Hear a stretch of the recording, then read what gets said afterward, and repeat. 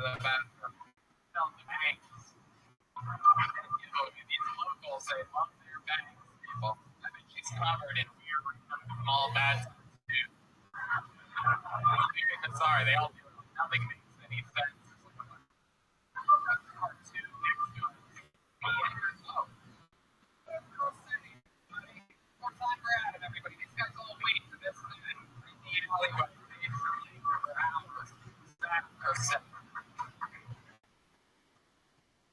I'm going to get stupid fucking name born. Shit. Let's see what's his name. As soon as I turned 18, changed to an automatic Michael. Every family function, killed me. Sorry.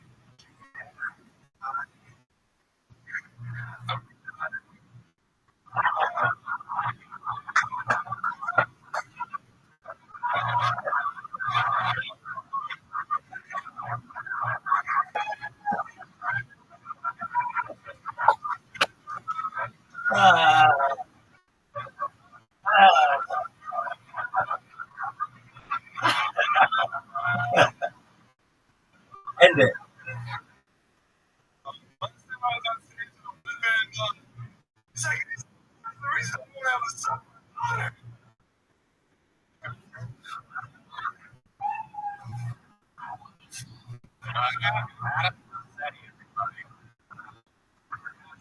One of my favorite ever all-time Hilltony movies. Been here for almost 10 years, all around the world, and every Monday. That's one of my favorites happened where you did that joke and brought it at the same time. It's oh my god. So yeah, that's where you get a laugh from the people that don't remember what good is. I got it. It's better joke. It's you think that joke was.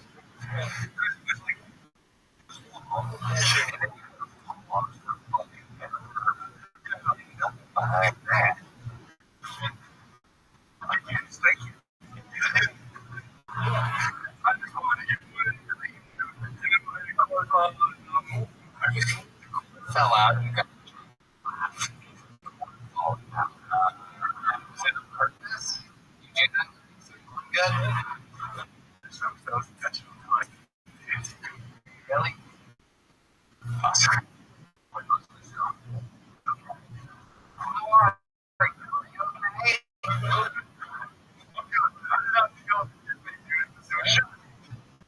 That's yeah.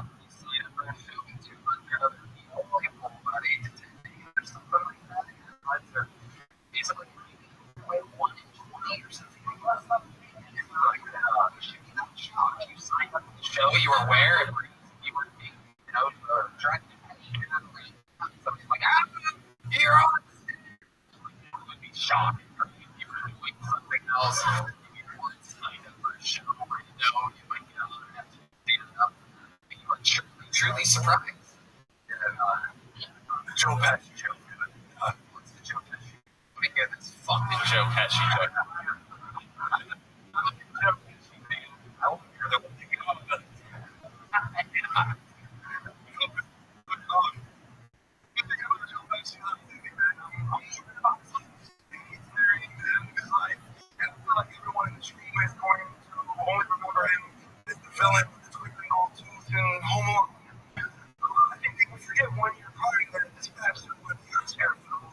Trail the gangster. I put two. Snaps on both sides of the neck with a fucking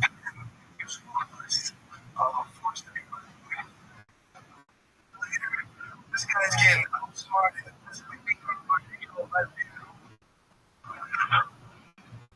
What?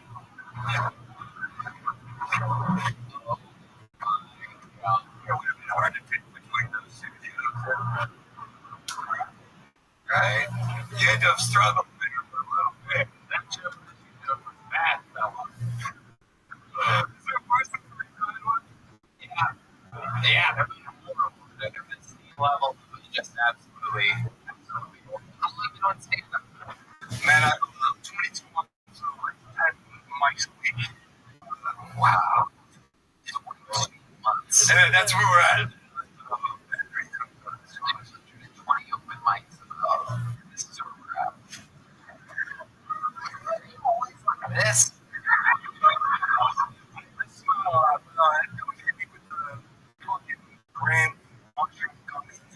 Valley.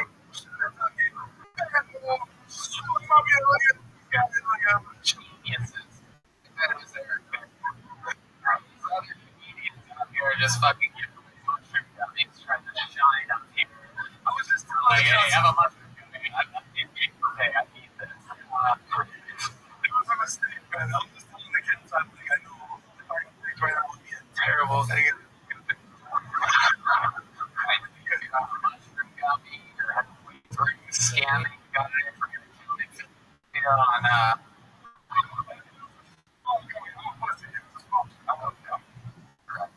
really, I gotta get you out here because Adam just said you've been on before. Oh yeah, episode 426 Facebook. You know, I got my next game on episode 426. You got your really? I got my next game on episode 426. I'm gonna go on. Where are you? I gotta tell my agent to make sure you never go to wherever that is. What are you? Other than a whore. Where are you from? Chicago. Outside? No. You're so annoying. I hate you guys. Very good. I hate you so much. I hate you so much.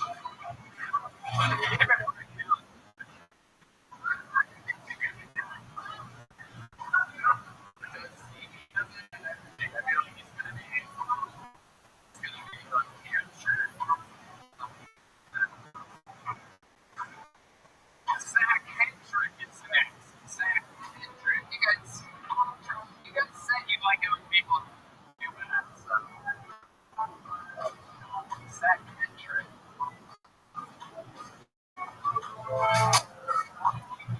Antonio is the next thing.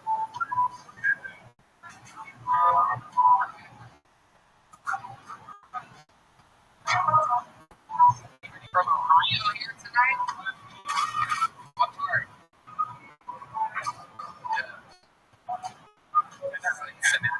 Ladies and gentlemen, Zach Hendrick, everybody.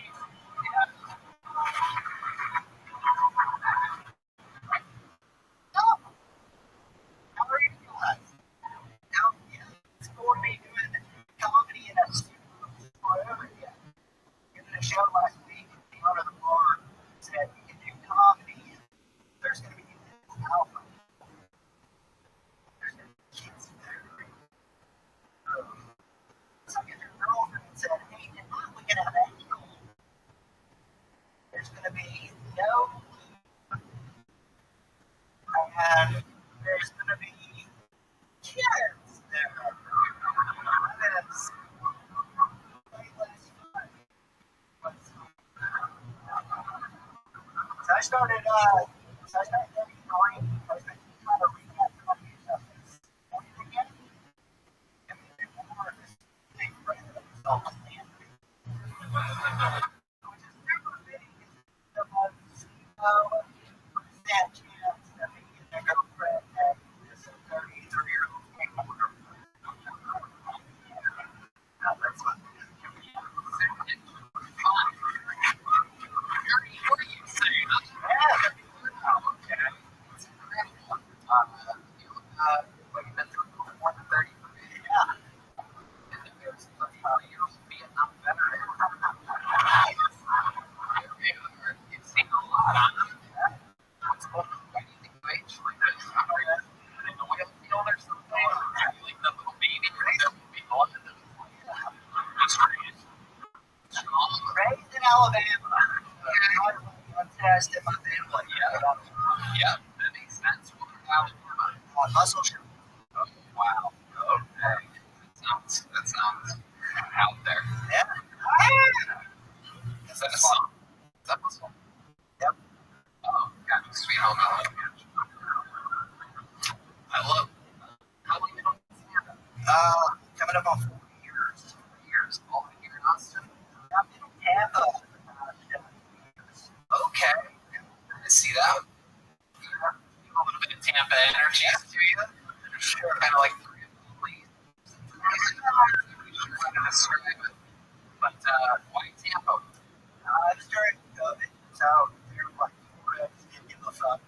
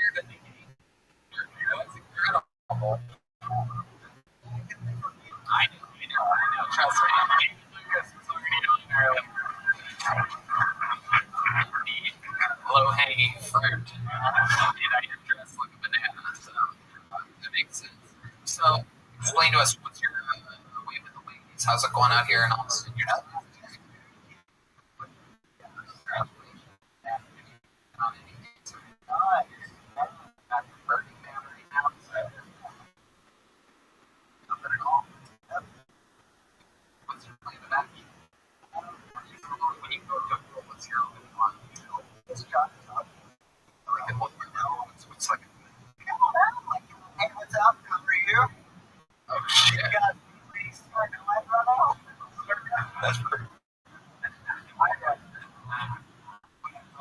It's amazing. You're so nervous. That was a pretty good joke. And you laugh and you get things for you. I forget how nervous people are. Just cracking stuff. You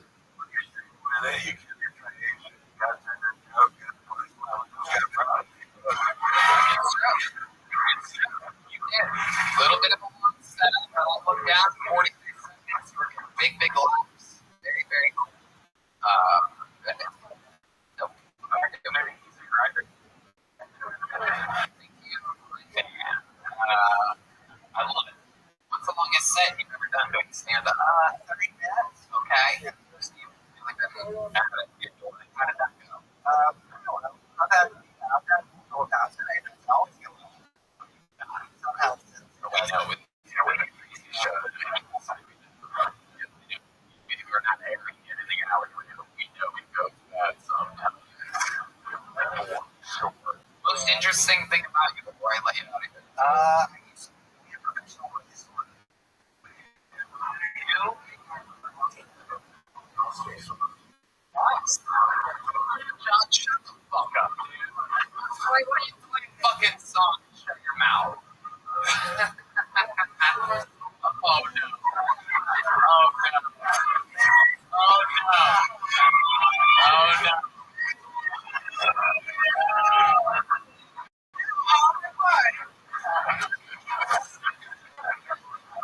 Fuck you guys, alright? All I do is fuck you.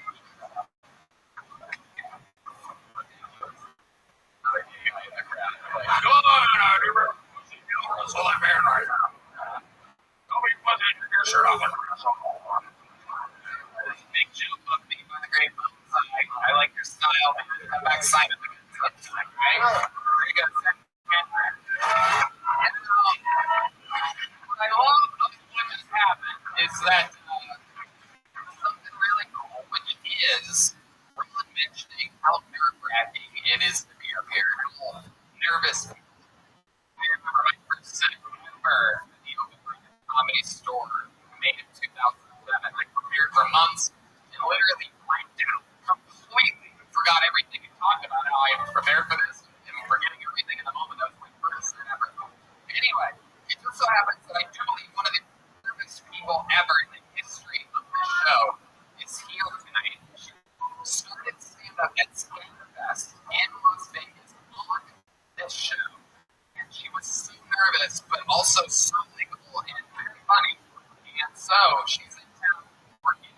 God, ladies and gentlemen, for just the second time ever on Comedy, Jonah Campos, everybody. Make some noise for Jonah, everybody.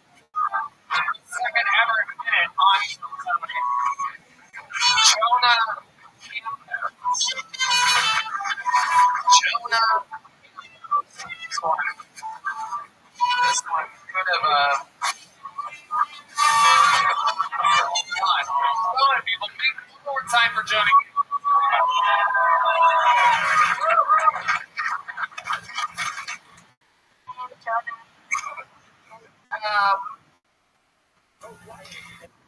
I don't like black people with small lips.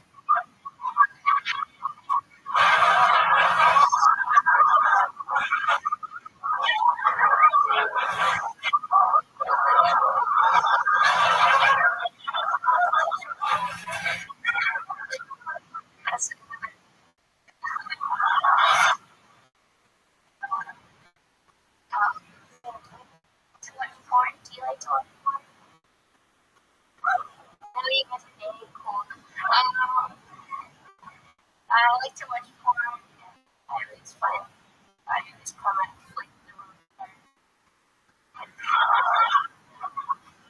like when the stepmom tells her daughter that she loves her.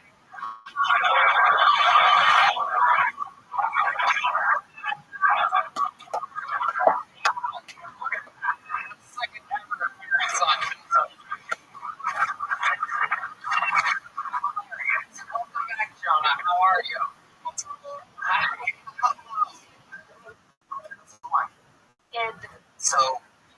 the show once. It was a famous, very cool performance that maybe you've seen.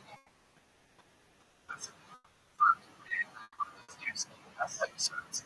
And you were shaking, it was crazy, and you started doing cool little, smart, fun jokes like that. Have you been keeping up on it since then?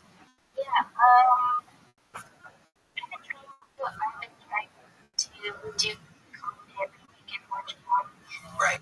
Can't do it once a year, so that's been fun. This has some issues like that. You think you'll want to hear never see. You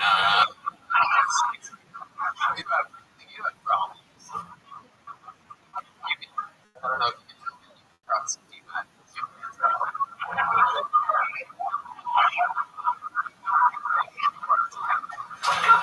Remind us, what's your story? You're in Southern California, meeting for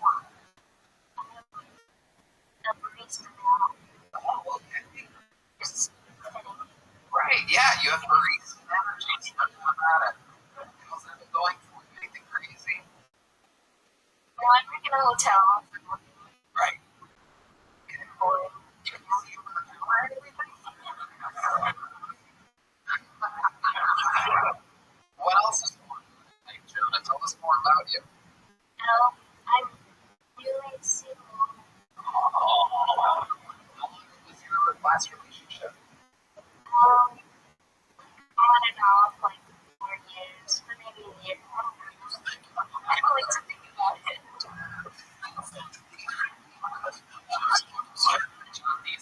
He was a black person with single lips.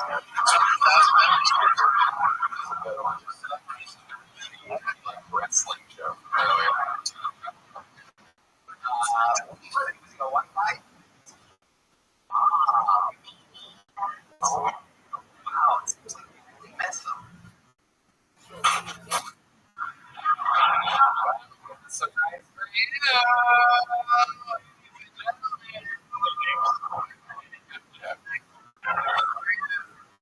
The cutie from the Navy.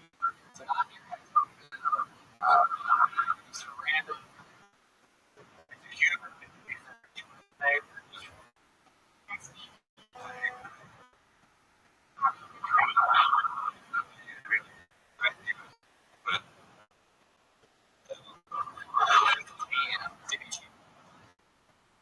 Oh, little Cuban Missile Crisis.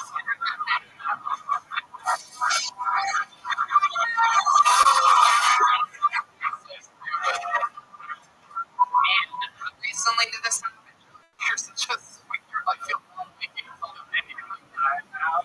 And I'm no joy. It's like having a slow woman and dogs on stage. Yeah. And those fucking crazy jokes too. Wow. I wanted to get rid of it. You never make eye contact when you talk. You ever think about that because you really follow what you're getting. Okay.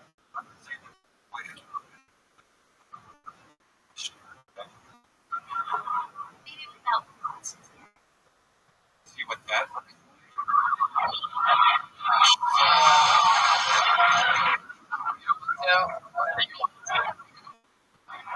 Maybe we should. You guys want to see what she looks like in the glasses?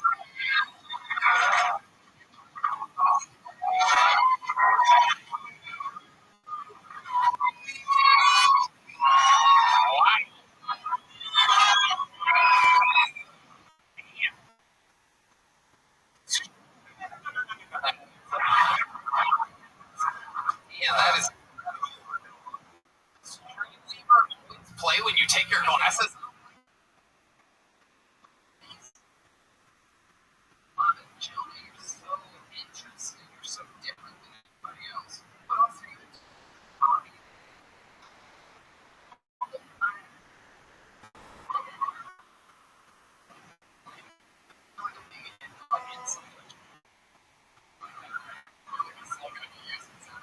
How old are you again?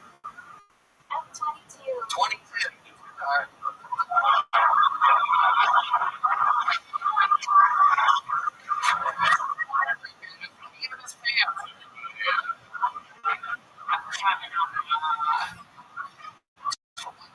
to what type of art are you making? Make collages. If we're gonna find something, I'll go to Instagram. What is that? What was it? Absolutely. How do you spell that?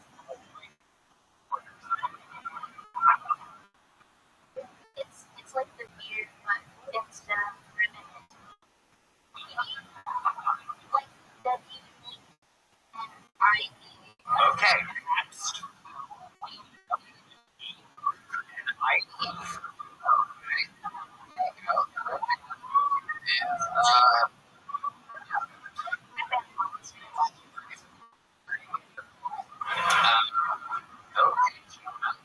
How long has it been since the recently? Where have you gone on any dates or anything like that? Have you tried anything new? 4 years with the same guy? Navy guy just pounding you out to.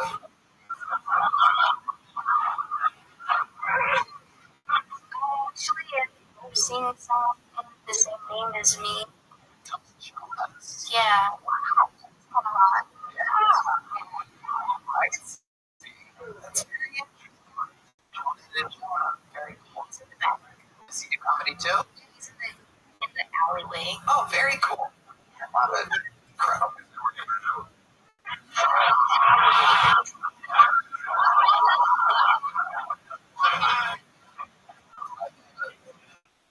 How long have you been working in Southern California?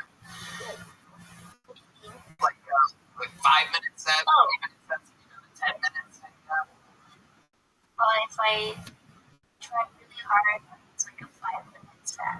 Right. So what if you don't try at all? I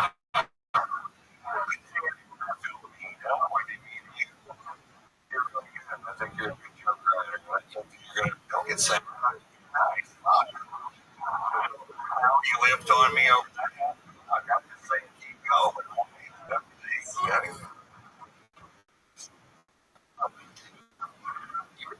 Very cool style of writing and delivery system that disguises your edge. You know, it's very interesting with your writing process. Because don't only have 5 minutes, you have very high quality jokes in your own style. So I'm interested to know why you only have like 5 minutes total. Are you sitting down and writing, or what are you wearing?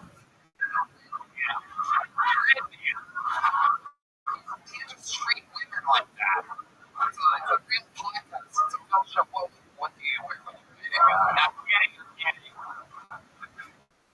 What's your process? You do that. You're in a coffee shop, right? Coffee and you. I don't really have a process. I just like. We're getting fucking disgusting. Can't just need it to.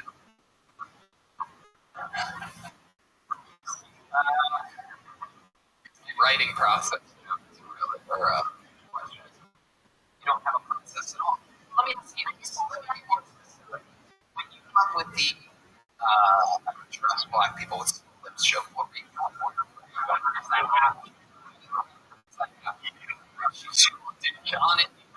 I'm guessing she was driving on the side of town. Tell her, like, how does that happen? You remember where you were?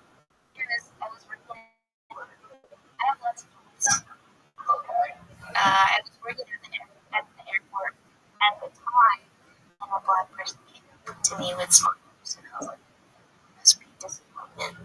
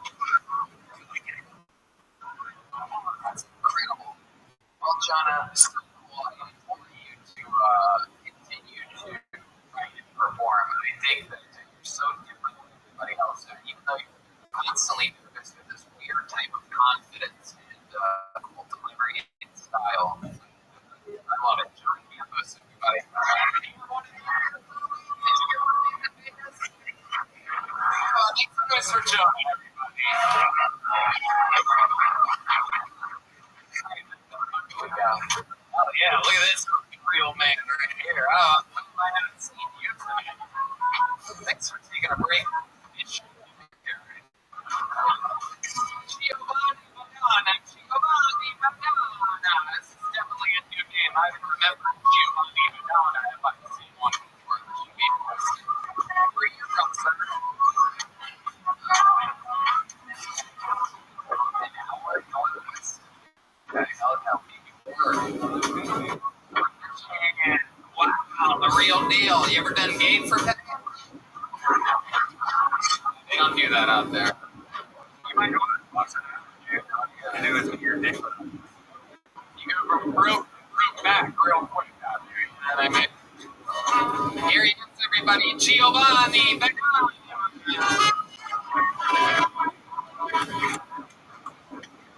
Holy shit, this is beautiful. Oh yeah, I was talking about that. Guys, I just want to say about Tom Hanks. Seriously, think about it. His best role, he played a retard. Like, how hard could that? Wait a minute. Like, how hard could that have been? You know? And he, well, now you're full of you know? Like, but the monk said retard, that retard, the Lord, you know? Retard, I actually call it autism. You know, autism, they said this one, going to get jobs.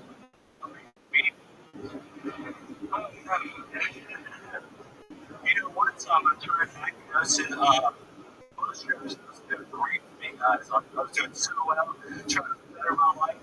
And I was like, what else can I learn? I'm starting my first cocaine. Don't know my first cocaine. You know, out the way up, I'm you know. So, but, yeah. That's all I got.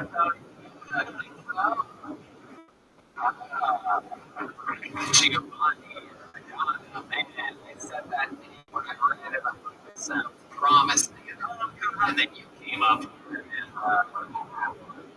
let's get going. How long have you been doing stand-up comedy? Talking to the microphone. I know, right? First time in a venue like this. I started like a year, but I just moved here like 2 days ago. From where?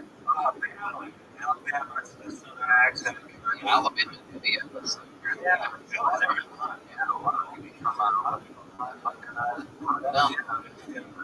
It's a hot redneck right here. Come on down, guys. Giovanni Madonna. Your name is Giovanni Madonna. Me, Diane. And how did you end up like that? I don't know. My mom, like, talking about dad. What are you? I'm un poquito tuyo. I'm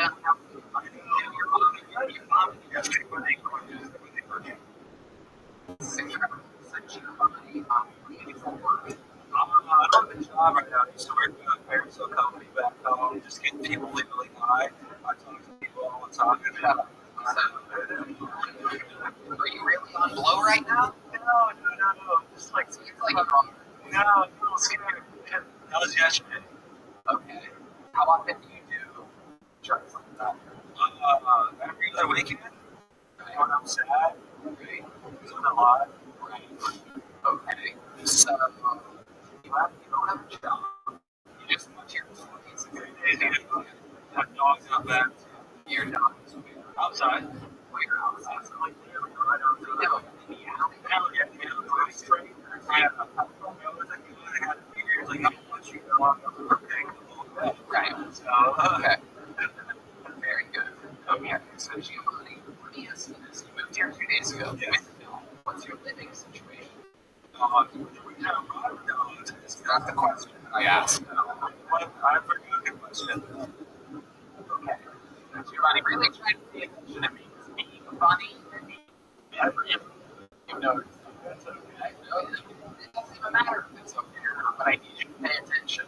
What's your living situation? You moved here 2 days ago. You live by yourself? A place where you in your car? No, I was fine. I had a little shitty apartment. You got an apartment. Shitty apartment. When you say shitty, describe these people exactly. It took me 3 days. It's a college kid. God. People have been here 2 days. Seriously, it is not clean. You know, You don't have a job. How much money did you come to Austin, Texas for? Kind of a personal question, and answer it honestly. I think that's more interesting. 5G, I put 3Gs in the apartment, suddenly got 2, and then, you know, So dog. here you are, joint. So we right? You have $2 actual cash. What are you gonna do? I'm just gonna do this. I'm gonna keep embarrassing myself until, like, you know, What else are you going to do? Because practice good job somewhere and stuff, but I just, I'm lost in what I go about the scary stuff. Like, people, yeah, no, chicks are great. I don't even know the book. so you have a bunch of friends that you're doing cocaine with in Alabama. They're literally like, yeah, get the fuck out of here. That's the dream. And now you're here. Something like that. Stand up? No, one time, you know, I was talking about the first thing, that didn't work out. No. So the reason why they told you to go chase your dreams is because they haven't seen you chasing your dreams. They've seen what you chasing your dreams looks like. He is leaving. Oh, dude, I love it. Shut up. He literally thinks it's over. He got so quiet here. He thinks we all laugh. He thinks it's funny. He thinks we forgot. Giovanni, so you don't seem very likable. You seem a little bit jumpy. You seem a little jumpy and skittish. You have something like a redeeming quality about you to where, like, hey, maybe this will get people to like me at once. Come on, Giovanni, you've got this. Take a breath, think about it, don't rush it, try to say it in as few words as possible. I don't know about radio, but this is like, yeah, this is awesome. The purpose of coming out here is to be happy. And so even if I fail, fuck it. I like that a lot. I like that. I'm gonna give it out. I'm gonna basically have you guys fucking up with shit. I'm telling you right now. I'm gonna find this fucking guy, and we're gonna beat him up. Two criminals. Okay. So that's $1,000 for making is gonna go to very interesting. I'm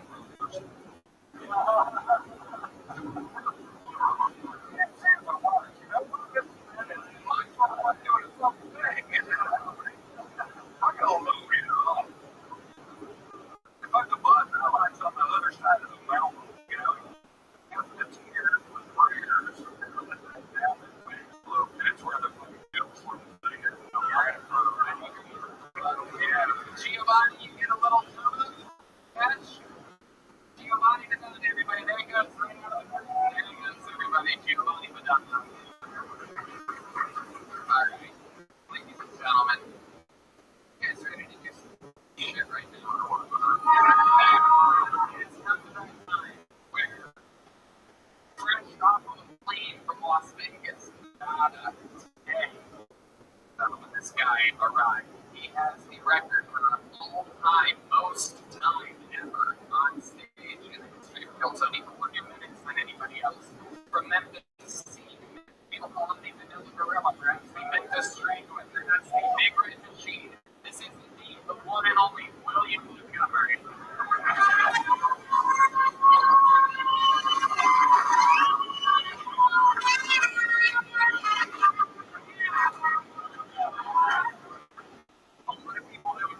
But I was actually gaining weight to audition for the movie The Whale. The Players, the Gotham City, they had number 1, not 2, not 3, but some super villains. I don't mean serial killers, I mean mass murderers, war rape, criminals. What's even crazier than the weird costumes? No, I'm talking about this today.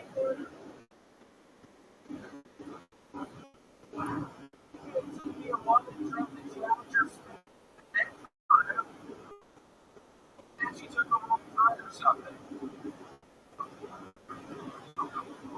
I've been watching a little Shark Tank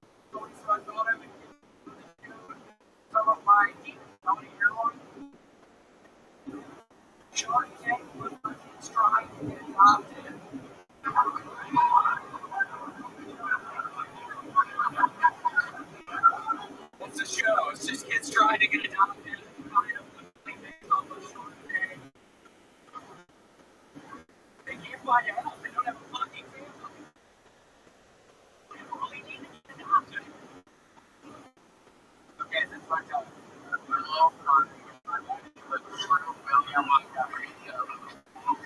I just heard that and I thought to myself, if I don't hear you do that every fucking set for at least the next few months, that's insane. That is so funny.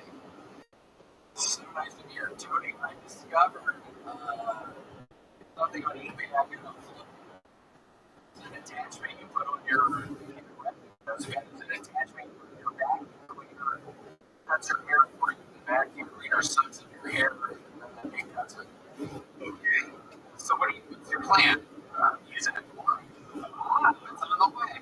Pretty excited. oh my goodness. We're gonna Follow this story closely. yeah, super excited. It's called the floating. It's just this attachment you put onto the end of the vacuum cleaner and then it sucks your hair up. Yeah, cuts this up super fun. That's tomorrow. Thinking of going to get your famous overall, a brand. I don't know. Just try to get it as short as possible. Pretty much disguise myself. I was somebody killed whoever that was.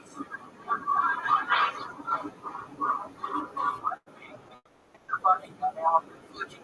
That dumbass who just fucking said that. Show yourself. Who the fuck was that? Seriously. So what? I have a game for over here. You know that you're looking. Oh, is that guy in the hat? That creepy. So shit, I literally have a gun in my fucking waistband right now, you piece of shit. You were lucky. I'm on parole, or I would fucking murder your ass right in your room. So, I'm gonna talk about a floaty, dumbass. I've been preparing for 2 fucking weeks to talk about a floaty that didn't really work out, and now you're fucking back with me, you piece of shit. What did they do with that guy? I think I want to go ass. Oh, Shit. Take her out. He's a coward. Yikes, look at that. It's like somebody had a fucking floating accident earlier. Seriously, oh shit, there's spots in your fucking mouth. Yikes. Sit down, you creep us away. Jesus Christ. Don't make a big deal about it. What the fuck?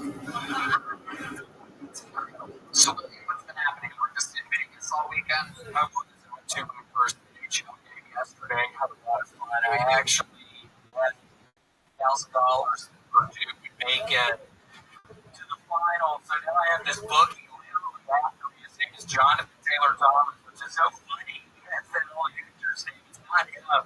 But he's literally on my trail right now. He's literally done a fine. He got me 20K on fucking Purdue and he got knocked out the first fucking round. Wow. Have you thought about murdering the bookie that's obviously there? Oh my gosh, you're serious? Hold on. Wait, how did I just recognize your ass in Vegas? You had like a different hat on or something. That Jonathan Taylor Thomas? You told me your name was Jonathan Taylor Thomas. He Vegas, why would you lie to me?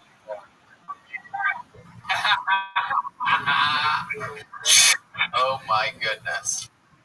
William, what else is going on? What else are you doing about this week?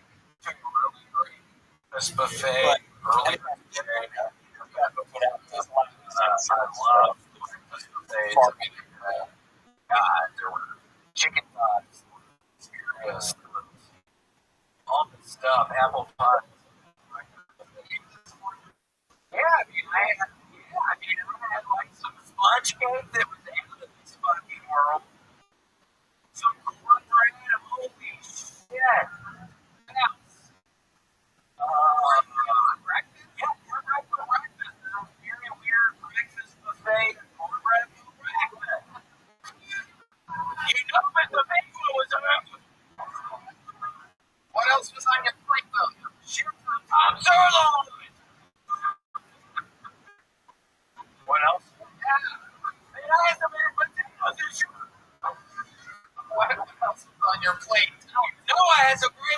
those bad, but come on. You know I had some great meals. You know I was great. Yeah, oh my God. There was mashed potatoes. I completed this breakfast buffet. You know I went back for more. What was I complete the third round? Oh, man. What was it? Is it my drunk father?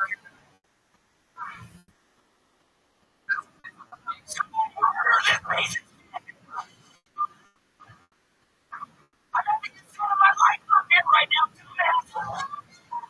Literally, the inside of my fucking life, and you're fucking throwing riches and seriously, don't track this guy out of here. The Taylor dog is $20,000.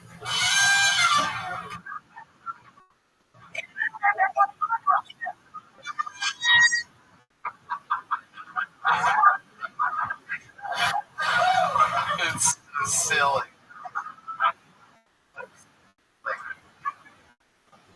So, you've seen William a bunch of times. It's a wild way. It was so funny because I heard you call Dude the N-word at the Green Room a couple weeks ago. I'm kidding. No, I'm kidding. I'll tell you what happened. I didn't see that. Tim said that you usually probably some kind of he was doing a podcast or something. And somebody said, how many times did you use the N-word? He said, none. And used the N-word, so that's what he was going to say. No, he's none. Right. So there was a reason for it, it was very funny. Yeah, it killed so hard. It's still so. Did you? I guess right. He said, "Well, we're not listening. Some piece of shit. It's all over your shirt, right? Those crumbs from like Oreos or Oreo crumbs all in one. Seriously, what is? There's this comic on her there. Yeah, he was doing gay for a minute, so it's drunk now. William, any last words before we put a you can find I opened up my Etsy store. You can find it search for Floby. I'm actually starting to sell Flobies for us. And someone's like, I rolled it up. Yeah, I made my Etsy store just for Floby. Is that something you plan on doing for a long time, or do you think you're going to end it soon? Yeah, no. I mean, depending on how much money I fucking make on it, I'm probably never going to fucking stop selling these fucking Flobies because I need the fucking money right now. Things are tight. Things have to work for me. Nobody wants to work.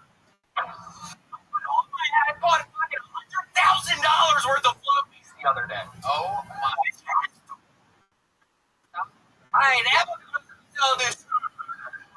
Ladies and gentlemen, William Montgomery, everybody. Yeah. Like another episode of Kill Tony. Guys, how loud can this thing get? We want to go on.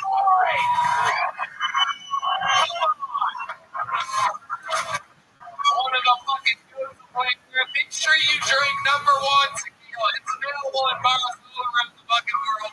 It's truly the best. I drink it all the time. No hangover with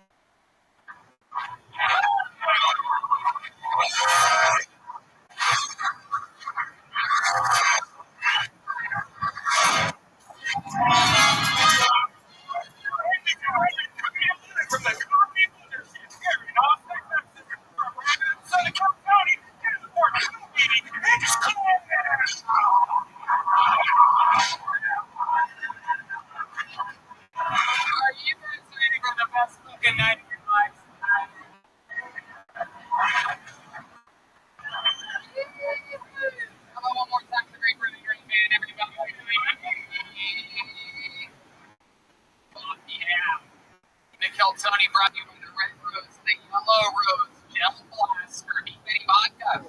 Austin Security Guard Service, the best security guards in the world, are here in Austin, Texas. CM Smokehouse and Screwball Peanut Butter Whiskey, which presents the El Tony Band, everybody. That's Matt Fielding on the electric guitar right there. John Keys on the keys. Paul Deemer on the horns. I'm looking Salas on the drums. And this is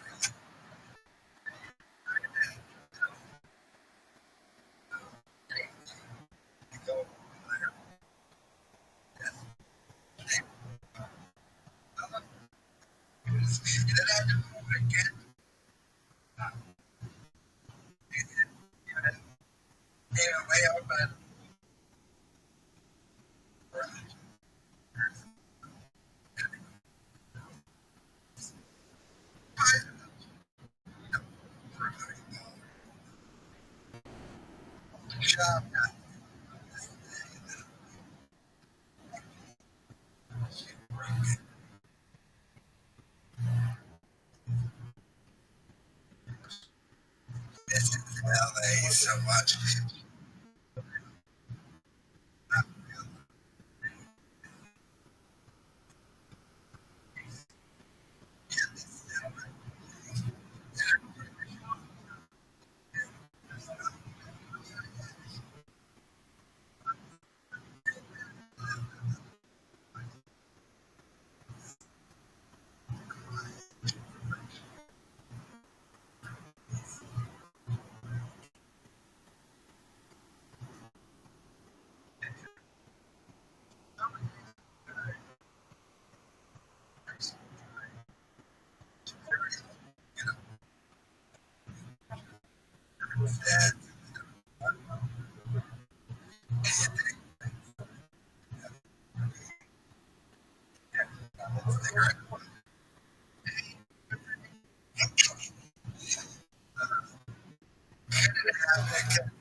I hear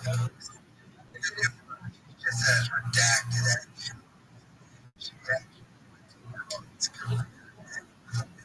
influencer because if she can anything, you're in the comments.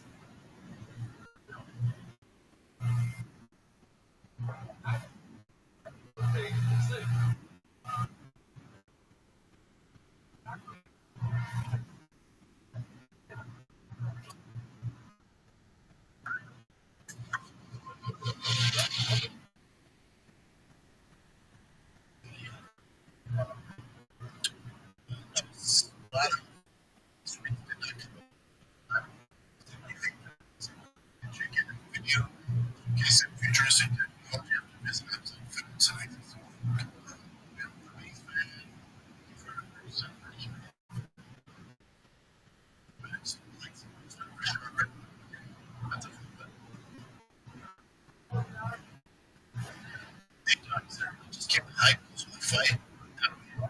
So I had part-time secure contracts.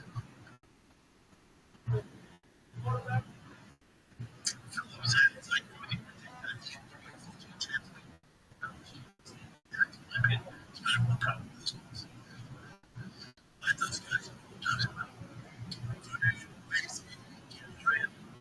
for Coleman, what BKFC did for Mike Perry? I think so.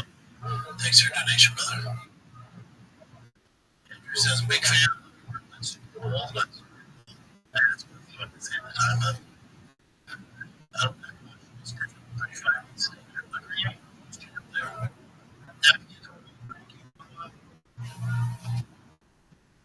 Prezzo style label.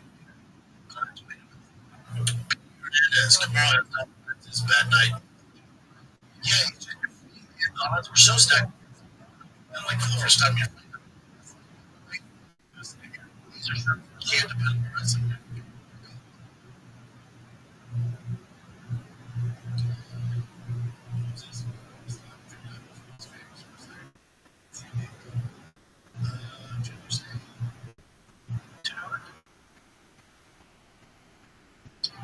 And Tommy was here, buddy.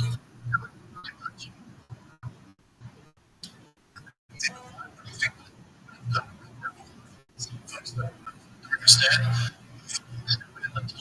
Not now. Now I didn't think it's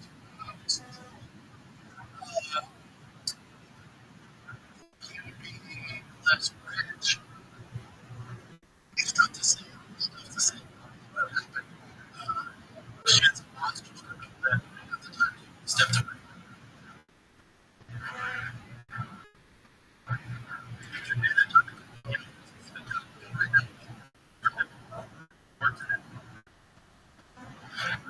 Just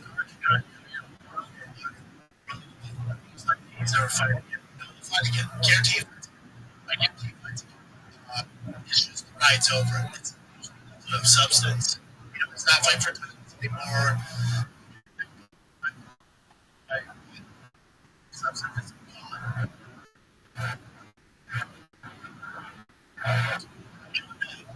Yeah, start that. Man,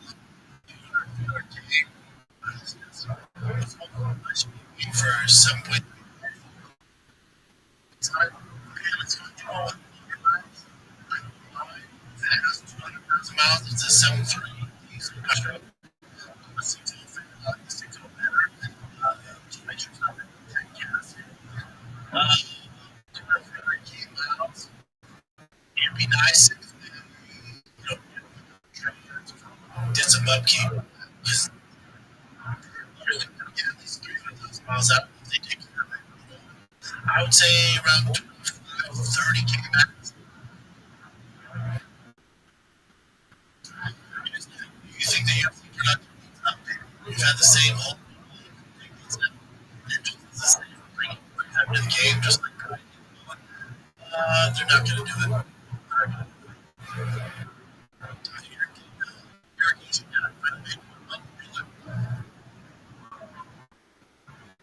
It's going to be weird because on Thursday and Friday, I'm sorry.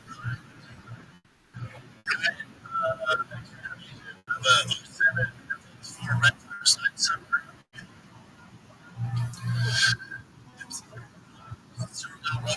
Rematch, Cyril's confidence growing. Tom will be. He's a bunch of bums. It's not his fault. Yeah.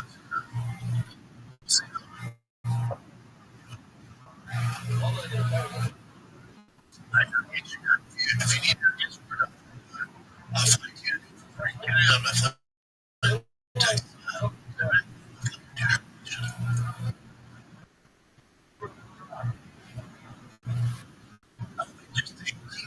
Just we don't talk. Baseball stats. To all of you.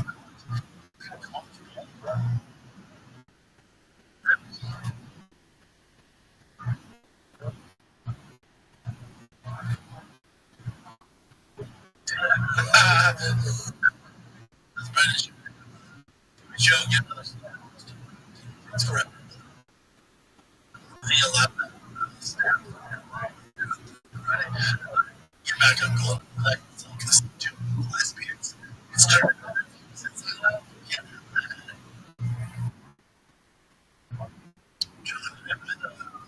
Who's got in the chat? I don't know. Lots of tune-ups. See when he played.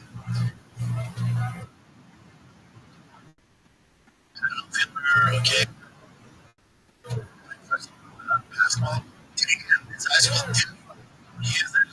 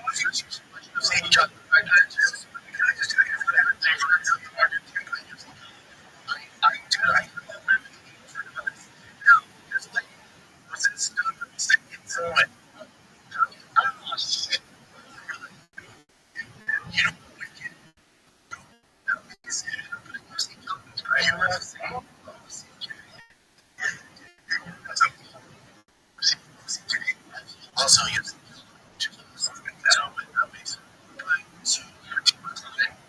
She is 2 5 he's up strong. Second, guns. He's should be UFC from Renault. So really, wow. So you can call it what's your match? He's gonna be a beast. Here's what Elliot Savage committed Savage. Oh no, kids, look at it. You're gonna have to uh, I mean, you might with but you can reflection of giving him this year. What was that? Yeah, he's I mean, he made it fun. He made it sometimes you can text from us. Gotta be and a woman who wants a woman to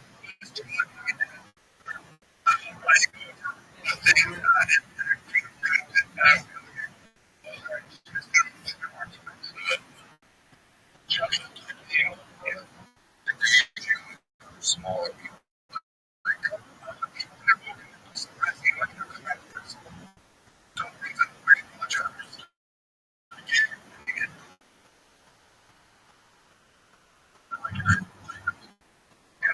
Just get it.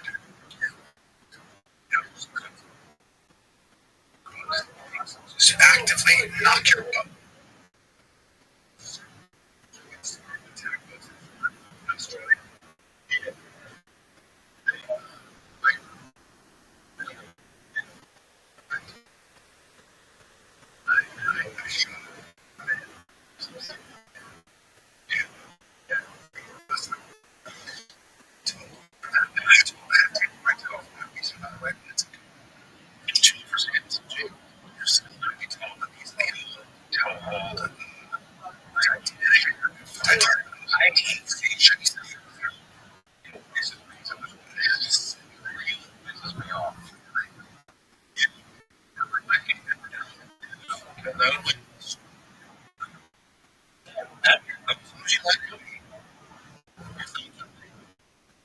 Your thumb's gonna be extended.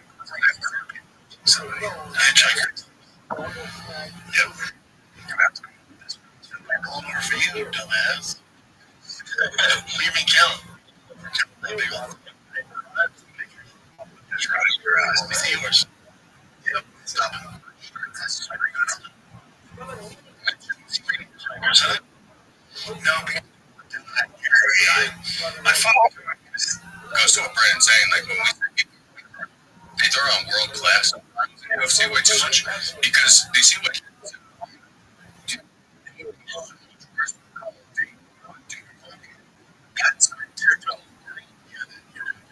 and they call me. I'll take it. I mean, it's not even. It's one of those people that it's hard for him because he was in Jordan.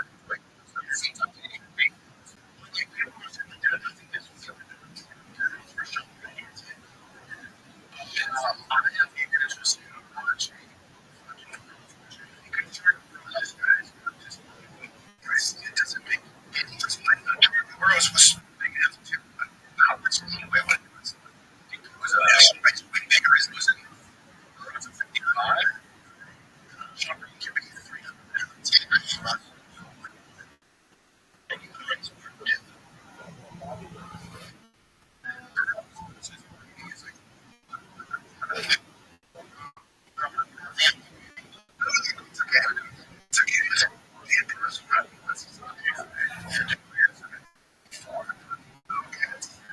Have your hands down.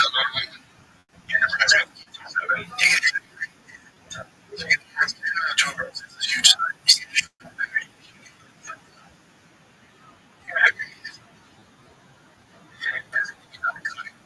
To get to that.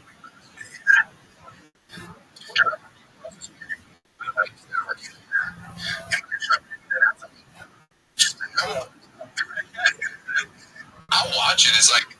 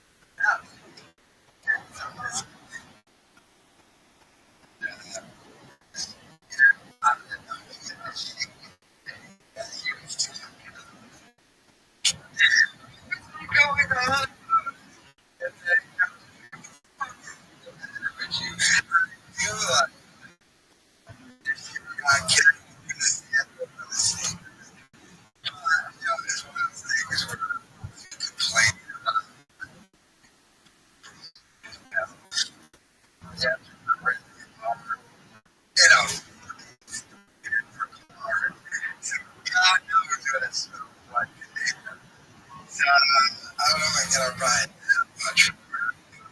Yeah, the jeans and the sandals, and it's enough of that shit.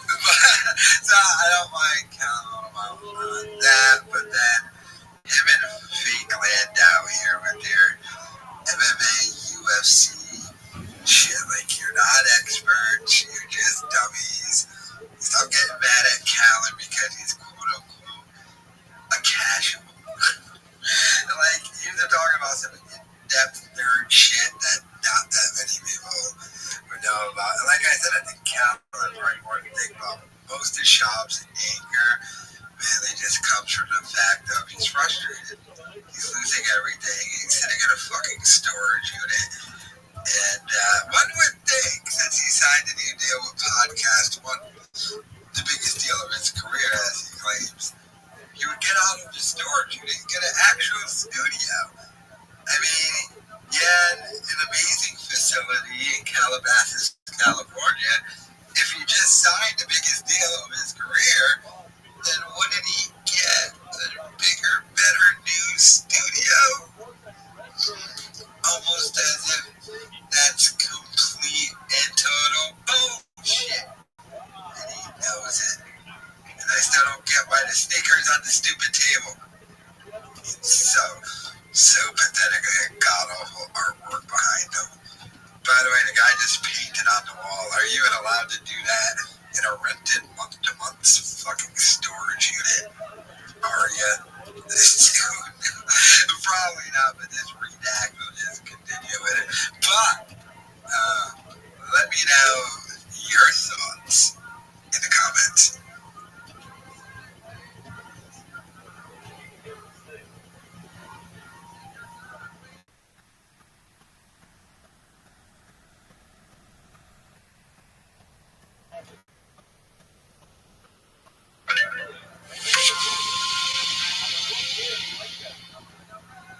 A 10-year sit down. It was a 10-year, it was a long time. But yes. Like, how do you feel with with Conor McGregor fighting this Saturday? Like, right, I do a ton of coverage on it and talked about Conor, and some people are like, oh, but what about the rape allegation where he was convicted in civil court? And I'm kind of like, listen, I'm not a journalist. I don't know the exact details what happened.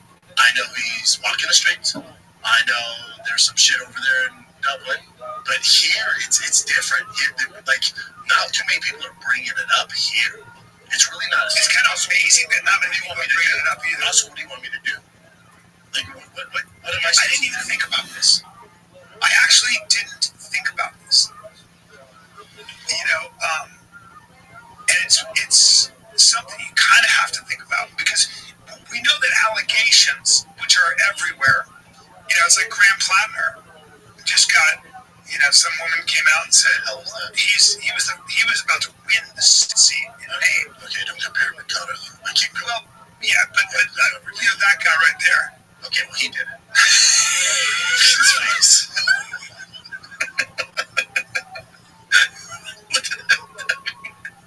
Did you look more guilty? That's so tragic for him. That's really funny. Jesus Christ. He's actually like a combat veteran, oyster farmer, all that stuff. Sure. And he was on Reddit and he said some kind of questionable things. And actually had a Nazi tattoo, but he said he didn't know it was a Nazi tattoo. Which, to be fair, I saw it. I didn't know it was either. It was like something the SS got. But here's my thing. I was just joking, saying he looked like he did it. But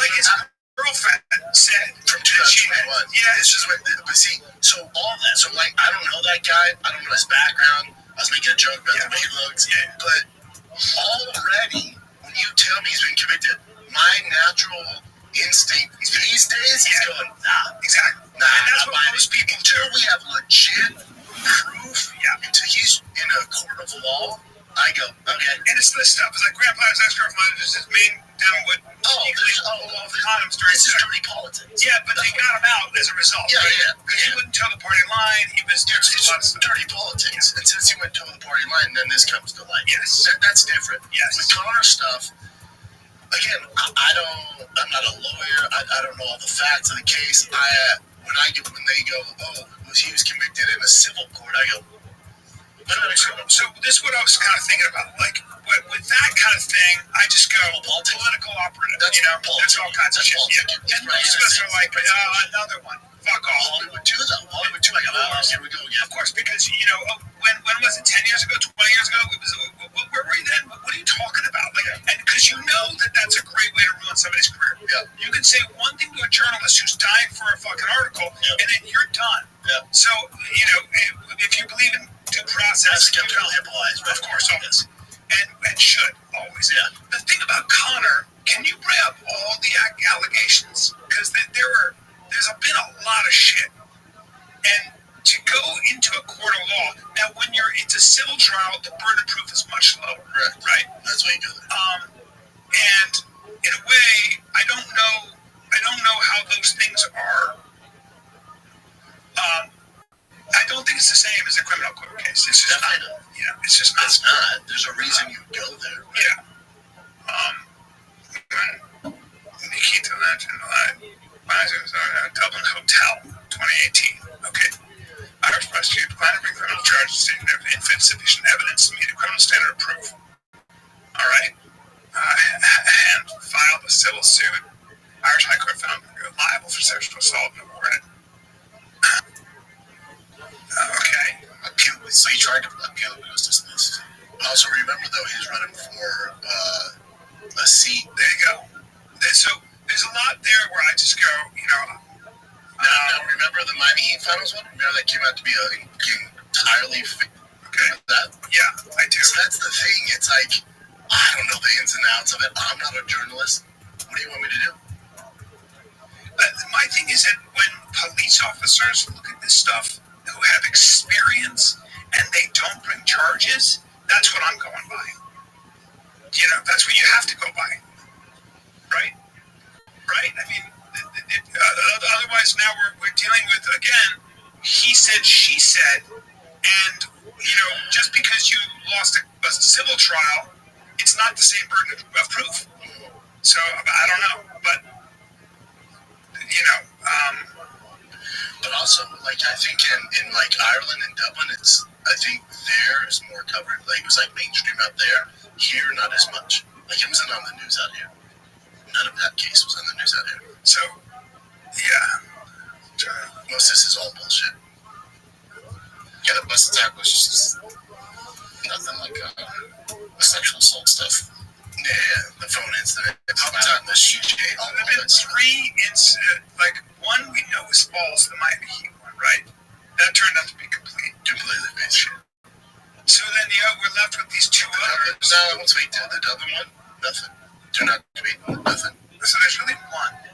There's one that he was convicted. Not convicted. He was found liable. Yeah, Big difference. So my thing is, if knowing this, that's up to a jury, man. Yeah, but knowing this, if I said, hey, what do you want me to do? What are we supposed to do? I mean, well, no, I know what you're supposed to do. That we have a system in place. When someone is found guilty in a court of law, that's a whole different thing. If you're gonna judge people on what a jury found in a civil trial with everything, I mean, there are a lot of people that get sued and lose over some bullshit, especially because it's a very low burden of proof. It is a he said she said thing. So and no one really knows what happened except for those 2. Yeah. Also, yeah. Yes. So, I understand Dana's decision, UFC's decision to say you're not banned from the UFC. Well, Conor can sue them. He has a contract with them. Right, but there's also a moral clause in those contracts. So, if this was Hollywood, he'd never be seen from again. They did it to Johnny Depp for 6 years. But they didn't do it to him. Yeah, for Conor, if this was politics, he's gone forever. If this was... Remember, this is... sports professional sports isn't Hollywood. Right. Sports is... Look, Donald Trump is found liable. There's been way worse stuff. Yeah. But Donald Trump is found liable by E. Jean Carroll. E. Jean Carroll was telling the story laughing, and her friend said, you were, and she was like, what? Yeah, you need to be careful with the great word. Okay. Yeah, we don't. Yeah, but I mean, I know. But again, for like, there's been guys who've done way worse stuff than this in professional sports, and we're still able to compete. I'm not saying it's right. I'm just saying when it comes to comparing Conor. No, but I mean, the question is the question. I mean, but I would say, if you think about it, right? No. I don't think most people are. Yeah. No, it hasn't been brought up at all. Well, it does with like the hardcores, MMA journalists, like the journalists, they're responsible to bring it up, and they're talking about it. I mean, I guess in their small circles. Yeah, I haven't seen anything. He was on Ariel Harwani being interviewed. Well, he was on Jimmy Fallon. I mean, Jimmy didn't say shit. Yeah. I mean, yeah. Some people just skate by these things. Some people don't. Yeah, but what do you? No, I'm saying that, think about that, though. That's like, you were found guilty, you were found liable in a court of law, liable in a civil trial. If that was anybody in the United States, I feel like they'd never be on Jimmy Fallon. Kobe Bryant. Yeah. Some people figure it out. Mike Tyson. What was he in jail for? 3 or 6 years? 6 years. I mean, you know what I mean? It's a weird thing. Some people just seem to keep moving. Interesting. I wonder if we'll be at the Fighters Weekly Awards. Tampa Bay Awards? Yeah, I don't think so. He's not doing really. It used to be not a lot of people would go. I think now it's a bigger thing. It was a way bigger thing back in the day. Was it? Yeah. Yeah, it was a big deal back in the day. Yeah. Okay. Brendan Schaub brought that up just to shit on Brian Callen, especially at the end, because he was using the Conor thing as just a proxy to really talk about Callen's allegations. And so just at the end, so he can go, well, he's not going to the MMA awards because Callen went there. But Schaub keeps bringing up the allegations just to let everyone know how great of a guy Schaub is by sticking by Brian Callen and Chris D'Elia. Even though when Chris D'Elia got accused and Brian Callen threw D'Elia right under the bus, and when Brian Callen got accused, Schaub kicked him off the podcast and hired 2 new co-hosts. So, really stuck by his boy. He just wants Brian to know that, I'm going to keep bringing up the allegations and other people's allegations. What do? You stick by your boy, right, Brian? And at least he's not hosting some dumb MMA award show that Schaub obviously wishes he could go to. My God, seeing Callen on that red carpet, though. You gotta go watch it.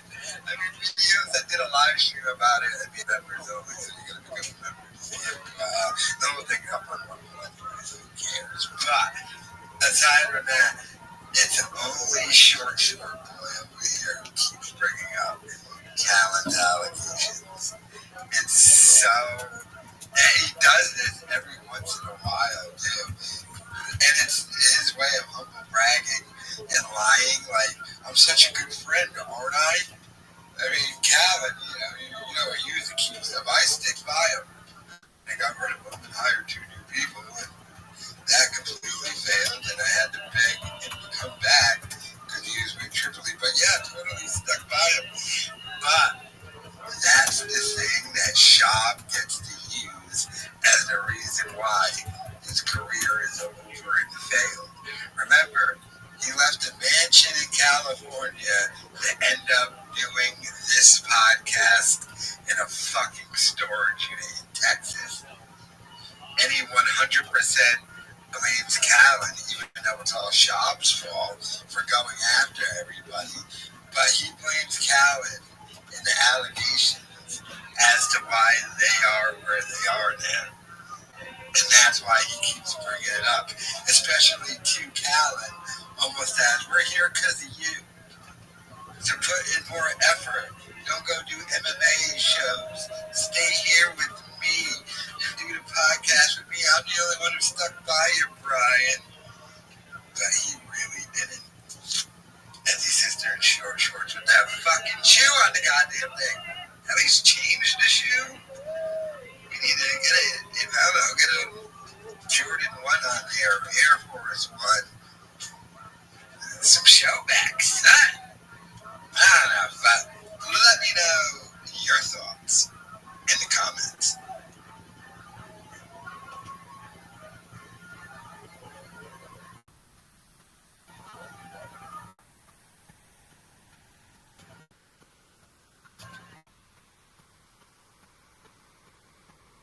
What's up, fam? Best part of my week. Live chat with you, brownies. Welcome to the Big Brown Breakdown Club. This is dope. You guys can ask some questions in real time, so you guys are the best. I love this live chat, man. I love it. So yeah, all the live chats so far are my favorite content I've done in a long time. I hate all my content, so there's that. Long Island Shock Jock. Are you going to keep doing T-Fat K-Wers, Brian, wearing you down? Wow. Hey, Brian, is your comic career completely over? Will I have to see you live sometime in the future? Karen B. Only true fans here, no haters. Yeah. The haters, I'm sure will find their way in, but who knows? College football, UFC heavyweight, stand-up comedy, OG podcaster, certified car guy. And now Brendan Schaub has discovered the fine art of live streaming. We've watched him cycle through all of these career phases, and every single time, it's the same energy. This is the one. This is what I was born to do. Everything before this was just the warm-up. So when I saw Brendan launching Big Brown Breakdown live streams from his storage unit in Texas, calling it the best content he's ever made, it came as no surprise. But then I was curious and then angry because later on in this video, I'm going to show you what Brendan's lawyers have been doing behind the scenes while he's been telling you he's a changed man. And I promise you, it completely contradicts everything you're about to see him say on camera. This guy is so full of shit, he never learns his lesson. It's one lie after another, only it's getting worse as he becomes more desperate. We know about all the financial pressure he's under, downsizing his $3 million house in Austin to $1 million home to free up some cash and lighten up the debt load, which is honestly a good thing if you'd ask me. I'm not going to shit on anybody trying to live within their means in this economy, but now we also have a rebrand. Brendan's gone all in on this new chapter since moving from one storage unit to another one in the same complex. He's rebranded the Schaub Show back to Big Brown Breakdown, a callback to his fighting days. He's stepping back from the fighter and the kid, and if you saw what happened when the little one and the zesty one took over while Brendan went on JRE, you'll understand just how desperate this guy really is. He's pivoted hard into MMA commentary, which, credit where it's due, is something I said he should be doing a while back. Going back to the core audience where he still has some residual respect, back from the fighting days, is actually a smart move. Who knew? I mean, as long as you disregard his dogshit takes and track record on his picks, then it's a great idea. But now he's got the new studio with the new sets, and he's pushing out more content than ever. 5 to 6 shows a week. Honestly, it's so hard to keep track. I literally had to sit down and map it all out on a piece of paper. This guy is over the place. And like I said, part of that fresh start includes live streaming, which for Brendan Schaub is generally a risky move. This is a guy who gets smoked in every comment section on the internet, every single podcast he shows up on, every YouTube video with his face on the thumbnail. The comments are brutal. He's basically a walking lolcow at this point, and everybody knows it. So doing a live stream with a live audience and a live chat takes some balls, or some very careful planning, which I'll show you in a minute, because before we get into it, check out the link in the description to my Patreon. Last week I dropped a full breakdown of Tony Hinchcliffe's Netflix special, which, and I'm not exaggerating here, might be worse than Gringo Puppy. At least Gringo is a cult following at this point. I also just put out a big video over the weekend about Rogan's big lie, so go and check that out if you're interested. There's over 60 other videos on there as well. But as for Brendan's new live streaming career, he seems to be really enjoying it. This is this guy said, no way this is real. Let's go. Yeah, I am hyped, dude. I am hyped. Look at my outfit, dude. I've been planning this. I'm hyped, dude. I don't know what the hell just happened. I felt like I was in the zone just speeding through this. You guys are, this might be the best thing I've ever done. This was fucking awesome. This went so well. Thank you guys. I love you guys. I will see you Friday at 11. I can't believe I thought this was going to be one and done. We're going to keep doing this. It's the best thing I've ever done. You guys are fucking awesome. You guys made my fucking day. Made my day. I was in a bad mood coming in here because of my truck, but you have fucking made my day. I love you guys. Thank you for doing this. Thank you for the donations. Thank you for making this what it is. I thought this stuff was going to be a nightmare. It's literally my favorite thing to do. Straight up. Straight up. What's up, fam? Best part of my week. Live chat with you, brownies. Welcome to Big Brown Breakdown Club. That fool Chris says, please don't do 2 hours today. I get so many calls from my wife. Yeah, dude, that 2 hours live chat was wild, right? I told you my favorite thing to do, man. I could go with that. What's up? It was fun, though. I have so much fun, dude. That's my favorite thing to do. This is dope. You guys can ask questions in real time, so you guys are the best. I love this fucking live chat, man. I love it. So yeah, kind of cooking over here, fam. New studio, doing a bunch. 0NYK999. Welcome to the club, dude. All the live chats so far are my favorite content I've done in a long time. I hate all my content, so there's that. Love you guys, man. It's my favorite thing to do. I could go all freaking day here. Thank you guys so much, man. We're cooking. We're getting better and better, man. We're getting better and better. Yeah, we're live all the time. Thank you guys so much, man. You guys made my week. You make my week. I love doing this. I wake up and be like, hell yeah.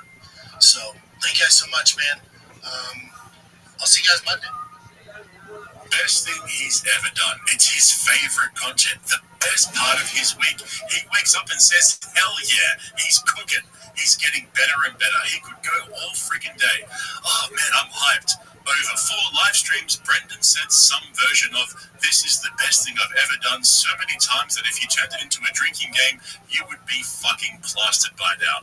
Except there are no ad reads, which we'll get to. So why does he love it so much? I mean, he's barely getting over 10k grand views per episode. Well, this is the thing.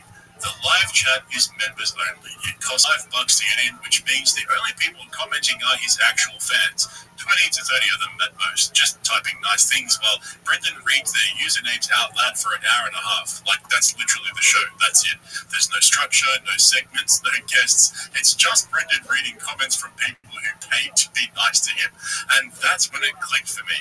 This is the first time in years that Brendan has had positive interactions with people on the internet. He doesn't do stand-up anymore. He doesn't do live shows. Every open comment section he's ever been near just shits all over him. So when he stumbled into a format where the audience is curated, the haters are priced out, and every message is some variation of love you be, of course he thinks it's the best thing he's ever done. The guy is starved of attention, but it's costing him. There are 0 ad reads across all 4 live streams. Not one sponsor. He's running unmonetized Q&As for a handful of paying members, while his regular Big Brown Breakdown episodes used to pull 2 to 3 times the views. The live streams are getting 11 to 13,000 views each, so he's chosen the format that performs the worst but feels the best, because it's the only room on the internet where nobody can hurt him. But that's not the best part. The best part for Brendan is that it's a great way to improve his reading comprehension. Seriously, I'm not kidding. Nolan Snyder 8861. Shay, keep doing these lives, Brendan. Reading abilities are going to level up big time. I know, dude. I do so many reads for ads for the last 10 years. My reading is not terrible anymore. It's not great. I'm not Jordan Peterson, but it's way better than I came from. A 42-year-old man with 3 kids thinks that reading out live stream comments is helping him become a better reader. Seriously, what are we doing here? But as I said in the intro, live streaming is a risky game for someone in Brendan's position. But when the chat costs $5 to join, the risk drops pretty quickly. Karen B. Only true fans here, no haters. Yeah. The haters, I'm sure will find their way, but who knows? Andrew Figueroa 937. Yes, keep going. Karen B, for real, people pay to be haters would be another level. They will, I assume, but who gives a fuck? You guys will drop them out. No pun intended. Meaning you guys will kick them out. TiVo the Dude, Big Brown, we are here because we've seen past all the bitches and haters. You're a great dad, always come correct. Fuck those haters. We're here for you, dude. Thanks, bro. Thank you. To be fair, I give a lot to hate on back in the day, so I get it, man. But thank you guys. Punk White Tea. Yobi, what's your favorite fast food spot? Burger King. Whopper with cheese and ketchup on. To be fair, I gave them a lot to hate on back in the day, so I get it. That's an interesting thing to say. Remember that line, because I'm going to come back to that later when I give you the latest on this lawsuit. By the way, the whole members-only safe space thing isn't new for Brendan. Remember how whenever he appears on Joe Rogan's Fight Companions, young Jamie turns off the live chat because otherwise Brendan would get absolutely obliterated in the comments, so Jamie quietly switches it off to protect him. The best part is, though, not everybody was in on it. Split decision. Oh, y'all don't do live comments? What? What are you doing with this stuff? I'm on YouTube. Let's be with people in the room. Let's not connect with folks outside that have nothing to do with us. You're watching us on YouTube. What are you doing? I'm just keeping up with the zeitgeist. Yeah, don't do that. You don't know. Let's have a good time and hang out with the people that are in the room. Were you just watching you on YouTube right now? Yeah, bro, this is ridiculous. You want a mirror or something? Look, guys, y'all making too much of this. Dan Hooker, what a win for Hooker. I was just going on Twitter to see who agreed with me. You were about to be watching you. Don't ever let them know you're doing that either. Well, y'all are more famous than me. That doesn't bother me. It doesn't matter. It's like you're dealing with crazy people. Yeah, take jail in a moment. Yeah. What was your take on it? What I missed? I was right. You were wrong. No, I had Hooker. No. Oh, yeah, Hooker won. Yeah. I had Hooker 1, 2, and 3. Split decision. Yeah, I said split. Yep. Someone else had to build a safe space for him on the internet, but now he's built his own. Members only for $5 to get in, no trolls, no critics. It's almost the same as getting young Jamie to turn off the live chat. Like I said though, Brendan's in the middle of a full rebrand. Big Brown breakdown in the new studio focusing on MMA commentary, and now he's producing more unprofitable content than ever. But part of that rebrand means drawing a line under the old Brendan, including the comedy career. So when his own fans started asking him directly, is the comedy career over, he gave them an answer. And then he gave the same answer when he went on David Lucas's fishing podcast show, or whatever the fuck that is. Dylan Powell, hey Brendan, is your comedy career completely over? Will I have a chance to see you live sometime in the future? I'm not doing stand-up. I'll be down to do a live Big Brown. I'll be down to do this with you like we used to do. That's how I got my start in stand-up. We tour all over, do live Big Brown breakdowns. The street says, what's up with Chappelle Lacey? Did you still talk to him still? No, I don't talk to a lot of guys in the comedy scene anymore. I did David Lucas' fishing show the other day, but I haven't talked to him forever. I still love those guys. Love Chappelle. Oh, damn, man.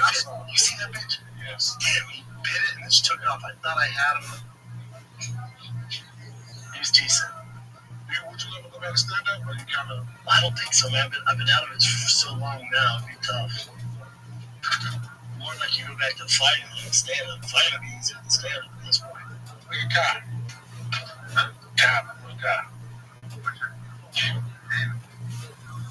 My dad's name was Bill, and he got so sick. People said, hey, Bill. So he named all of his kids unusual names. Like, give it name, Kyle. I thought you were going to say they got some sick black people. No.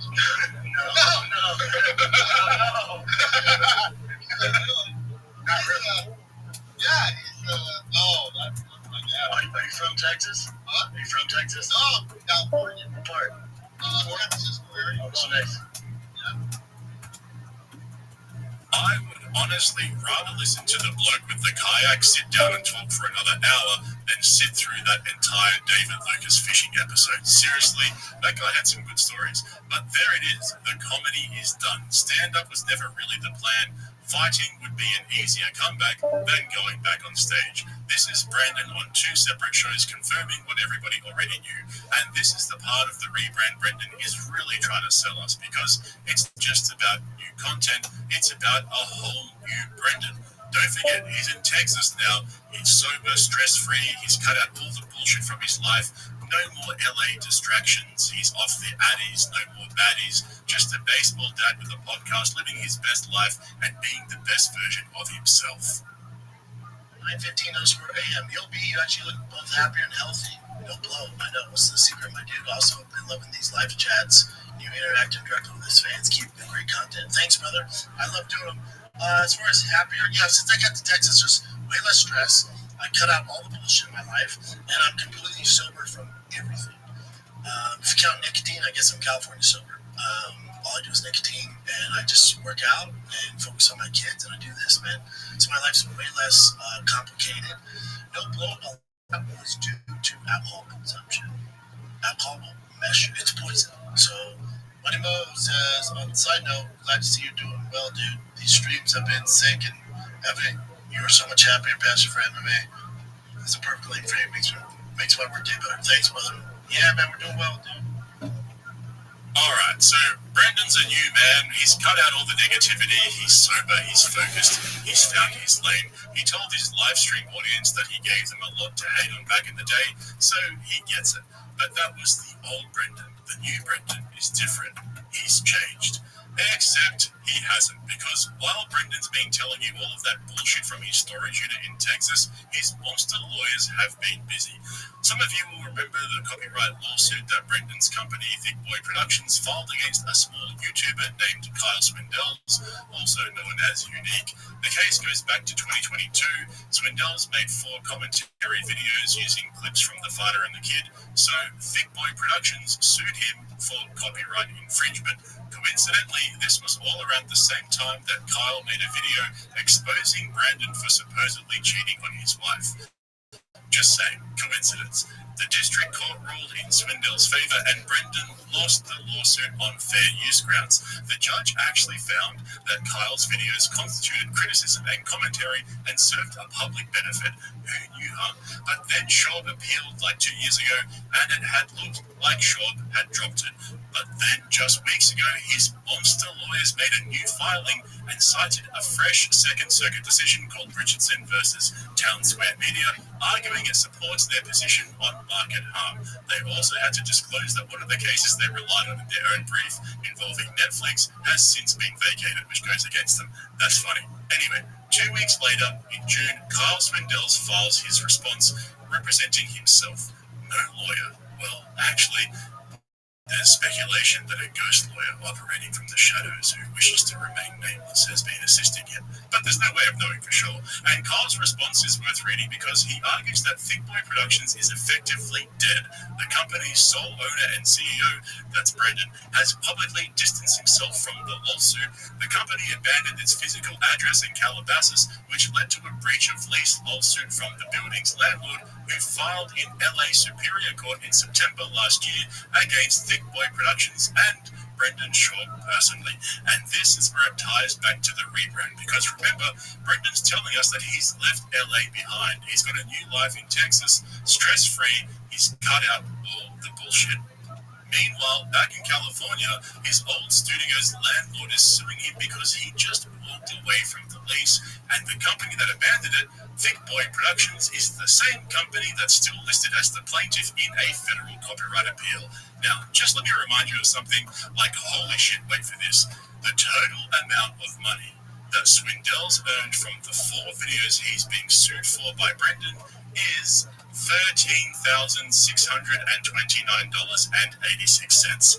13 fucking K grand. And Brendan told the world on his own podcast while the case was still active that he'd spent $500,000 on monster lawyers and he had friends in dark places who were going to get the job done. The district court judge quoted that statement in her ruling and called it troublesome.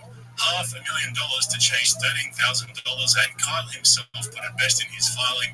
The whole thing depends on the few $100 they might win from me. And this isn't even the first time Brendan's tried to pretend this lawsuit has nothing to do with him. Some of you will remember in The Fighter and the Kid episode 1000, Brendan went on camera and said he had no idea what was going on with the case, blamed his old business manager, blamed his lawyer, said they might be working together behind his back, and it was completely out of his hands. He blamed the team. I made a video about it. The ghost lawyer saw my video from the shadows, got Carl to submit it to the court, and Brendan was forced to file a 9-point sworn affidavit clarifying that he is in control of the litigation, that he's being briefed on the case, and he personally authorized the appeal. He had to go on the legal record and contradict what he'd said on his own podcast because he didn't realize that lying about a federal lawsuit in front of hundreds of people would have consequences in the actual courtroom. He did that for the same reason he's doing the rebrand now. It's all optics. He wanted his audience to think the lawsuit had nothing to do with him. When the court forced him to own it, he just stopped talking about it. And now the rebrand does the exact same thing. He doesn't need to deny the lawsuit anymore. He just buries it under live streams and new branding, and I cut out all the negativity, and I get it. I gave them a lot to hate on. It's the same bullshit. You don't spend $500,000 chasing $13,000 unless the point was never about the money. Carl can't afford a lawyer. His channel makes $1,000 to $2,000 a month. There is nothing to recover here, and Brendan knows it. His lawyers know it, and the fucking court knows it. So why is this still going? Because it was never about the money. It was about making sure that if you make videos about Brendan Schaub, there's a price to pay. That's the message. That's always been the messaging here, and no amount of rebranding changes that. Brendan can call himself Big Fucking Brown. He can do 6 shows a week from a storage unit. He can read comments from 25 paying fans and call it the best thing he's ever done. He can sit in a fucking chair with a fishing rod and tell David Lucas that comedy was never the plan. He can look into his live stream camera and tell you he's cut out all the bullshit and moved on. But meanwhile, his lawyers are still filing 4 fucking years in over $13,000. So don't believe Brendan's bullshit. He's exactly the same person he was back in LA. He's still the pathetic bully who wakes up every day trying to fill the void that Rogan left behind when he abandoned him. Yet somehow, continuing to sue a small YouTuber for exposing his lies seems to still be a priority for him, even though it looks like he's slowly going broke. No wonder he's so excited to read out comments from his 25 fans on a live stream. But anyway, that's the latest from Brendan Schaub. The guy's like a cockroach in a nuclear holocaust. Don't forget to like this video and subscribe to the channel if you enjoyed it though, and I'll speak to you in the next one. Thanks for watching.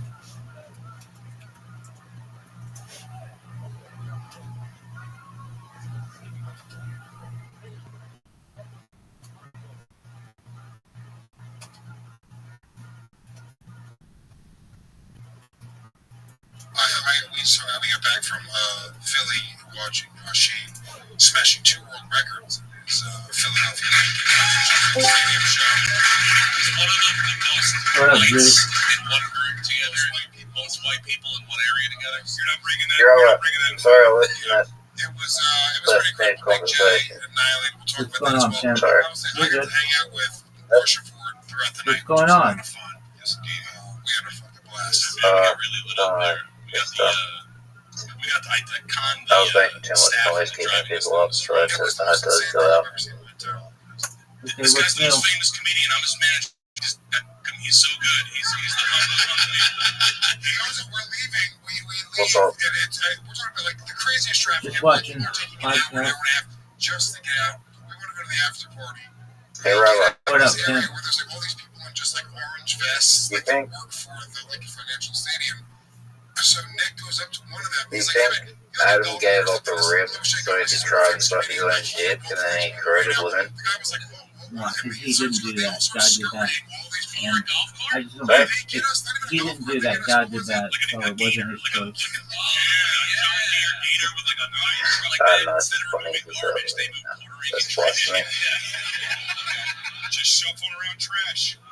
They drove us maybe 2.5 miles out, like through traffic, on sidewalks, until a point where we got to like the wall where he couldn't get us any further, and he apologized. He was like, "I'm so sorry, I can't Apologies, I take you can't talk right now until you're doing that's fine, I something. guess. We'll see what happens." I'm gonna talk to our agents about it. Yeah, well, I mean, leave us here, sure. Hey, Nick, you should have been like, you could have made another lap. Go get our friends and grab them and bring them too. Can you grab us a car to you? Yeah. Something that Rolls Royce Sprinter. Yeah. Big J, Yes, sir. I gotta say, you fucking annihilated 77,000. Yeah, you did.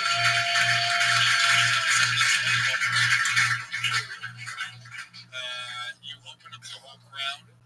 That's it's not an envious position, Matt, because you had to go up and go first in terms of the comedy section right after. Oh yeah, so Jason Kelsey went up and gave like a satirical version of his famous. To be fair, I thought he was Big J for 2 minutes. And what? Holy shit! That doesn't. I wish, dude. Yeah. Those are the guys in that's one thing about football. Those are the guys when they're playing. You're like, well, so and so's fat like me, and then you see them and you're like, that's not fat. No, it's giant fucking barrels of dudes. Yep. But Jason Kelsey up and did like a kind of a mock version of his famous speech after they won the Super Bowl, where he's dressed like the Mummers Parade thing. So he was doing all like kind of those lines, and then he brought up Meek Mill, who did like, I guess I thought Meek Mill was like the guy who maybe got butt fucked by P. Diddy. No, he was. He was definitely the guy who got butt fucked by P. Diddy. Right. Yeah. But in Philadelphia, he's from Philly. Yep. I don't know his music really, but like this song I've heard him do at so many Philly events. Dreamer. Yeah. And the place just fucking Yeah. they went nuts. So he kills. So that's their country roads. Yeah. Yes. It's proof it fucking murders. It's proof that you can get publicly and then sing a song people and they'll instantly forget It about it. doesn't matter, dude. It doesn't matter. Sing it out of your fucking. That's how you get that sound. The song like Ace Ventura with this. Or a whistle solo with it. People like going like concert bunkers, like dancing crazy. No, he only did the one song. So no, they were more just his phones out right away, like, holy shit, this is happening. And then Jason Kelsey goes back up and he brought up McCusker. And McCusker did a set. While McCusker was on, this is the coolest moment I had the entire night, quite honestly, was before I went on, I was waiting. They had me on like the 50-yard line all the way back by the wall. And I was sitting over there with Big Dom, who's like famously the sideline security for the Eagles, and the guy who's like the liaison to the players.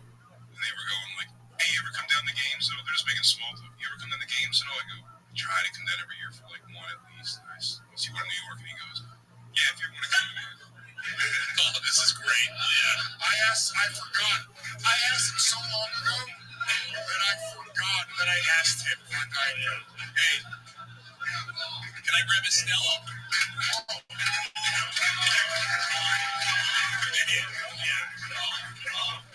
You're doing great, Paul. Everybody's rooting for him. 75 movements to go 170. He shook that fucking Diet Coke so much it's flat now. Shook the bubbles right out of that fucking. It's all syrup. Oh man, can I get a martini filled to the brim? Yeah. Look at this. What's your hair, Broussard? Yeah. Paul's the fucking. It sets on fire. Yeah. Come on, Paul.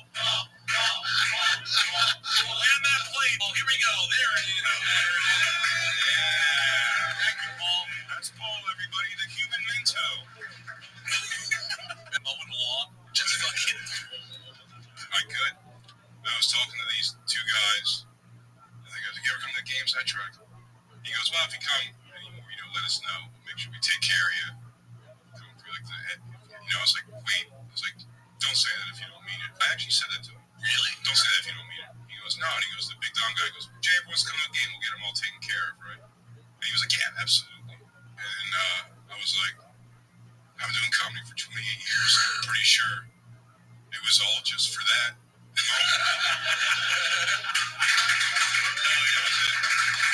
And then I couldn't have a bad set. Didn't matter anymore. I was like, fuck, dude, fuck this. I get to come back in a couple months and go to a game. You could make an absolute killing reselling your tickets to guys who look a little bit like you. Yes. Absolutely. There's so many. There's so many. Really, yeah. Next time, Jason Kelsey's going to try to dress him. This is going to be Jason paint his nails. There was cool people to meet there, though.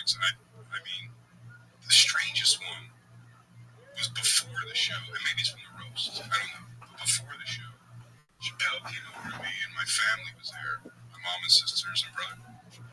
I mean, hugged all of us. Kept telling me that I'm his hero. I don't know if I still at this point he never says my name, so I don't know if he knows who he's talking to. Yeah. But I accepted all of it, and I was like, that's pretty cool. family. I go, I'm not lying to you guys. I'm going to tell you guys. Dave Chappelle doesn't know me. So that was we've been around each other. He should know me. He does not.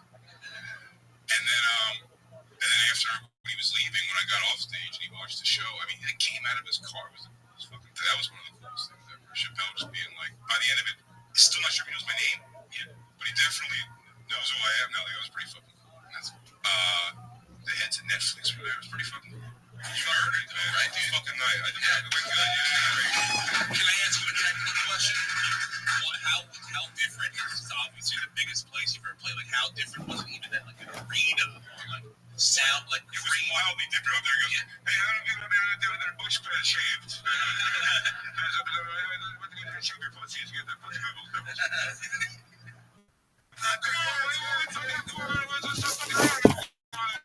Eagles.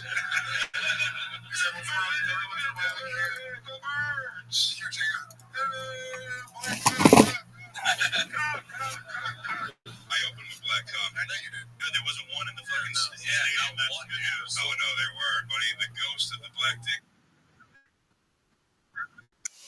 I go, this is intimidating. Intimidating as being in the locker room. We're gonna give it to them.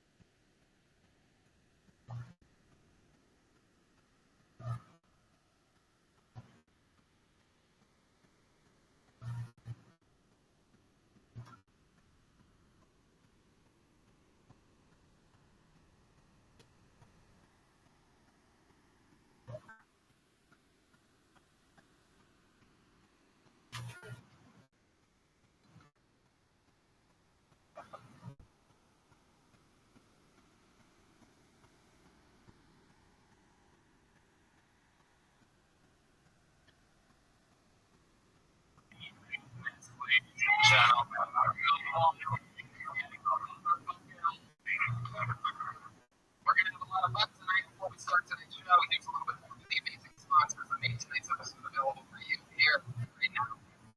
Hey, this episode of Kill brought to you with Civics 2. Civics brings you a totally satisfying, convenient, flavorful way to burn cravings and get a boost of energy or simply relax at the end of your day. Remember when you made essentials, ashtrays, and dips were awesome? Yeah, me. There's an easier, cheaper, less messy, and more subtle way to fix with Civics toothpicks. And man, the best part about Civics is that you really use them. Think about it. 2 milligrams per pick and some 3 milligram promotions. Civics toothpicks are extremely affordable and available in 6 delicious and flavor choices. I actually have been using these for a while. They are great. I find myself having really whole time. I don't even know that I am getting my nicotine fix. You know I love oral gratification and amazing Insider, Zip Energy, B12, Caffeine, Toothpicks. You guys have seen us use Zipix on the podcast. Now it's time to find out for yourself. Go to ZipixToothpicks.com today and use code KILLTONY10 to get 10% off your order. That's ZipixToothpicks.com. Promo code KILLTONY10. That's ZIPPIX Toothpicks.com. Promo code KILLTONY10. Most people might want to write on the purchase. Zip more. Podcast with Zipix Toothpicks. Hey, Manscaped is here with a deal you can't pass over this Easter season. They've got the tools to give you the beautifully decorated wigs and your dreams. Just because it's Easter doesn't mean it's okay to hide those bad boys behind all that tall grass. So make sure your downstairs lawn is mowed. Get yourself feeling as sweet as candy by going to Manscaped.com and getting plus free shipping with the code KILLTONY. I use this. I use the Performance Package 4.0 to put all my eggs into the basket by Manscaped. Inside this ball care bunny basket, you'll find their lawnmower 1.0 trimmer, Weedwhacker 2.0 ear and nose hair trimmer, which I love. Gets rid of all these Texas allergens that get stuck up in my nose. Crop preserver, quality deodorant, crop reviver toner, performance boxer briefs, and a travel bag to hold your goodies. That's amazing. The lawnmower 4.0 trimmer is an elite trimmer. It has proprietary advanced skin safe technology that is designed to trim hair on each skin. The lawnmower 4.0 is also waterproof. It's equipped with an LED light so you can keep your eyes on those eggs even in the dark. Easter Bunny dropped off an extra special gift with Performance Package by adding the upgraded Weedwhacker 2.0 nose and ear trimmer, my favorite, which helps reduce snags and tugs from those delicate nose and ear holes. This package also comes with their Crop Preserver ball deodorant and Crop Reviver ball toner. Yeah, you heard that right. This is ball deodorant that can change your life. April is Easter, but it's also Testicular Cancer Awareness Month. Manscaped is partnered with the Testicular Cancer Society to bring awareness to testicular cancer, men's health, and early cancer detection. Manscaped is committed to raising awareness of the most common form of cancer in men aged 15 to 39 and giving support to cleaners, survivors, and families impacted by testicular cancer through their We Save Homes initiative. Save 20% off and free shipping with the code KILLTONY at Manscaped.com. That's 20% off and free shipping with the code at Manscaped.com. Into the best deal of the year with Manscaped. Are you guys ready? Let's get the show rolling. You gotta give me the man. Party folks. Three of my favorite comedians, Tom Brandner, are your guests tonight. Fucking New York royalty. The noise. Rihanna's Pappas, Kevin Ryan, and H. Foley, everybody.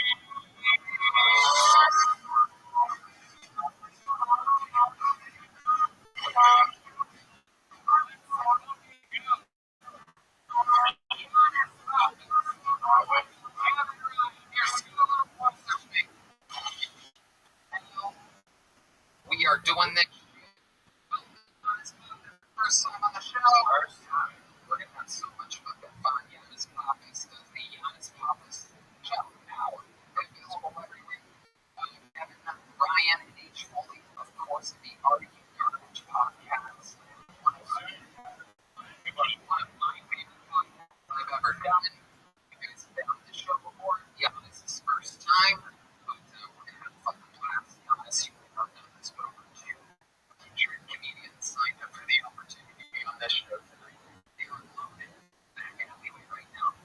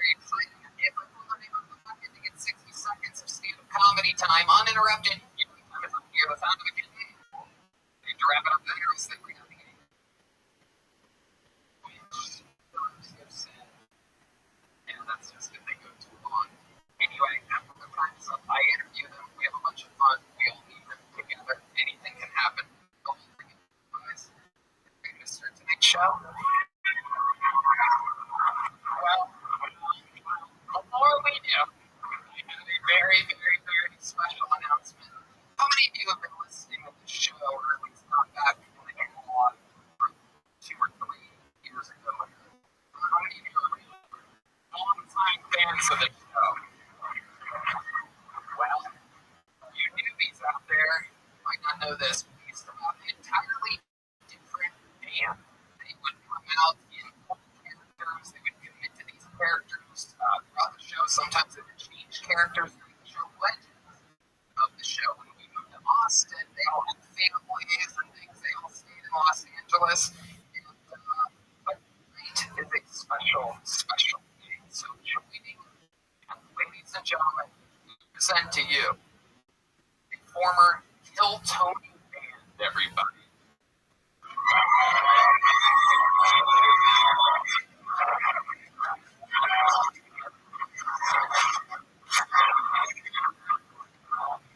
Hey everybody, this is Cruise Band coming to you live in the comedy version. Jennifer loves Tony.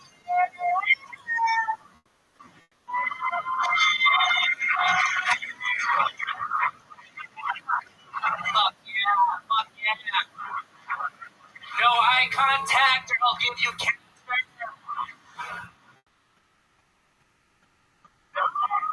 We're moving the North Korea. Quiet there. God, you know this shit works every week. I have one of my funniest friends come out tonight is no different. Please, put your hands together. Joe.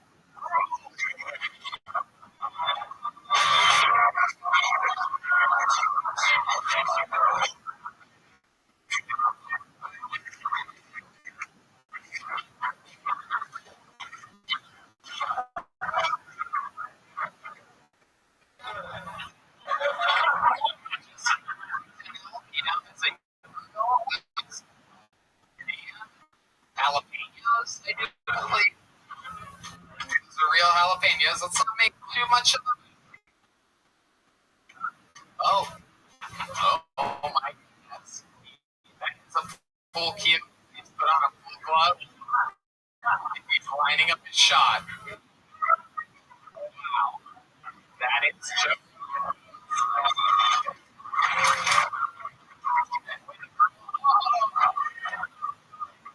He just cue for those listening to the podcast and not watching. It appears to be the real Joe Rogan. If he was a singer for R.E.M. Appears to be R.E.M. stands for ready to eat meat. Rare help meat. Rogan's club has 2 stages. Clearly, Rogan is stage 4 right now. Still trying to chew through that first piece of sausage over there. Still a little more. Post swallow, second round, Joe Rogan. Welcome to the show. Listen to Tony about the point. Oh, there you go. Yes, indeed. Hey. Yes.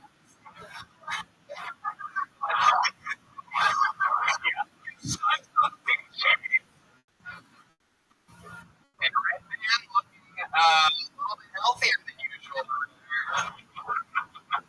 What do you got to say? Just like the actual Red Man.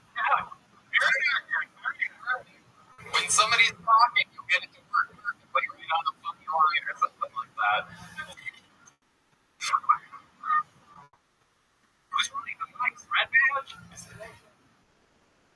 Oh, alright. I don't think that mic's on.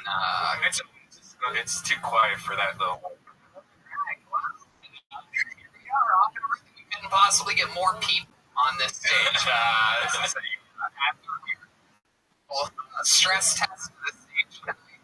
We're going to see what happens. There's a new special on YouTube called Identity. So make sure you check that out. That's the Downtown podcast. They're a peaceful band. Check out that peaceful band. Jet Ski has a new tour. JetSkiJohnson.com. He's ready to start tonight's fucking show live. I mean now.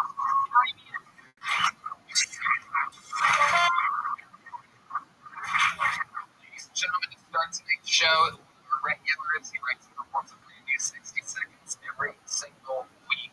Makes the audience sing along if you know the words. And everybody. What's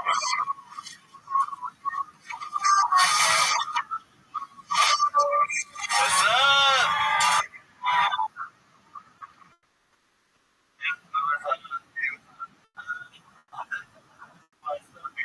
I was looking at a game earlier today. That's how open-minded I am. I tweet everybody, even gay.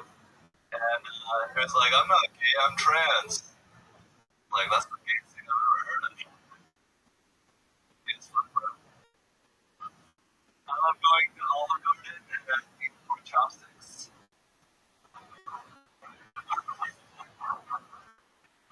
Sorry about the weather balloons. We just wanted to see the train trail in Ohio. They're still using no railroads.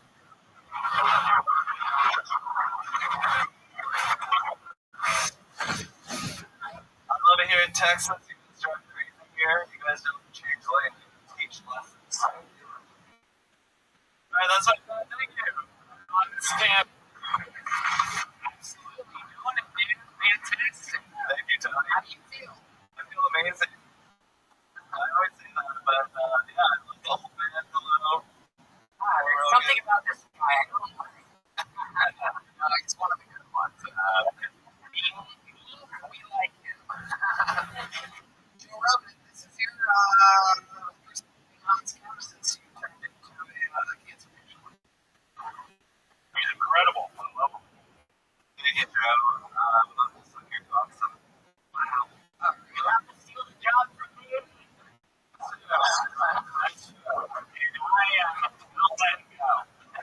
I am old lock Johnny.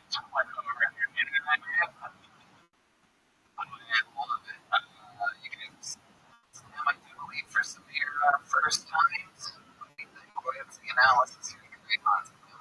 He speaks English. That's good. Yeah. Squeaky clean.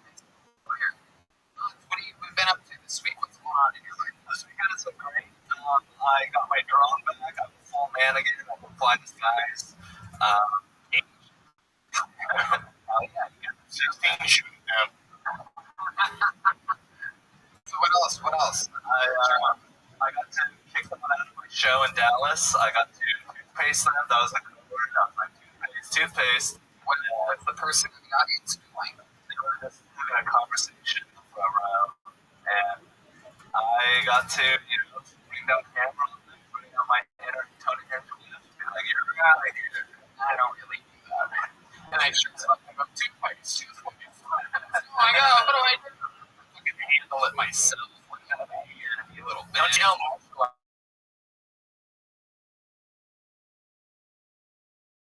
Art? Yeah.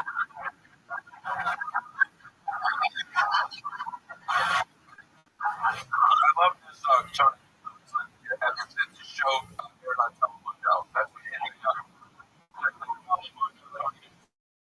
you better watch it.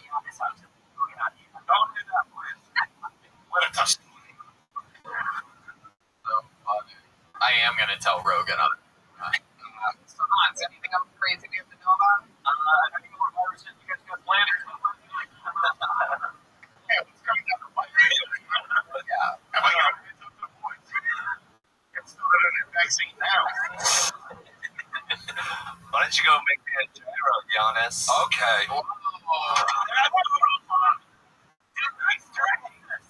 That's racist. I'm half Turkish. I'm a rape baby, so I just pronounce you. Hey, guys,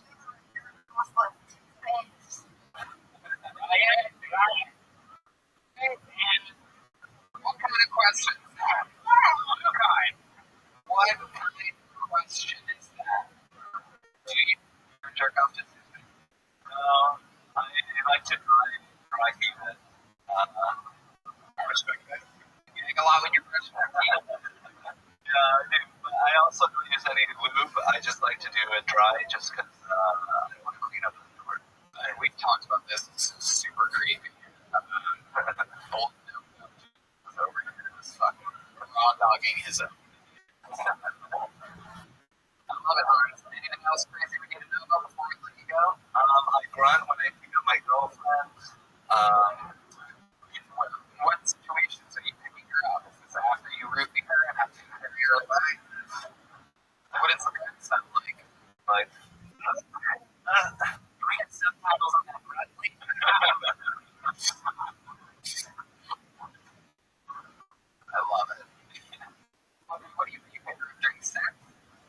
just when she's like wanting to sleep on the couch, and I'm like, I just go to the bedroom, and I just pick her up. Someone's like in the living room, so I'm like, hey, we can't like have sex here. Let's just leave. Why you gotta carry her to the bed? And I have to go to work. She's just like sleeping a lot. I think she works early at one day, so when she's a lot, and I don't do anything illegal. Right. Illegal. You guys love me, but in real life, okay. Well, another minute you got the show. I love it. It's can't guys on social media. And like that, we go to the movie for the first time, and this is when shit actually starts to get a little crazy. So you signed up, right? You signed up. It's one of the 200 souls in the alleyway. Your first comedian of the night, under the bucket. We're gonna meet them all together. Go explain the name of Hakeem Yasai. Hakeem Yasai.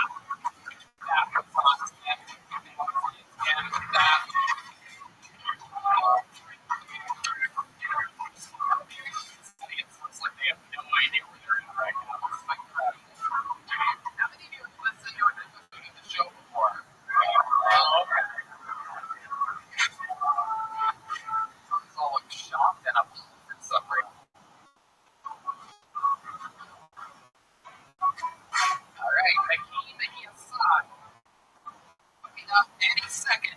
Hakeem Yasai. Right out of the pulpit.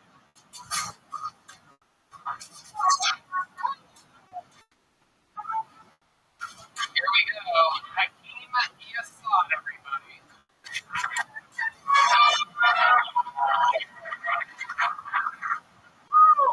Everybody, how we doing, man? God damn, love to be here. Let's get my hair from New York. God damn. Man, so I gotta feel bad for short guys. But the short guy, he's like 5'2", and my mom's 5'7". I think it was taking last 4 guys. The guy's short, he wants to with the hot women, who's tall, he wants a big dick or a little money. You know how uncomfortable it is for me walking around town or everything like that. It's a big dick. Because I know he has no money. It hurts, man. It really hurts. And the one thing about it is, a 5'2" black guy and a 5'7" black boy don't make a 6-foot guy. I know that was 6'1", 6. That lady goes check me. She's like, I can see it. Some good shoes on there. Like, I just hurt my confidence, man. It's horrible. I've been for a couple of years now, and a lot of people keep saying, a lot of people keep bringing up security. Okay, there you go, ladies and gentlemen. So, first minute ever on the fight. Welcome, Hakeem. I gotta say, what? Thank you. Okay, absolutely, you're welcome. How long you been on stand-up? 3 years, and all of that in New York City. I started in Dallas, but last year I've been there for a couple of years. Austin, coming from now. My family's from Philly, so it's like a close to family out there. In New York, so it's like, very cool. Very cool. I know the farming industry has been in trouble lately, but I really noticed it's quite slow.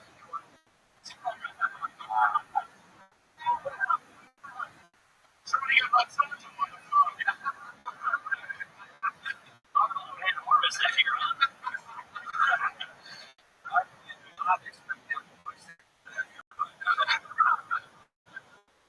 Everyone says that a white sounding voice. That wasn't me. You have your appearance is first 48 on the 80. Your voice is right.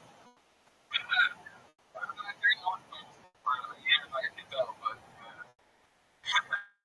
don't look like people. We can hear them. Yeah. I mean, you definitely duped a couple of leasing agents on the phone. All right. Right now, I'll meet you there upstairs. What do you do for Hakeem? I deliver packages for Amazon right now. Oh, okay. All right. How do you enjoy that? That's pretty good. I got like a podcast all day and I walk around and like, no one really cares how soon they get their back. So I'm like, I'm not gonna say like, you know, people definitely pay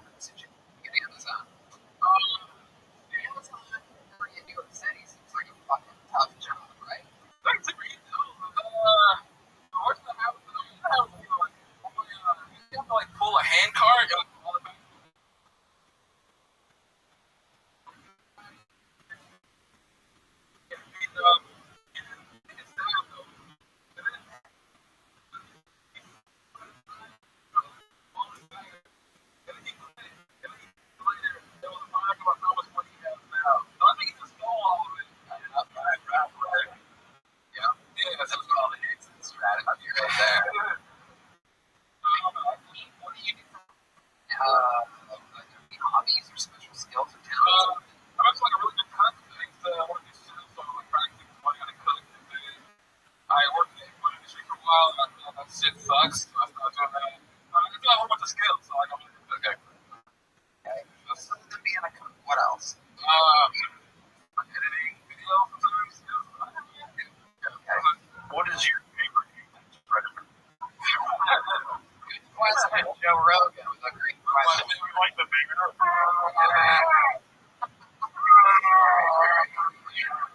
Alright, I'm gonna say the police. Man. Every time I call, they come on the phone. Yeah, that's right. Yeah. Like I called her. Wait, no, he's still on the inside. Assad, how long are you in Austin for? You're leaving tonight? Yeah. You tried it? Probably to Dallas with my family.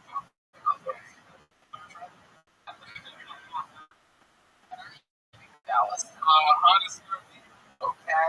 let's definitely get pulled over. Sure. Absolutely. All right, Keith. What's your love life like? Actually, I had a problem with I wasn't dating a girl, but I lost like 80 pounds while living there. How did you lose 80 pounds? Here you go, Red Man. Here you go. How about fully years? Like, I started eating as like in Texas, it's different. When it's super cheese, I was Eating is what You don't work.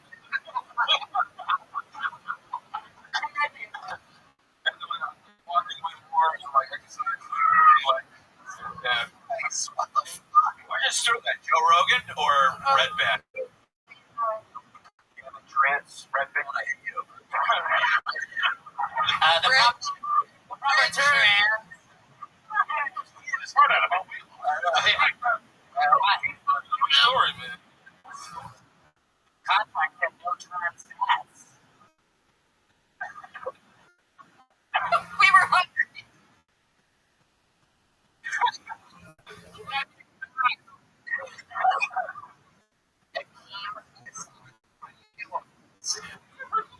I didn't think I was gonna get up. I was like, fuck, man. I drove out here and I couldn't get up. But then I got up first. I'm like, fuck, this is the best to get up. Good job.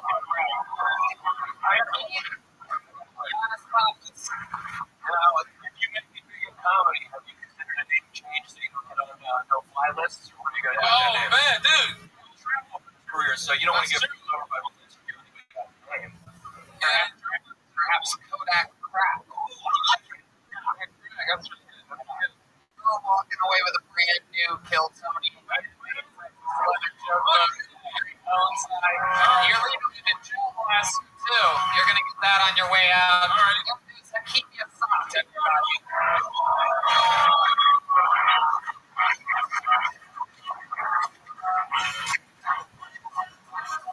All right. Well, the name of the bucket, Noah Davidson, is Noah Davidson. Hell yeah. It's the gun. How many of you like the comedians do good on this show? How many of you like the comedians do bad on this show? Alright. I see what we're working with. Noah Davison is next on Kill Tony. They have to come through and get one added down. Here he is, Noah Davison, everyone. Everybody, my name is Noah. 5'6". He calls me Buddy. My mom told me I had a Napoleon complex. Weird, and it never made sense to me because my anger issues have nothing to do with ice cream.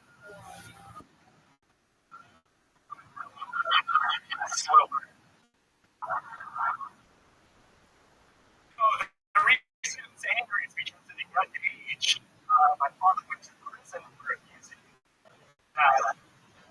Those of you that don't know, sending your own father to prison is a whole lot easier than if your own daughter to college.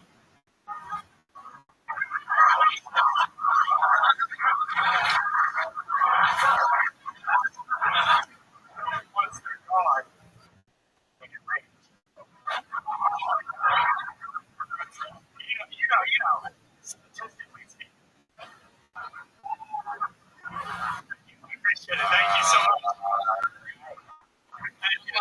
Listen, this is your first time on the show. I would remember a fucking human body like that, you sweet little, little pudding coffee. Has anyone ever told you that you look like a shrunken down version of a much fatter man? Big guy. Gained a lot of weight recently. You did. Tell us your secret to keeping weight. I do believe this new version of Rogan is going to be limited to, Yeah, so I had a back injury a few years ago, and I haven't been able to run. So I just keep eating, stop running, you know? Stem cells. Haven't been to Guatemala. how long have you been doing stand-up? It's my first time. Whoa! Let's go! Thank you. Just it's like eating Sunday every day of the week. Yeah. Cool. What do you do for work? I go to London. Okay. Jesus Christ. What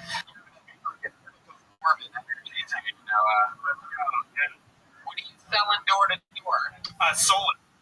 That's just solar. Okay, so let's say you're knocking at my door. I answer. What do you say? Hey, how can I help you? Want some fucking solar? You don't say that. No. Don't try to be funny. There's a lot of. I want to get your actual pitch. Let's try again. No, relax. There's a lot of people around. I know it feels like you have some control over the situation.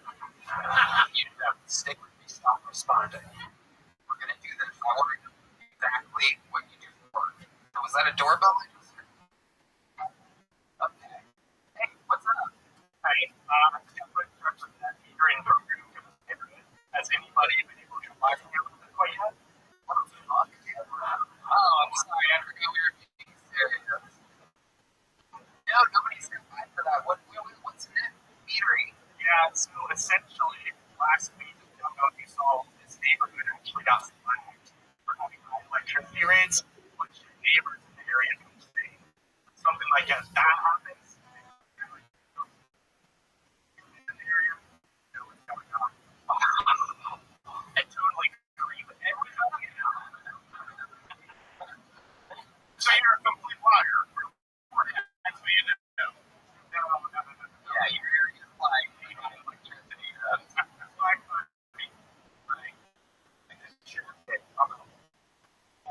We're marked your neighborhood to review motherfuckers off. Flagging around like a real flag, you know what I mean? Now, tell us about your life. You seem like an interesting guy. I'm not sure what you're fucking, but I feel like it's wrapped in a suit of latex or something. Strong feeling it's attached to your wrist. Am I old? Yeah, I get you. I have a solar-powered fleshlight. He's talking dirty too. You've been. I don't know if you heard some of the neighbors been complaining. You've been a naughty girl. Yeah, when I look at you, I feel a little too much like you. It didn't mean there's fucking fine in here. But father likes so much. So, Solar power. Just gonna drop. alright, so Noah. Well, before I was fat, I was skinny. And that's when I got my girlfriend. We've been together like this 5 years.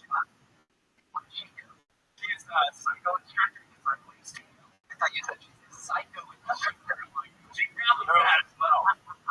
Is it weird? I would never buy a fucking thing on this tutor. Like, I would think about it. She's a psycho instructor and I've never taken her class. I can see that, right? not anymore. Yeah, I used to, yeah.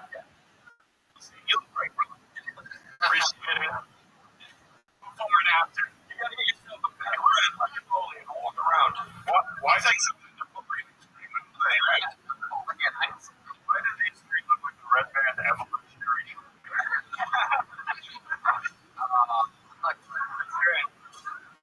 I love it. So Noah, what have you been doing up until this point? Like, what have you been doing for fun? You're not selling solar panels. What do a guy like Noah do to let it rip and have a good old time? What are you into? Yeah, so those times I rock climb 4 or 5 times a week. That's kind of stuff.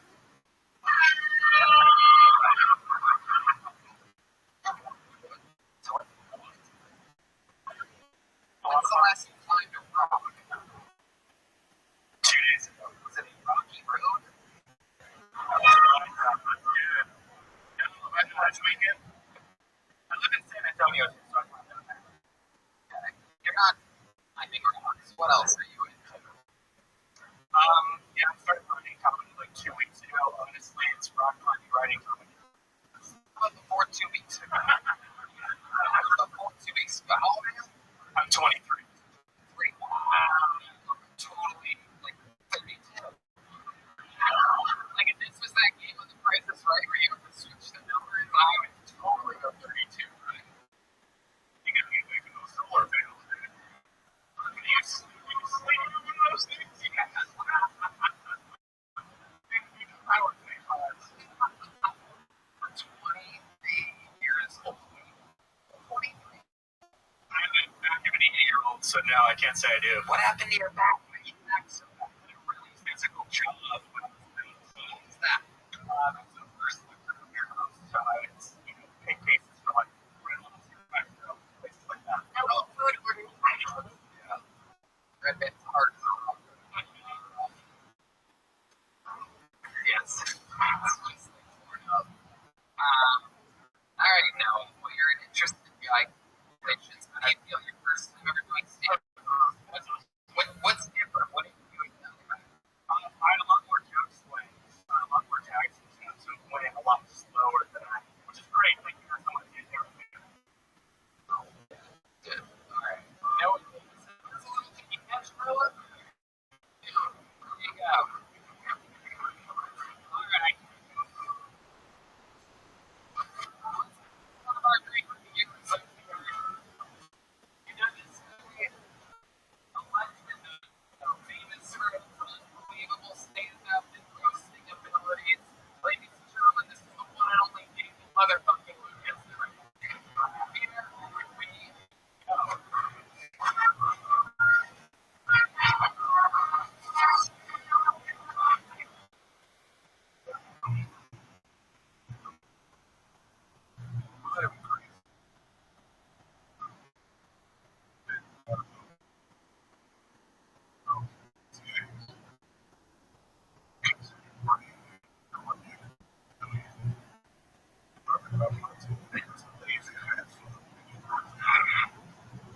Leave the bread alone, mother.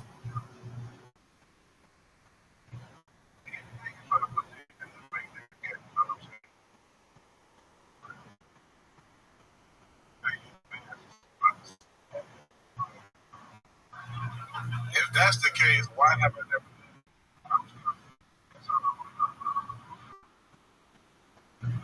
Why would I want to get on a I just want to know things like money tree. That's all I know. I got 80-year-old and I tell you, 90-year-old shit. That's funny, man. The other day, she's going to ask me, sad, I'm like, man.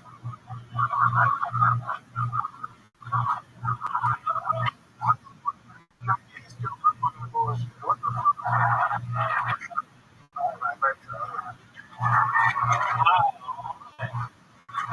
That's hilarious. Fantastic. I've seen, what we should call you? Got some non-binary niggas with it out, boy. are you making fun of me already? Fucking ass nigga, every motherfucking ready to cow in his asshole, nigga. Like, Looks like I found the cow. Yellow Cinnamon fucking real rock. hey, you got a viral video on YouTube. It's like y'all put up a beautiful ass from attacking. It's like, that was true. I'm like, where's this video? You also see the video of this nigga. You see the video with the nigga ass and the dog stop. That's me. Here, boy. Okay, so they want to be honest, they look like a voice. The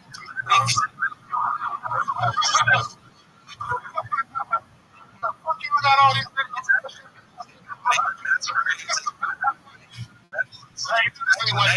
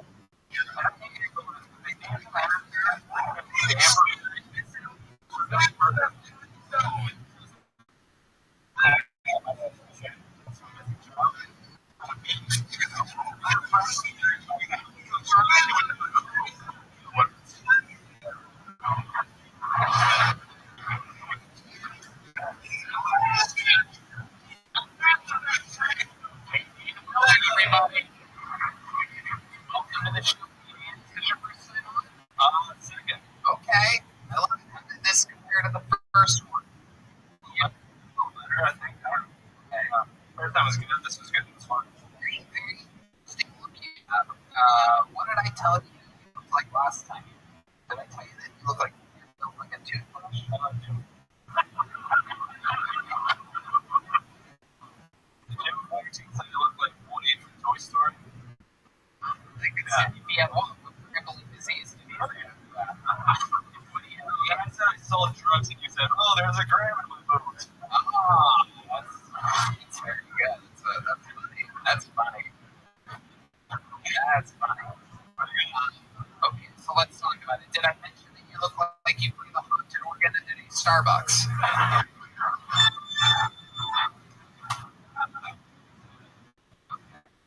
Alright. So, okay, so we go about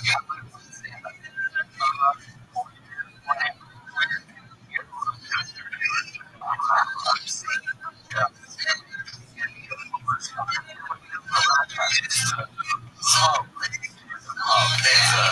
It's Hollywood and Rochester third.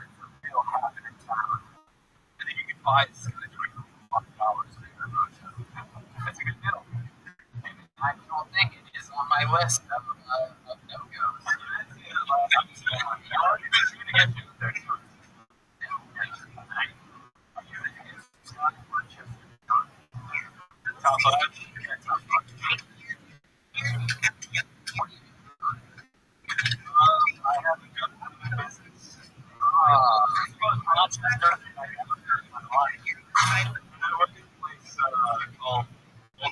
Company. Your life is incredible.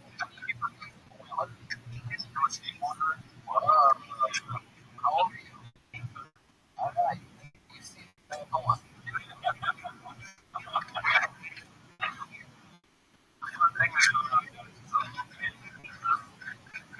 You like chicks?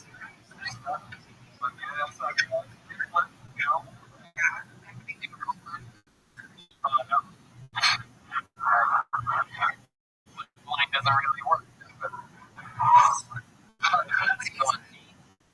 yeah, I've seen that. Seen it weird. Seen her Twitter. Oh, shit. Seems alright. Legendary character.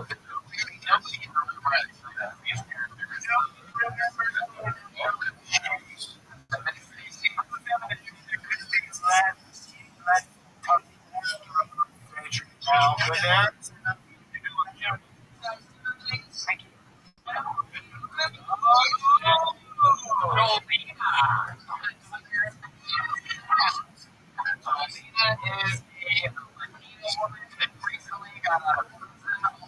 She's always getting in trouble. Give us an update. What's going on?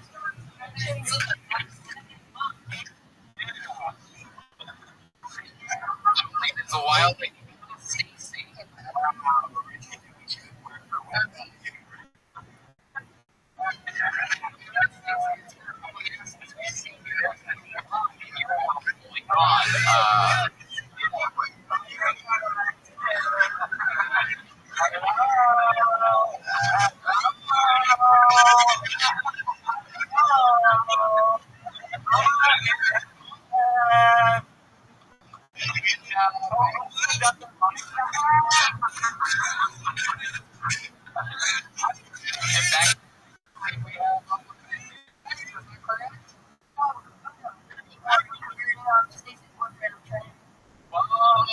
You're fucking better than Stacey. What's that like?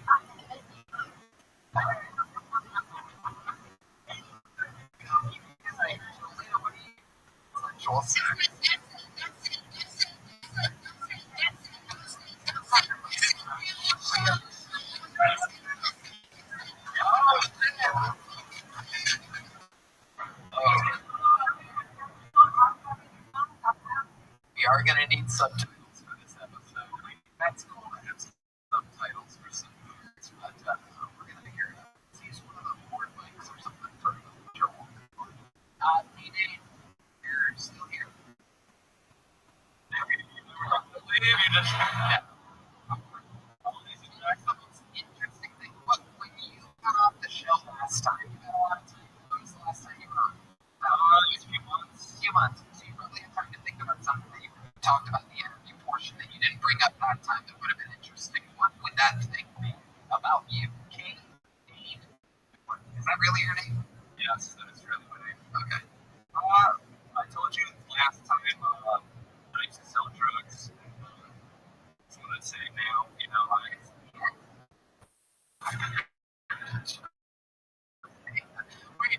Wait, when is Jolena still doing the Tony Mitchell things? We didn't see news.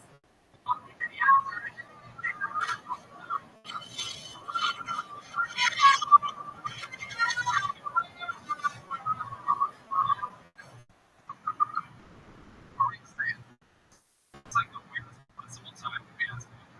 Yeah, it's the weird possible time to be a little bit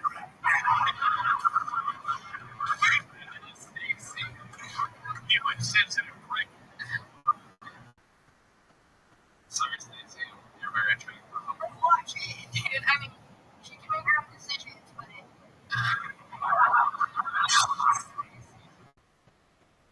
standing up. You were saying you were sick that you were selling drugs and. Yeah, I know. Last time I was in a show, and I felt like that made me look like a bad guy or something. I think your face knows that. Everything here. Look at that. So what do you yeah, I just don't break the law. I didn't know that unless it's really necessary.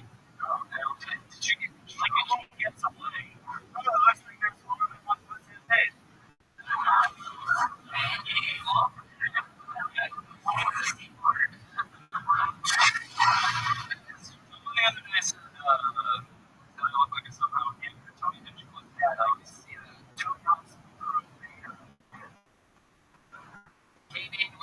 congratulations. You were on the show again. You did it, buddy. You're leaving here with a gel box here, my friend.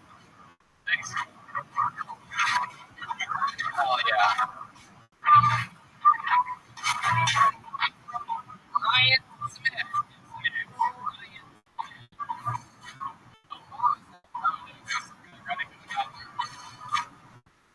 Signed up for tonight's show by round of applause. You gave a lot of scared souls tonight. Oh, shit. Stacy. Oh, my God.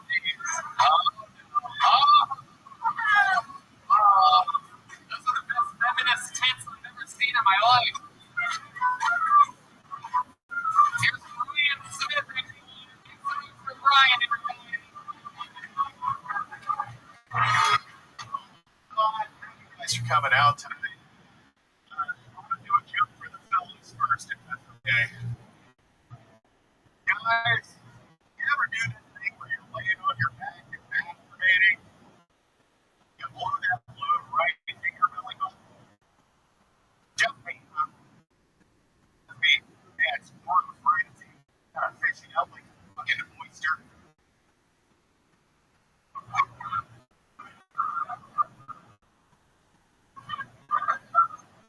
And people tell me women have it bad.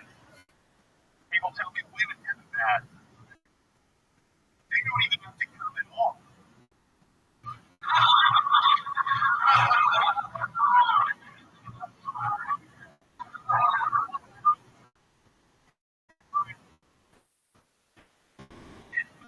Five seconds of thunder who love Falcon Bryant, as I call him, the sick Lemanowski.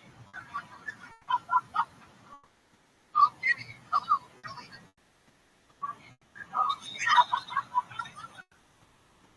This week, you get stuck by a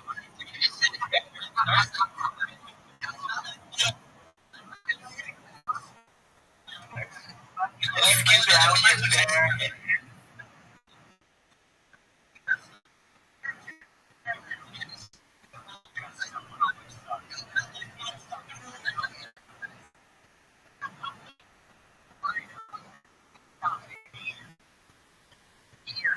How long have you been driving truck with your waist?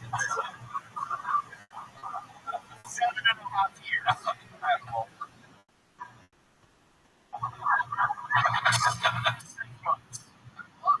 We're finding out a lot. Where have you done the 8 years to be on the company? I'm from the Southeast. I'm from Tennessee. I'm from Chattanooga, Tennessee. I've been doing comedy there, Nashville, Atlanta, Kentucky. Oh, I love it. And what do you do for I work for a cell phone company. really? What do you do? Stand at the tower and you electrocute? No, I sell cell phones. You will sell from. Seems like everybody has one. I mean, it's pretty easy.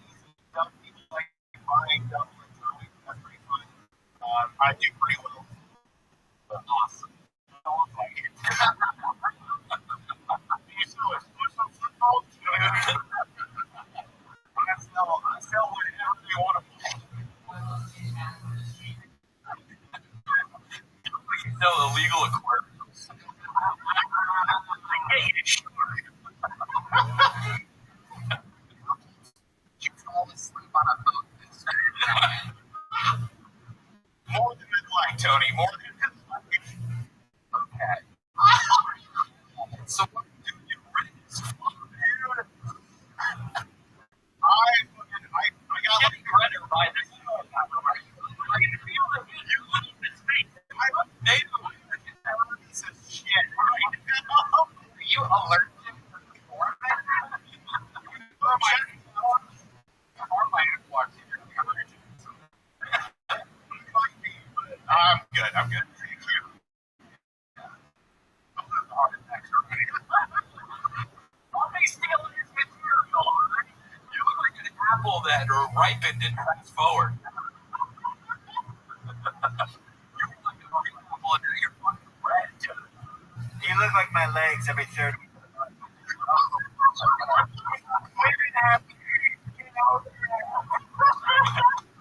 Okay, Brian Smith.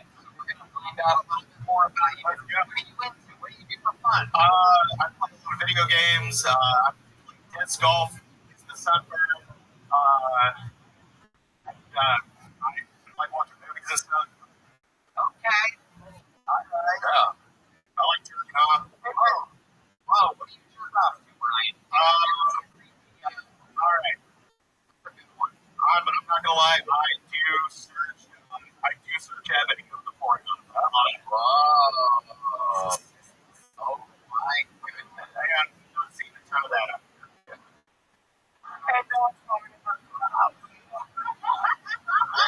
They were here, but when they saw you, they all said, oh, hell no. They all to the room at the same time.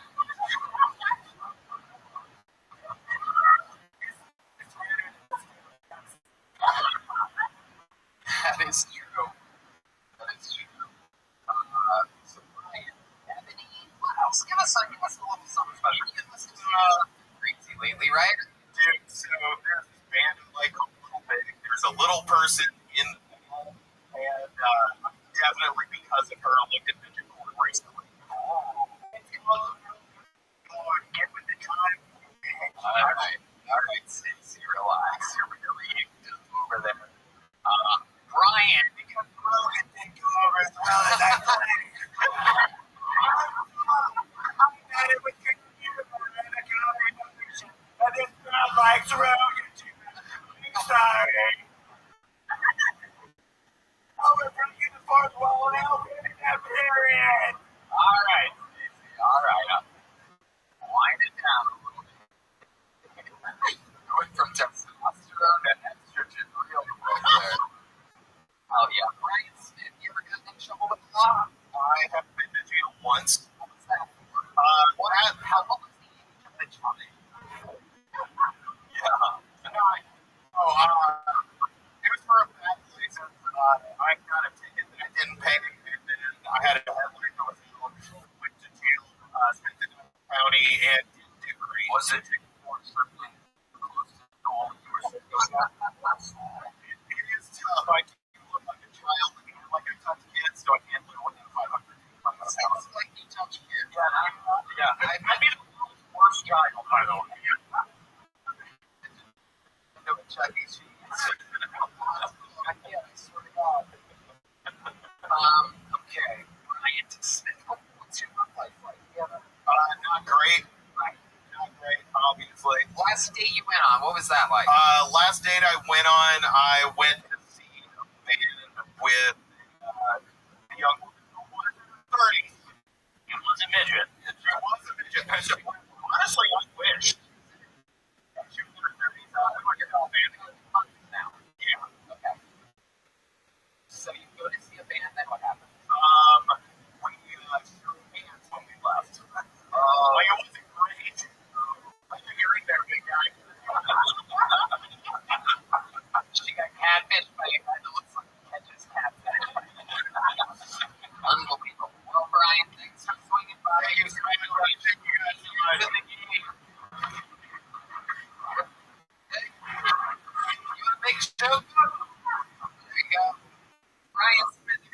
that way, Brian.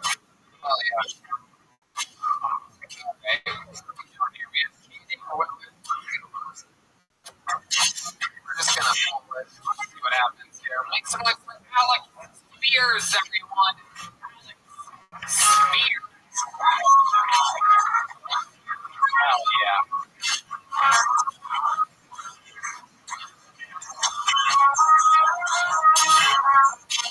Alex Spears is on his way to this stage. Coming from the demented alleyway. It's growing in his face as he turns over here on County. Rumors.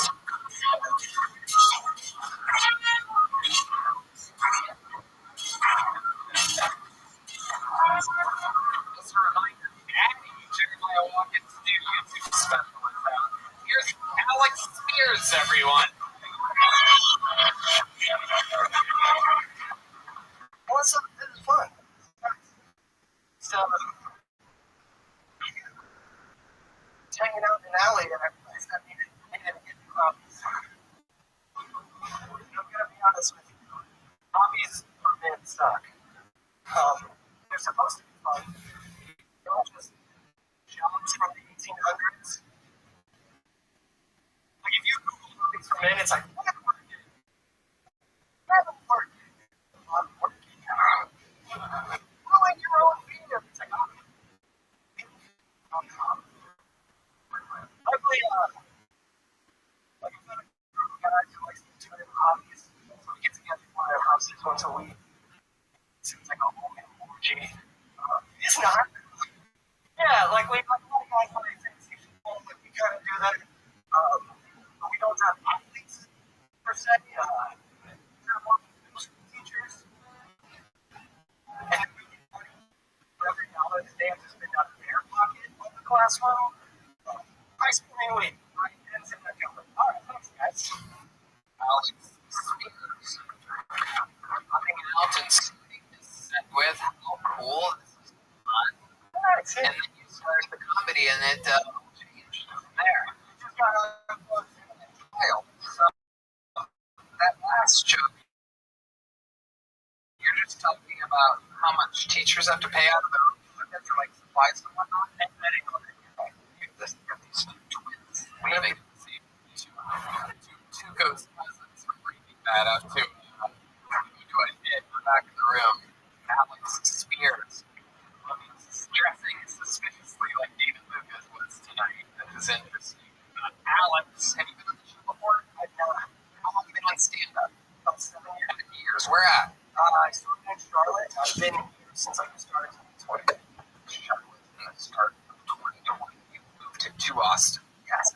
I love it. Okay, how's it been going? Not too bad. 5 months going great. And the pandemic pumped it. Yes. And, no, it's going well. Okay, what do you do for work? I'm working in Texas. Yeah, I do. Yeah, I know. Well, I recognize that I look like I take hockey pretty seriously, but that place It's true. I heard that about going back to stage. They rank worst. this guy's a big mom, right? This is crazy. Yeah. It's contagious. No jokes 19 spreading like wildfire right now. Alex Spears, 7 years in the game. What's the most fun you've had in a comedy career? I mean, Okay, people are literally going to tell them that the best moment of your 7-year comedy. after this, it's, You lied to it. Or does that do you? I host a show here in, I host a pretty big show back in Charlotte. What's the most exciting thing you've ever done in your entire life? Told a joke for quick money. What was that joke? Not this one. Why don't you do that joke? I took a lot of Adderall today, which is true, because I want to be really focused at work and really sweaty at the same time. Damn it. Wait, that was the joke? No, that wasn't the joke. That was the joke. Okay, let's try again.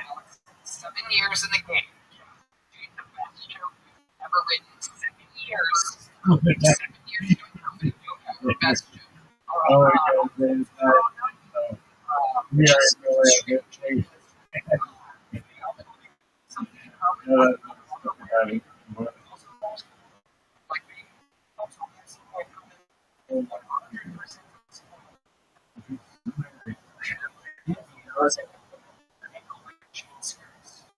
Like, you were homeschooled? I didn't see. Man. Oh my God. Oh my God. Oh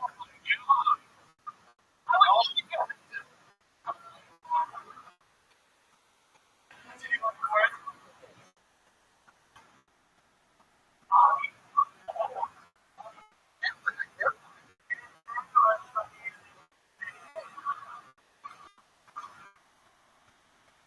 Oh my God, Alex Spears. This is unbelievable. It is absolutely incredible. You love doing stand-up comedy, and you do it a lot. How often do you do it? Like, how many times a week do you get on stage? In the 7 years that you've been doing stand-up, what do you think it would average out to? I mean, average out to probably 4 or 5 nights a week. For maybe probably 2.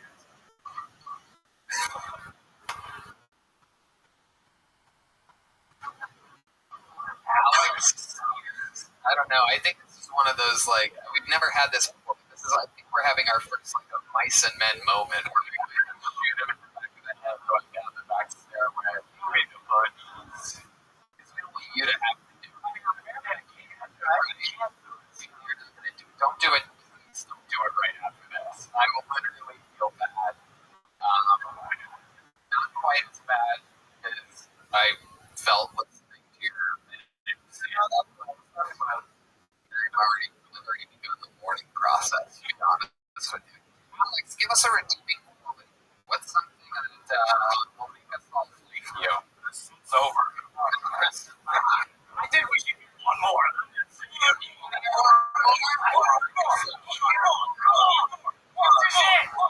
Together, redeem yourself. Let's go. Ladies and gentlemen, doing one more joke. Here he is, Alex Spears. This could be the moment. A lot of redemption on the line. 7 years confidence. You were 7 years.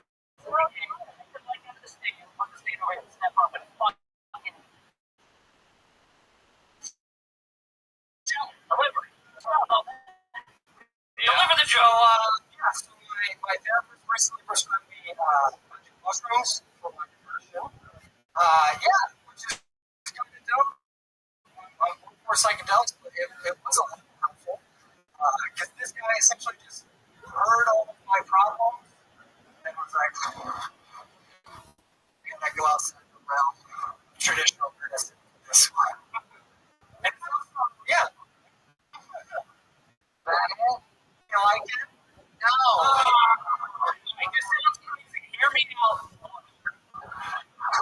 It's actually incredible. You would like no, I would imagine it's like a musician, like, blocked their ears completely, right? It was stuck playing music with the ability to hear what they were playing. I feel like you have no fucking idea what's funny, Alex. No. Okay. You guys think you know one more time. I mean, it's 7 years. 7 years. 7 years in the game, averaging out to 5 notes a week. Imagine if you guys did that with anything at all. Imagine being this bad at something that you've done 5 days a week for 7 fucking. And I know what you're thinking. Is this next one's got to be the one? And I'm with you, ladies and gentlemen. Alex, thank you. Thank you, everyone.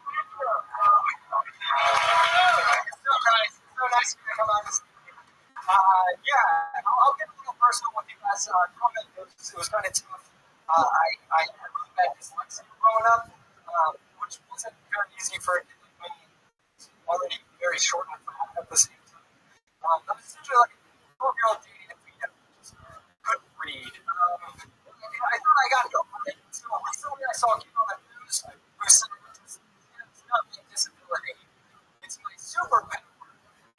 Is little. To prove this, he made a mural of John Cena's face out of 747 Rubik's. I was like, as a kid, that's Asperger's, right? That's not dyslexia. Let's be honest, that's Asperger's. Thank you. Oh my God, it's unbelievable. You didn't like really unbelievable.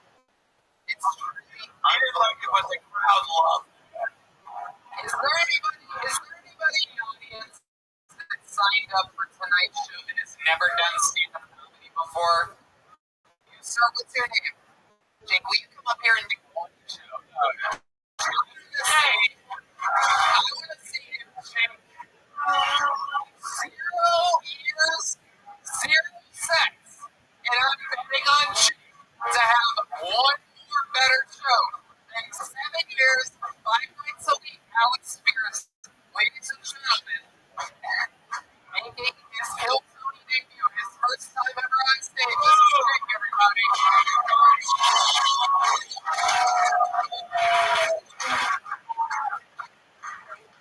Notice, but bullets are back in. For some reason, they only gave the side of their head though, and I think it's because their uncle wore it down. It's funny.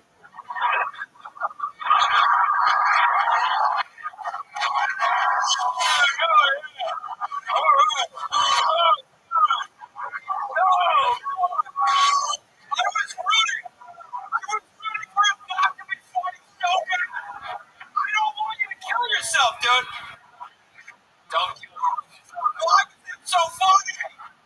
Oh my God. Did you have more? You want to get some more? Or you want to leave on the top? Leave on the high note. Get the fuck out of here.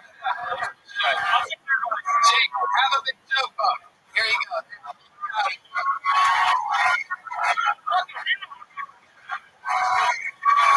Right. Sit back up there, Alex. I gotta ask you. I want you to be honest. How do you feel right now, Alex? I feel like that's what they're doing comedy for 7 years. Is like getting someone already fucking. Right. Absolutely. Unbelievable. Guys, this is a comedy anomaly. I literally just grabbed the first human from the crowd that I saw. The high five is in from his big buddies and everything. What a magical moment. There with a drink and a nice table. At the time of his life, he's got a Hilltony joke book. You're about to go to that alleyway right now. Go back to the Alex. You're going to go to that alleyway. And I want you to keep your head up, okay? Here's a little joke book. It literally says you suck on it. You can't even, I'm not kidding. You catch it? Yeah. Alex Spears, everybody. This is the show he signed up for. Easy, baby. It's a long way to the top if you want your own girl. We haven't had a female up here tonight. Just holding it. Whoa, the milkman. Oh boy. The milkman, a famous character. Oh wow, Bill Billingsley and his lovely wife. This is incredible. I can hear the internet going wild right now. Alfie, John, the milkman famously drank so much milk. This is all guys. John and how much do you have a receptacle by the way before you do what I think you're doing? Oh God.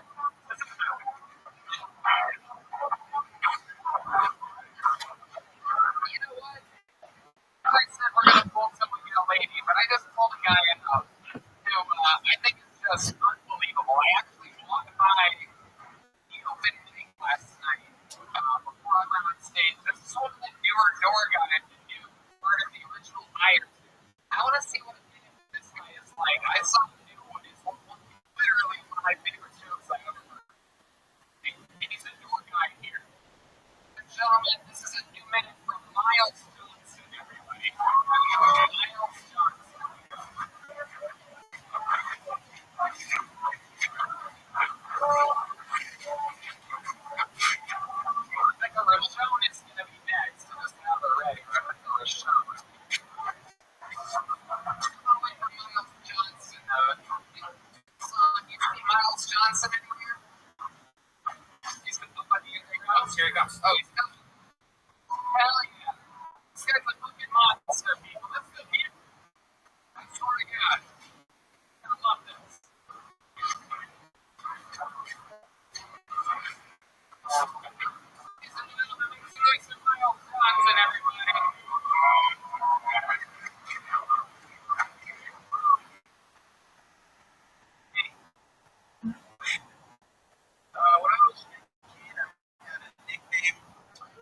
everybody would call me.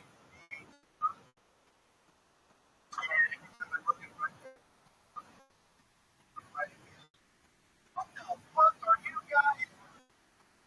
What are you guys calling me the BKT? What the fuck am I doing? He's making you think I'm a big. I'm getting steamed up right now. I'm all steamed up.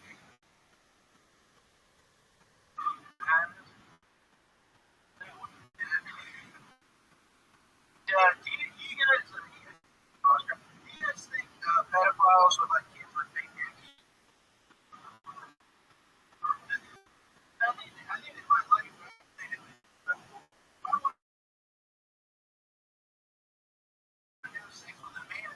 Get out of my bed, you horse dick freak!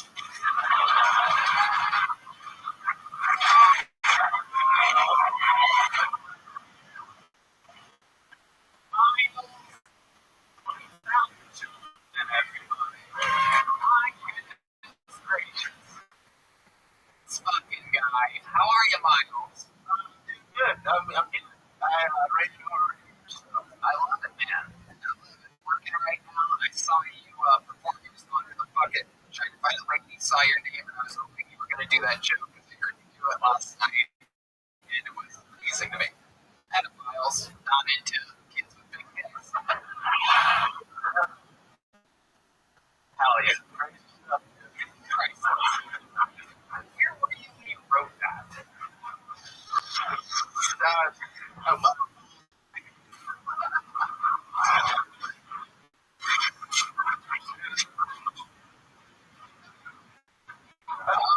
Loved it. Miles, how long have you been on stand-up? Like 3 years. Wow, incredible. There's a guy that's been doing it 7 years. Literally has unbelievable. We're here now. It's been 3 weeks. How do you feel about that? Oh, it's tough. I get to see all the flows, the shows, feel cool. Have you signed up for Kill Tony before? Yeah. You've been on. Is that it? Yeah. Perfect. How did that go? Not quite. Like, it is. Yeah, that was. I really enjoyed it. Yeah. No, I love it. It was incredible. It's just amazing. That's what I love is like people that have been doing it. The first year they worked at it, got better, just stayed horrible for 7 years. You know what I mean? Just a thing that we saw earlier. And luckily, you're probably working in that. And you probably have no idea what we're talking about, right? Well, who's that guy with the hat, right? Yeah. Hey, rest in peace. Yeah, you're probably going to be the one that has to scream from the floor. Like, it's going to be a long night of work for you, my friend. What? Bill. Never mind, it's Bill. You weren't. Yeah, but like, your history. I love it. That's right. And the milkman, how are you? Well, drinking a bunch of milk over there? What's the plan? What do you think? Maybe when something happens, what's your guys' master plan? I can tell you coming from I've never heard comedy like this. Let me tell you, whatever it is should already be out there in position. Accident that could happen, doesn't it? Okie dokie, I'm gonna let you guys think about that and control that situation. Very good. Okie dokie. Man, you think that a milkman is too I think I could have at least 6 more crabs. We're going to drink 6 more crabs? No. I don't know. That's all. That's not yet. Oh man, that's crazy. Miles, welcome to the Comedy Mother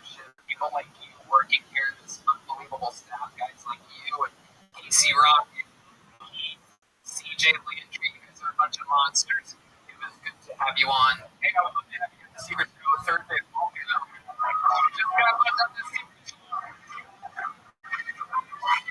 Just got buzzed on the Secret Show. All right, and I present the female comedian that's going to represent the ladies for the night. Ladies and gentlemen, this is 60 seconds of stand-up comedy by Rebecca Rothschild, everybody. Rebecca Rothschild doing a new minute of stand-up comedy. Here I go funny. Looks like a new name.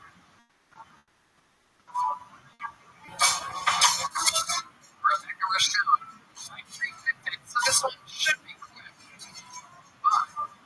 But it doesn't seem like it's going to be. Rebecca Rothschild.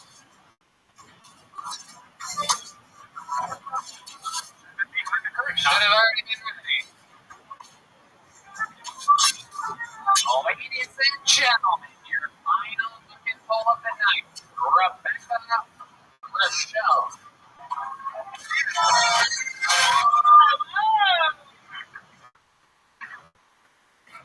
I just turned 30. I am officially expired. I'm at this stage in my life where I'm feeling really comfortable with my body and starting to feel confident in my skin, while also feeling pressure to ruin it with a pregnancy. And so I always feel a question on this. They're like, oh my god, it's so hard, and I really hate this, but it's all worth it when you see them sleeping in their bed all cute. And I'm like, this part is when they're conscious. If I have a kid, I want it to be mixed because it's so on trend. Let's be like, half there's something, and then like half whatever this organ is, because I'm not having it. I'm trying to get Botox now. Gotta do it. I think women who can move their face are ugly anymore.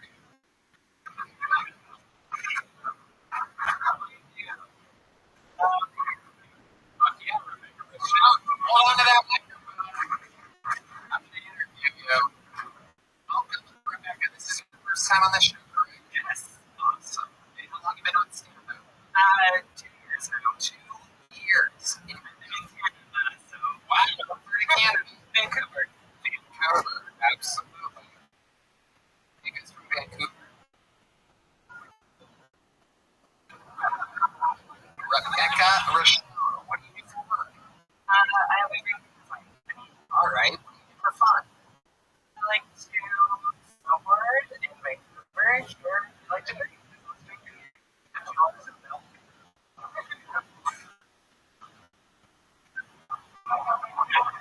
I loved your expired joke.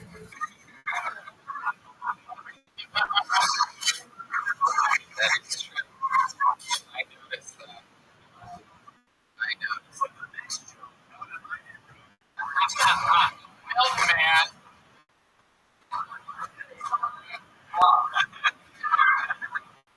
Let's just say because of your chocolate.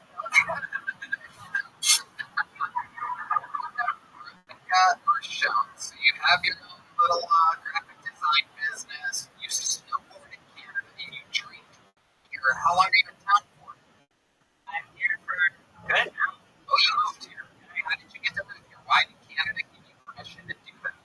Normally they don't do that. They say you stay here, we'll inject you with this. Just be much up here. I came here for freedom, maybe. She's no label, folks. Actually, it's my business to get through. So, yeah, I did all the right way. It was exhausting. It makes no sense to get into this country, even though it's very similar. Right? Very cool. So now you're an American. Incredible. Okay. So, what are you drinking? What type of drinking are you doing? You say that you snowboard in Canada and you drink here. I'm interested to know what type of drinking that you're doing. What kind of drinking are you doing? Not fast. Yeah. It was, I'd say like margaritas. Like that way. Have you ever put milk in front of 300 people before?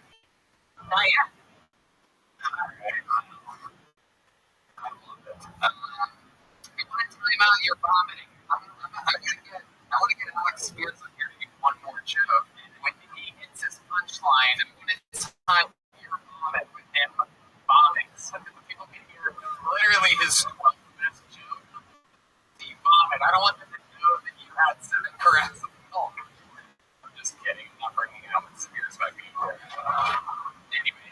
ice cold at this point, so if the state would not approve. Rebecca, is this true what you said about pregnancy? But I don't want to get pregnant. I got no. Last minute. Okay. You have a boyfriend right now? Engaged. Engaged. He lives here in Austin as well? Very good. What is he? He does a little of everything. Copywriting. He's you married him for the green card, didn't you? Yeah. What's his name again? I might have shown another name. He's a comedian as well. Canadian. Oh, Canadian. Right. Oh, that's okay. Absolutely. Oh, Rebecca, the most interesting thing about your entire life that you've ever done. How many abortions have you had? Good question. I got an idea before I came here. I had to set it and forgot it. I knew it was coming. Be prepared. Absolutely. And the UD, Canadian IUD? Like a duck whistle? Does it make a noise or something? Free one. All right. Rebecca, very cool performance. Yes, congratulations. Here's the plan. Check it out. Here's a big shoe play. You want to catch it? Yeah, Rebecca Rothschild, everybody. There she goes. The mic stand. Rebecca. You gonna do this?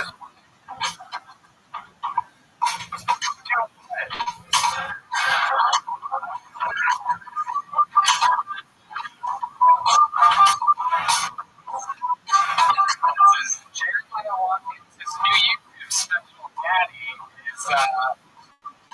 is on YouTube right now. Now's the time, man. This is stupid. Wait. Oh my god. Oh no. Oh my god. Oh god.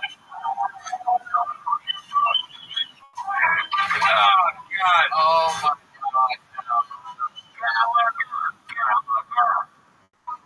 Oh no. Here, I'll do an Alex Spears joke and we'll see.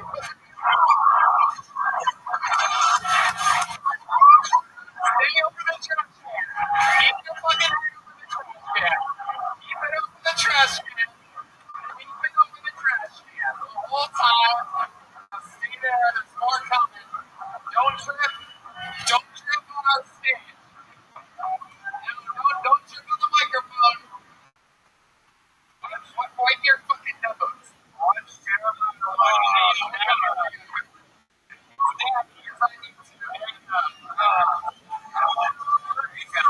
everyone's throwing up. You almost threw up. You almost threw up.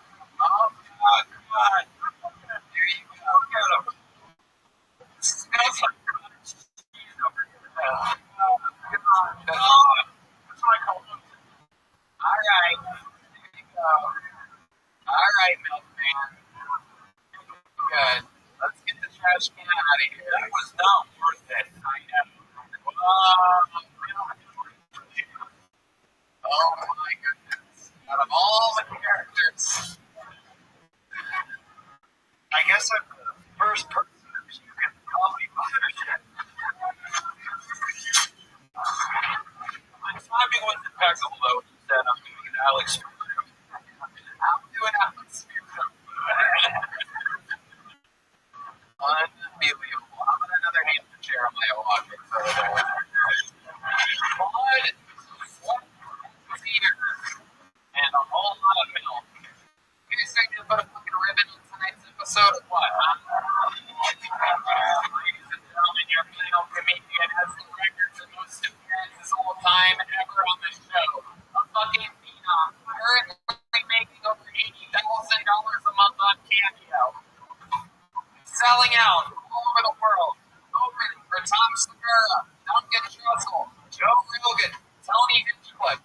Sensation. Ladies and gentlemen, this is the Big Red Machine, William Montgomery.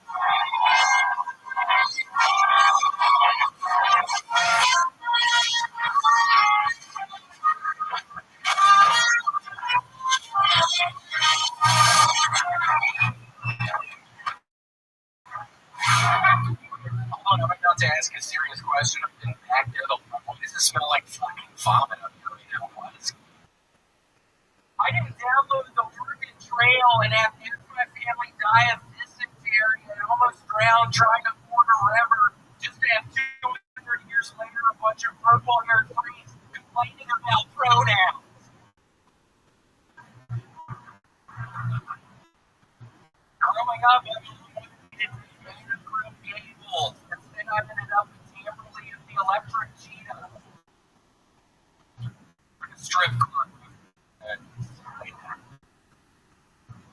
I don't know if y'all have heard, but California is trying to ban Skittles. When you try to ban Skittles, you might as well be trying to ban water. You don't know what I love Skittles. Okay, then hold on, I have a fortune cookie. Let me see what's on this fortune cookie.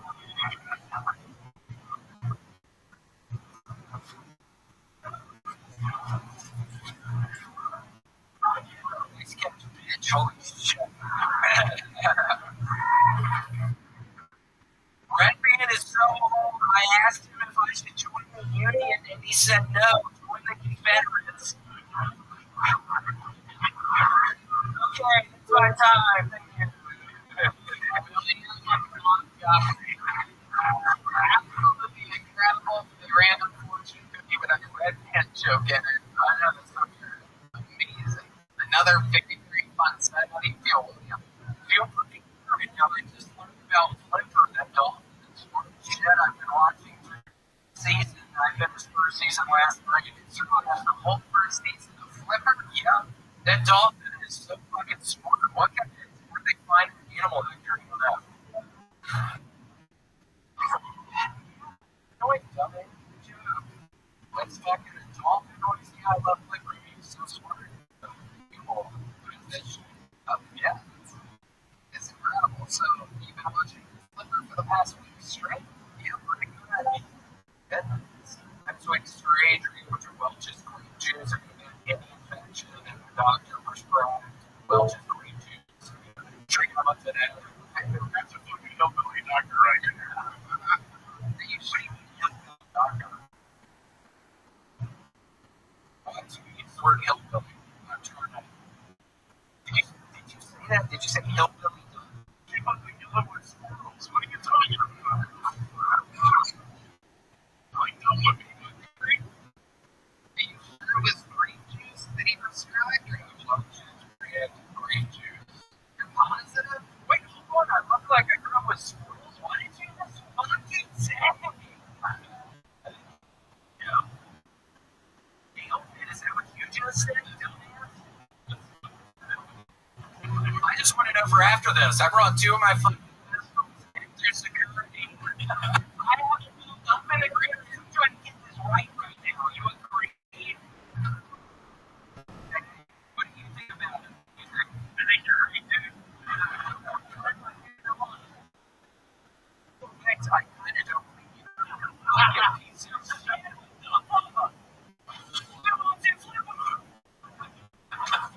I swear it's making me smarter. So fucking wise. I'm gonna name that Flipper. Hey, you know I watch Flipper almost everything. Are you ever gonna stop watching Flipper? I watch Flipper pretty much every single day. Probably not ever gonna watching Flipper. He literally is Judge Million of the water. Judge Million is such a wonderful Latino play. He's pretty much the Latino version of fish version of Judge Million. I mean, that's my main attraction to Flipper. It's like a Hispanic lady dolphin version. You've been watching a lot of TV, huh? I have been. It's been not taking Adderall. I had a horrible Adderall addiction. You know, I'm not on it, so yeah, I've just been watching fucking Flipper. I mean, he literally is such a wise little water. He's really been helping me get through Adderall every day. You do that, Tony, and then how luckily I've stopped. I want to get Adderall and get off so I can appreciate Flipper this much. Then I'm done.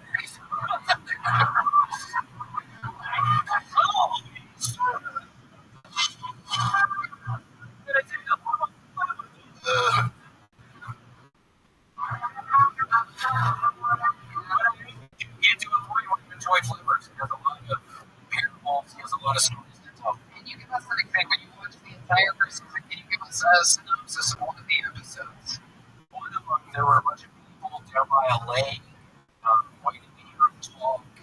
There wasn't enough food. Somebody had like a fish and some bread or something. He ended up turning that piece of fish and bread enough to feed like thousands of these people. That was one of the good ones. There was this guy with leprosy. It was just such a weird disease. You don't see leprosy a lot on television, but yeah, he had a leprosy. He went to go see Flipper, and Flipper literally put his hand on his head and healed the leprosy. There was a guy filled with demons, and he fought off the demons. Like, that was good. I mean, that's how holy Flipper was. I haven't got to the what? What? I know you're not giving me a fucking spoiler in the chat, guys. It's so interesting. The Flipper story that you told sounds familiar. Yeah, it might be like Swiss Family Robinson or something. I think that was popular around when Flipper came out. It might be Swiss Family Robinson kind of year. I don't know. What are your plans for the remaining seasons of Flipper, and are you looking forward to it at all? Yeah, I think I'm going to wait until 2024 until fall drops and finish season 2. No, man, but I should do it over there. Have you asked for furniture? I'm talking about a fucking mammal that talks to some boy. What are you talking about? No, I'm worried about it. Yeah. I'm worried about his view. Very interesting. Very interesting. It's not that funny, right? I don't know what's going on over there. Dumbass. You did say that Flipper was in a lake. Yeah, it's a freshwater dolphin. I think you can find it in Amazon. Yeah. Those are really cool dolphins in Amazon. Little eyes. Yeah, it's these little beady eyes. It's really weird. You like his eyes? Yeah, I love his fucking eyes. I mean, they're sweet green color. They're kind of like red. Yeah, when I get lonely at night, I just start looking at Flipper's eyes. And I've got to tell y'all, I can't get enough of looking into that little fucking dolphin's eyes, okay? And you're sure as shit not going to tell me I can't fucking look at Flipper. Okay, I'm going to look at him. Let's see you love Flipper. Oh, look at the Flipper! And her mom's down! And that Flipper really is going to save my life one day. When I do decide to fucking accept him into my heart, I'm going to let y'all know what I'm going to do maybe tonight. So I'm super excited about that. And then going to heaven. I'm going to go to heaven. You'll know, man. But you get to heaven on the way. What do you think is going to be waiting for you? 2 king size butterflies. It's simple for people to get to know. King size butterflies. Your little friend.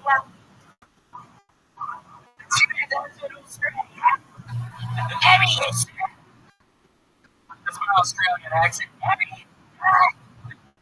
Like, there he is, with the Australian cling to it.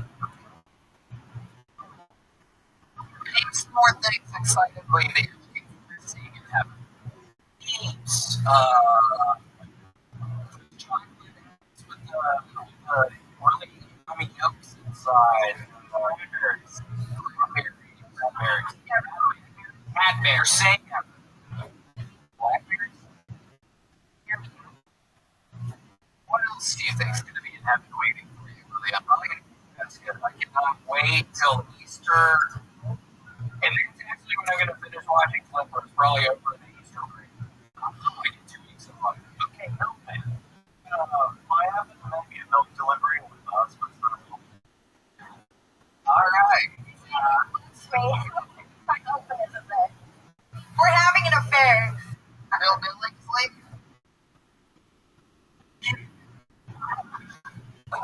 I wish you had. You've always been a fucking slut.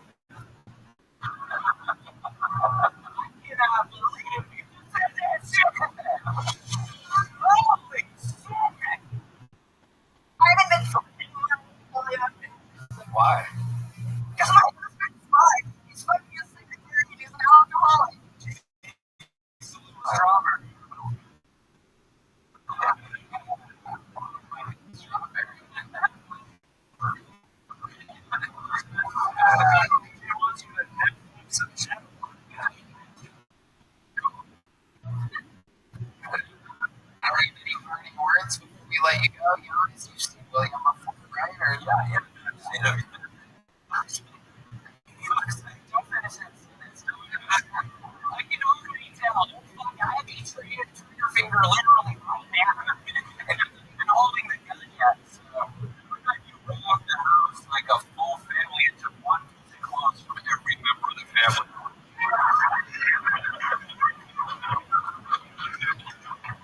Kid shirt that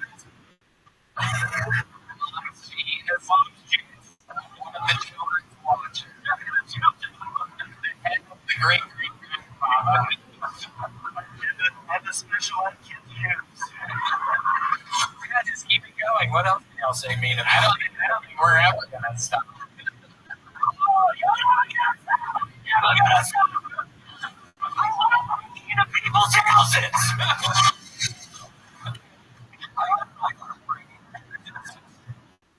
The gentleman, the green and powerful William O'Brien, everybody.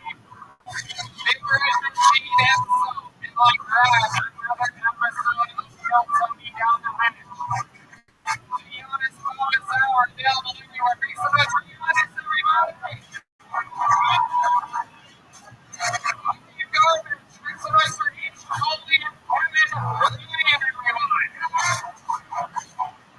Special daddies on YouTube now. I'm gonna give her Julia Watkins, everybody.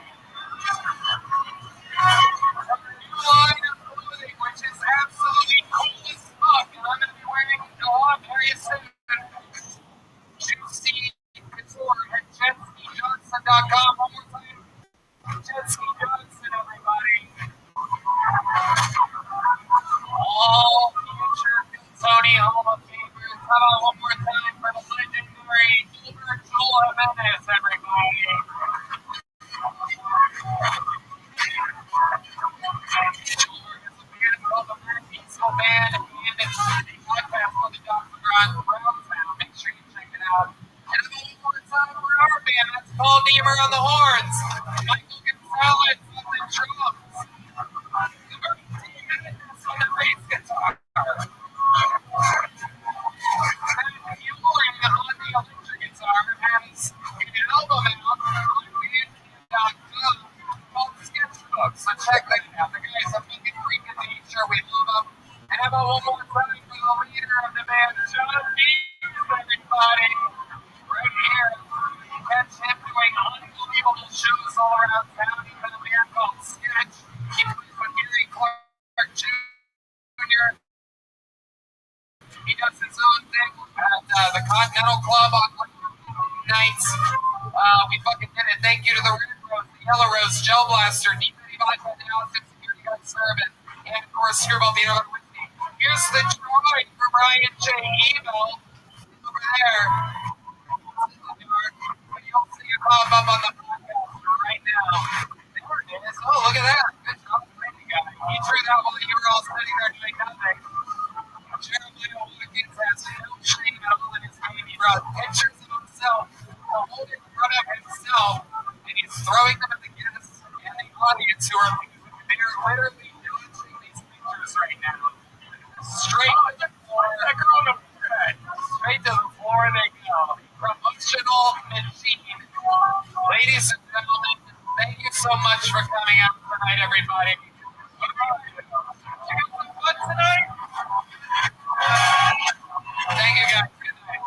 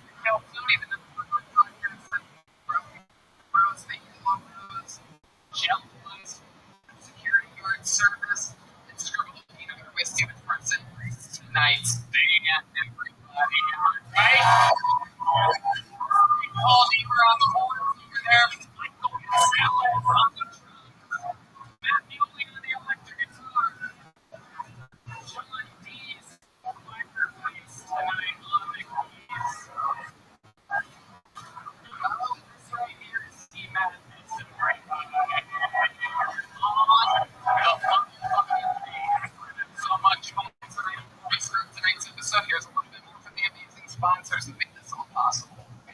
I'm going to be honest with you. I'm 38 years old, and I have never felt better in my entire life. On top of some heavy lifting, some hot yoga, some golf, some meditation, and some other new habits I've created, I'm also as hydrated as I've ever been in my entire life. It's because of Liquid IV, the category with hydration brand fuel my well-being, and the hydration multiplier is one product that you might be missing out on in your daily routine.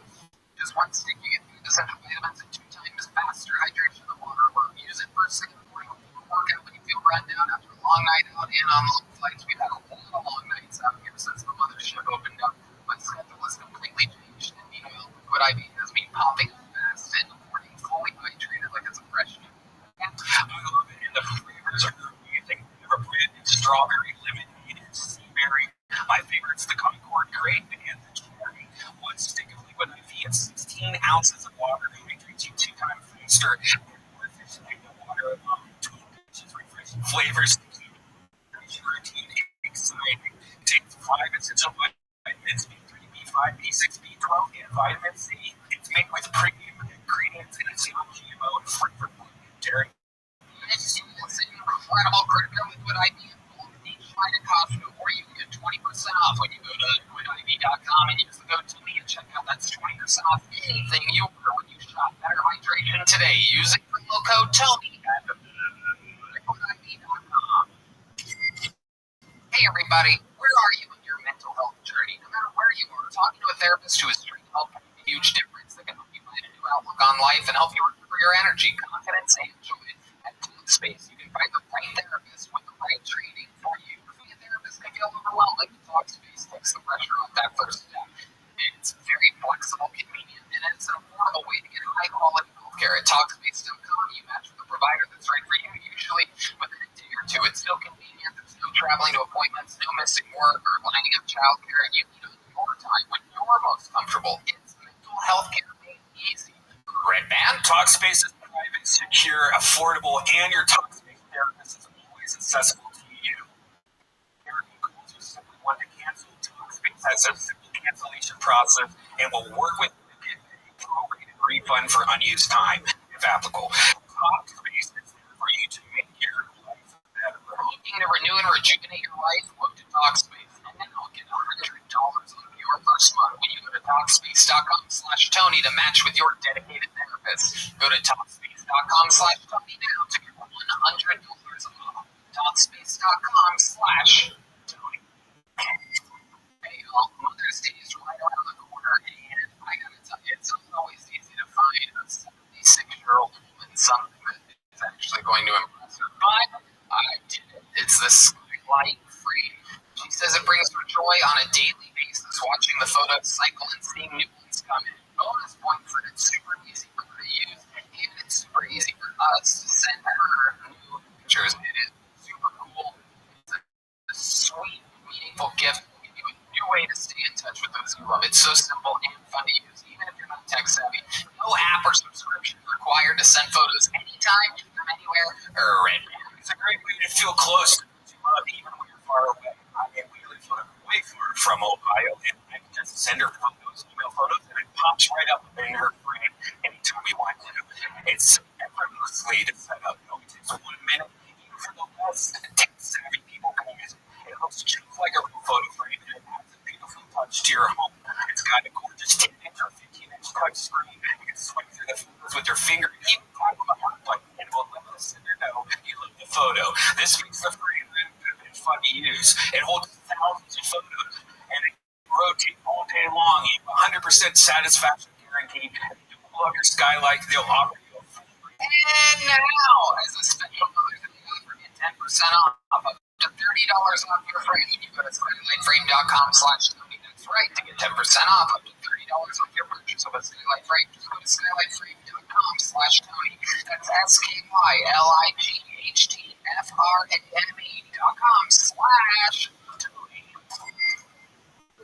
Well, I'm gonna be honest with you. I'm best friends with Joe Rogan, and it's easy for me to get tickets to anything. I used to be a normal human being like you, and I know that buying tickets to your favorite events shouldn't be stressful. Time is the fast and easy way to buy tickets for all the sports, music, comedy, and theater near you. With killer deals on last-minute tickets and their best price guarantee, you can stop stressing over the tickets and start getting hyped for the fun you'll have. You like to go out in public sometimes. Sometimes. Game Time is the place for last-minute ticket deals. Forget planned months in advance. Game Time has deals on tickets right up to the day of event. Get exclusive flash deals on tickets for football, basketball, league concerts, and more. The Game Time guarantee means you will always get the best price. If you find tickets in the same section or up to less, Game Time will credit you 110% of the difference. Get images of your seats before you buy so you know exactly what to expect when you arrive. Tickets in a matter of seconds, 2 taps and you're set. Tickets are sent directly to your phone. You never have to picture your email. That's right. Snag the tickets without the stress with Game Time. Download the Game Time app, create an account, and use code KILLTONY for $20 off your first purchase. You gotta buy tickets anyway. You might as well do it with the Game Time app and save $20. Terms apply. Again, create an account and redeem code KILLTONY for $20 off Game Time. Download Game Time today. Spend tickets with price guaranteed. Ready to start tonight's episode or what? Every single week, I have one or two of the funniest human beings in the world on this show. This week, no different. Make some noise for the great Jay Okerson.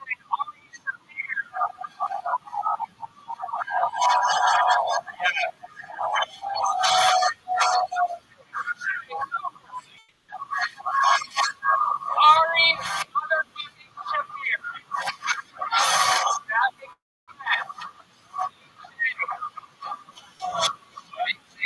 Simon the Mothership. Dog Belly comes out on YouTube. The new special from the great Jay Okerson. Truly one of my favorite. That's on planet Earth. Produced by the great Ari Fair. Ari Shafir getting into the production. I've never heard of your type of people being mentioned. Well, I got a little bit special last minute from somebody else, and turned out we have more than the story of the day. So, Ari, that was musician, we're so you know, producer, Oh, yeah. Yes, he does. Welcome back. You guys have both been on the show before. You know what the fuck's going on. First thing, the Mothership. What are some initial thoughts of this? fucking amazing. Austin, you gotta feel pretty happy this being in town. I'm stopping outside. If I gotta be critical, go on.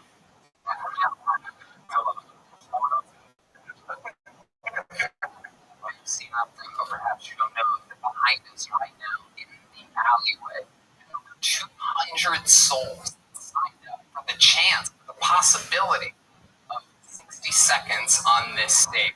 If they get pulled up in the bucket, you know their time is up. You do the sound of a kitten. That means they have to wrap it up then, or they bring out the Yankees Hollywood Bear. And I interview them, and we find out more about them. The entire thing is improvised. Big Jay, what are you thinking?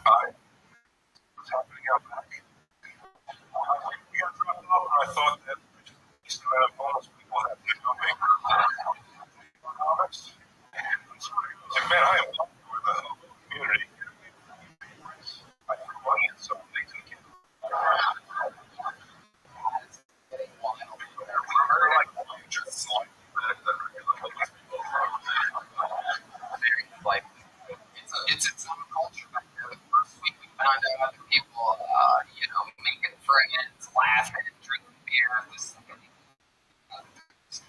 Domino's being invaded or on Saturday, and as the thing has gotten better, now there's a giant speaker who announces the name of to the show in their part, and then they hear that. And but the fun fact is, somebody was able to start their own open mic in the alleyway during the show. That's great. These comedians are sorry, that's an audience. Would you have to call city planner for Texas, baby. Ready to what? I don't know. So I can run the video. You guys ready to start this motherfucker or what? 60 seconds of comedy at the name of the game and going Tonight, everybody, instead of going to the fucking one of our favorite regulars, he's a big silly. Which can all transform from struggling open microwave rich, wildly successful touring comedian headlining sold-out shows all over the world. Sing it if you know the words. It's the song's tip.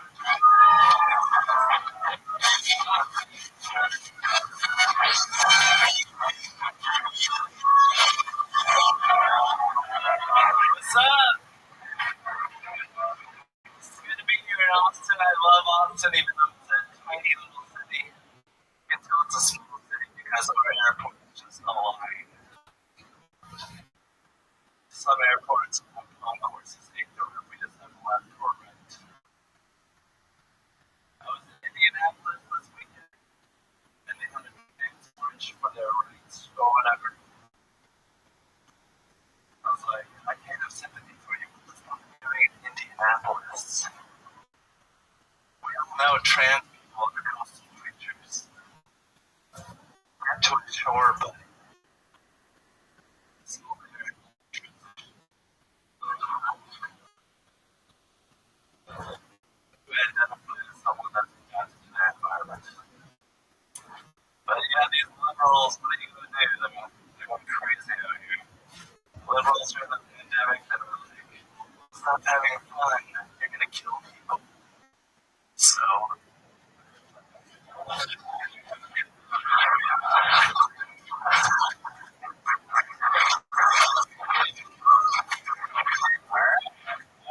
thank you. Alright, how about my stuff there? I mean, people hate their sin with the word so, but it's cool that you were able to give your sister a shout out and same.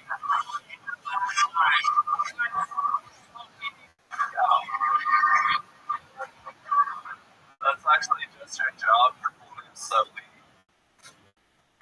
did tag a perfect joke. I love it on very liberals. Made that clear. Interesting joke on the trans march. You really saw trans march? Yeah, it was like 17 of them. Wow. Or something like they should just march to San Francisco and then I wanted to march ever again, right? Exactly. Something like that. What do you guys think of the grievances? I'm not asking you. Sorry, being here. Thank you. All right.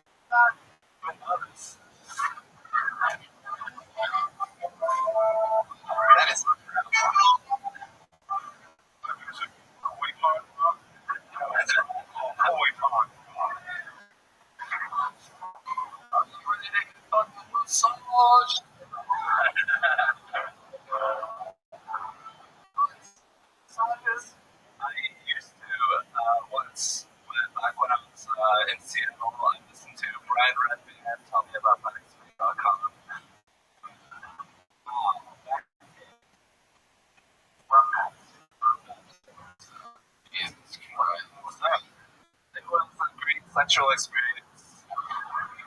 I had intercourse with a prostitute.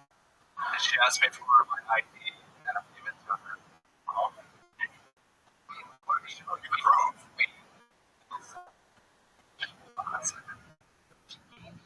You asked for your ID and you gave it to her after the whole thing was over? No, before. She was like, the money, and I $250. I was like, it's $200, right? And then she like grabbed the $250.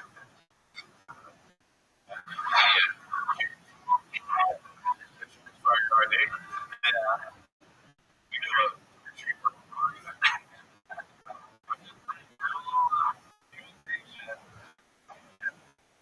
$250 for it. Yeah, what did you do? She pushed me down. She really focused on my asshole. She was really worried about my asshole. And then I did missionary here, and then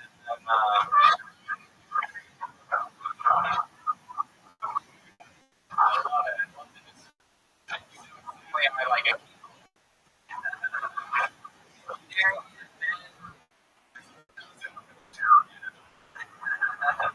that's my parents was here. But yeah, no, she was like, "Oh, you're big Korean dick." I was like, "Is it really that big?" Is it the $250? I know. Interesting. Because you're big Korean. That could be like 3 inches. Big Korean. Real color. Yeah.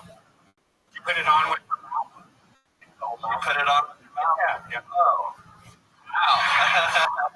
Yeah.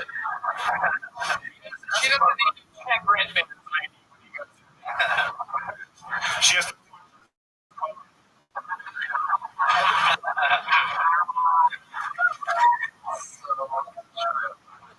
Cam, way to get the show fucking started, my friend. You do it every week. You're a goddamn monster. You have sold out shows all over the world. Killing it. Thank you, Tony. Cam, everybody. That was hot. Cam. That was hot. First name out of the bucket tonight goes by the name of Christopher Ward. Christopher Ward, everybody. So this part, they run to the back. Here, right? It's like, It's tricky. Security's a lot tighter, but technically they're closer. how about that rope? Right to this day. That would be good. That would be a He's lot. got the dough. What would be at least added fucking get fun. Yeah. Zipline sounds like Zippix, which is a toothpick with tobacco in it. New sponsor of Keltoni, so try Zippix. Like, 6 weeks flavors. you know about this. Here's Christopher Ward, everybody. Make some noise for Christopher. What's going on? So, I believe is the dumbest job because you got to deal with the dumbest customers. Right? You got the dumbest customers. You got to deal with the dumbest questions. Right? I worked in a call for about 5 years. The number one question I always got was, are you married? My response is always the same. Are you? I got most married. Yes. Number one customer. When that fucking boy screaming at me, going, you're not American. Up until the point stated, and I quote, you are not American. Go overseas, kill some Arabs. Right? Just fucking just go to the gas station for that. Go to the gas station, get some smoke, get some tickets, become a citizen. Go to the counter, it's like, sir, are you? Of course, we're Christopher Ward. Keltoni, am I correct? First time on the show. Absolutely. first time. A lot. Yeah. Be nervous. I'm not expecting that call, but I'm not wait for gas coming in here, hanging out with everybody in the back. Anyway, I'm just sorry. I'm going to stand up for 2.5 years.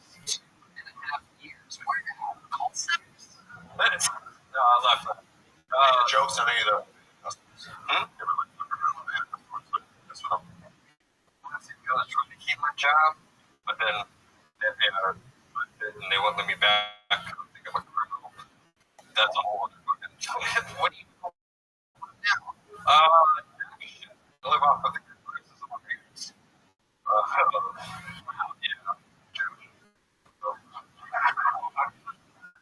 You're trying to give you money and they let you stay eternally 22 at the same time. Do I look 22? No. Rent. Yeah, I was talking about. I'm talking about parents give their kids money like all day. Cut your hair and get a job, Christopher. They would tell you that.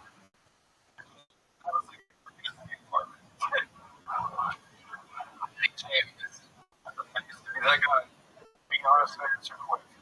What's heroin like? We all want it. I know it look that way, but it's going to be easier to explain this shit. But it just outside of convenience with your silent friends. You ever heard that one before? What do you do? I bet if you've looked like that for a long time, I bet you have that before.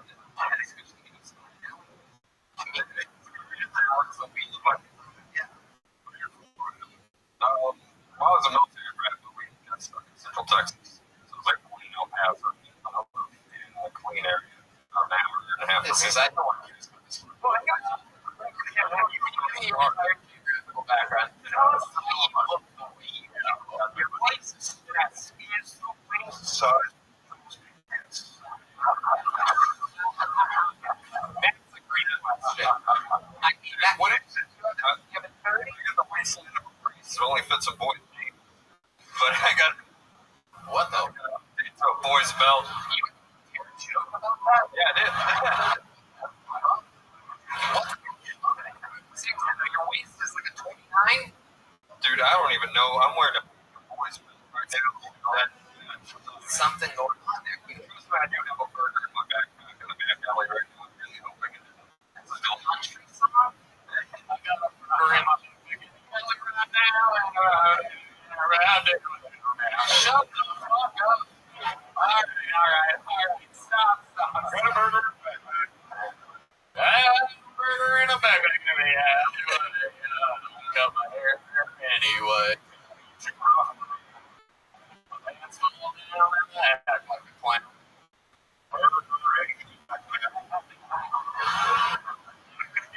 You can take everything normally when you can't take the burger from my backpack. Someone writing this down. Here's the on the street. Waited. Really give him a good plug under there. No, I didn't really showed it to my city.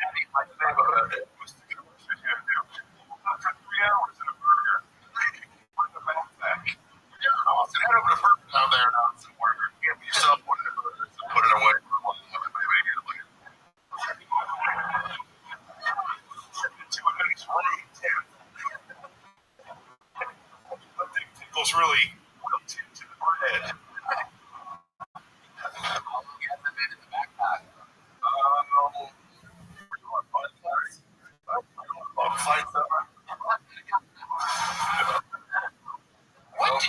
What do you do for fun? What is your story? We're trying to find out about it. When I want to have a good time, I'll figure out how to make cereal and try to put them on shelves. Have you eaten? What the fuck? Oh, no. Oh, my God. Oh, now I see why your parents are still giving you money. That's what happens when you drink fucking whiskey and fuck people. I think he's a monkey horn. Yeah. Oh my God. Oh my God. Let's have some fun. Ari, welcome to another episode of Watch Ari Shafir Kiss in a Man's Chest. So exciting. Only Rogan's Club and the first ever kissing in a chest. Old piss chest fucking over here. Kicked in his spot to survive. go back, you go.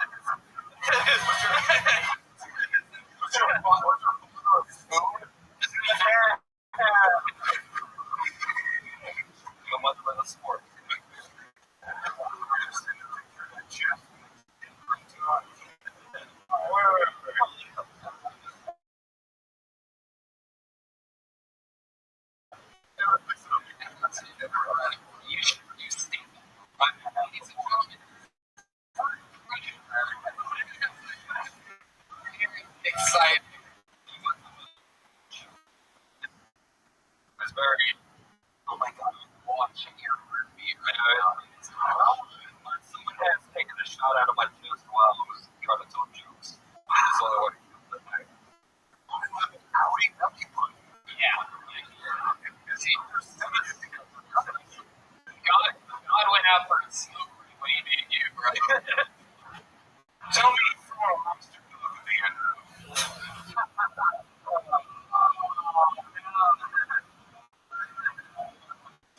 That's what you need too.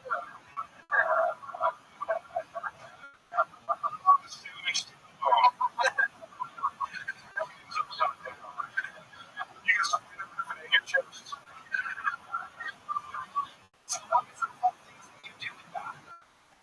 Black holes.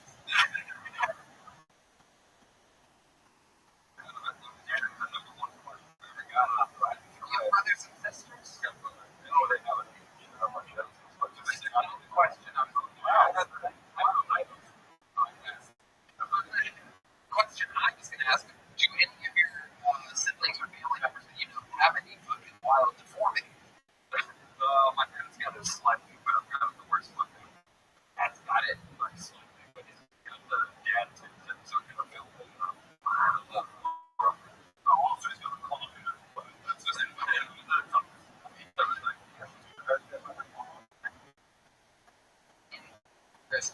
give us something to work with there. So my recommendation always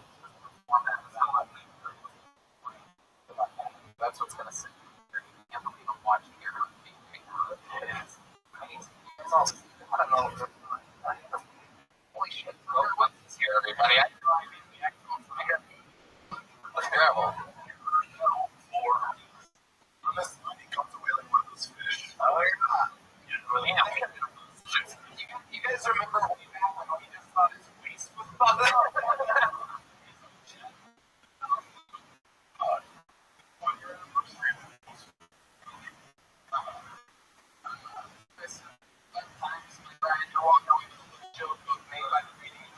Let me turn up. You lay down and I see if I make your chest. You're wondering what I am right now. But if you know that I truly have been more excited. I like my overhand shot here. Okay. All right. Here we go. All right. I got another one. Wait, back down. Wait, what the fuck? Oh, you got weed. Oh, shit. He's walking away with some weed. Oh, that's close. I got another one.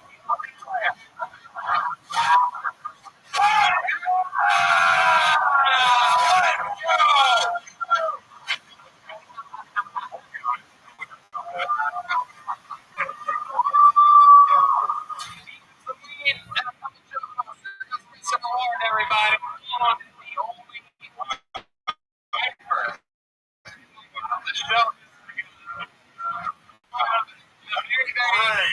This is a fucking surprise.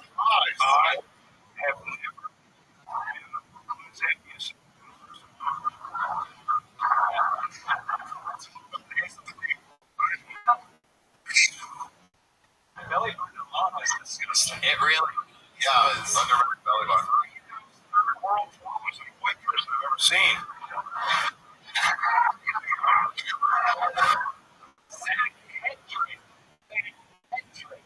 It's fun. Kills you. You got a hair-lip chest. That chest was in. Did you guys grow up with somebody that had it? No, I didn't see people that had it. Go high. Yeah. No soul.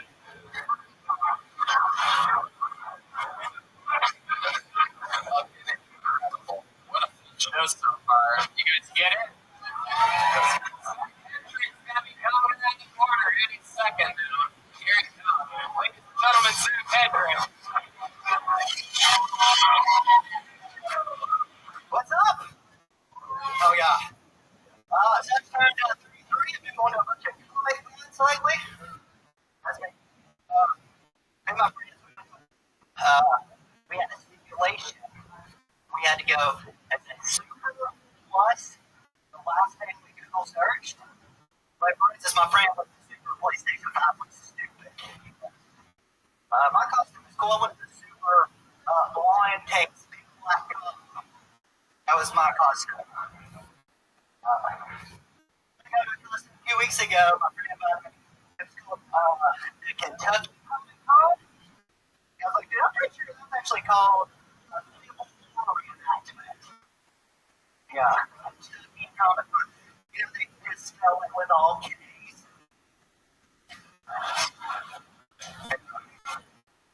Yeah, those people dressed in black are not stormtroopers. They are storm the Capitol troopers. That's thank you. I feel like you've been on this show before. Welcome back. Welcome back. I feel like that was better than your other sets of time. Am I correct? Yeah. Yeah. Perfect. Absolutely. I'm running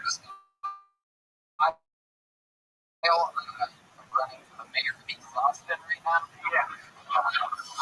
How long have you been in all gay spin class? Long enough. Remind us what you do for work. I work for Amazon. Amazon. How long have you been doing stand-up? 4 years. 4 years. So you're in Austin. No, mostly in Tampa and Alabama. Tampa and Alabama. Man, you need a abortion. Yeah. Sounds like police have to leave if you get in trouble. What, say that again? Where am I from? You got to change your police. Soul Shovels, Alabama. What are you running from? I'm running from everything, dude. Like, wow. Child support. Yeah. Oh, you knew you were going to make.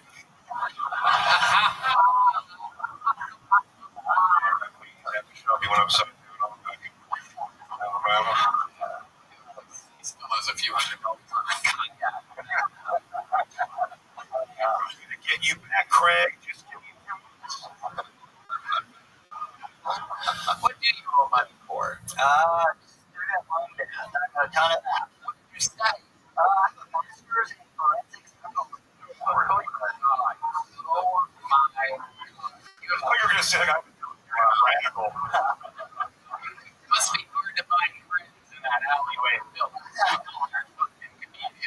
It's crazy. This is what the guys with master's degrees look like. What's going on out there? Hey, Charles Manson. Have you ever done anything with that amazing degree? Why is that? I got into school and then I just decided I wanted to do comedy and then just my life has sucked ever since then.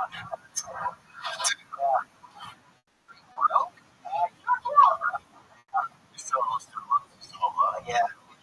Probably 60,000. Oh, God. Worth it, though, right? Yeah. That was your junior forensic psychologist now. Yeah. Okay, say that. Yeah, do you ever see any cases and like try to come up with it? Now, Not even interested. not anymore. You ever watch this video? See if you get the killer.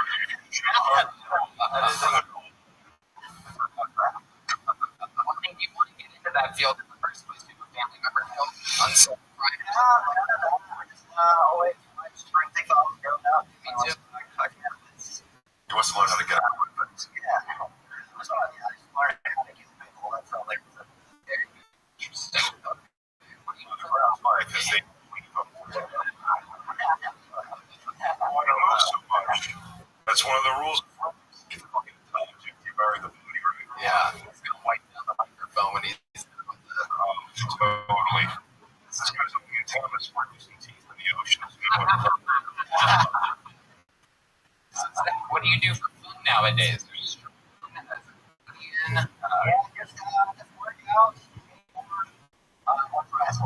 pretty much it's my shit. Really? Yeah. That sounds like the pro food Not on stage. Oh, he's gonna do it somewhere. If you were going to kill somebody in your body with your master's degree, what would you recommend to the Kill Tony fan base on how to get away with murder? Yeah, acid.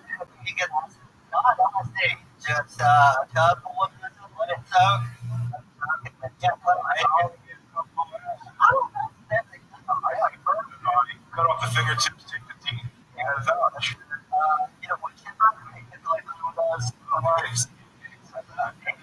a good one. That's a good one. Bodies take a lot longer to burn, a lot longer at a very high temperature. And the wood chipper would shield the enemy all over. And the wood chipper itself, I basically have a master's degree in forensic.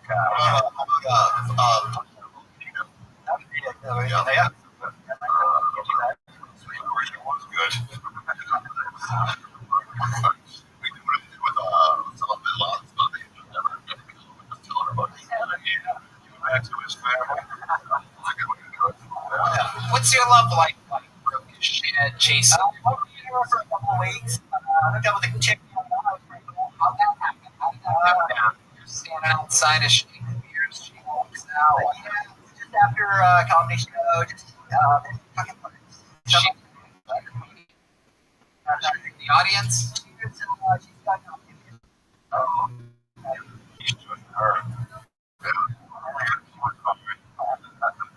And is your speaking in the past tense? Do you use any of your forensic experience at the end of it?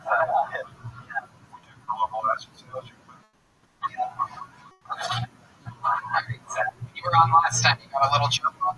I got a joke. Really? Oh, you already got one. How about quick? Unless you have a hole in your chest, like a throw it in, I'm not giving you another one. There you go, Zach Hedges, everybody. Solid appearance. We have a special treat for all of you.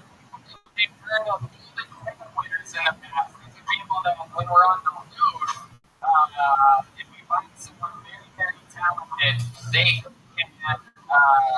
perform on Kill Tony in a minute. And then anytime they want, they can come to where Kill Tony doesn't get on. This is one of the people that, one of the first people to ever win a golden ticket over 5 years ago in Washington.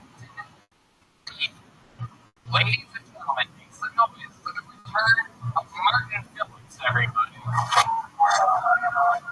Very interesting. Before there was Eric Palmer, before there was Michael Leonard, this is Martin Phillips.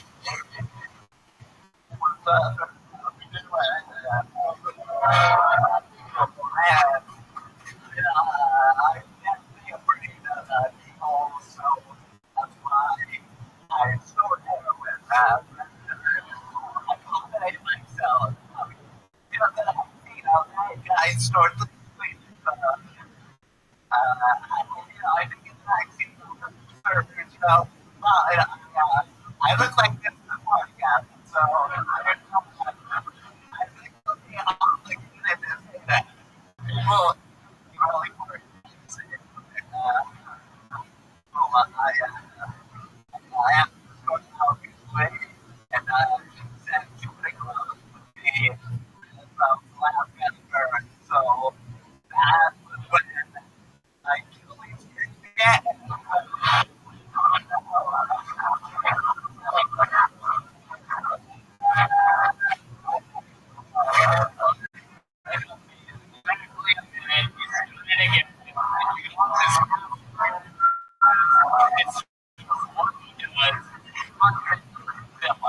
Welcome back, my friend. Value in DC about 5 or so. How's everything been going since the last time? It's been rocky, you know, it's been okay. I'm not really out in DC, but yeah, first I never the academy. Yeah, I know.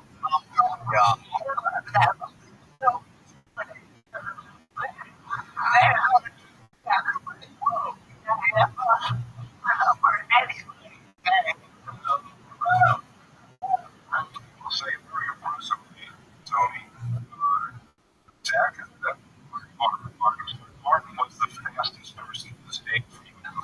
a full minute.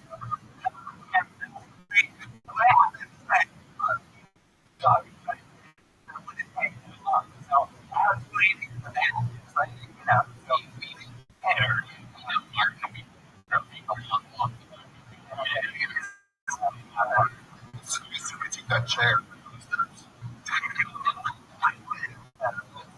Now let's talk about your disability. I don't know. Does that come with like the diagnosis or something? Special needs and big and small. The big and tall part. Yeah, I don't know. It's like a TV screen at 4:30 a.m. Yeah, I don't know.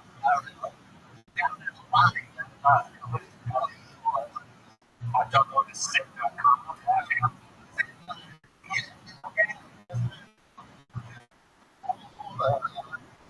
Is absolutely incredible. You have your own style.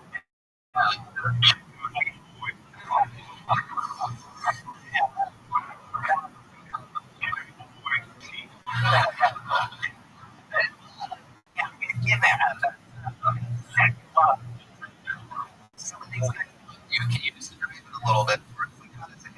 You're so fucking kidding me. It's like fighting.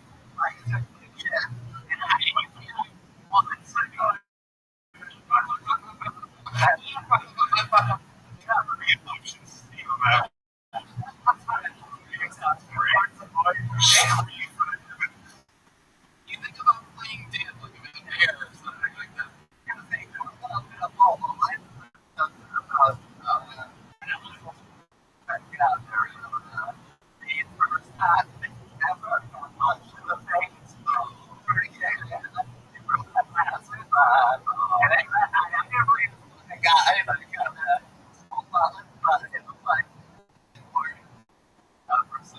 So everybody was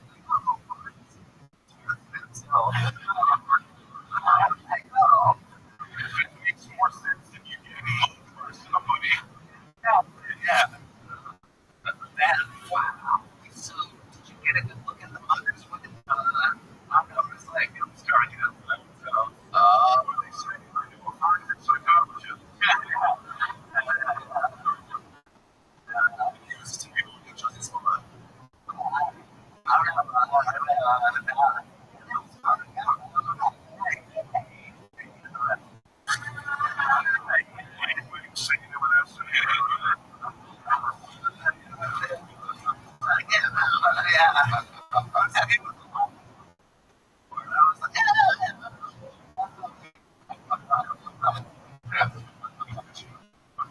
Well, they have no heart, that's for sure.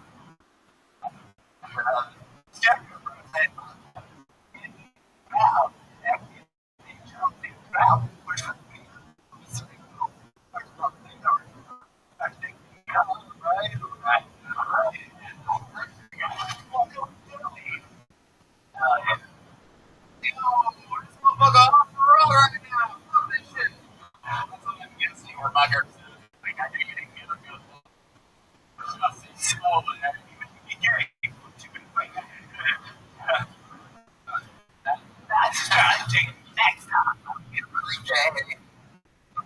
Oh, let's turn into it. Oh, wow. What did the parents take from you? I know you didn't have some.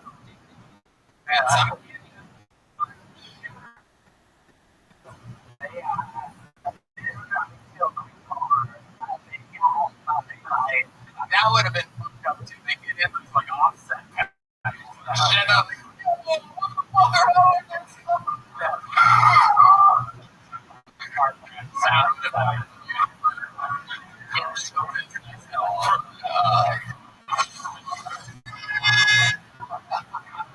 Yeah. Taking your child off the top and your feet on the fence. I would be happy.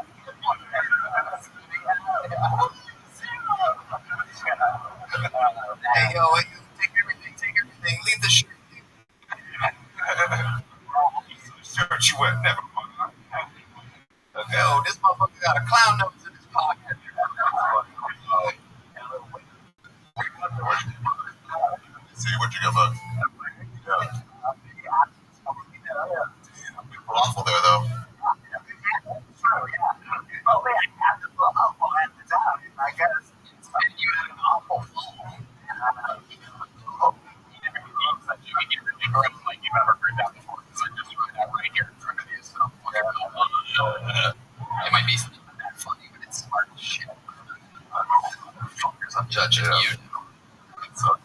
So, do you have other shirts like that?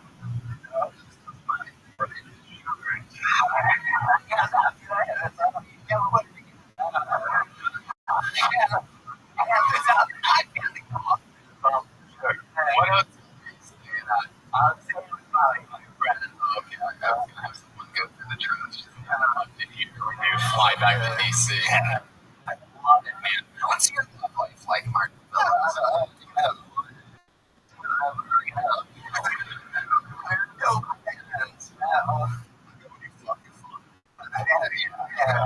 I appreciate that up there.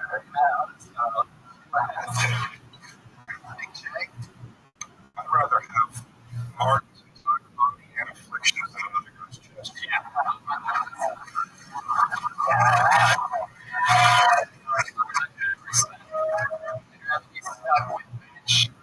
For the rest of my life, have the other guy's stress. It is incredible, Mark. You're a goddamn machine, dude. I love it every time you go to the hospital. That's what being a golden ticket winner is all about. You've already got everything you can imagine. You have one of these already, right? Take one anyway. There you go. Mark Phillips, everybody.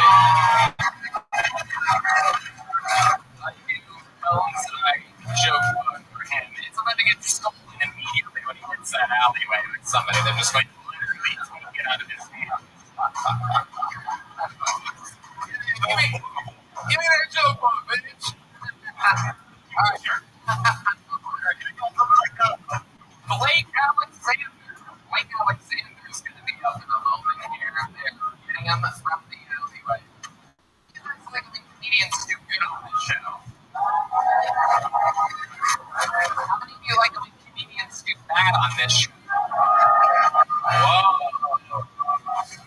We're doing a gel blaster available in stores everywhere. It's a gel blaster for you in the back. Oh, okay. Blake Alexander, everybody. Make some noise for Blake, everyone. How's it going, folks? It's just me. Hey, I got a cool family. My aunt's disabled. Yeah, she's a full-on card-carrying retard. And a very disabled aunt was somehow allowed to marry this dude who's barely disabled. I'm just thinking of using my aunt as a flashlight.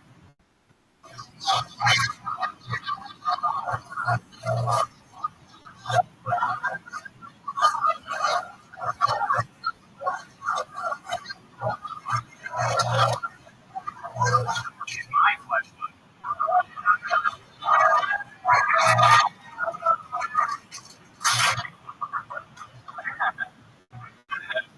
I don't know if you guys know this, but there's a group of humans that has a 0% suicide rate.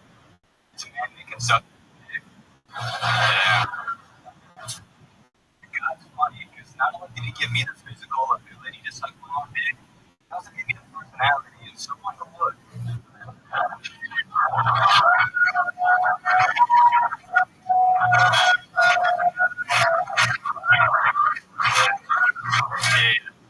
For anyone curious, Blake Alexander, what were you going to say there, Dan?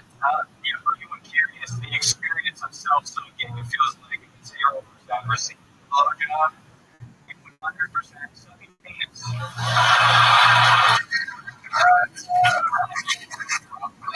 Blake Alexander, welcome. You've been on before, right? Never.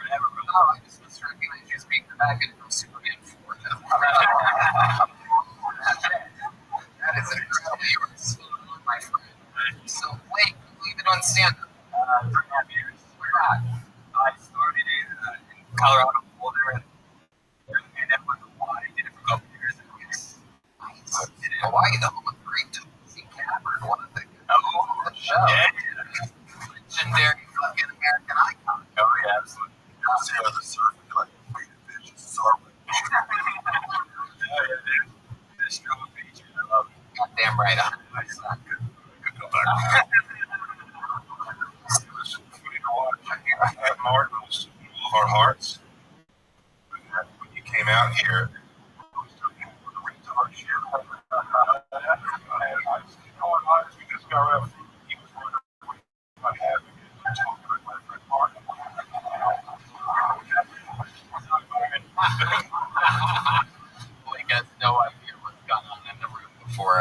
none of these people that don't get to listen to the show or anything.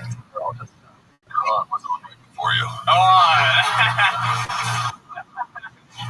gonna be on her right after this. So Blake, let's talk about it. What do you do for work? So I was doing some software after college. That's what I went to school for, but now I'm bartending, managing in a restaurant. I was 6 years. Oh wow! Yeah. How long have you been bartending for? For about 6 months now. In service, like a year. And my friends did my work. So I just wanted to be in front of people moving around. Wow. Okay, so you're 6 months into bartending. That's probably anything crazy. Yeah, so me and this guy recently, he was trying to offer me coke, so I was like, this dinner, and he's got an excuse, so he's a green veteran, but if he was trying to buy me a shit, I got me some coke, and it was close. I was close. Yeah, exactly, 100%, dude. Exactly, I respect this beautiful country.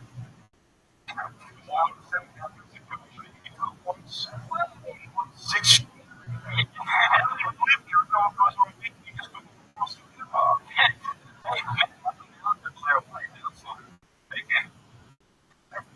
My mouth is like into a restaurant. Like once, like really long. No, he's a beautiful trans. He was picture with those. Yeah.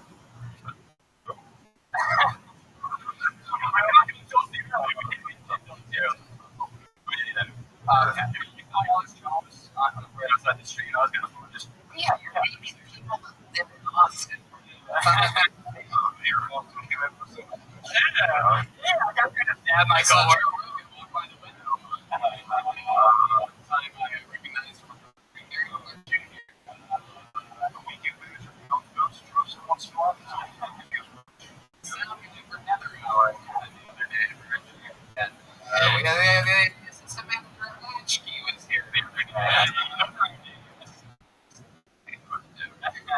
Blake Alexander, tell us more. What do you do for fun? You're away from the computer. You think you're not a nerd anymore. This is super corny and vulnerable, but I'm really into meditation, mindfulness, the present moment, stuff like that.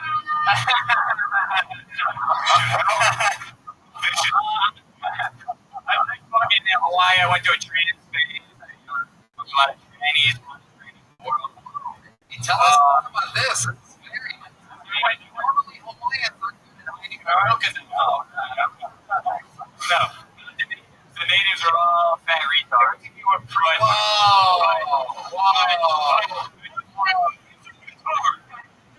But the import, brother, the import, the Thai. We were talking 3 years ago about the training strippers of Hawaii.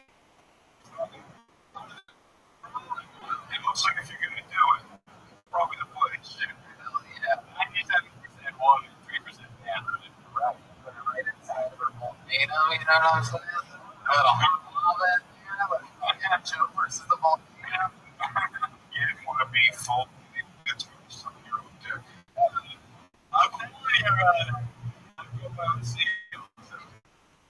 One of the condoms that you use. So what was wild? Give us an example of a wild night with a Hawaiian trans. Yeah, there was just this cute little Thai. It's like Asian trans with this trans.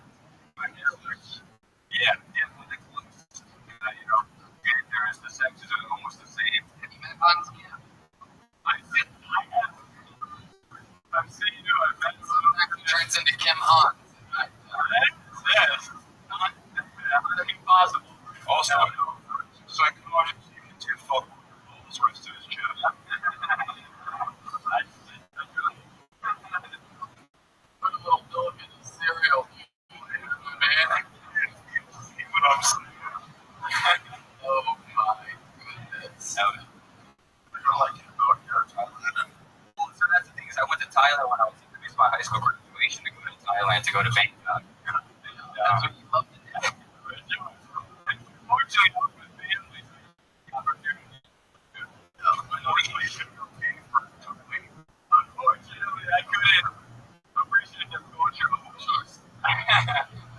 So yeah, I had to revisit.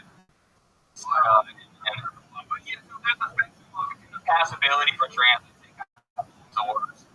And you kind of it's like, what are you, a jury? I think that's because it's got a like a Brazilian Latina dual. But easy. Not cute. Yes. Again, with this question, you don't want the small time travel up target here, or you want a monster home. Not on the trains at all. Casino money. If I'm doing it, let's go with that monster home.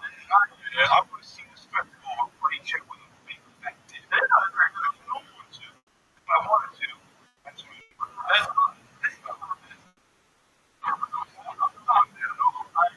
My girlfriend tell me pretty narrow. I want to swing her. Yeah, it's fun. I try to do about to experience life. For me, if it's swinging and standing around, I don't really care. Yeah, sure. Maybe ride the inconvenience. Like something that we're talking about, sure is on the table. Five queens.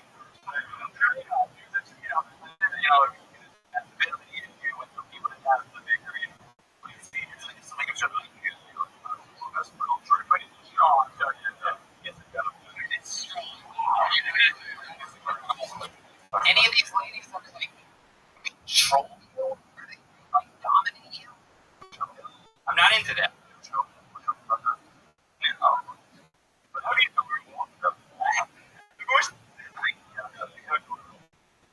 Wow. Yeah. It's specifically like all states of all states.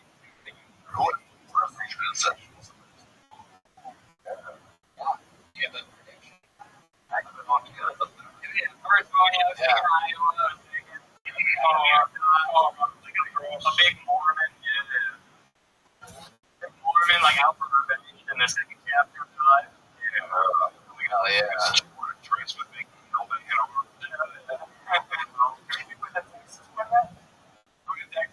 Remember the Texas trans? Yeah, the old fucking, you know what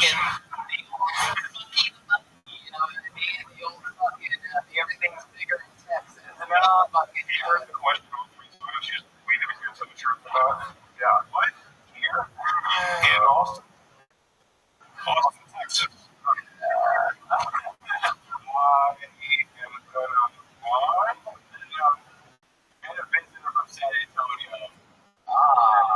like San Antonio. So much fun, Blake Alexander. Fun set, fun interview. Going home with a cold mothership, handmade tech. Alongside. There he goes.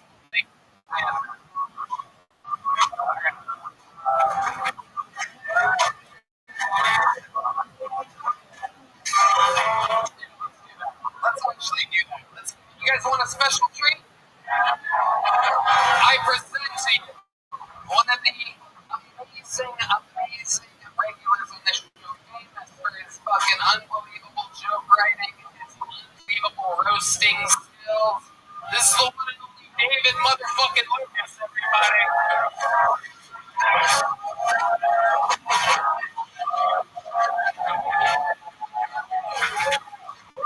Man, I just ran up these stairs.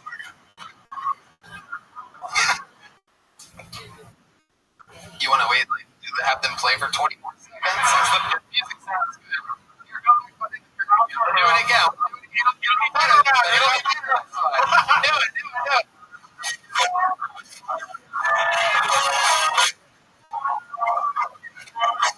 Your next comedian is a breath of fresh air, everybody. You might know him from his amazing workout videos on Instagram, where he takes pictures of what he did that day at the gym. Ladies and gentlemen, I present you one of my favorite comedians on planet Earth, the great David Lucas, everybody.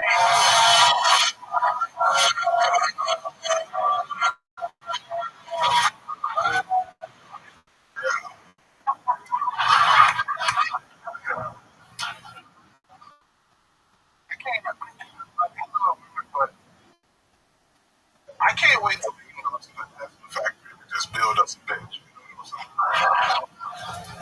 I'm so ready for that shit. Like, she don't even need to be that functional for me. Like, she can be like slightly above Asperger. Like, she needs to be a therapist. I don't give a fuck.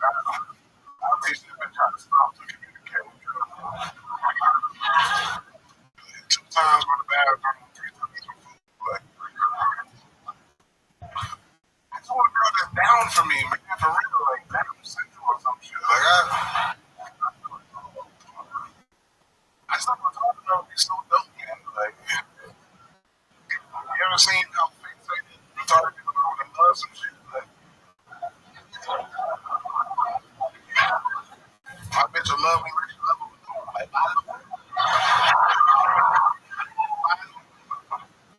I just want her to love me like she love the color yellow. You know what I mean? All right, man, that's my time. This episode had heavy use of the R word so far tonight. And by heavy use, I mean David said it once.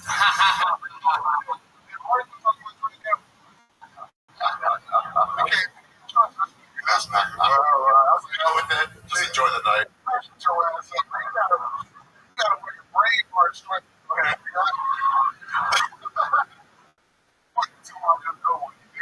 I ain't you.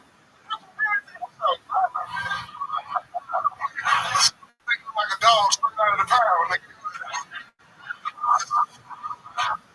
gotta get on in 6 months. I already don't know how to get right now. Niggas just going too good for that. You gotta go no hard. Why you do that shit, man? All people like stuff here. See what I'm saying?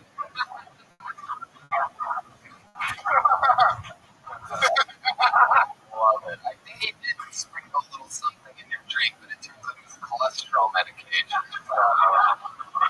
Somebody is negative hormones in your drink, nigga.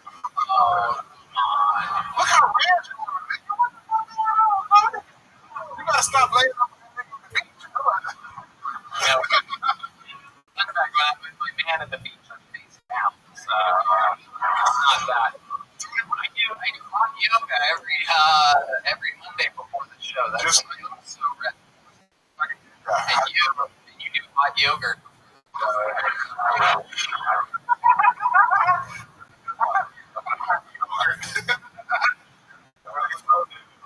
Steps. You really are. That one goes to the back. No, the back out. There's like exercise steps back there. Long to get up. I don't know if vaping drink is making people do it. Man, I say you back there to catch your breath, and then when I think my cardio gets better. oh shit, are you fucking bike, dude? I was riding my bike down the driveway like this. I'm like, what y'all doing a helmet on? No, they weren't honking, you were in the lane. You're hanging out into the lane. The bike lane is not wide enough for you. They're not beeping if they were. If you ride a bike, you won't have no seat.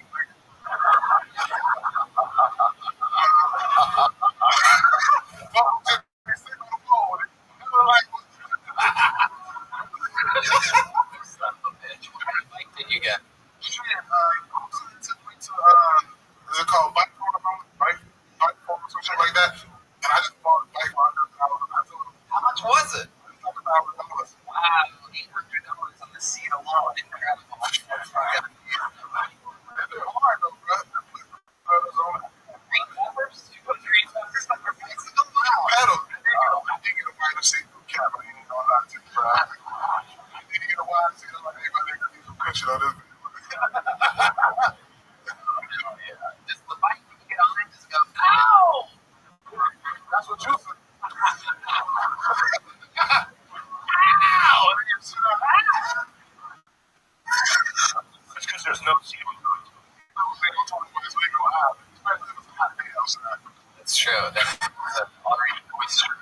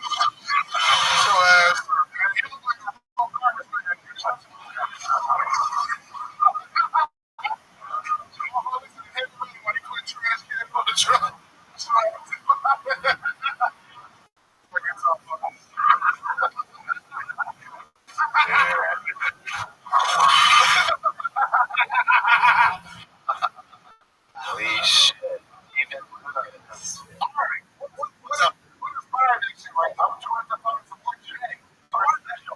We shake this off. I always do one side of my hair ring red or some kind of color. Oh, so soon I had that around, so I had to freshen it up. You just had to. Oh, so why do you spray the top? Like, people have problems with that. What's that up to me? I got too much money to walk around here bald, nigga. I got too much money, especially all them kids in the back.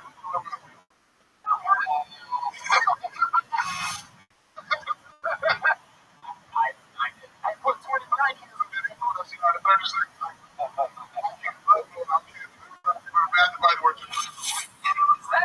All these stereotypes, I had no idea. I don't know about candles, like dads are always there for the children, white kids don't blow candles.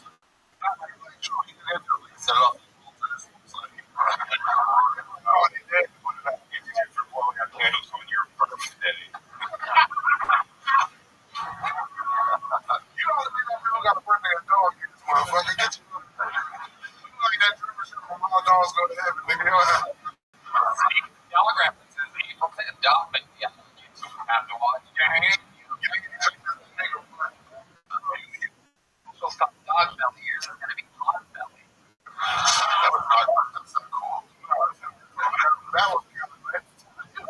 That's not hot because you're say that.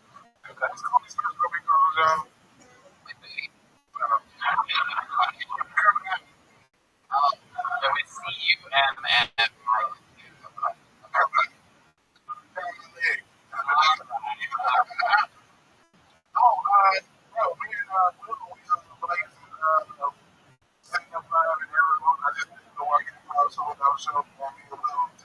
Arizona. It's funny. I appreciate all of them, man. It's a great day to live. It's everybody. It's a lot easier going down this interstate. With a fucking window. Oh shit, it's still. Big Al Gonzalez is next. I don't know, Gonzalez. Big Al Gonzalez. We know Big Al. A while since we've seen him. You guys still having fun out there?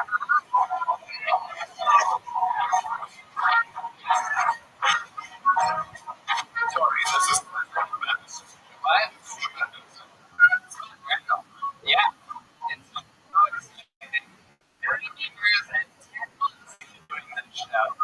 yeah. Here he is, Big Al Gonzalez. Everybody.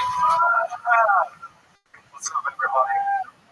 I love your Austin. Last time I was here this week, the show, you were so funny. I was like, thank you. You said, buy me a shot. I said, wait a second, that's not how it works.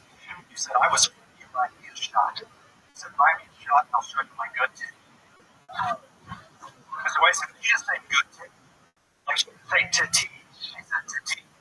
I was intrigued. To be honest with you folks, I see my fair share of good titties. But I would have bought her 2 shots just to see that one shitty titty that you don't want to talk about. Like, how shitty was that titty? Like, I've seen some pretty shitty titties. Like, you ever seen a titty with hair right around the nipple? Yeah, I'm not the areolas. That's great. Ladies are laughing.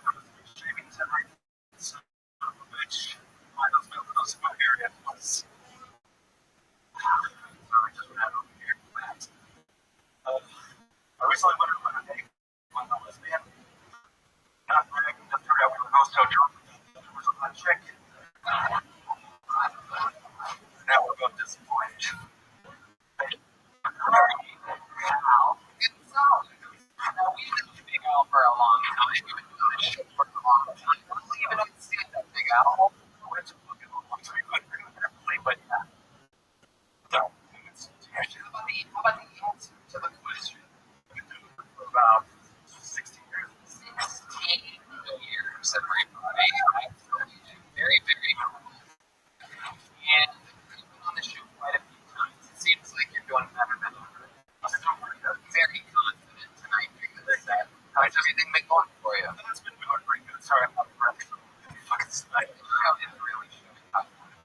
We're all fucking out of shape. You run right before they have to go upstairs. You don't have to run. No, I had to run. I was literally on the other side of the woods. There. Really? Someone did your show. For a lot of people from West Ham, well, this side of No, I'm kidding. Come on, Michael, sit down. I'm sorry. All right, so Gal, how do you make money? You've been doing this for so long. Make a living. This is me. I do. I make a living. I've been on the road since 2015, so I've been nonstop working every weekend for fun. So I was working with Trevino when I moved out here. So I moved out here back in 2015. So my wife got a job at the University of San Antonio. And so I pick up finally in LA out here. San Antonio. Antonio.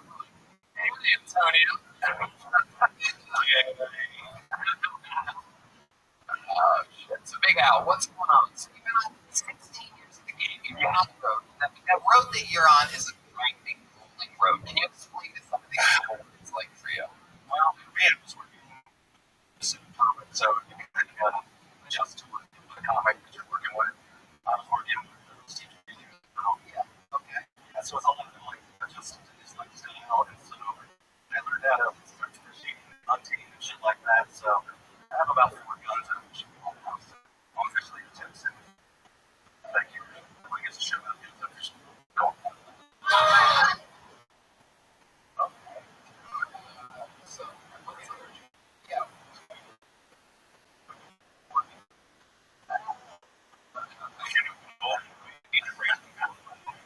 Give you a good quote. What else? Give us something interesting. I've been doing virtual reality. Whoa. Is that a thing? Everybody's shaped like that? I mean, it's kind of too big to let your show like virtual reality. Right. Everybody's cool. I want to make you can do it without being out of breath. That's true reality. Like shuffling your feet back and forth and moving forward. That's our whole place in virtual reality. Most places. We are right. No, that'd be our form. Like just other stuff.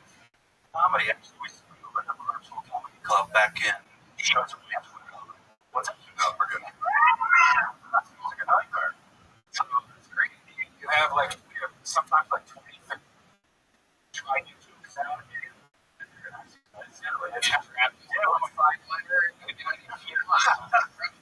then when people sitting at the fucking desk and helping out, most people like they went to Zoom comedy. It was just kind of depressing doing Zoom comedy. So a friend who owned a virtual reality company, he can you help us do a comedy club? And I was like, sure. So I was a consultant. I created a virtual reality called Alternative, and we've been doing it since then. Yeah. Well, so it's not like this, but there's about anywhere between 20 to 80 virtual people in front of you at the time, plus people who are streaming and watching it live. So like avatars? Avatars, yeah. It's like a bunch of different styles of people. Oh, that's weird. Yeah, totally weird. Just like an Asian Nintendo Wii girl, like Gus in Idaho. I'm a donut artist now, and I'm a big fucking frosted donut with chef tats. Perform as a donut. I perform as a donut. Fucking cool. You know what? Kudos for getting the VR instead of killing yourself. Yeah, 100%. Walk into a comedy show golf and then just they won't know. Yeah. You can technically send it without pants turning those. It looks like a donut's winning it off. It looks like a donut's winning it off. Correct. Wow. Just got a corner coming out of it. Just because the handles that fucking go with your motion over it, they can see everything you're fucking doing. You would drop one hand on pound one. You could technically. You would just hear them breathe very heavily. So, what's the Big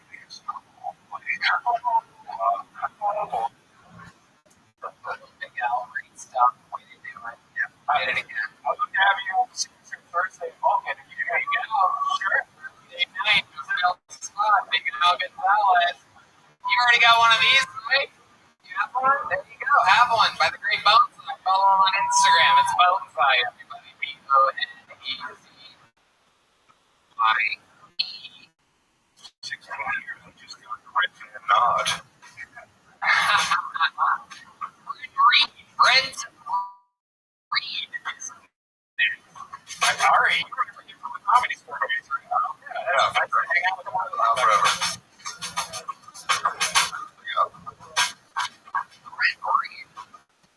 How's everybody doing? The guy in the cowboy hat. What's your story? Where are you from? The border. Which border? Whichever one needs them, right? Here's Brent Reed. Make some noise for Brent Reed. All right. This is fun. I wish I was born a different shirt. I can love my Ace Ventura penis detector. That's what I'm. That's why they stop me. It's on the spectrum. I did go to the gay bar recently. I'll tell you what, we real at the mall at the gay bar. Lots of free drinks. Lots of free drinks. Buddy of mine, I think that the reason I get so many drinks for me is I look and sound like the host of a gay show. Like, come on down, boys. You are the weakest tweak. That would be the name. My buddy says the reason he thinks I got so many drinks off for me is because I get on bottom vibes. So, next time I get to the game, I might every son of a bitch in there and drink. I'm a top. If anybody's fucking anybody, it's gonna be me. I just moved here from Alabama, which surprises people because I'm, well spoken. I called my dad today. I was like, hey, how's it going? He's like, brother, if I was any better, I'd be twins. Can somebody here explain to me what the fuck that means? He always had those phrases. My favorite one growing up, he'd be explaining something, and I'd give him advice. He's like, brother, I'm the one fucking this thing. You're the one to hold it down. You ever heard that one? All right. Thank you. All right. Reed. Welcome. Brent. Thank you. First time on the show. Thank you. My roommate actually just appeared. The guy that hit me. Okay.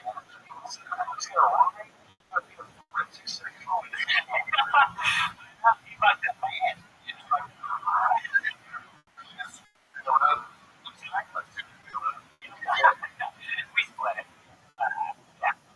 You paid me He just paid with with his butt. That's how he plays back.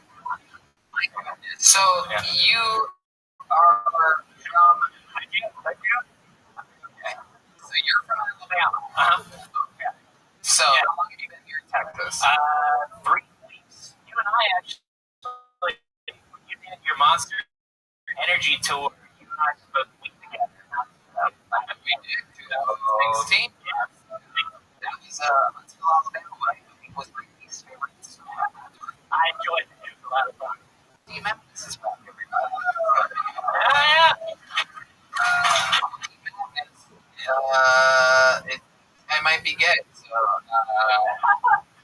I'll get you. You don't see me coming. no, dude. sit down. Just hit the holes. So Brent, are you gay? No, not at all. I don't. You just come out here to the play. Just give it a play. Just like you like. Thank you. That's a lot like me. Yeah, I guess. I missed the narrative. I thought he was gay. Yeah. Yeah, I miss you. I'm super straight. First ring. Exactly. Tell my dad that I'm gay. Don't tell my dad. Yeah. Your dad thinks you left football somewhere else. 100%. I had to tell my dad that I was moving halfway across the country to pursue comedy. But oh, you're leaving your girlfriend and moving to Sac, dude. I got you. Yeah. Girl, I did. Why'd you leave? What's your ring with you? I asked her to. She didn't want to. you left your girl in Alabama. So maybe by any chance. I don't get that girls in the alleyway. The most famous person. Oh, shit. I thought you were talking about a good one. Sorry. No, but you should know that you have similar strong taste to what you're forward to. Thank you. Incredible. That is absolutely frightening. That looks like something you get after fucking an Hawaiian transfer.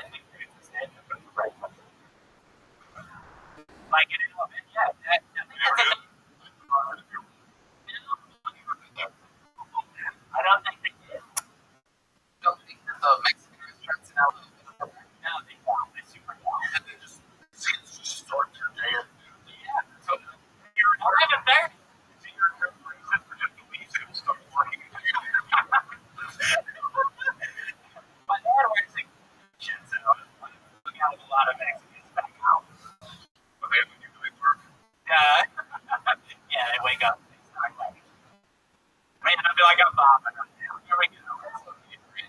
Fill in the extra space. So we're into somebody have any special skills or talents or something? Special skills or talent. Anything about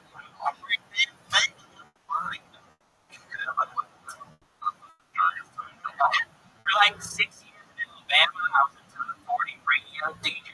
So, can you toss a radio song for us? Let's hear radio. right, all the hits, 102.7 Kiss FM. That was big by shit hits. Next, next is some shit by Ariana Grande. Next was the just Brent Reed. That was the same. Yeah. Brent Reed. Hey, buddy.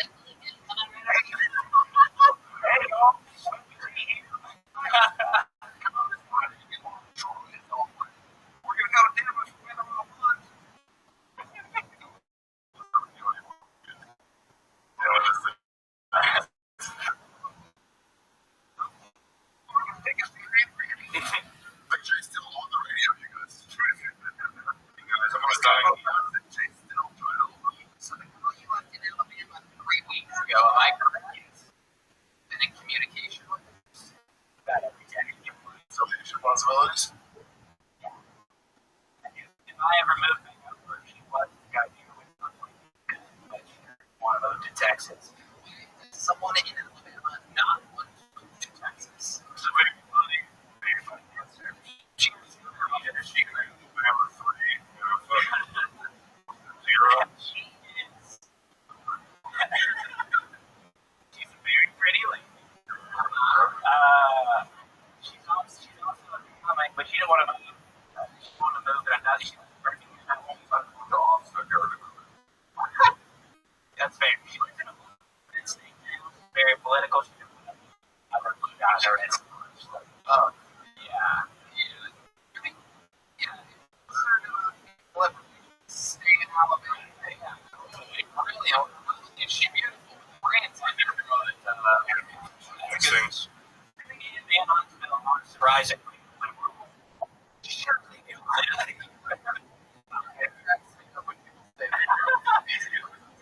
Friends, for sure. Yeah, like saying that's the warmest city in the Antarctica. Mexican breakfast.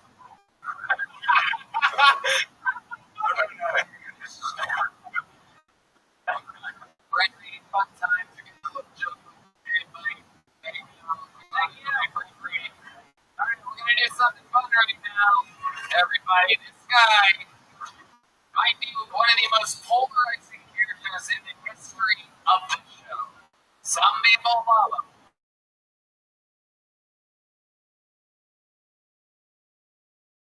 Some people times on stage.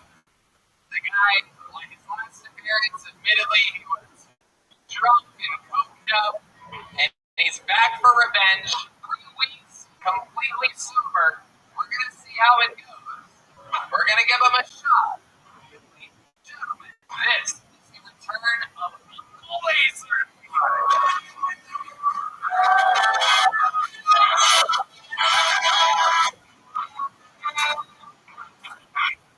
Just players ever take the turn on the red car light. That was against the law. I'm here to tell you that's not a real fun. Okay. McDonald's French fries. I'll see you something turn that light on. Come on, the sun on the back of the shit out. Like the way you do it. She's goddamn light on. I'm so close to the too. You and your CPS, y'all gonna have to lay down with the smelly kid. I'm seeing. The silver teeth in her mouth, the back. That's one thing. That's not fucking illegal. But I'll tell you what is illegal, man. Have a little retailer push light between your legs while you drive. That's fucking illegal. I got pulled over the other night. I said, son, you know what? I said, I got over there. I said, no, what the fuck are you doing? 90 to 45. You're swerving off the damn road.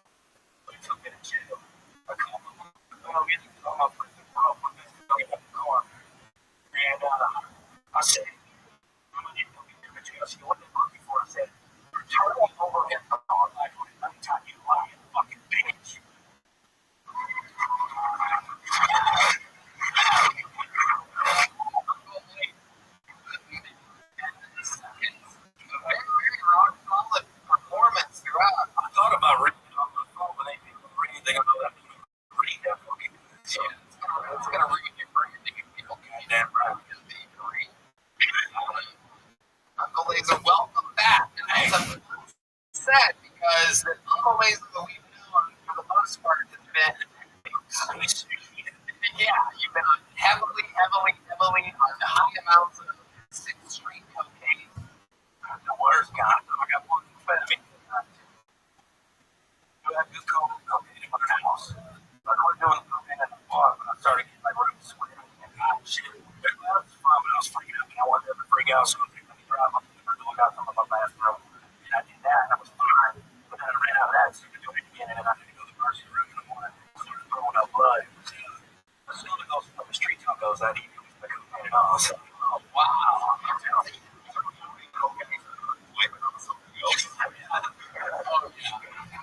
Oh, yeah. Exactly. it turns out I had some. That's what I want. Yeah, that's why my heart stopped. Am I right?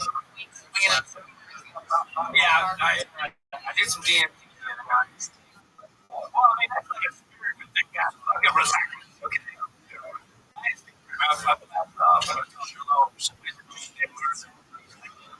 Okay. So, for the nose.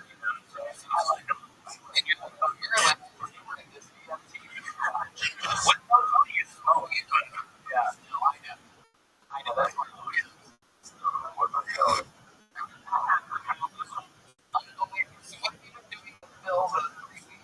Because you were really in it, man, right? You were doing it like 8. Yeah, it's pretty.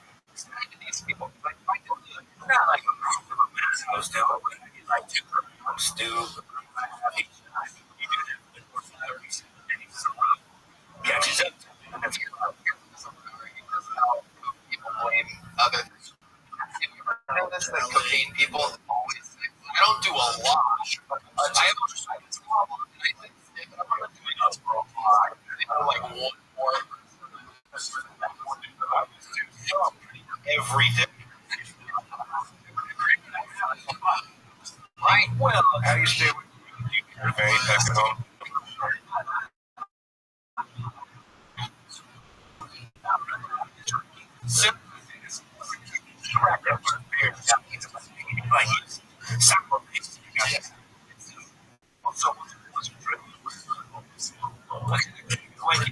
Black out.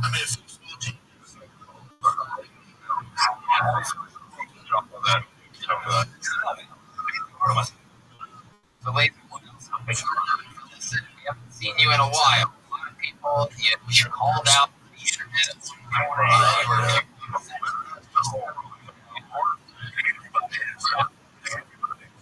You were saying? Weird shit. Long ago. Yeah, I don't know. That's like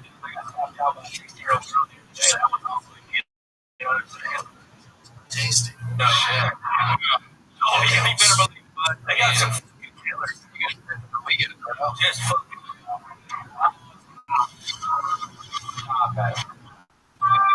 Goddamn. That's all very. I'm smoking on the light all the time. You gotta put the stone in the light bulb and shake out the film and put it out. The film is actually what poisons. Yeah. Everybody uses it already. You email, bud. Wow, guess there's something we don't know. Something more about your past reviews. Any interesting highlights that we might not have been? I mean, I've had I've never done hair. That's what we've never done. Oh, too much tonight.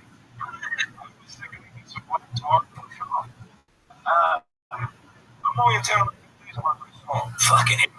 I'll be getting the guitar. I love The rest of the yeah. Grew up on it. Yeah. That's why you think I see it. Yeah, that's what Cowboys are. He's a homie of mine. You got to go to the place. So cool. There we go. But they surprised me. Even though it's kids, they were there and they couldn't even touch it. nobody knows that having this next to dating one more being when he found out that was fucking crazy. Yeah, but I realized something unusual about his hair in general. Like, you understand that someone fucking like trying to choke out. That fucking goes hand in hand. Really wants to put that cool, I need to call this little. Was that?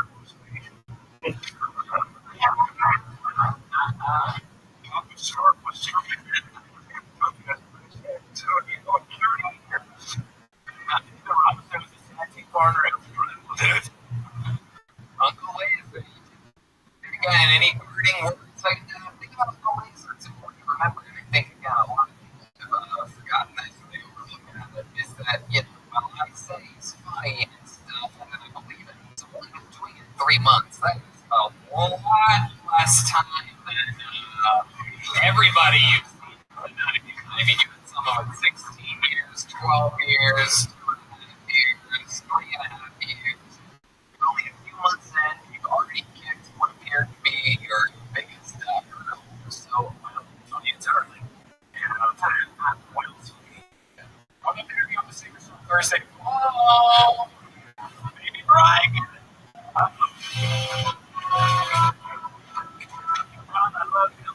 Thursday, I actually performing at Hyenas from a headlining show in Dallas.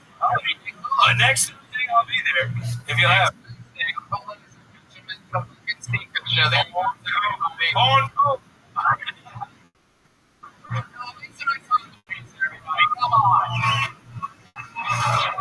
We have not had a female comedian all night. Should I pull out of this bucket so we get a lady out of here, huh? Let's see what happens here. Oh, I got one immediately. Look at that.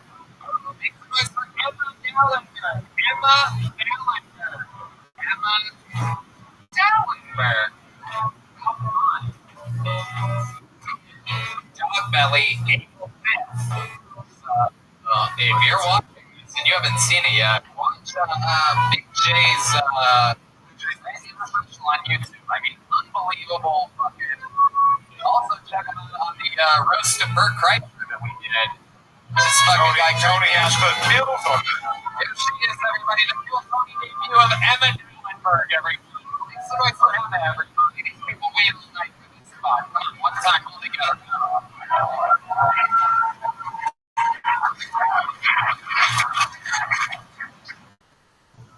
I'll do it.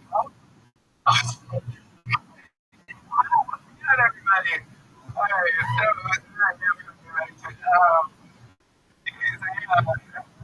I've been loved, but this is good.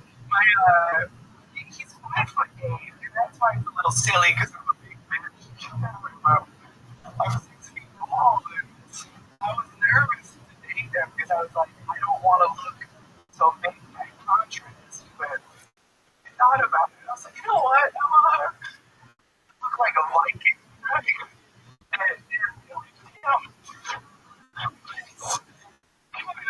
but I was like, this sex gonna be weird. I was a little scared. Sex was gonna be weird, but it's not weird at all. It's actually kind of cute.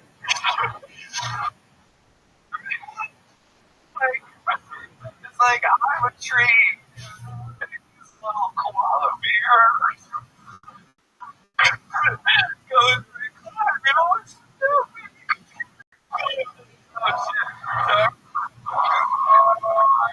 Emma Dallenberg. Welcome to the show. See you later. It's a girl you couldn't see, like, even though you could change one from where you're standing, right? You could light with a bulb on number 6 that you anywhere. Emma, so cool. It's so good to see you ever since then.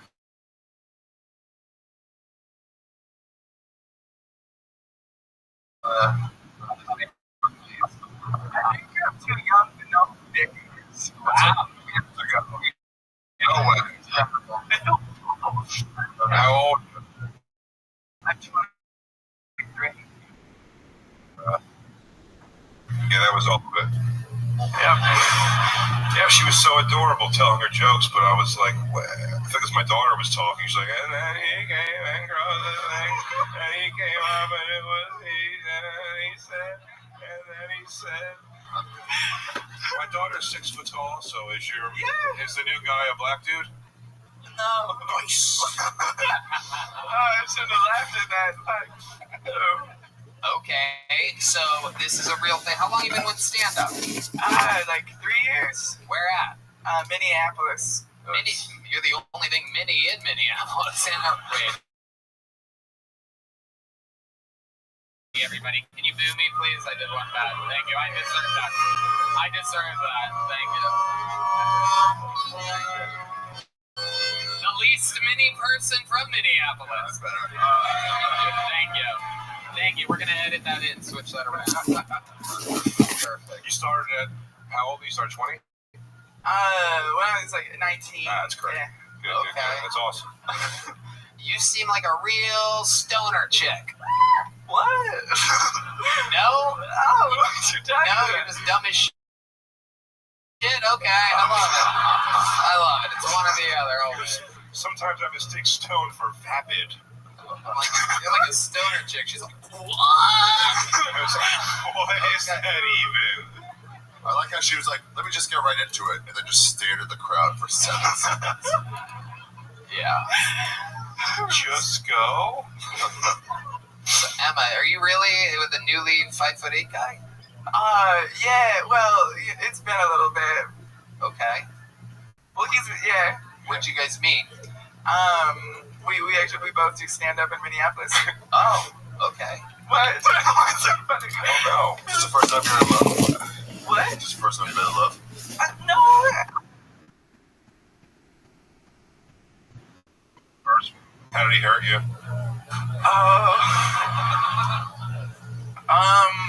Well, we met working at Apple.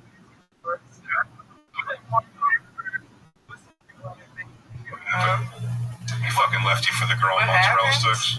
Well, honestly, we did great for like 3 years, but then we just realized we were different people. Hey, it's not your fault.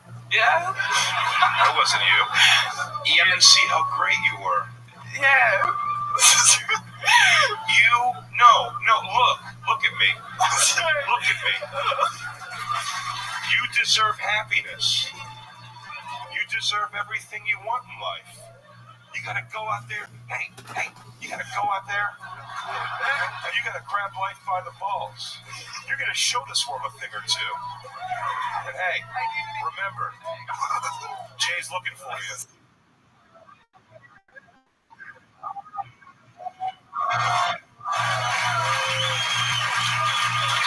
I agree. I think you should go get your baby back.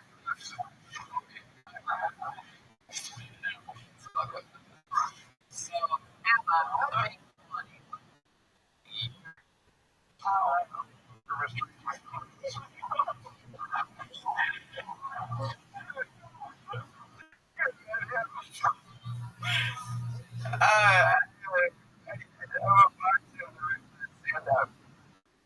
Okay. No, I live in Minneapolis.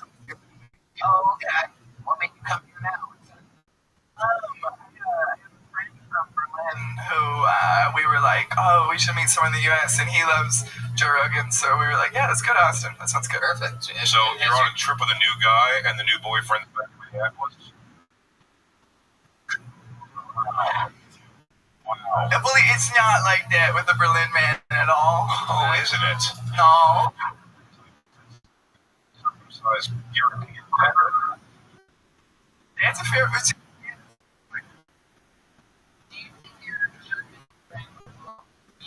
Someone of the likes of the great Ari Shafir, perhaps. Yeah.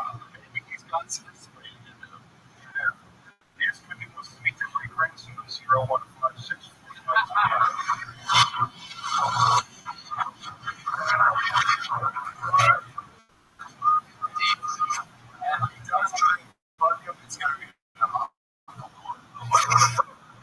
Yeah, we're staying actually, but yeah, wait.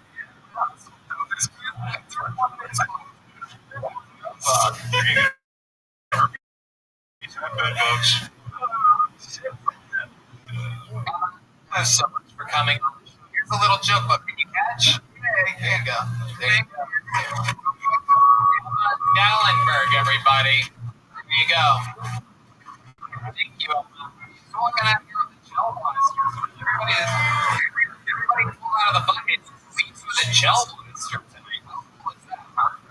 They all stores everywhere. It's this right here. You put a little canister of these cool absorbable gel balls in it, and you blast away. You can shoot whatever you want. Some glow in the dark. Some are. What happens when people get hit? They laugh. They giggle. Oh. Yeah, they go. It just explode. It's like it just hits you. Yeah, it's super cool. No, I don't have a canister right now, but. Alright. We're low on ammo. You guys ready to put a ribbon on this thing, huh? Come on, you guys ready to do something special right now? I know. It's been a long show. We've had a lot of fun, but there's only one way to end an episode like this. And that is with a man that has done more new minutes than anyone ever in the history of the show. One of the longest standing regular ever, which, by the way, first Kill Tony regular Ken Congdon became a paid regular at the Comedy Store this week. How cool is that? The first ever regular to become a paid regular at the store. This young man right here, a force of nature, the Memphis Strangler, the Vanilla Gorilla, the Big Red Machine, William Montgomery, everybody.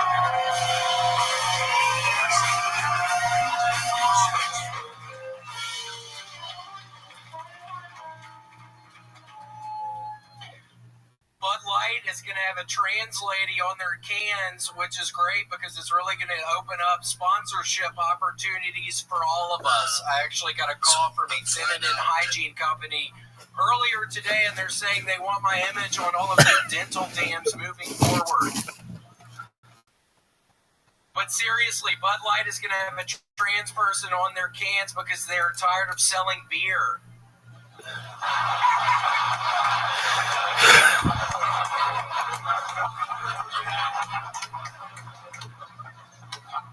Not to be outdone, Tinder has a new spokesperson, Ted Bundy.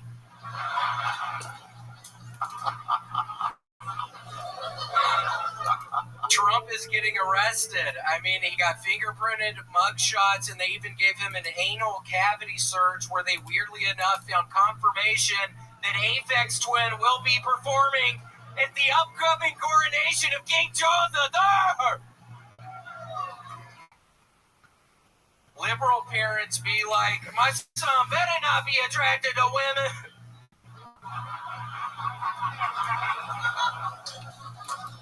Okay, that's it. That's all good. Wow, I love that. Incredible. A minute, 20 seconds, no bear to be found. He wants no business going up against William. An incredible performance. Literally 2 or 3 of my favorite jokes of the entire night. Bud Light, trans spokesperson because they're tired of selling beer, is just unbelievable to me. Short, sweet, whatever said in the middle there, cut that shit.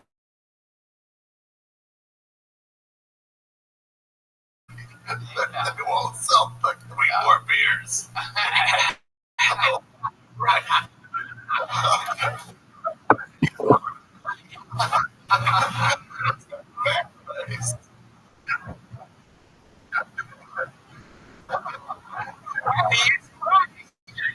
Crying. I think he loves that joke, or he's just going to threaten with the German guy that's waiting for him in the alleyway. We're calling them Americans. America in a bar, and they renamed their wife America. Yeah, 2 years ago. Yeah, they looked old America place. It didn't catch on. Now they're going to China.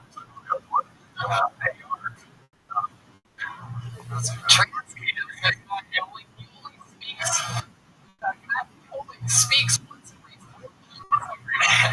There's 4 episodes a month, so that's about 1 every 16 episodes. Decided right now to take a stab and say the word, it's a trans kid. Not a hate for the great man, you know, letting it rip. Letting it rip. It is a trans kid. We have everything to us back. So it makes sense. Oh, right. The whole time. Like a past to space. Absolutely. You guys are mean. You know what I love about you? When you're reading yourself listening, I know you would sit on that paper, but seriously. He goes, but seriously. Yeah, I had a disability. So, it's weird you bring it up. Seriously. I was trying to shoot you. I think you got to school in the 5th grade. I believe that's a late April Fool's Matter. What happened? That's April Fool's Matter. He actually had an inversion yesterday. I went to San Antonio, the 6th place down there, and it happens, I think, for like 25 to 30% something happened to my penis and it literally inverted back into my tummy. So it was like 25% of people. One out of 4 people. And eventually you have to like do exercises. But seriously, you're wasting such a little bit. So what the fuck you gotta say? Oh shit. We've seen this before, folks. When he gets passionate, it's like, yeah, I'm a fucking virgin right now, dude. My thing literally is inside of me. You saw what you have you tried to pull on yourself really hard? You actually did try that earlier, dumbass. Hope this is you.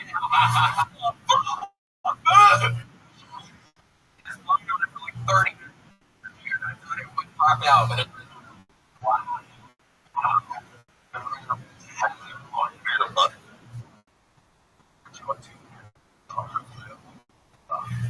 But no, I for me to do that.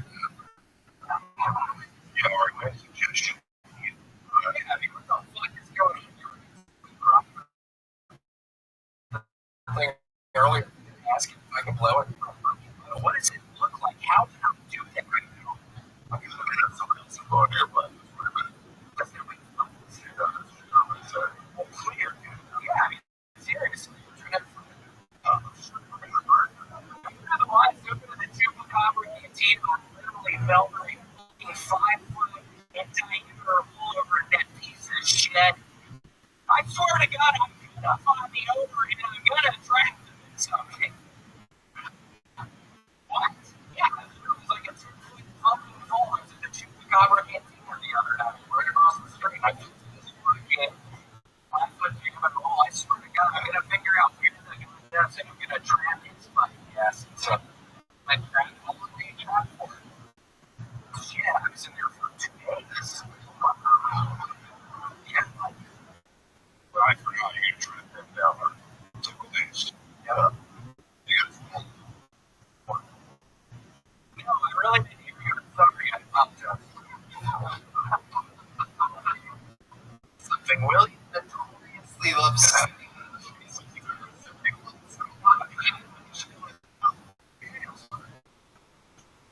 Fucking inversion.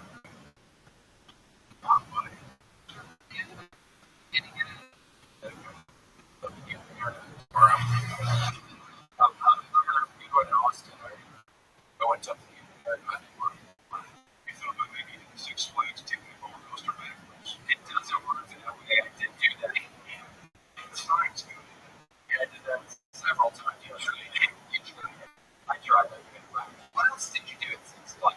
Some of the things you learn at Six Flags. I'm gonna push the fruit by the foot in my jacket pocket. Shit. I go, And some Cheerios in my jacket pocket. At Six Flags. Man, I think I'm in burning. I'm serious at burning. I really if you find it uninverted, I got a girl with a chest problem outside. something where's his heart? That's what I was saying. Very much what it was. And so I'll tell you what is that not quite what it was. I was just wondering about where your heart is. Yeah. So, William, let's see how you know about this week. Foursquare. Yeah, I've been playing on 2 What do you mean, Final Four? Final Four. That's how it looks. That's pretty big. Down of it. University.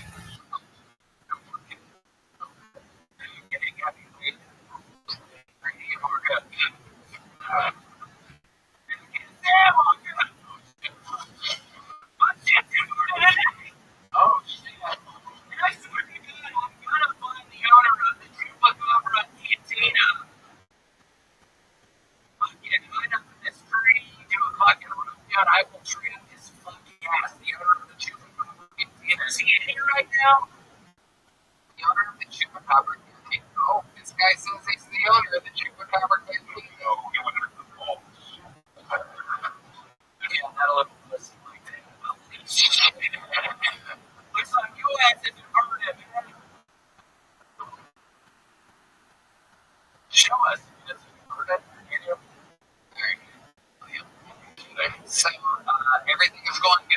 else you want to talk about before we go? I started swimming again a little bit.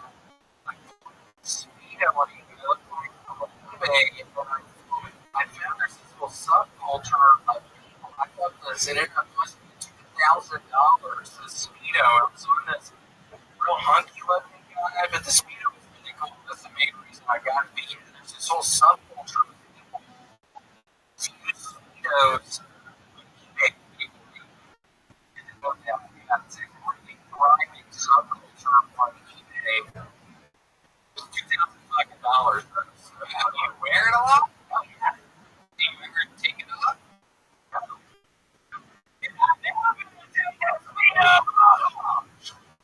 Apex doing is literally playing at the coronation. You're gonna wear. Shit, who will this video?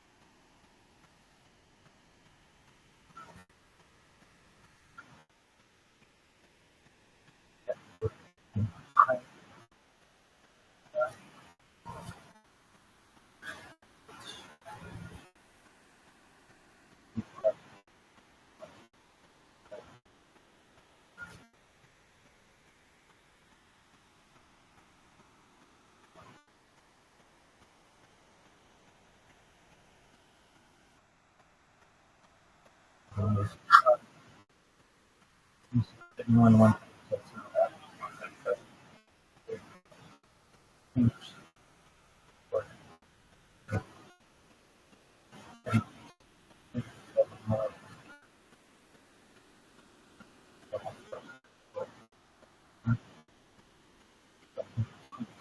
Here, this one.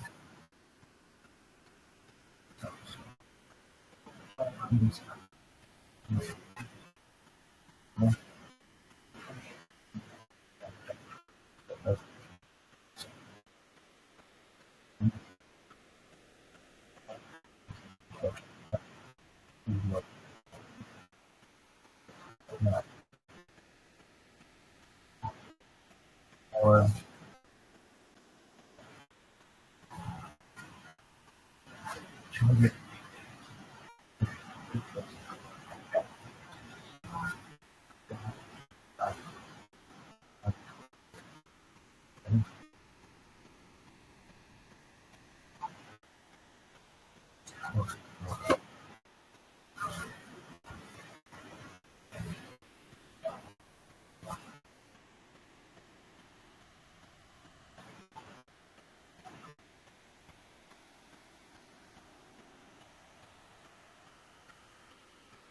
that shit.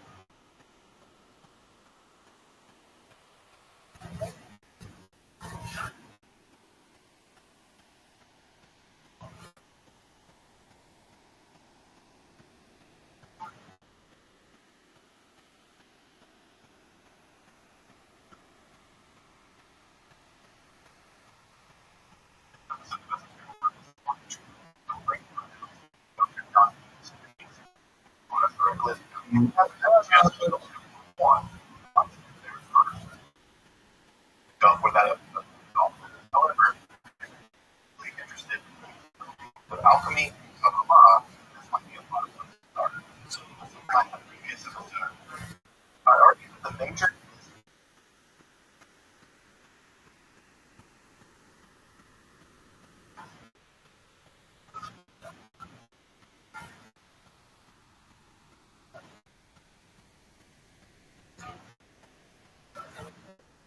that's one of the greatest archaeological discoveries.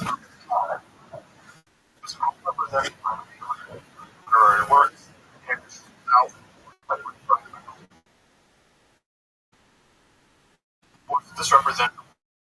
Wide range of genres, predictable to one of them, now called the Bible, authoritative of all the canonical Jewish articles represents all unity specific that outline all social goods to produce them.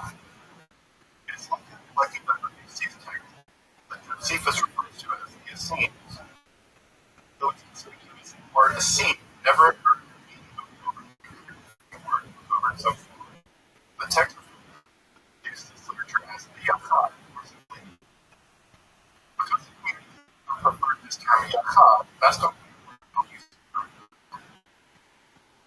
let's begin to go political that is teacher of righteousness, what seems to be Yachad itself. Free. It seems before the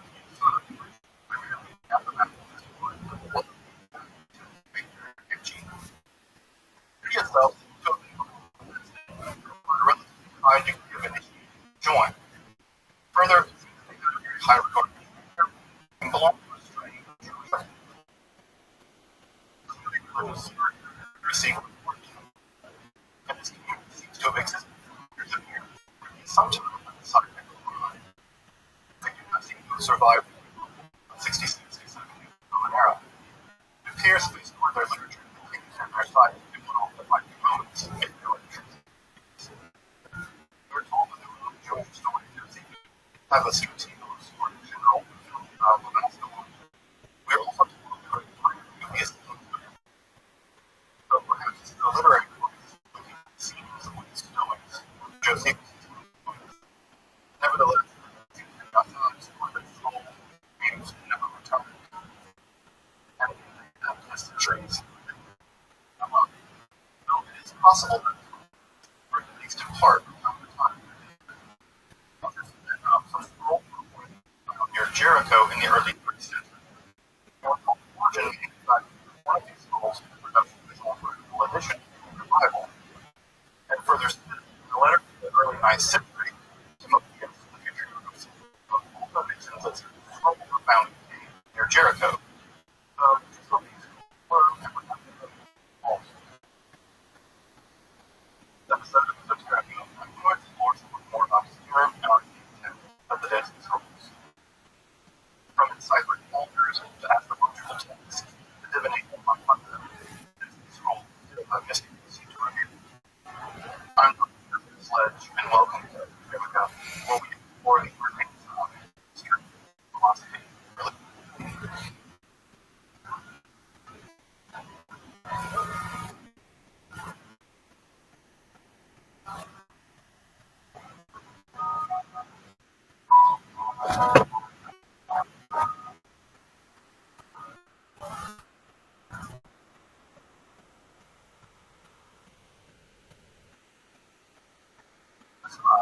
Community of the Dead Sea Scrolls came into existence during the religious movement that produced both religion and Christianity. It's not surprising, but our basic religious and historical terms for analyzing both the scrolls and the community that produced them often fail to represent it. Much of the scrolls and the community that produced them and lower provision. So to be clear, I think to acknowledge that I'm not an expert in this episode, I'm only reminded that the conceptually I can. My own ideas and know you can take them with a grain of salt. This expert can levitate on a slightly on represent nearly 1,000 ways of nurture. Never serve various grains.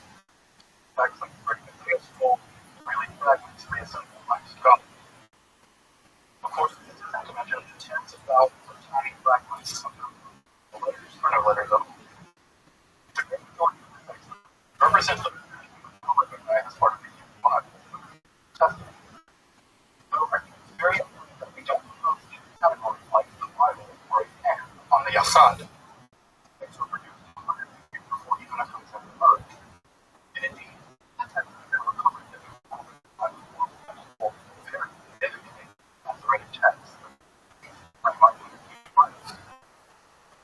So we see so-called biblical text that these people generating that further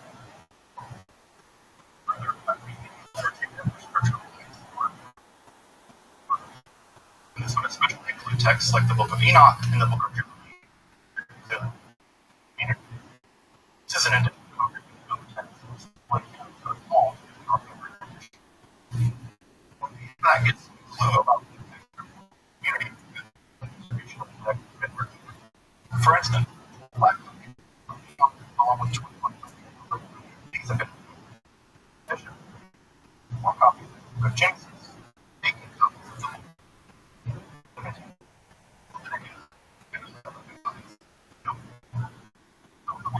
22 copies. Yeah, but when you say Deuteronomy with 33 copies, favorite. It seems to be noted here that in some sense, even the Bible can be taken for granted analyzing this community. What found in the New Testament. So, Psalms, not Book of Enoch, Book of Enoch, New Testament, Book of Enoch.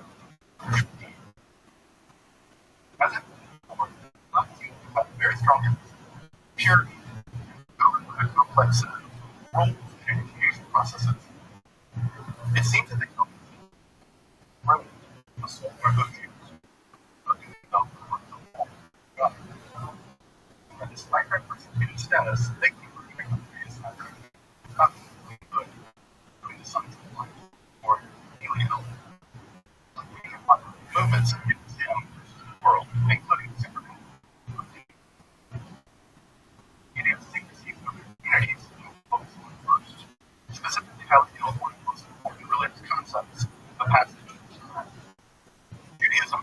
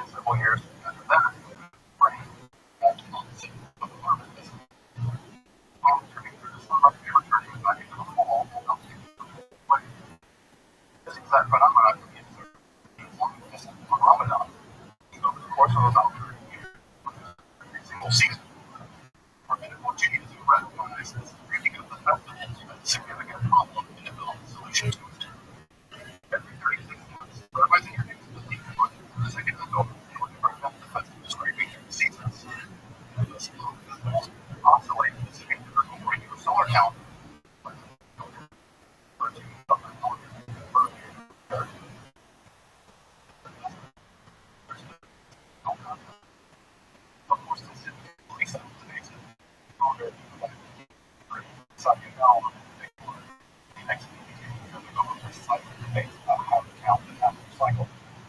So, what's crucial to understand about these political debates are to finally end in absolutely celebrating the days. Thus, it will stay today back to some unrelated to taxation. If the controlling government is able to fast, bring it all from a certain day, they're religiously obligated to do on that day. Therefore, the calendar isn't about time. Don't follow the exact letter of the law or government. The calendar are not really accurate or even astronomical. They're theological.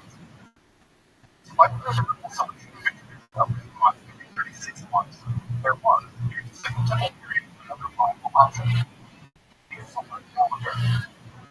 The solar calendar was described by the Jubilees and it was years laid outside. In this calendar, there are exactly 12 months of 30 days, over with 4 Remembrance Days, which thus producing a calendar of exactly 364 days.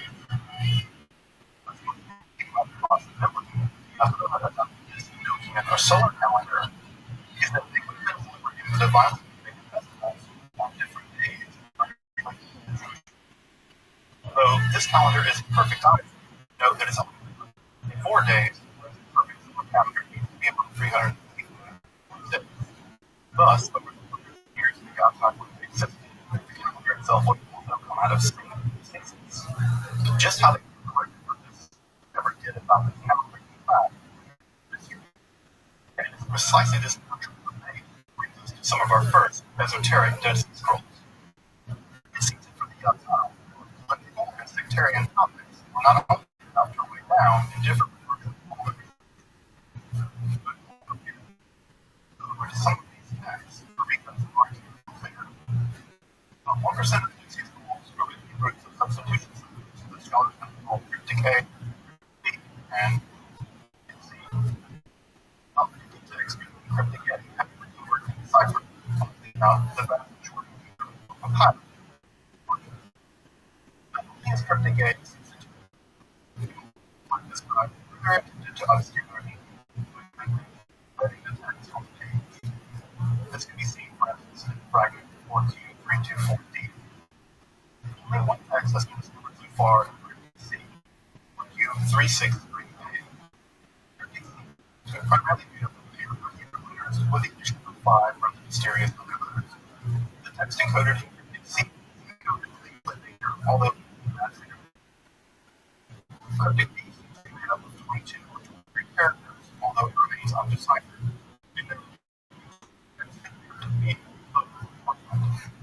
Interestingly enough, here's a conspicuous amount of cryptic data. For instance, 4Q317 is written in cryptic A, is concerned with the cycles of time. Specifically, it seems that about the solar calendar of God. Finally, the author was described as like doing of this text in cryptic A remains mysterious. Further, series of fragments 186, Q534, and Q61. Not giving astrological like the one going over. Curiously enough, 4Q6 appeared to be polynomial substitution cycle, and it's written right to right, right to left. These continue that puts physical appearance in some sense determine how the astrological conditions at one time. In this rapid fragmentary manuscript, we do have a mention of the sign of Taurus and the use of what seems to be houses, or as the text refers to them as columns. Further, it also seems that this astrological theory divides into the houses and houses of life, the form of the astrological calendars. And of course, the scholars goes on. As recently as 2000, scholars were able to piece together an increasing calendar of cryptic A. This fragmentary of interest in astrology, even their further interest in is entirely surprising. As you may know, the relationship between astrology and it's clear. It is astrology practice.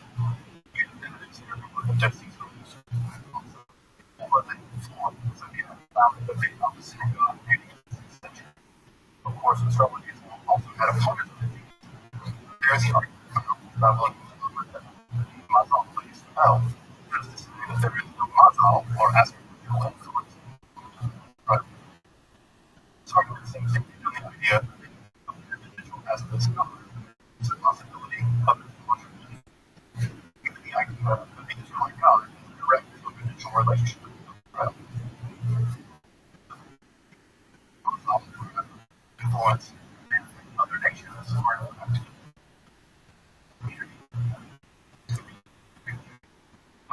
Astrology is complicated and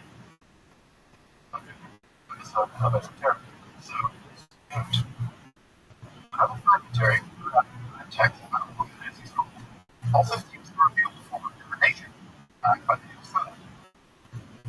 2018, from the transit of the zodiac,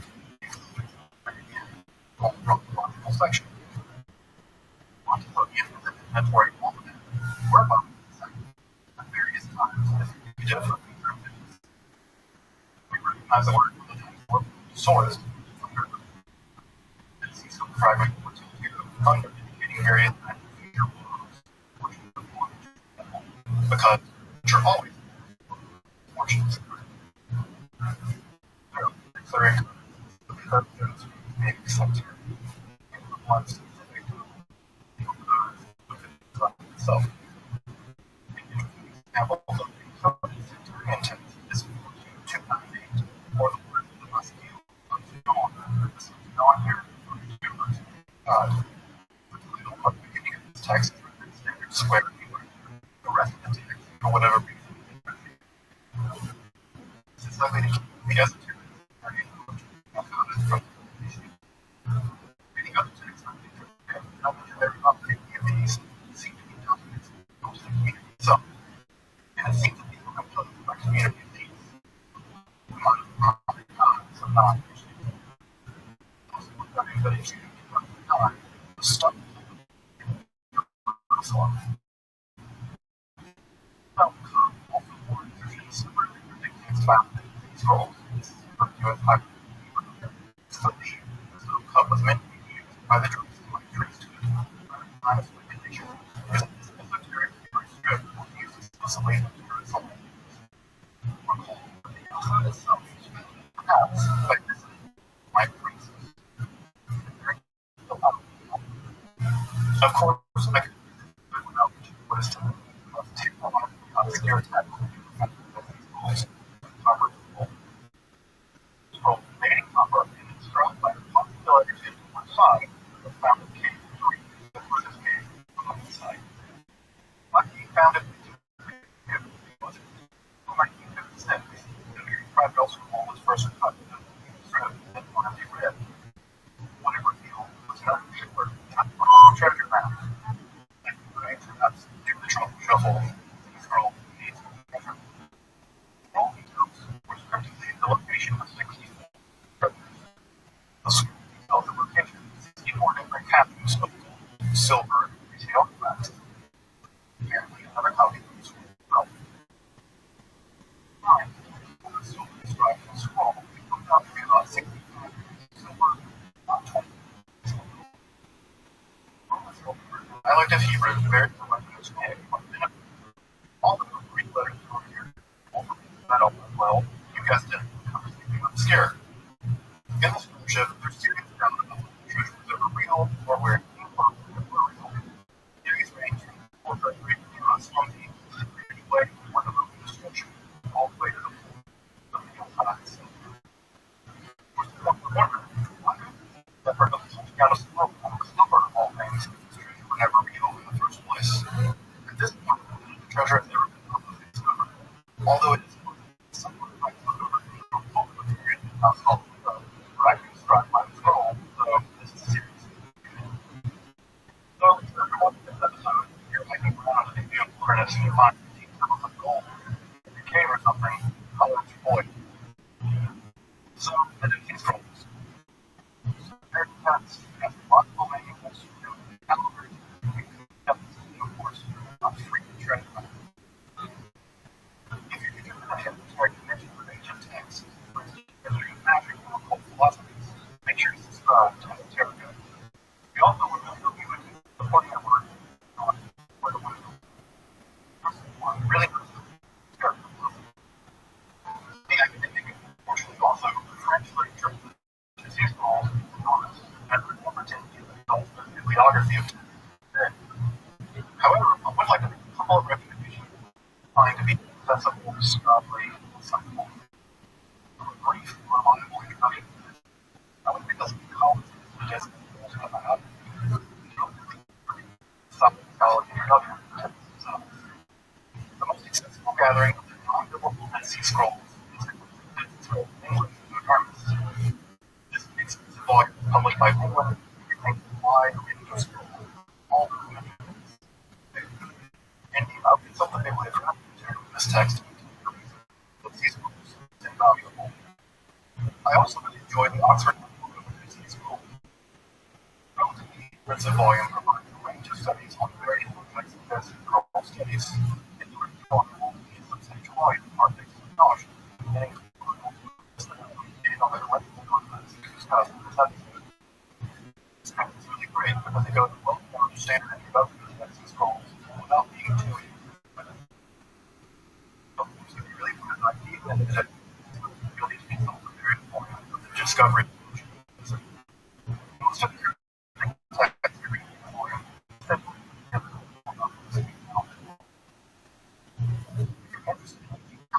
Sasha starts text excellent resources, though a little expensive.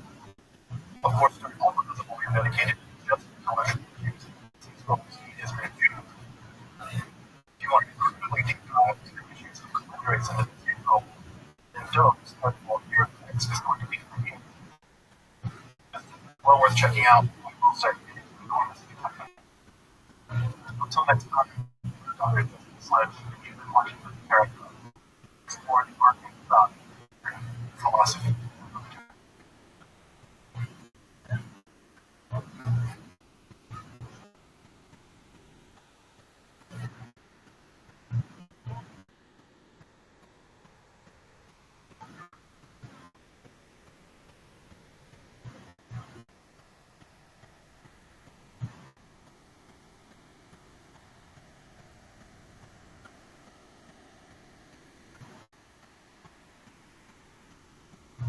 The Renaissance was a period of self-alarming form, mathematics and artistic power to produce a most enduring works in human history.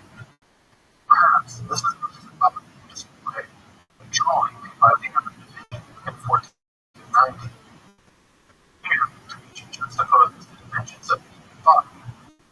Those described by the Trinities in Book 3 of this famous text, De Architectura. Square and three combine wonderful harmony in this image, but there's also here a nod to empiricism and rationalism. While the text above and below the drawing is taken from Curious, actual portions of man seen here studies of image. They represent averages of the bodies of actual models. The idea of the on the right hand, which is the touch of a serene. Influenced backwards across the day. Da Vinci's famous mirror style. In some sense, it's the influence of the Renaissance. However, we do a slightly different image, which reveals another aspect of the Renaissance. Woodcutting, which was evident from the attempt of hair to cover the original, which opens the window onto a more arcane side of the Renaissance. Here, the symmetry is set up to a pinnacle, circles and lines interacting. Unlike the Peruvian man, the circle is bounded by the horizon of heaven itself. Notice the astrological glyphs of wandering stars, the symbol of the sun and the moon, the navel and the phallic. The human form is not bounded by geometric rigidity, but is connected with the heavens themselves. Here, the macrocosm of the universe is represented in the microcosm of the human being, in which the human being advances between the real world, the celestial, and super celestial. As you may know, this image is taken from the 27th chapter of the second book of the 1533 tome, David of the Via Ignis Race. Known in English as the Three Books of Occult Philosophy by Cornelius Agrippa, perhaps the most widely known Arian school. this episode, we're going to introduce and explore this monumental work of Renaissance Hermetic philosophy, Kabbalah,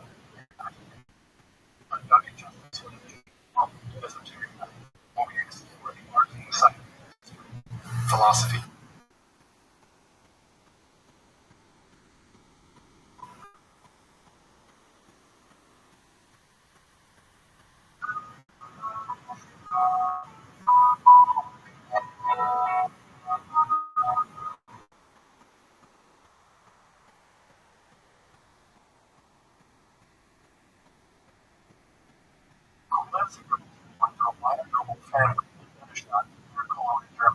On September 14, 1486.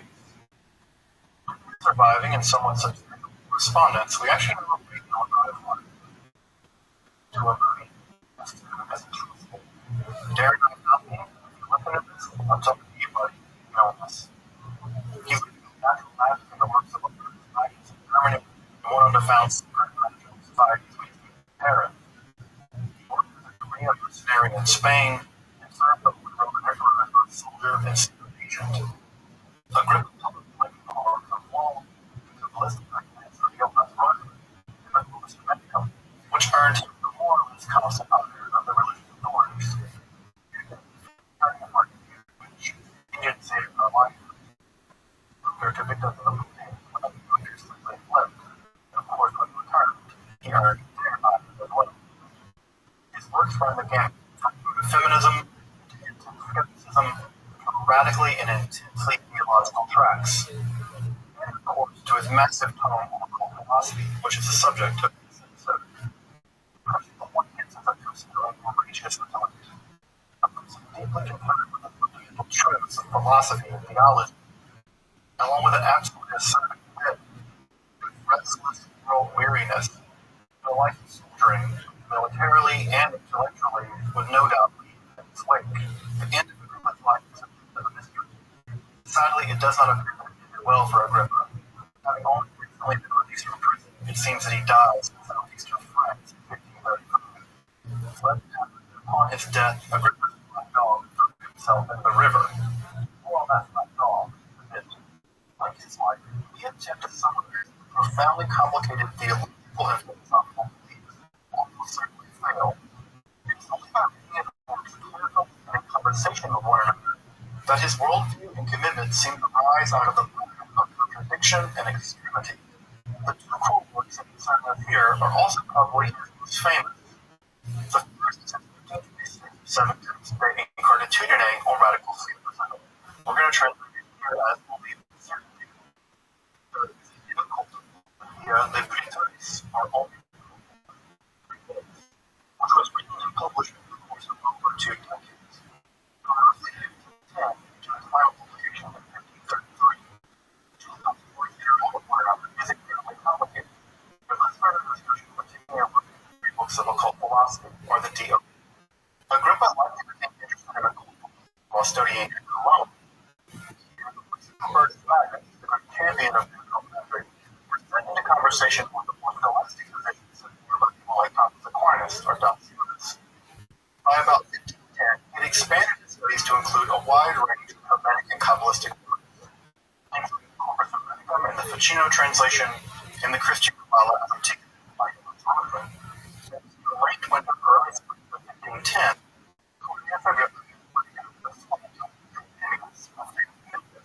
and they began their famous discussions on the reformation of magic. After a few days of intense conversations, Agrippa seems to have set before him the task of reforming the laws of magic itself, and by April of that year, he seems to have produced what was an early draft of the theories of occult philosophy. What's incredible is that early draft, the called juvenile draft, actually still survived at the end of their life, as M. Sadly, in the autumn of 2020, it doesn't appear to have been digitized, but I imagine they will get to it eventually. The juvenile draft, as it's called, was created enthusiastically, although guardedly, by the abbot of Sparta. Euthemius urged the young Agrippa to systematize and develop his ideas. Circulated this text in manuscript, greatly improving the knowledge of occult ideas over the next 2 decades. It was during this period that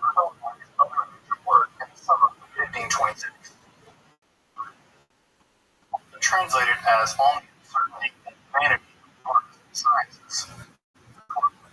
Attacks every pretended domain of human knowledge, showing that empty posturing and arrogant assumptions of theological expertise.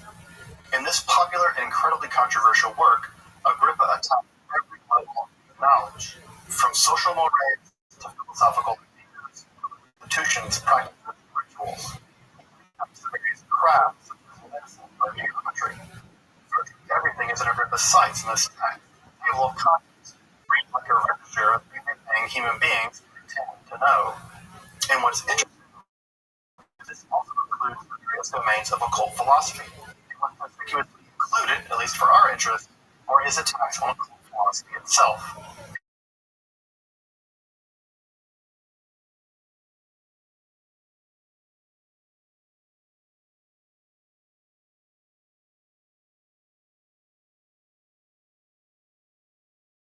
Radical skeptical position using faith as the mechanism by which it's possible.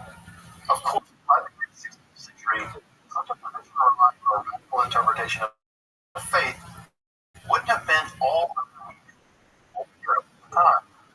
The problem is that Agrippa not only captured the day gratitudine, which seems to repudiate the possibility of any occult philosophy, is a in 1531 and 1533 respectively to publish an analysis of occult philosophy. The problem for scholars to understand just how the radical skepticism of the gratitudine relates to his very grand version of occult knowledge found in the 1533 text on occult philosophy. How does one square deep skepticism of the earlier period with the Hermetic idealism of the later? Of course, the De Gratitudine in the life of the Dom would often become very popular in several different editions and translations.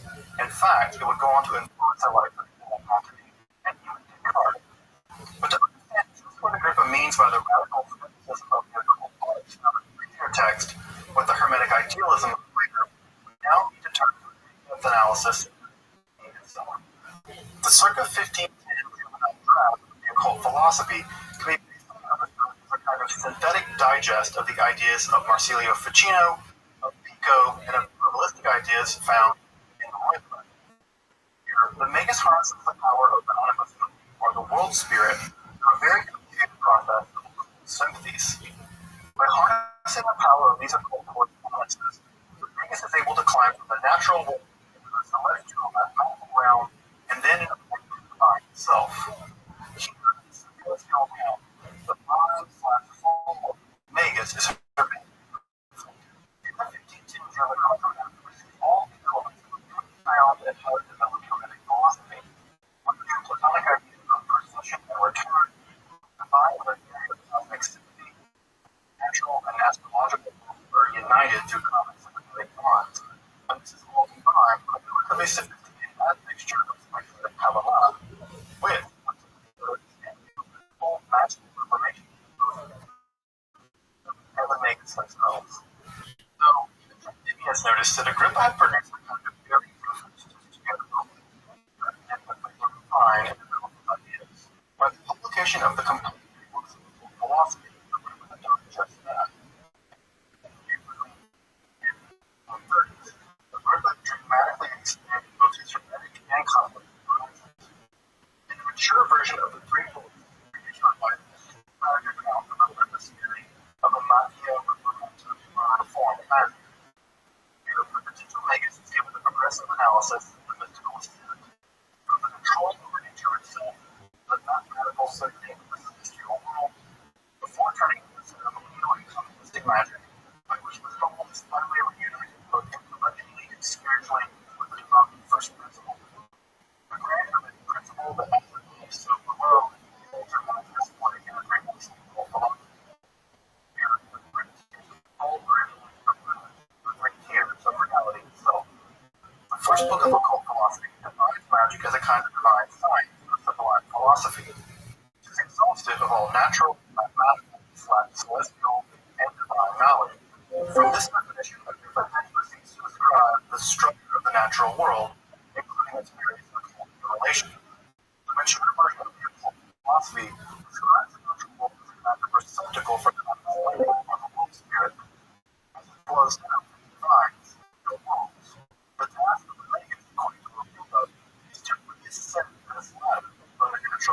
to the celestial world and back into the realm of the divine. And this process can only be achieved by primordial magic, which harkens back to the ancients.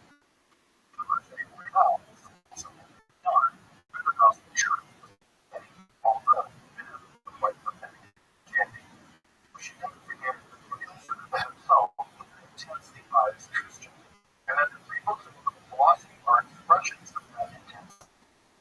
Outside of that context, that would make very little sense. In the sixth book of philosophy, the Buddha tackles the celestial world and thereby astrology.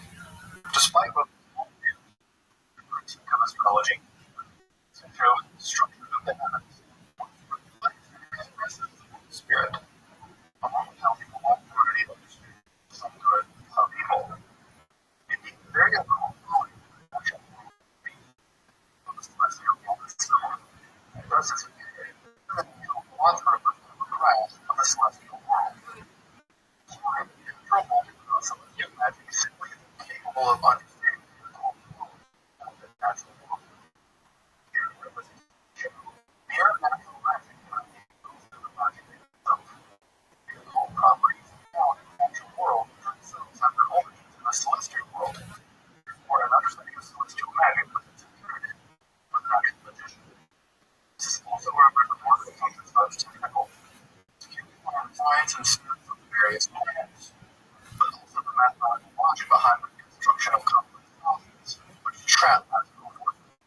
In this section, we most resemble something like a textbook of astronomy, but also a textbook of acromancy. Here, Agrippa pushes much further beyond Gino's analysis of outstanding magic, revealing signs in the various spirits of the astrological deacons. Agrippa pronounces here that spirits listed in medieval astral necromancy have been found in Scott or Czechoslovakia. It is certainly noted. It's the third of the three books of occult philosophy that undergoes the most radical revision from the human draft. Here, Agrippa details ceremonial or religious magic applied historical angle, although he greatly prioritizes the state of Christian Kabbalah. Here, Agrippa makes a positively provocative argument. In his thinking, without ceremonial magic, one becomes more, not less, prone to both superstition and the onslaught of demonic forces.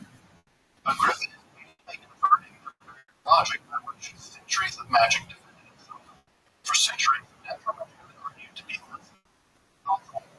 It didn't contain the taint of ceremonial or demonic magic.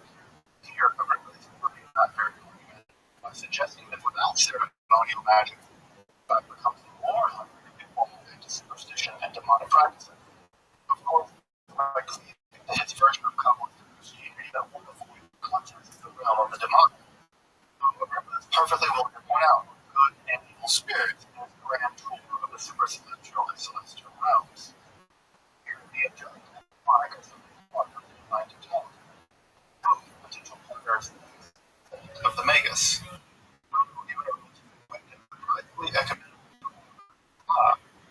Focusing on various divine emanations, his name of God.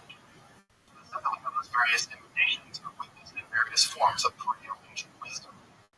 This section also includes the empirically popular angelic alphabets and ciphers, along with the divine phrases first described by Plato, but importantly rehabbed and expanded from the famous letters by Rothschild. Finally, the reader is given a historical survey of the various rites and ceremonies by which the gods have been approached in centuries past. One reader is told, or rather warned, that Agrippa has very carefully hidden the truth about the final divine descent in the text. If after reading the three books of occult philosophy, you know what you mean, Agrippa says, well, that's not his fault. By being stupid, or sinful, or both, or blame him. This is not another book. Him a lot of time. So just as we were really skeptical of the 1520s, but the related idealism of both the period and after, the former period was more quickly argues that Agrippa is using the ignorant as a kind of shield. In this theory, Agrippa is using his more skeptical attitude as a kind of cover story before jumping to one of the philosophy found in the three books.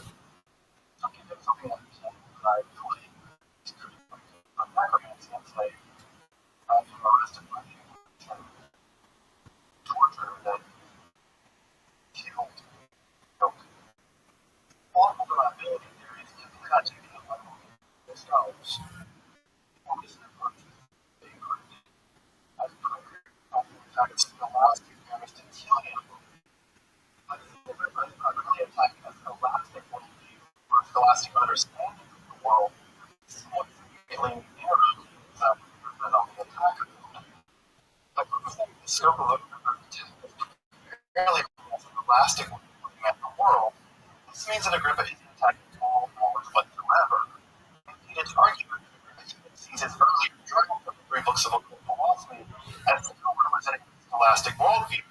It's not a version of the 3 books of occult philosophy that Agrippa's attacking.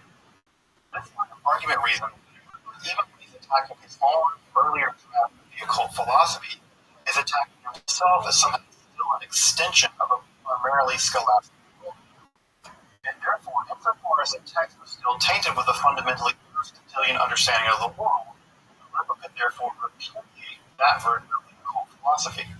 This argument further extends that the later version of the occult philosophy is primarily more Neoplatonic, Hermetic, and Kabbalistic, and therefore doesn't fall victim to the repudiation of the text found in the Constitution. It seems to hinge on the idea that there was a tectonic fundamental difference between the juvenile draft and the later mature work of 33, with the repudiation found to be instituted and applying only to the former version of the juvenile draft and not to the mature version of 1533. As to be honest, I took a look at both the juvenile draft and the mature version while making this episode, and I have to say, I'm still a bit on the fence whether or not this theory explains the discrepancy between these texts. In some sense, this reminds me of Death's that said in the mid-30s that the moment of first-rate intelligence is the ability to hold conflicting ideas in mind and still be able to function. Agrippa's always struck me as a person with that kind of first-rate intelligence. Once inside his mind, to produce a dialectic that at least within his lifetime he could solve, but it needs to be collectible. And that seems to be the point of the occult philosophy, that a kind of radical poetic faith simply sees the wisdom of knowledge and intelligence unites the soul with the divine. So I'm reminded of someone like Heidegger, who says that while reason can rely, it seems to do the work of meditation. And that seems to be precisely the path set forward in the 3 books on occult philosophy. Needless to say, this is a curious text in the extreme. It's not quite a book, nor does it really fundamentally change the tenor or outlook of the kind of Renaissance Hermetic philosophy that was floating around at the time. It reads to me a bit like a story, but it lacks the kind of logical rigor that one would expect out of a literature like that. But nor is it merely a compendium with various ideas slapped together with a thin veneer of blue. Agrippa is really pressing these Hermetic and Kabbalistic answers. The intellectual situation of the time, it isn't that impressive of a text. Though it doesn't of novelty, it does take their logical conclusions. Many ideas that I think contemporary authors of the time were either unwilling, unable, or simply too afraid to actually do. And for that, you should certainly applaud Agrippa's narrative. For me, Agrippa's genius lies in his ability to create novel ideas, his ability to synthesize and were otherwise utterly inaccessible to most people. To make a cultivate of population seems like a bit of a paradox, but you have to remember what the books of occult philosophy is. The general magical reformation of both religion and the natives themselves. Of course, in the 1530s, Reformation was certainly in the air. So I think if you understand Agrippa as a kind of Hermetic humanist, his real genius begins to come to light. It's not so much the novel ideas of the 3 books of occult philosophy, the popularization and the democratization of those ideas, but the betterment of humanity itself. And I think the tragedy of the 3 books of occult philosophy is that they become more celebrated than known. Or to put it another way, they become more famous than known. I find it profoundly unfortunate that the 3 books of occult philosophy, by extension Agrippa himself, have developed a strange reputation of eccentricity. Reputation is due to the demonological literature which followed in the generation after Agrippa himself. This is the ilk of witch hunters, people like Baudelaire which painted Agrippa as a kind of necromancer in his 3 books of occult philosophy, as a kind of necromancer's manual. This was even related to the evil black dog as a kind of demonic. How would you go back to the demonic? The story goes that this demonic dog was able to tell Agrippa with events, such that Agrippa, when he walked out of his house, would know what was going on miles and miles away from him, and of course leapt into a river to his doom after the death of his master. Even the legend of the evil black dog does actually have some degree of truth. have a dog. It was a poodle or something. Despite the fact that students attended died, this had virtually little effect. The legend of Ripon as a necromancer stuck just as it had to Michael Scott, and just like it would stick to John Dee. For absence of interest, one of Ripa's students, Johann Violet, would go on to be part of the skeptical camp in the course of the witch trials. And he actually composed arguments that many of the had done so under torture and were simply suffering from things now called illness should not be held liable for witchcraft, much less be subject to the death penalty. So, ironically, in this text, he describes what he calls the false monarchy of the demons, including many demonic creatures that mock them. Despite the fact that he was ridiculing these magical power, it's precisely those demons and their symbols that end up forming the basis of the Hierarchy of Solomon. This is all to show cultural memory and actual history in their own ways. This is also clear when thinking about the so-called book of occult philosophy. That didn't write it, but the text is going to become enormously influential. And don't worry, I'll be covering that text alone in a future episode of Esoterica. The three books of occult philosophy have been very popular since all the way for almost always the wrong reasons. And perhaps its most famous one is the 1801 text, Ravens, by Francis Barrett, in which he plagiarized large sections of the three books of occult philosophy, which is the biggest rule that had an enormous impact on the development of modern occult and perception of the occult. Of course, Ripa himself has gone on to become a name drop for occult history of German knowledge. And he's gone on to an afterlife of German film and video games. We may call anyone a necromancer, and not a Ripa. It's like we are the ones summoning him back from the dead over and over and over again. His perspective. The three books of occult philosophy have become symbolic of the kind of occult philosophy that no one himself would have actually recognized. But such is the accident of the favorite history. If you're interested in the history of occult philosophy, alchemy, Kabbalah, magic, Esoterica, value my work on Esoterica is considered supporting the Patreon. Make the channel possible. The literary situation of Ripa's life and works remains sadly mixed. Unfortunately, there's no reliable English translation of Ripa's complete works, and the translations have been referred to and the translation of the philosophy are also quite unreliable. For the extensive notes of the occultist battle content, the free translation, which I'll never get tired of calling it the free translation, is unfortunately very limited and often makes serious mistakes. Ripa's very subtle and very careful about the text. None of these errors are devastating for understanding the overall part of Ripa's arguments and agreements of occult philosophy. They're serious flaws in translation. So, unfortunately, until modern critical translation of these works are made, you'll have to either learn all or rely on unfortunately unreliable translations. Additionally, on the hand, these critical edition of the Latin translation of the books of occult philosophy is absolutely wonderful to read. The introduction is a wonderful text unto itself. Tanya very carefully compares all known versions of the treatise of occult philosophy to become a scholarly critical edition of the text that is well worth referencing. Indeed, all of the work of his incredibly solid scholarship, and only my time for this book to be able to very carefully analyze it. So, if you've been reading around here long enough, you know what I'm about to say. Published by so you should know to kind of fingers on your house. To really whiskey.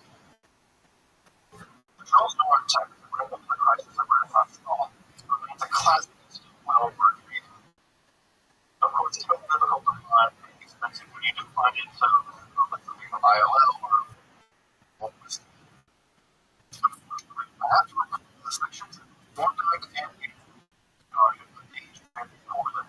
Now, other interesting references you may want to forego for scholarly analysis of whatever the scholarship is currently. Barrett's 2003 Language of Demons and Angels is an interesting and rather excellent analysis of the three books of occult philosophy. It's a very careful eye to Ripa's often very fertile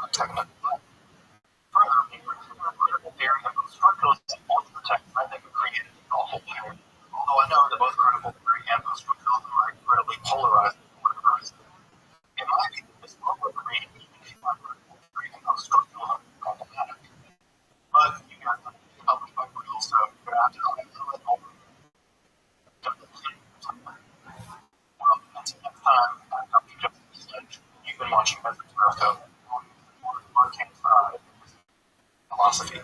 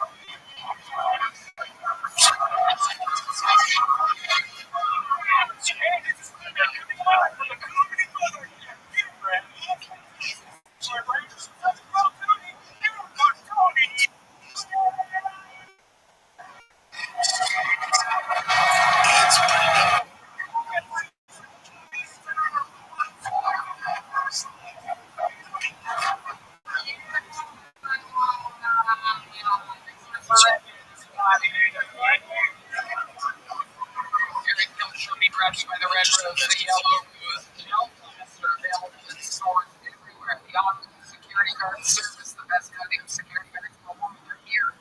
Austin, Texas, and Screwball Peanut Butter Whiskey presents the Tony Band. Everybody, with a fucking full deeper on the horse. Dollars on the drums. And music on the electric. And it's on the bass guitar. Your whole life tonight. Even not see these sponsors. You guys ready to start tonight's episode? You guys think you're better than her? You ready to fucking start this whole time? You know, I think you're right in the fact that here on Tony, not only do we find amazing talent out of the world, we also feature some of the best goddamn guests. One of the first ability to introduce people to me here listening. The help. The second I find a book monster, I have him sitting right here next to me. This guy's first time ever guesting on Tony. You're never going to forget that you were here. It's me guesting you of Sam Torrance, everybody. You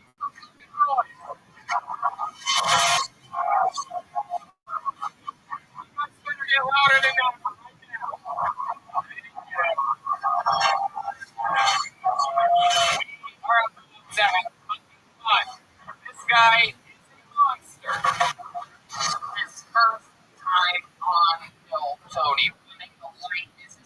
considered one of the great books of comedy and comedians right now.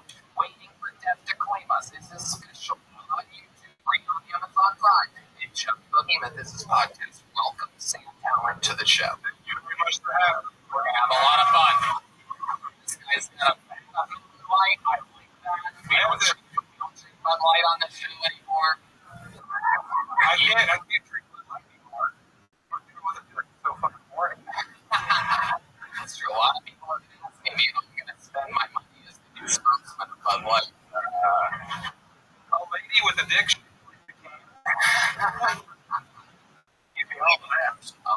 Sam's first on the show, but everybody knows how this works. Over 200 souls signed up. 60 seconds of uninterrupted stand-up comedy time on this show. You know their time is up when you're the sound of the kid. They have to wrap it up there, else they bring out the bear, which is loud and interrupts them. They don't go that long, and then after that, we interview them for a while. We find out more about them. The entire thing is improvised. You guys ready to start tonight's show? Our first comedian is one of our regulars on the show. We watched this guy go from literally homeless in a venue, doing an obsessive amount of open mics, never getting paid for stand-up comedy. Now rich. He sells out every weekend all over the world. Ladies and gentlemen, sing it if you know the words. This is Hans Kim.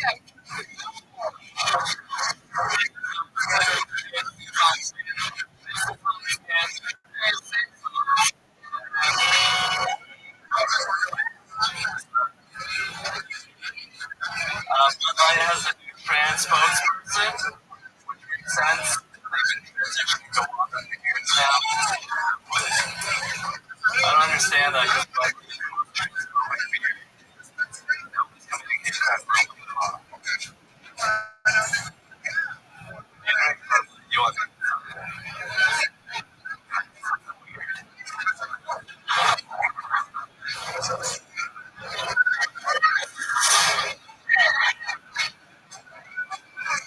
It's good to be here in Texas.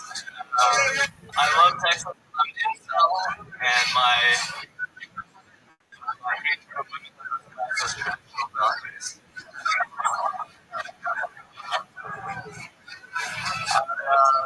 Hard for me to get laid as an Asian man.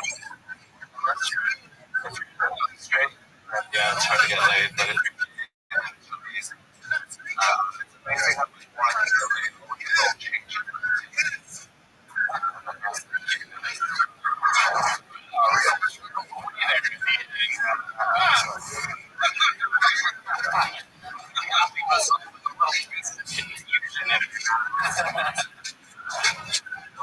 To say there. It's supposed to be like, you know, you're legal as an Asian if you're straight.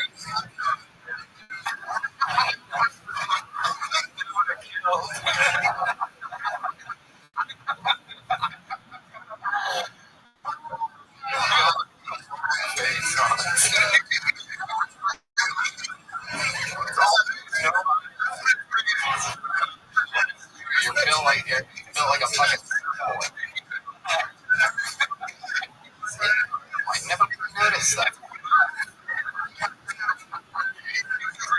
beds tall. How do you feel about it? I feel slightly body shamed. Yeah, I like that. Representing Aviator Nation. Normally that's an expensive shirt. You're famous for wearing free shirts. How'd you end up with that? I did a show at Aviator Nation. And they gave you that shirt? Yeah. That was right up the schedule. Yeah, this show launches people to the top getting paid in shirts. So Hans, tell us what's been going on in your life this week. We've watched you go from broken to thriving. Now the biggest evolution of the Hans camp is that you're addicted to telling what to do. So commanding in green rooms and kind of like a bossy bitch type. You reached the full evolution in only 2 years. You were so appreciative of every spot. You were grateful before. Now people are saying that you're entitled. Explain some of this away. sometimes you just feel like, hey, I don't think like Trump is like the worst. Sometimes people are like, nobody's complaining about that. What he did to the waitress in Tucson.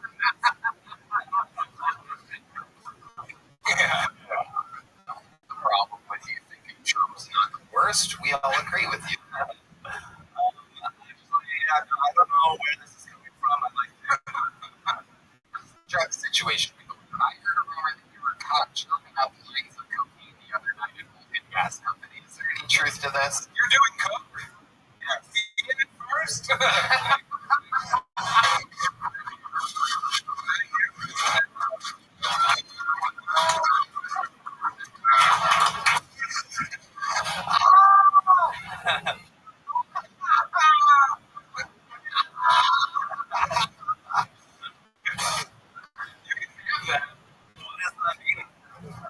You don't know? Pee? It's an Asian. Yeah. Coke pee? Yeah, you're doing pretty good. I don't know. I got a little bit of cocaine in Phoenix. Some guy handed it to me, and I'm just like, I got it. It's like a little toy to me. I was like sliding it across the bar, shutting it up on the table.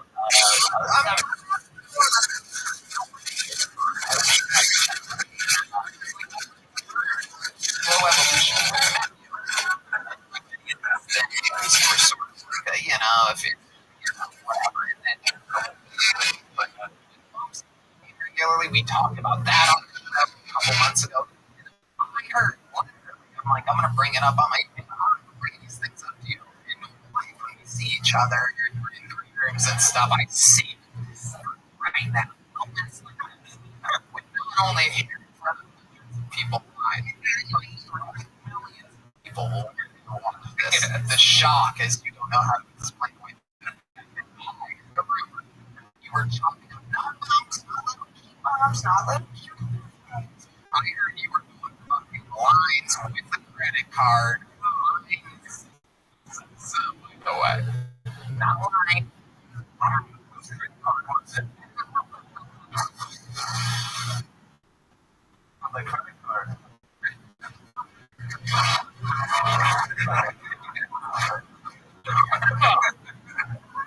So tell us, is the rumor that I did cook in the book and I almost forgot about it?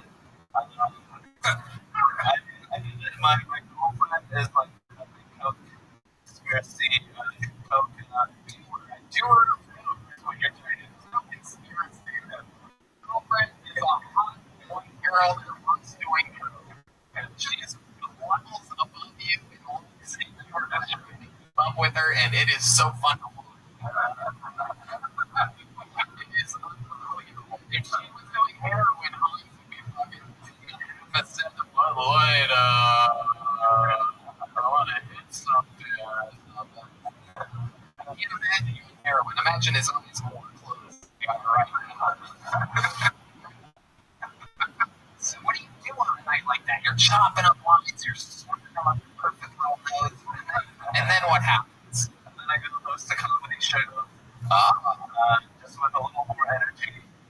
I really don't like coke that much. I just do it to look cool. Right. Yeah. I was gonna call her cokehead, but I was like, don't call her coke. She got mad at me. That's not. You said conspiracy theorist. Coke. And also she denies the Holocaust. That's a lot better. Sweet talking. You are always so goddamn I love you. Open book. You are the entertaining. I love you more than anything. You're so honest and real and not just I love you so much. Thanks for opening tonight's show for us. And look at we go. It's going to be Solomon. One word, Solomon. It's going to be first. Hell yeah, very excited. We're going to light up lines in the break room of both you guys. This is what it's I saw your boy Hans doing this, I saw your boy Hans doing that. And it's a little bit wilder every week. I like people in the news with Hans' story because we watched him go from nothing to everything, right? He had a plethora of material. He had 45 minutes or so when we met him. Here we go, your first comedian out of the bucket tonight. We're going to meet together. Everybody.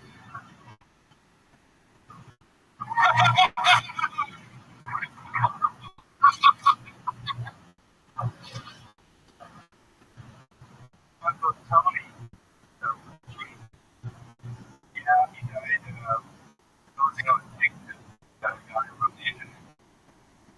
So we met him on Tuesday. Friday, to get a call from Brian. He's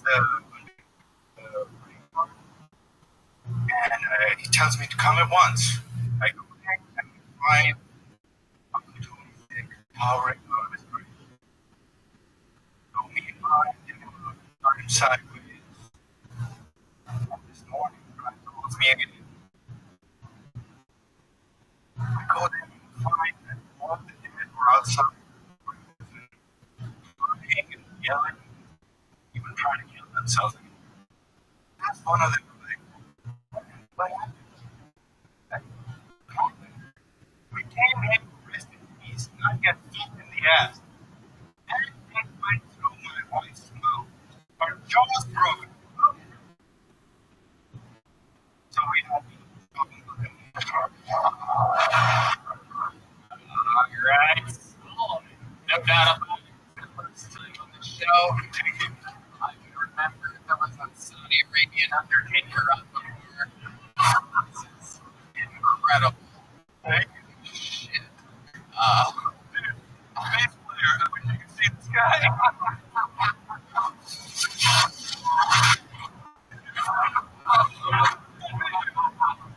Team Madness is fine just out here.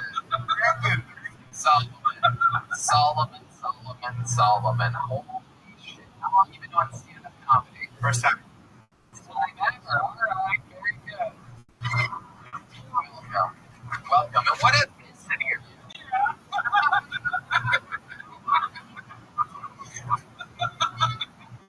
Punjabi from Pakistan. Punjabi from Pakistan. Incredible. I like actually urban.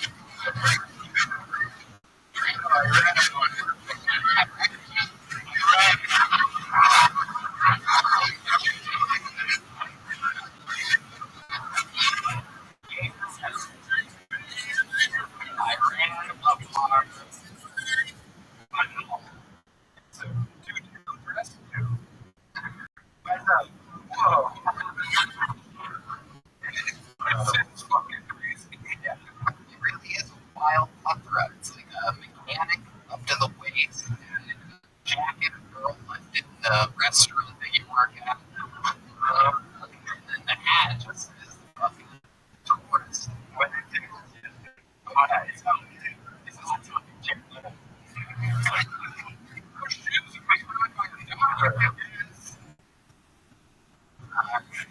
So Solomon, what made you want to help me? 39. What else? Awesome. You look either great or terrible.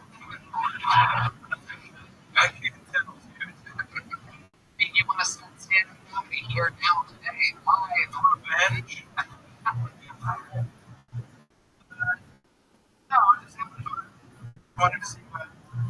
Okay, see, yeah, the show, and you heard it in it. Is any of that real? You don't have to tell me. It's gonna be a review. Yeah. So, were you in the graveyard yesterday? This morning, Were all the ghosts escape their graves? You look like a hospital there. Everyone.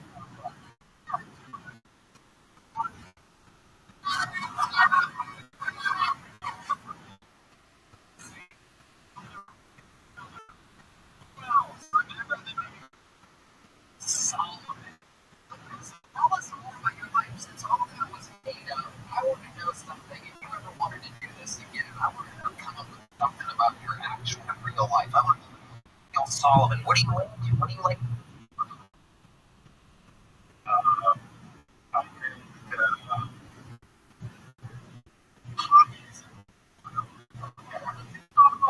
They're like pursuits in your free time.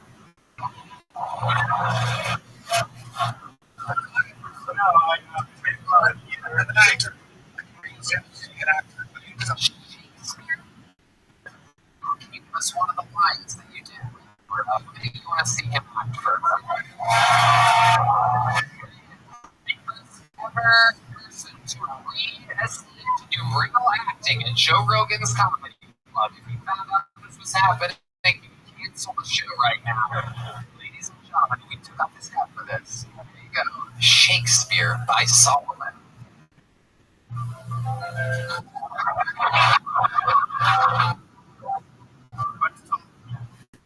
What light through yonder window breaks? It is the east, the sun. Arise, dear sun, and kill the envious moon. Already sick and pale with grief, that thou her maid far more fair than she. I was actually announcing things better than I think I was going to. Hell yeah. No! You say that, and then you say that, and then you fly into the Pentagon. It all ends in Allah Akbar. I like the head movement. That was Romeo dodging bullets. Also, I don't want to be putting this in Punjabi, so no happy Ramadan to you, sir. True. You have a girlfriend? You getting any blowjobby?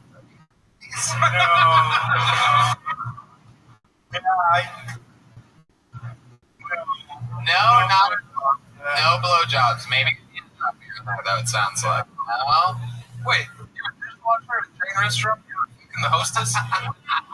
No.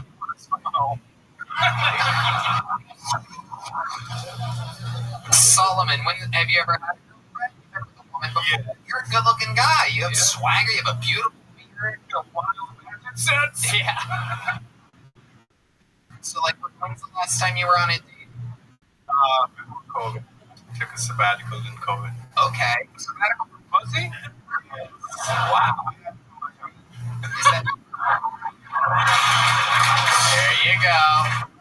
There you go, Solomon. That's a big one. That's the one you're going to remember in the morning. I killed it at that one part. And also the blowjob thing kind of scares me. Why?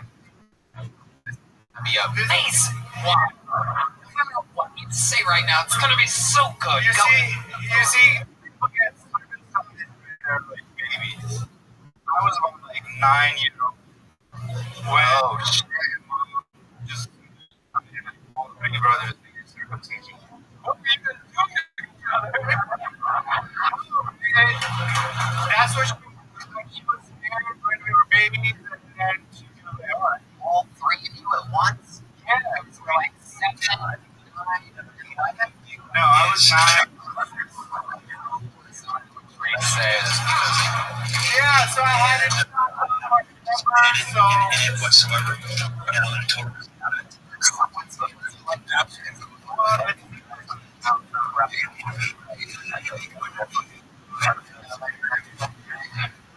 ladies and gentlemen, So you're circumcised. You got circumcised. that's what I'm hearing about. Build up to it. And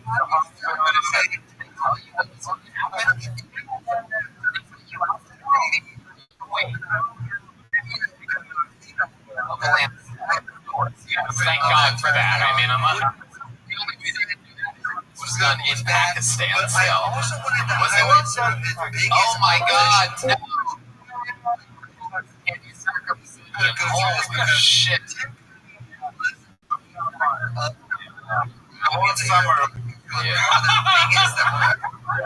In the neighborhood, everyone knows about it. Hey. Talking about. I'm Solomon. I'm Pakistani. I got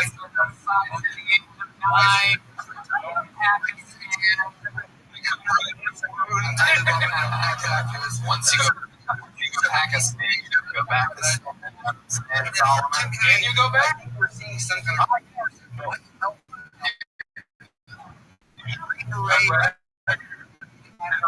yeah, so the blowjob is seems like I have the trauma chopped off, so Wait, they circumcised the beautiful nice guy. you see corn dogs. As a kid, I would buy that and just the bread for like I would just pull it off. I realized it's like Solomon, I like your style. Congratulations on your first time for the joke book. It's real Texas slang. He makes these little joke books so good. There's little bombs on them. There's little steaming pieces of shit. They're very exciting. So how about more time for Solomon, everybody? Come on. Yeah, let the freak show begin, everybody. Everyone. Door guy, a local legend here in Austin, Texas.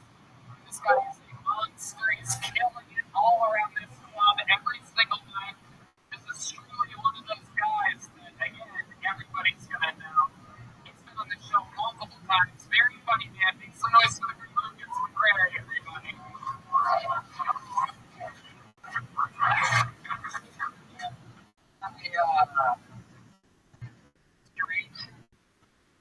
White male. No one thinks that about me, though.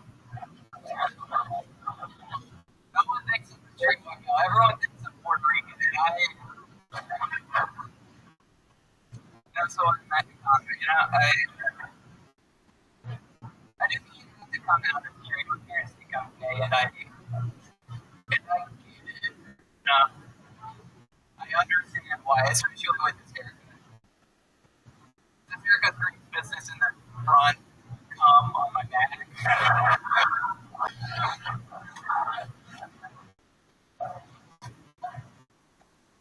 I was not born a boy. I was born a boy. I was born a man. American man. I came out of my mom with regret. I was so fucking afraid. I'm not thinking. I love it. From Lucas McCrary. A guy that truly is, really in a great place here, a legendary position here at the mothership with a bunch of fucking squad of freaks and monsters that are killing all over. I've been doing you for quite a while now, and you're in a very thriving position. It's what it's like being a door guy for the mothership. All right, I love it. Oh shit! Oh god! I didn't realize you've seen me. I love it, man. Right, right. I believe it was that. It's like it's hard. It's like taking it. It's a lot of time. It's hard with the like all of my other things that I want to do. It's I'm not able to run your own show. A very very good show. I've done it times, and I don't do a lot of those types of shows that I want to do. It's always good. That place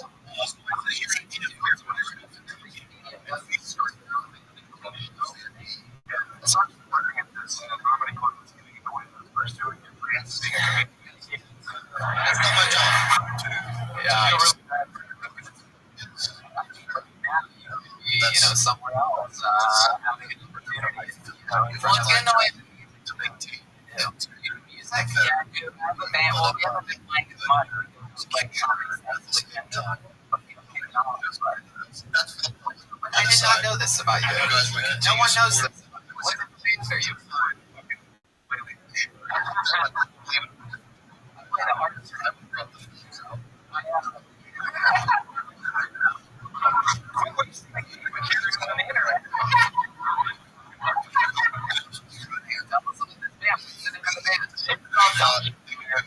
Oh no.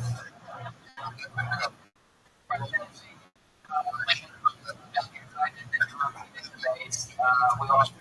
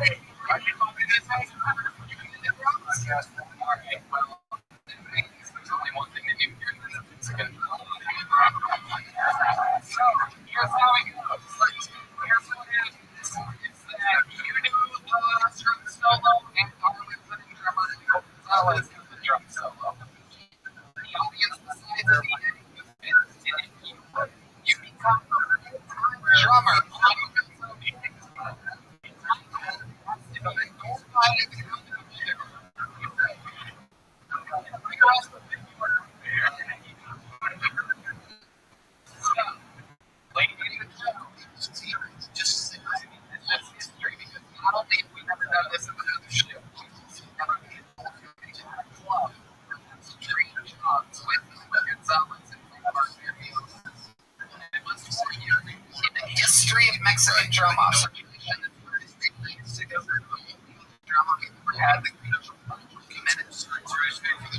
Yeah.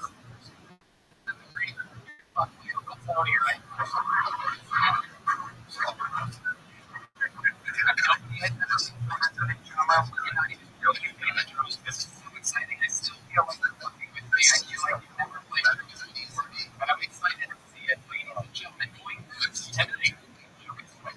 everybody, this is the Mexican drama only on Nobody.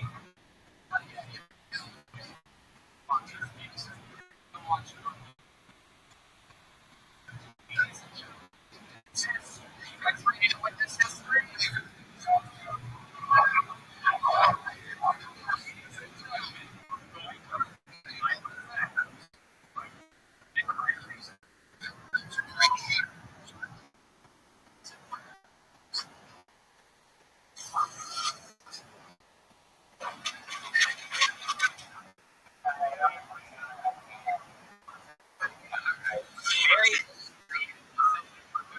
Lie about his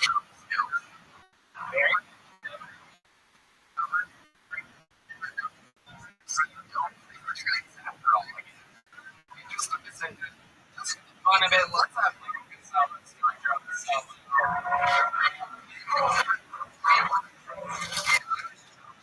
Or I could have madness to the drum sell. You want to do it real quick? Yeah, let's fucking go. Let's go. Let's go. Why have when you could have one of the greatest musicians, a man played with Stevie Wonder, a man who's played everybody in Austin, Texas, great local, as a blind man could be, on the drums. Ladies and gentlemen, this is Madness.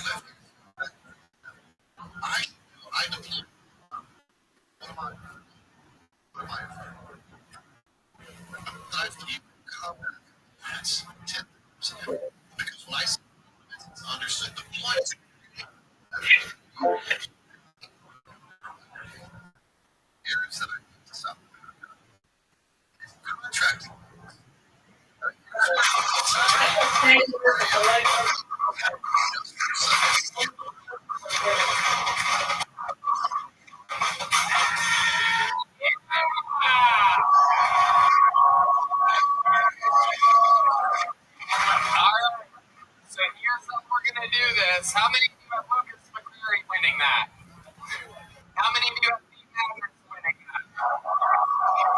So, here's a special stipulation, all right? We told you before that the switch jacks. How are you going to remove it? This is eyes from his skull. Some questions.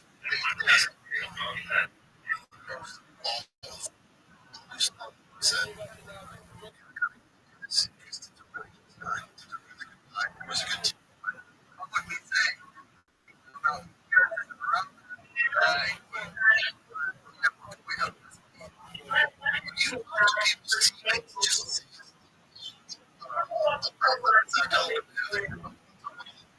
Brandon, if you can hear me, can you mute yourself, please? Just at least think about him. You can say whatever you want about his teammates and say, hey, for you to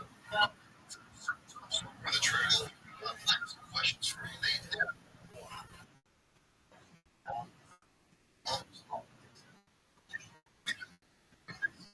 He's a really nice guy. So that's about him.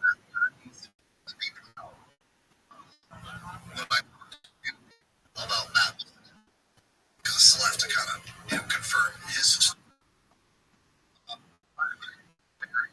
as far as what he said. What he said was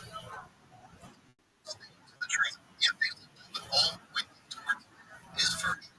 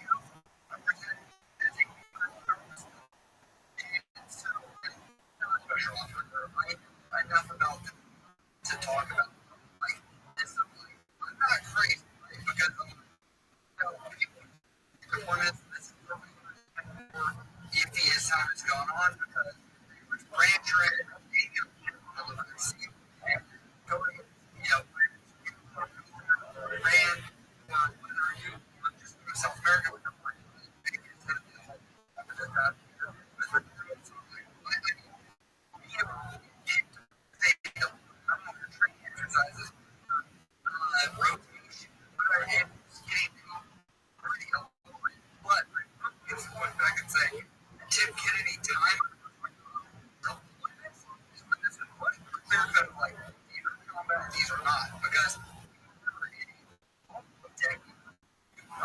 since that episode, it wasn't a lot of time, but I reached out to all of my friends, and some of them have been 15 years of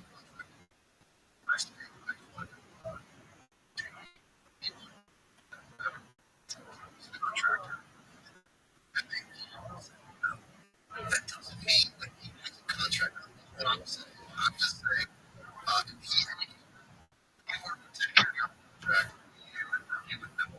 So I did that because I reached out to certain people that do kinetic operations.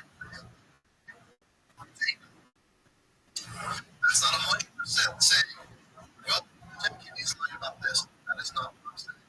But right, if you want me to do that, well,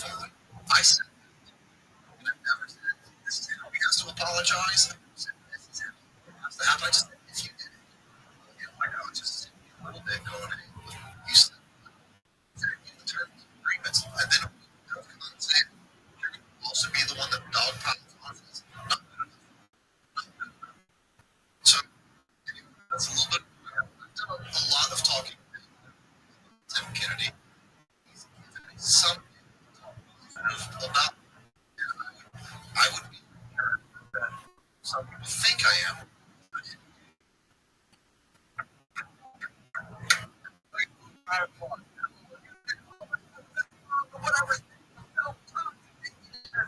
Figure this out. I'm like, progress.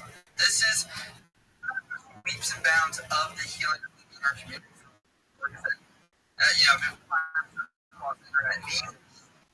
We are going to see unfold. Okay, everything's washed. I don't because there are too many people which gas, money, brand new. But he's come together a little bit. Star Power. Or client. Star Power. Star Power.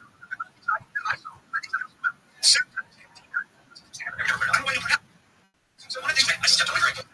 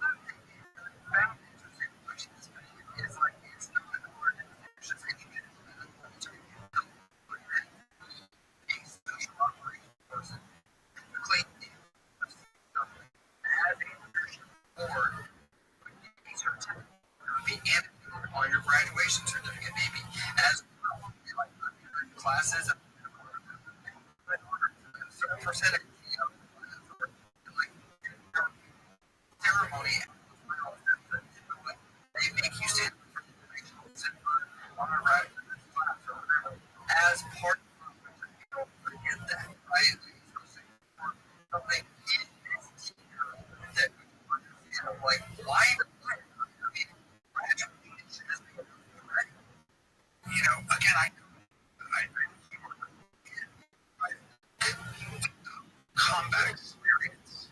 Have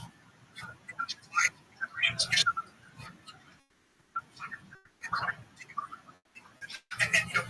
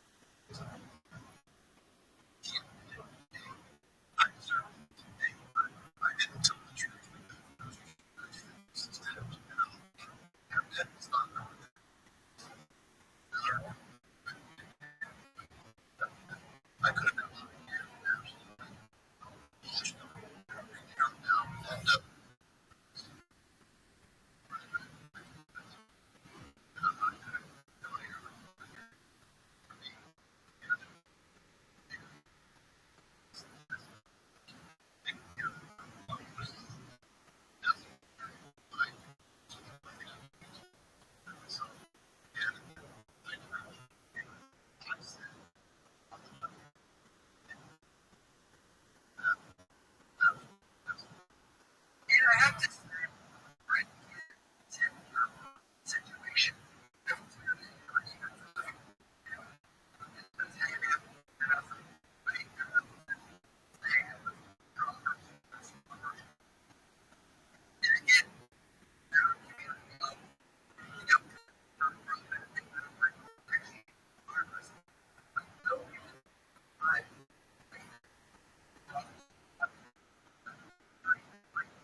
But it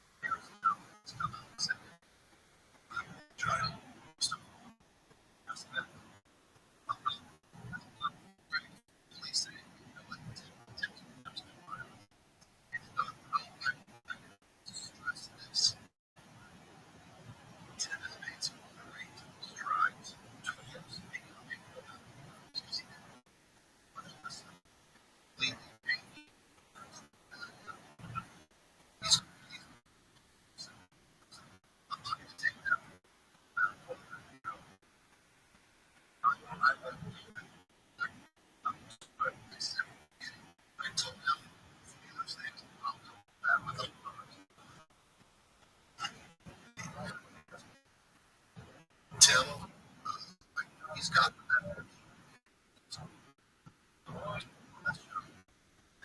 you this conversation. I'll tell you right now, and I'll tell you guys. See,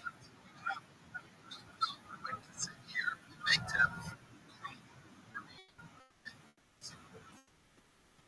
I will talk to him about question. Bigger thing. Better man.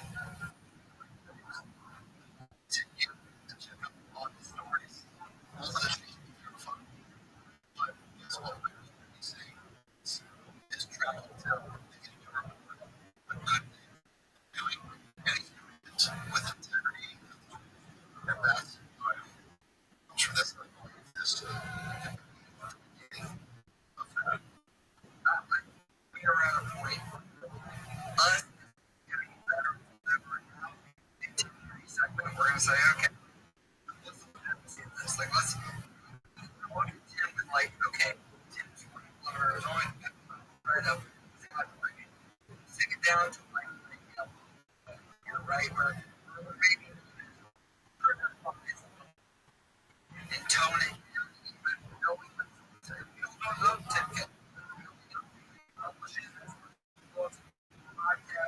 Whatever else he's on. So, a lot of this, what the basic view is of what I'm trying to understand. How you try to but from what on the tier one podcast, that would do numbers because I think for a fight, for the at least for one,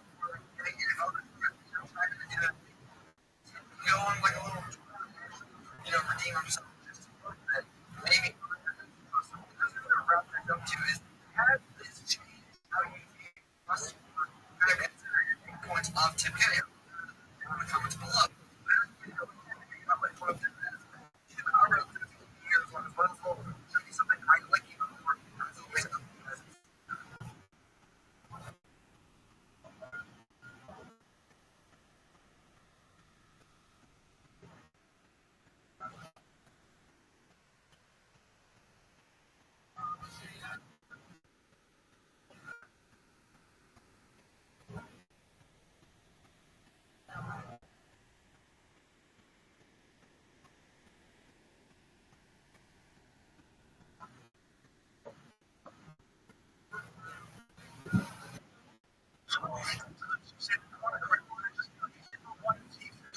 I took my foot and I put it in like one or two interviews where they were asking about I don't know if I was absolutely carried away.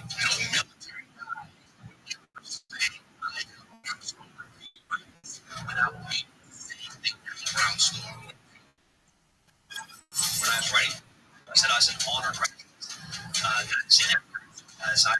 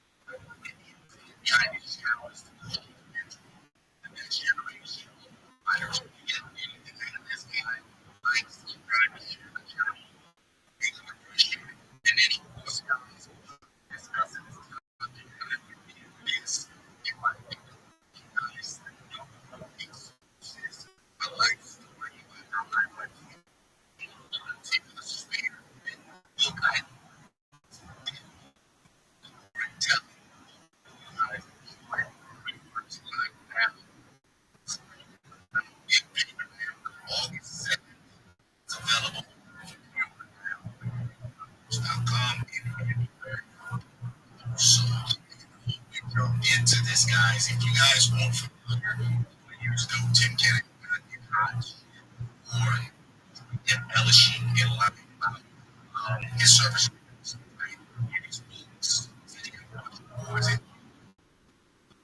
Right? And for about a year, Tim Kennedy out. And Tim Kennedy around the entire and made videos about it. On the lies that he told. So I always believe anything he's saying is the question of it. Especially his community, where some of the pillars we stand and you get a chance to tell them the grapevines, right? Because the community is pretty small that you're so big and famous. and you don't have to fix shit. Those were words that I heard from what connected folks that you know. Now, since it's not gonna go away, you jump on the podcast, and now you decide.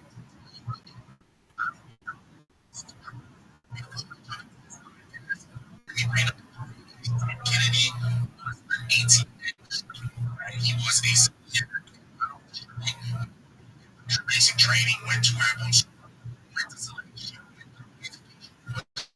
graduated in 17. He was exactly what he was talking about because in listening to his podcast, he was in the military,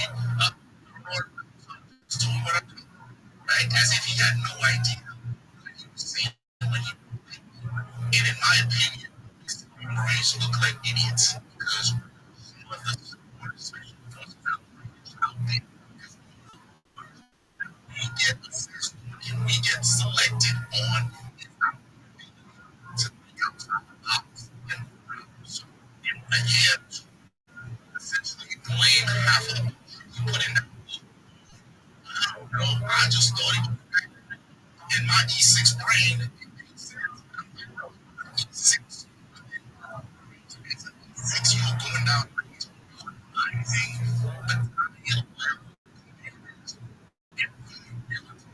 That's as of E6, I was running an entire village while I was conducting stability operations. Right? That's what I was out tired.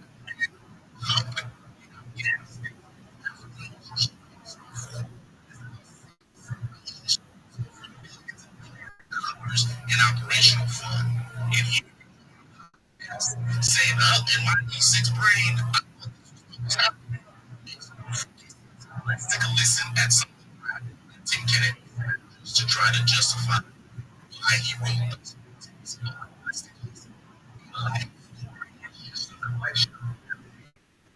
Lest it become a list of dating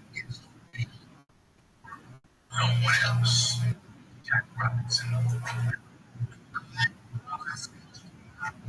I'm not supposed to be sitting in front of you guys providing inspirational content, influencing, motivating. I'm not supposed to be here.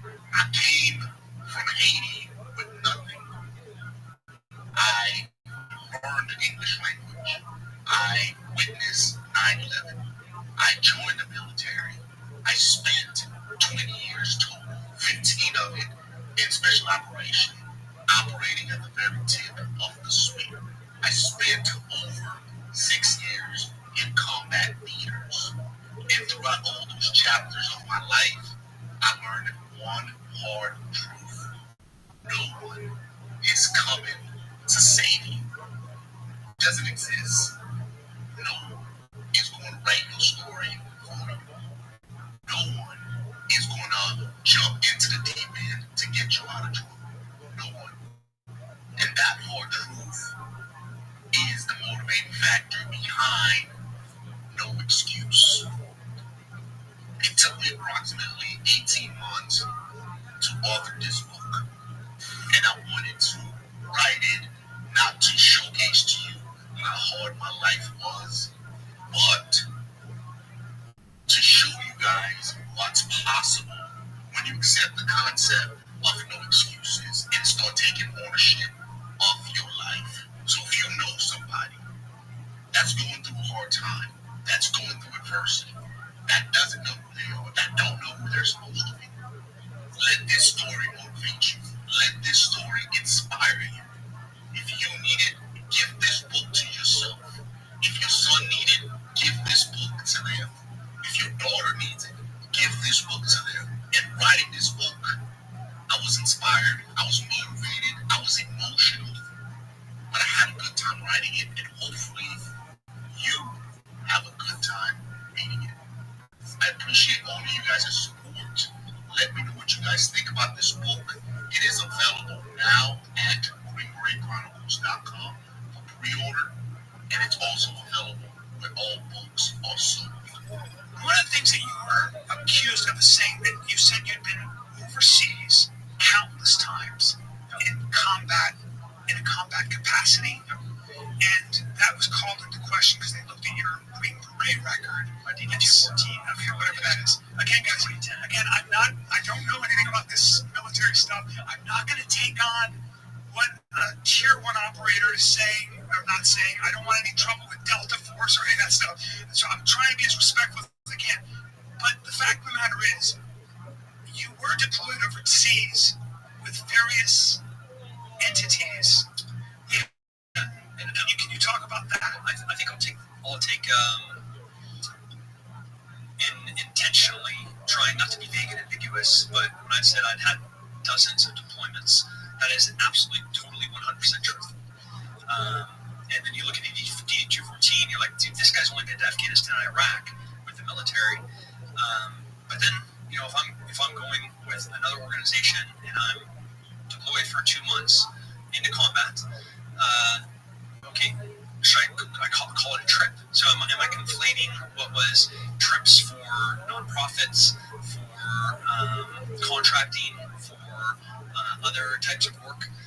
Yeah. So is that my fault? Should I have been way more clear? But I didn't. I was intentionally unclear. And all right, now let me elaborate on this a little bit. Tim Kennedy is now a team sergeant responsible for leading anywhere from 10 to 11 other special forces operators. And you're telling me you can't tell the difference between a combat deployment while you are in the military versus a trip that you decide to take overseas? Guys, I just went to Colombia about a year back. Was that a deployment, right? Like, I went to Colombia. I guess that's a deployment, right? Mr. Beast goes all over the world and plant trees and shit. All those deployments, like, just the nonsense and just how dumb his acting is what gets to me. You know what a combat deployment is. You know the term deployment is tied to the military and some of the other 3-letter agencies out there, right? You know, deployment is when you are on official orders from the United States government and you are going into a combat zone to do work. That's what deployment means, right? So for you to sit here and say, well, I didn't go with the military, I went with some of these other organizations, nonprofits, and like, no, that doesn't go on your DD-214. That doesn't go on your enlisted records because you didn't go as a Green Beret. So when we're looking at your official military files and you have 2 trips on there, you can't go around and saying I have, hundreds and hundreds of deployments, right? Because, if you are going to say that, make sure you delineate between, right, when I was in the military, I did this. As a civilian, I did this, right? Because that's the capacity you did them as a civilian, not as a Green Beret. So you can't just go around telling people I got a bunch of deployments, when in reality, you were a civilian going to fucking bloodfuck Africa and capturing fucking social media footages. So you know exactly what you were doing when you did it. So to sit here and try to justify and explain it just makes the situation worse. What I expect to hear from Tim Kennedy in this podcast was, yep, I fucked up. I'm a senior non-commissioned officer in Special Forces responsible for advising battalion level commanders. I know better. I should not have done that, and I'm sorry. That would have probably been a better podcast as opposed to sitting here looking like an idiot saying, yeah, I deployed with a bunch of other agencies. Should I have not said those were deployments? You fucking know better. What do you mean, should you have not said they were deployments? Let's keep listening.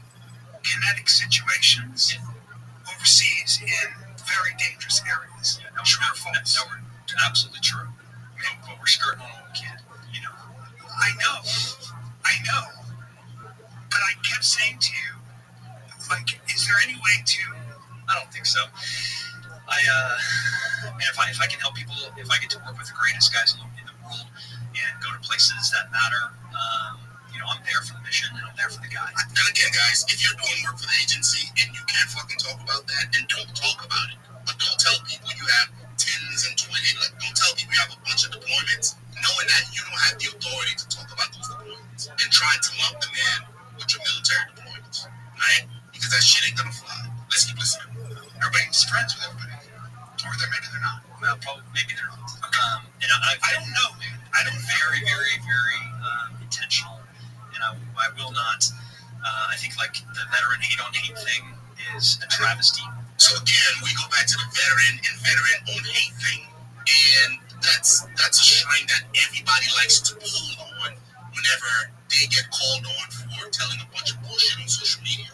Whether it's Rob O'Neill, Marcus Luttrell, Tim Kennedy, all these guys always revert back to, I'm a veteran, they're hating on me. While you're sitting here apologizing or trying to apologize for all the fucked up shit that you've said, we are hating on you by pointing that out. Isn't that crazy to you, right? If it wasn't for the veteran on hate thing that you're calling it, nobody would have said anything about how fucked up your book was. But since we did it, and now you're forced to come out and take accountability, it's vet on vet hate. So if we didn't do it, you would have just kept writing that wave of bullshit, and you would have gotten away with all the things that are in your book that's not correct. But since we did it, we're hating on you. Just keep listening. One thing I've always hated, guys, is finding clothes that look good. However, they fit like crap. I stay in the gym, if you guys can't tell. I'll go to my local stores, find something that looks cool that I like. However, I put it on, and it just doesn't do me justice. Why I attracted to all male apparel, right? Not only do their clothes look good, their clothes are also designed and built for trainers, for athletes, for military dudes. So you can put all the work in the gym and know that by going with all apparel, you're going to find the clothing that shows up all the work, which is why I personally like wearing it. Right now, All Male Apparel is running a buy two, get one free on everything in their stores. That's the shorts, the t-shirts, the flannel shirts, right? The jeans. Buy two, get one off, guys. Perfect timing to check them out before they run out of stock. Again, the link will be in the pinned comments and also the description. Again, guys, All Male Apparel, I'm comfortable with their clothing, and hopefully you will also.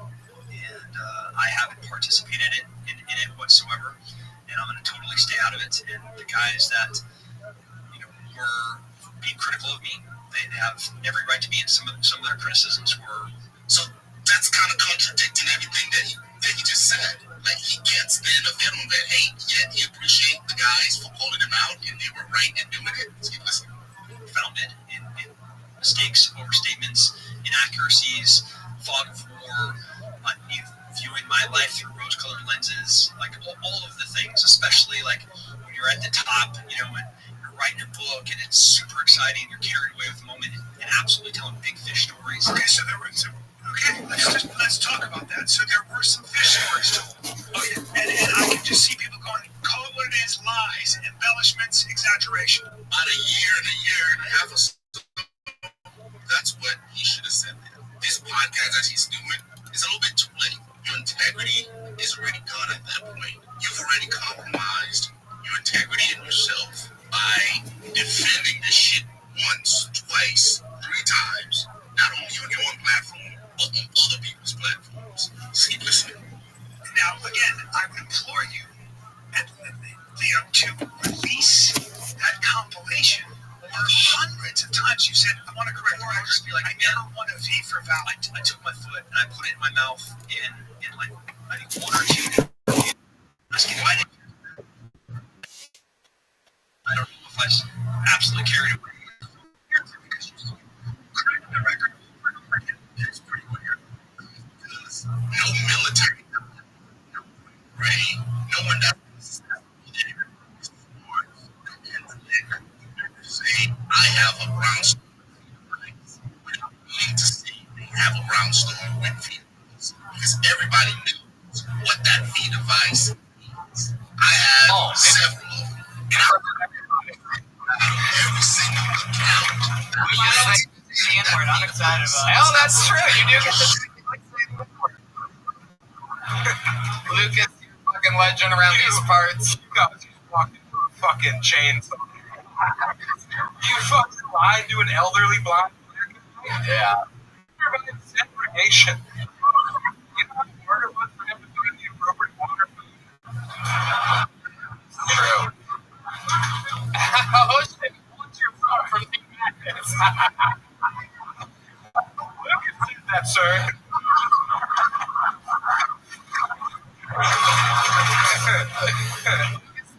Thank you. There you go. Back to work goes Lucas McCrary, everybody. 2007, I fucked so many girls who look like Lucas. Daniel Nuwan. Daniel Nuwan is next. Double D. Daniel Nuwan is next. Uncle Tony, you guys still looking fun out there? I didn't know somebody tried that before. Pretty much got food out. Yeah, it's a very cool maneuver.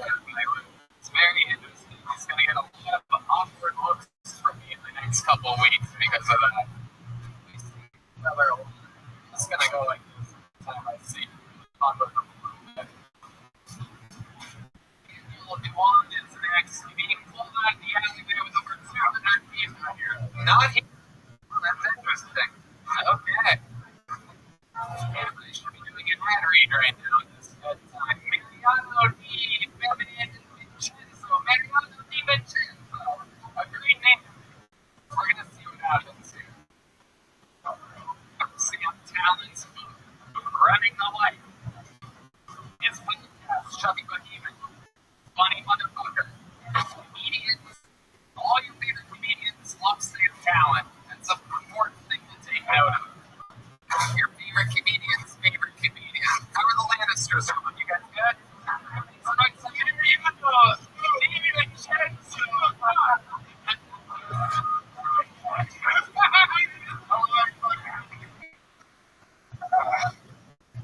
Hello, everybody. My name is Mariano. Some people say I'm very self-centered. But I don't care. My arms are...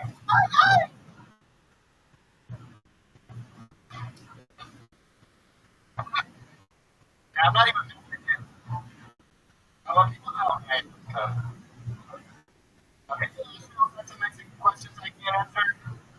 Like someone asked me recently at the last meeting, I was being canceled for this. And I'm a person from Argentina. I think speaking with others is a lot more risk. But people want to see me when I feel I'm speaking with someone.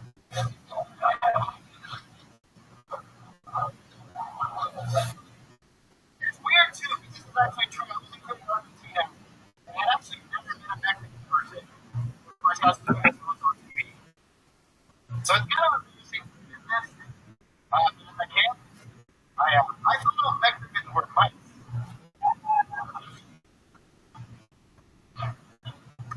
All right, thank you.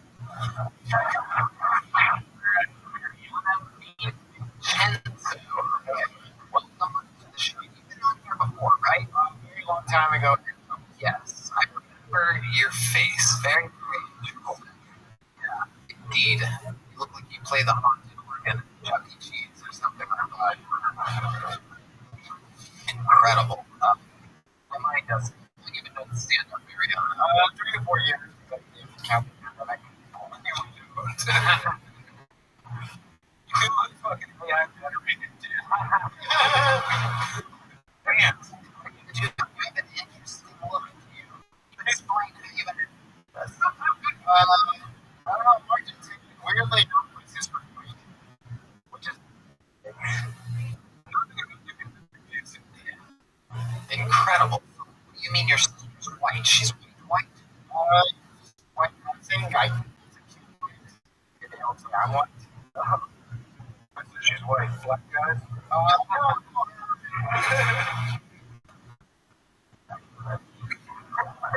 I know.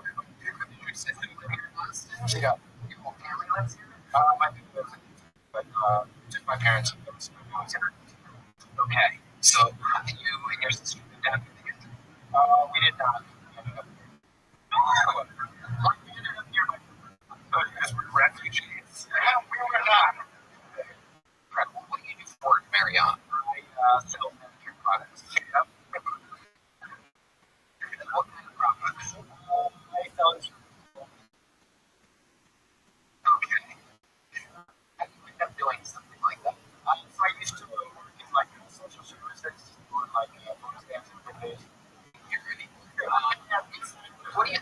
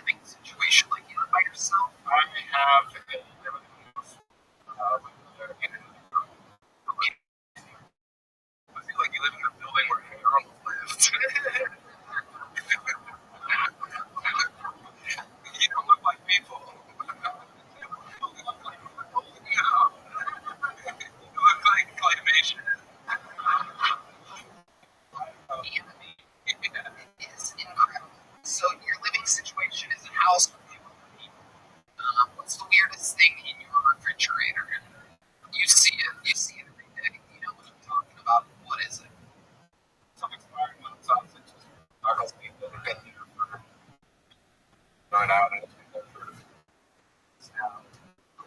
pretty small. Never asking that question. Tony said on this thing, he will never ask about another person's birthday. But I think too honest answer. Briefly honest, I think we all have a little hot sauce that might be open a date for Jack in 3 weeks. But yeah, my man doesn't have anything that's out in 3 weeks or this country.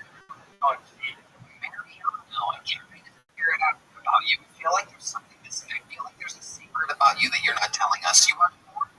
I do. This type of porn that you watch. Be honest. Honesty is so important, Mariana. I honestly don't look like I do. Pretty simple with that.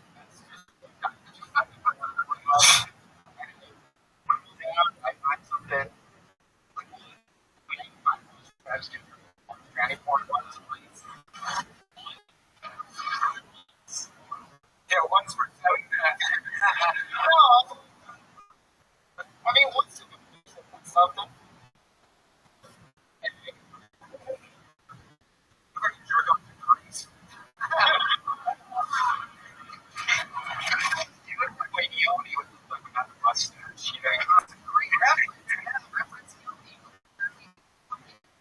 Knows what he looks like. Man, so good. Brilliant. Now, if we can win, yeah, no, it's great. Yeah.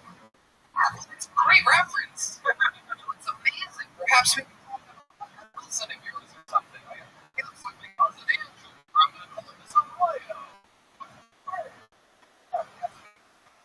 How long have you been filming? What? That's all of you guys are doing? Solomon. Yes. The guy wearing the cowboy hat and what I'm assuming is a duster right now. It's both shop at the same time and thrift store.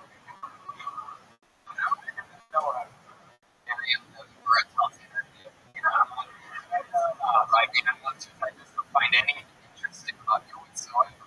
I've tried my very best. Is there anything I'm missing? It's a question I should have asked, and which would have been like, I have an answer for that. Good question. I've never done this in 10 years. I'm asking you, what should I ask you?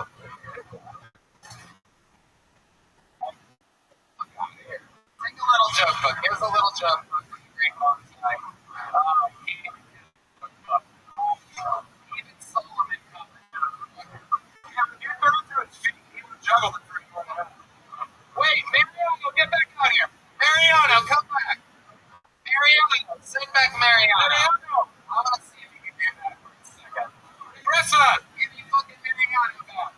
Get him out here. Come on. Come on. I might stand over there and try to see how many times you can keep that joke book up in the air. I want you to fucking try with the joke. Okay. You have a ball out there? Go get a ball. You guys have his ball? Get his fucking ball. There's gotta be a unique moment for me here tonight. Warn everybody in the first 35 rows that everything else he's tried tonight has failed miserably. He was staring right through us the whole time. Oh man, cold dead eyes. They are incredible. I wonder where his soccer ball is. I get the feeling this might take a while. Michael Gonzalez, really excited to see his soccer ball. With his soccer ball, ladies and gentlemen, this is the Riddell. Oh my goodness. Oh, starting with it on the ground. All right. Wow. Oh, there we go. Okay, here it is.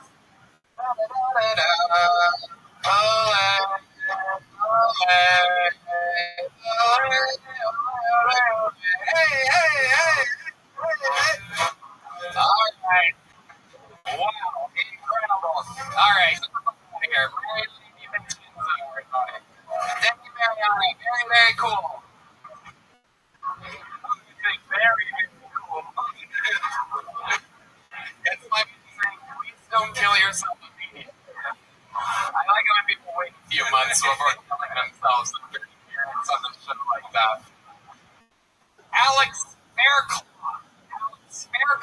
next. That's a good comedy. There's a lot of good comedy themes coming out of the bucket tonight. I don't know if we're getting the execution that we need. I'm going to go for Kevin Pereira, fresh off a loss, a style thing that this week. Wait, not Alex Pereira. Yeah. Swollen still. Flame from the loss to Stylebender. Here he is, everybody. Alex Faircloth.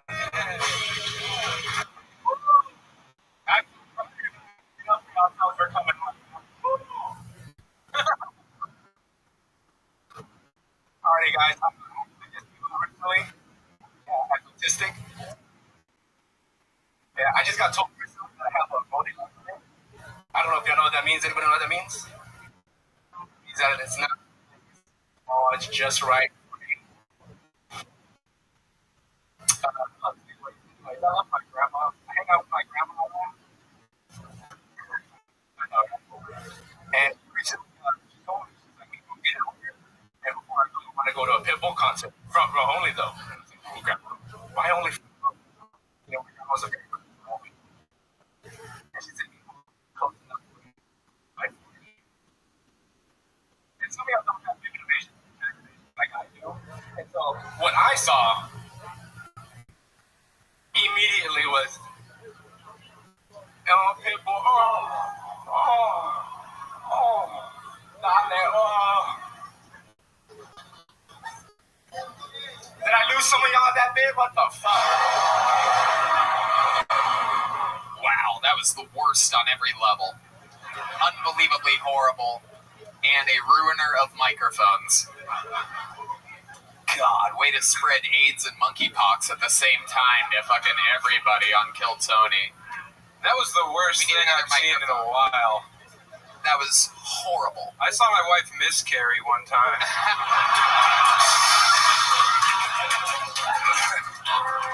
I'd rather go back to that moment. I wish you guys out there could hear the bass player when this guy's on stage. He's just back there. God damn. D-Madness does provide a soundtrack that only we can hear on the show.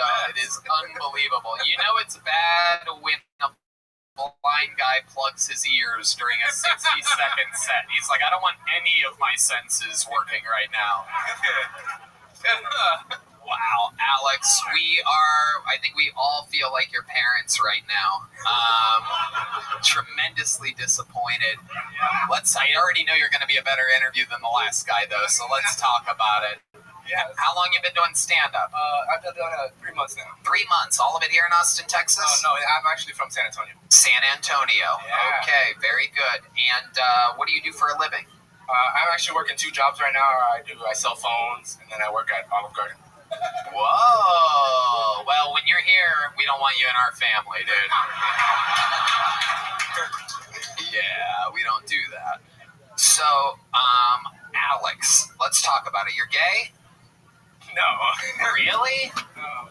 Do you know why I'm asking you that? Because I look like a female version of Mia Khalifa. Is that why you're asking? No. No. Male version. No. No, it's because you seem gay. Do you always wear muscle shirts?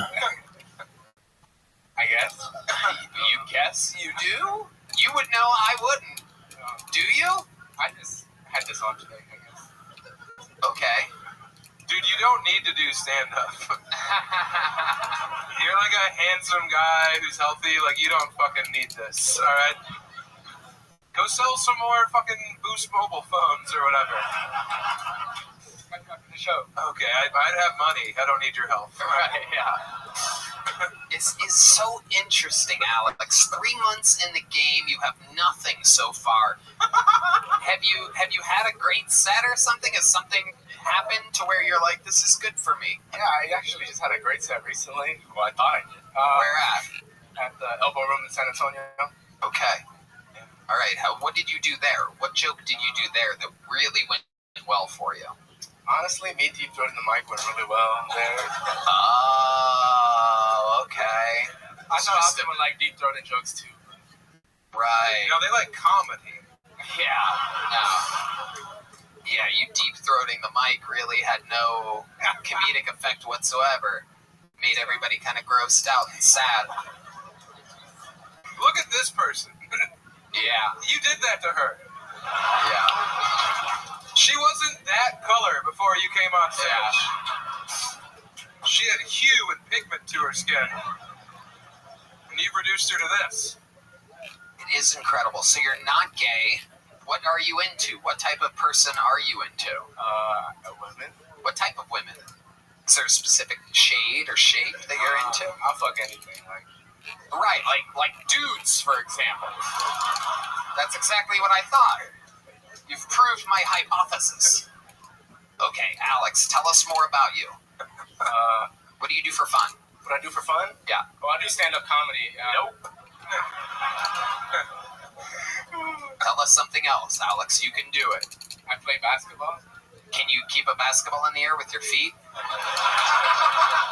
No. Tell us something else. No one believes the basketball thing either, Alex. Seems just like lie after lie right now. I'm a really good stand-up comedian. Shut the fuck up, dude. I'd fall all over you, bro. Okay, so let's talk about it. Basketball's out. We know stand-up's out. What are you actually good at? Am I good at? Disappointing my parents. That's really good. I'm good at that. No. Let's say something's like real. Like, yeah, you're good at cutting the sleeves off shirts. Fuck. That's about it. Okay, we're gonna keep it moving. There goes Alex Faircloth. Here's a small joke book. Here you go. There you go. Boom. Hey, give me Enrique Chacon. That's Yoni, by the way. The odds of Yoni making his first appearance 8 minutes after a Red Man Yoni joke is incredible, by the way. Give me Enrique Chacon. We're going to do him next. Oh, let's do it. Great. Angelo Ramirez is next. Angelo Ramirez. What's up, motherfuckers? What's up, man? I went to this brewery in Conroe, Texas, bro. These white people were so nice. They didn't even know they were being racist. Because nobody learned my name, bro. They just called me amigo all night. And that was fine, bro. But then these motherfuckers started calling me tres leches. And I was ready to walk out there, bro, but I actually met a really nice white dude, bro. I forget his name. It was real white. It was kind of like Hunter or Tanner or Connor, bro. You know white names. Someone with a hard R in the air, bro. And he put his arm around my shoulder, bro. And he proceeded to ask me the most racist shit I ever heard. He was like, Enrique, is it you what they say whenever you make your love to a Latina, they make this noise in the bedroom? And he pushed me inside and he did this shit in the middle of the room.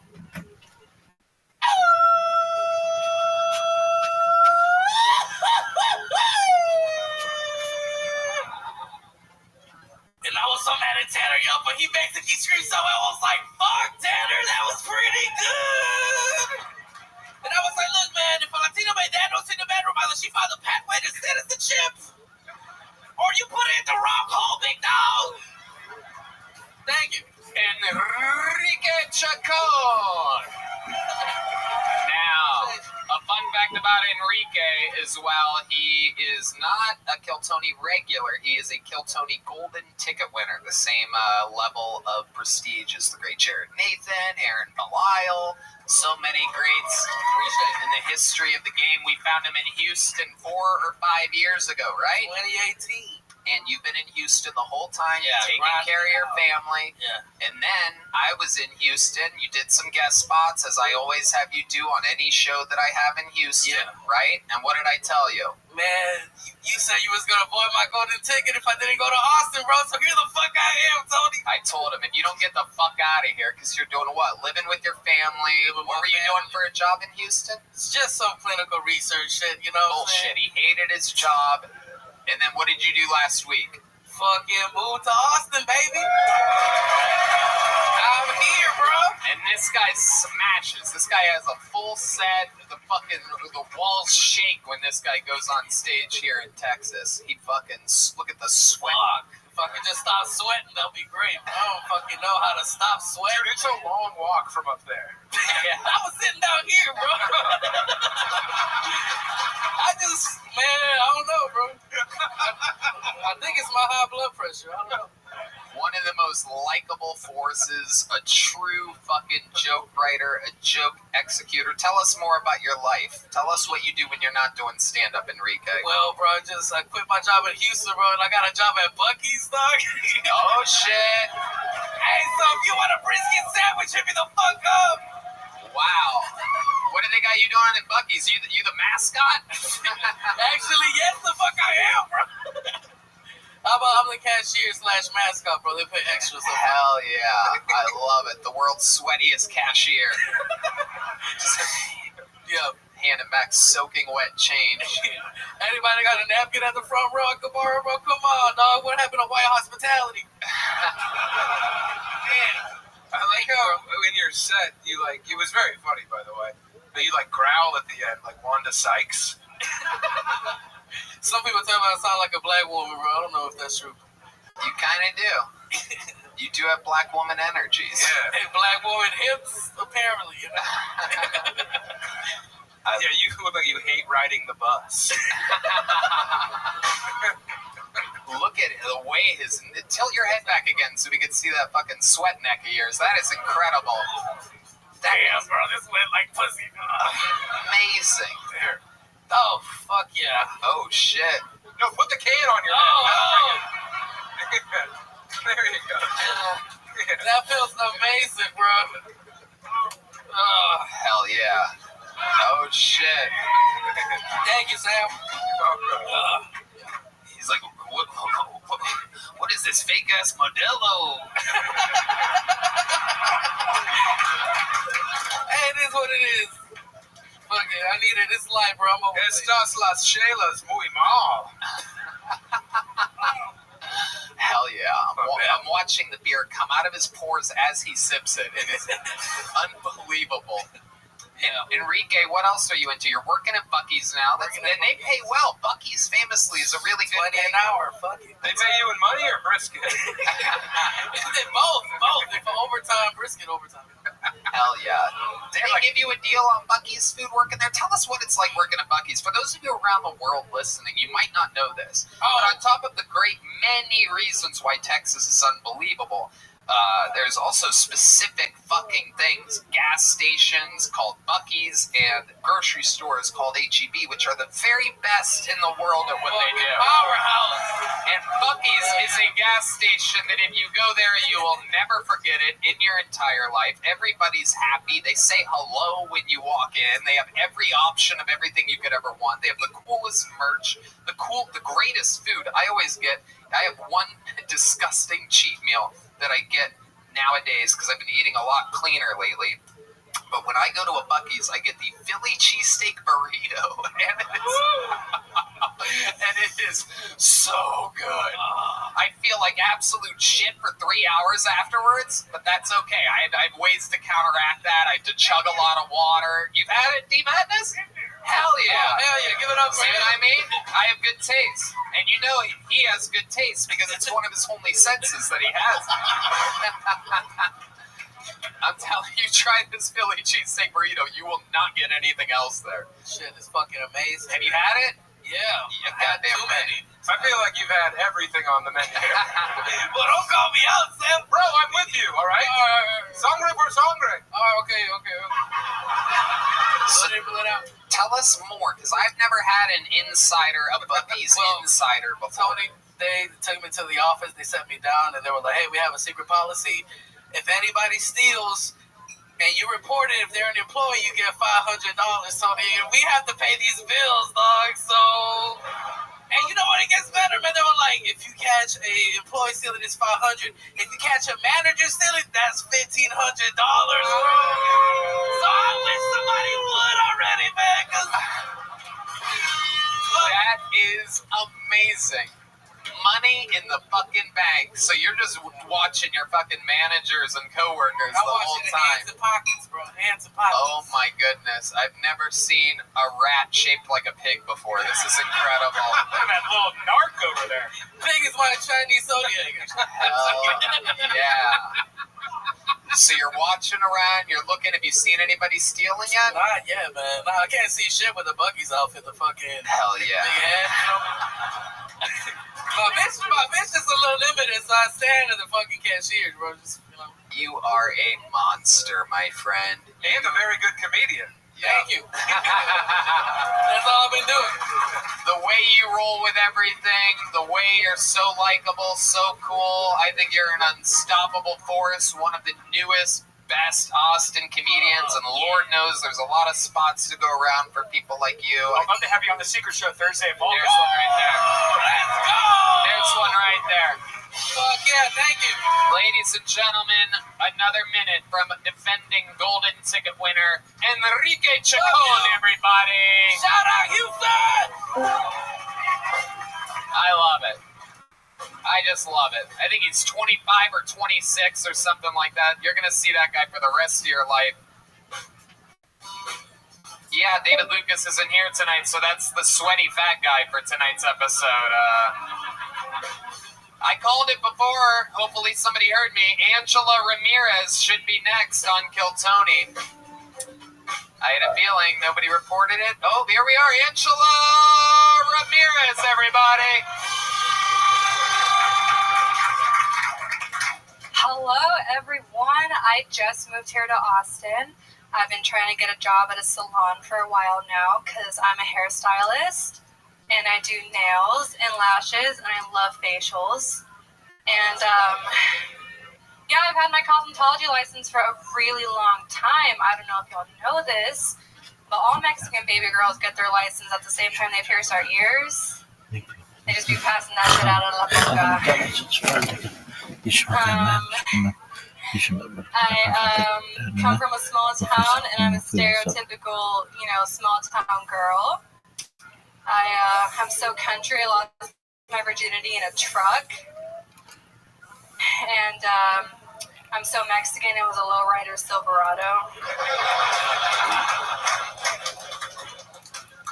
I have a cat. He's kind of a bitch. How I feel towards him is how middle-aged men feel their.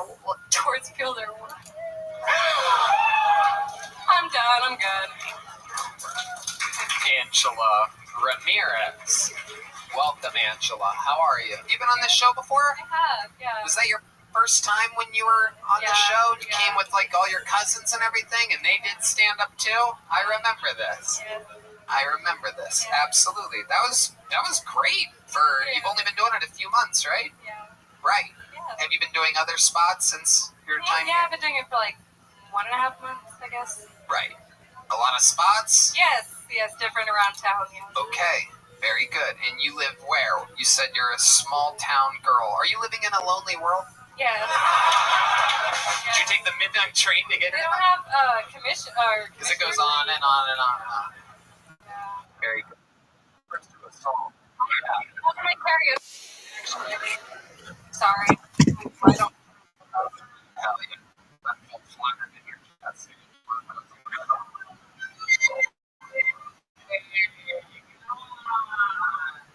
Is that true? You lost your virginity in the silver?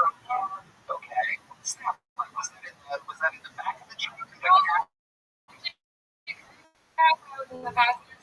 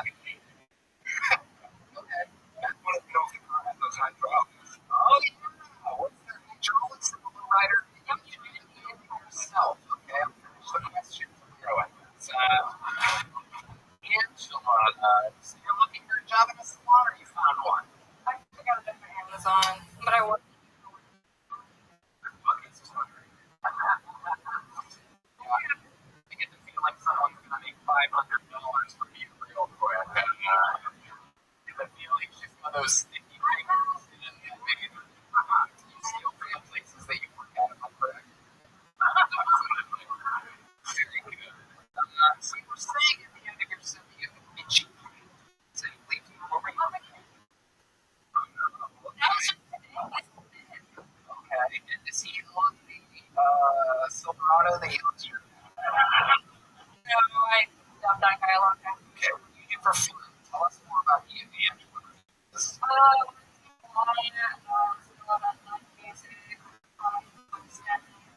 I drink a lot from wines. Oh, 20. Very interesting. Right, man, let's introduce the secret show.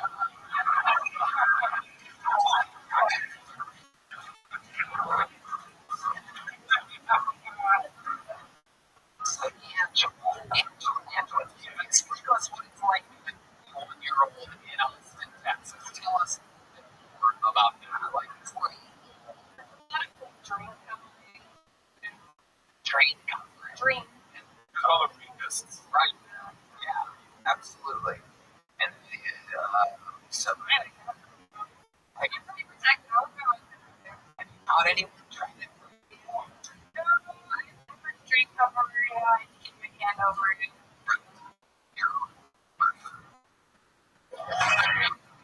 I used to buy.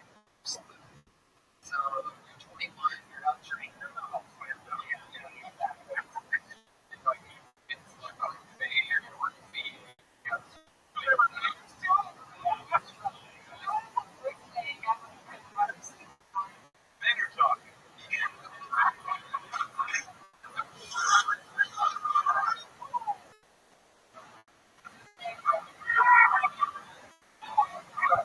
Amazing.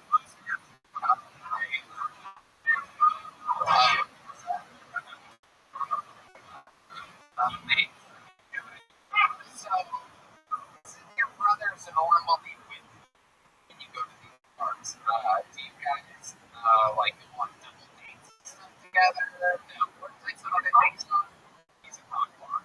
Can you give us an example of the time that you were out in your brother's rock bar? Just tell us the real story. You don't have to punch it up.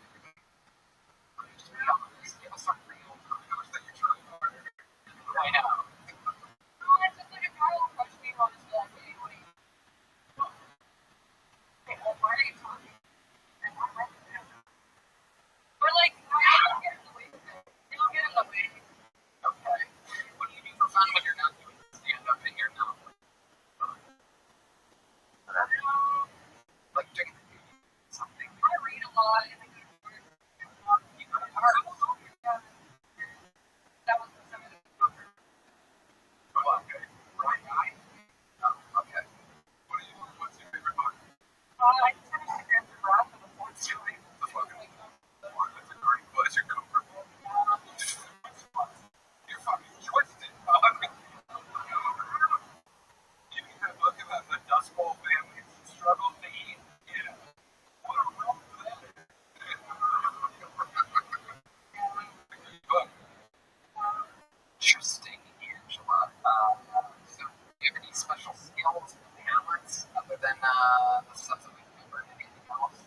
Reading, parks, swimming. I just kind of entertain my friends in a fun way. How do you do that? Sing. What do you sing?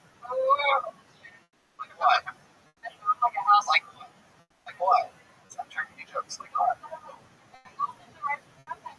Okay, House of the Rising Sun. 1, 2, 3, 4.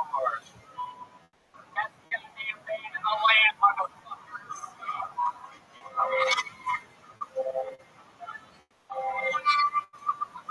Here she is. Angela Ramirez.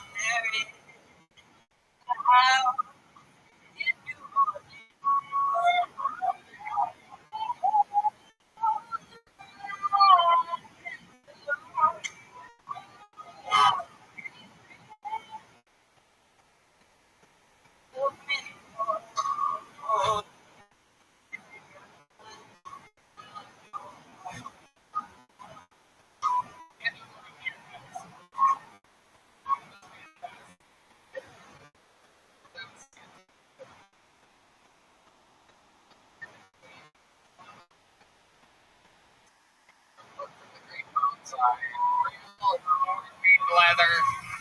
There she goes. Angela Ramirez. Adorable. It's actually a much better singer than most people say it is. Yeah, that was very good. Yeah, how about a young band? She could have said any song in the world. All I had to do was go,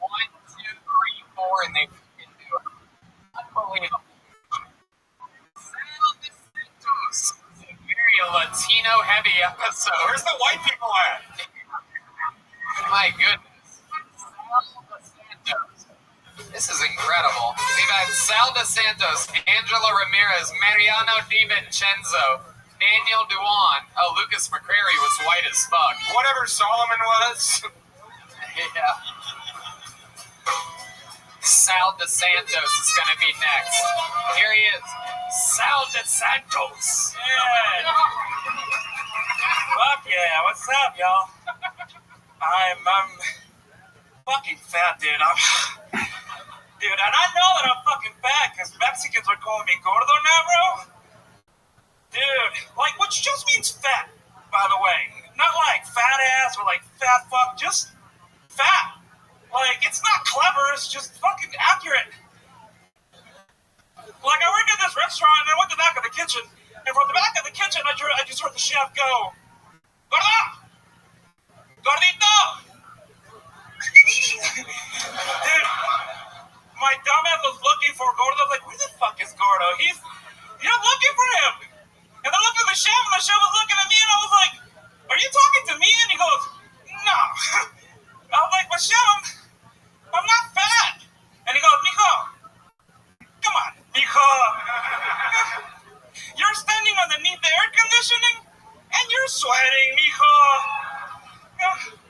Like, you really want me to stop calling you gordo? I was like, yeah. I was like, okay. Then let's wait, pendejo. Then I'll stop calling you gordo. All right, thank you very much, guys. Appreciate it. All right. Sal DeSantos. Hello, how are you? I'm doing good, man. How are you? Good, good. You're undercover as a French guy tonight, huh? Yeah, dude. I look like a hipster Che Guevara, bro. I haven't understood a word you've said since you got up here. About Oh, really? No, I kind of do. I was like, fuck. You look like John Leguizamo playing John Favreau.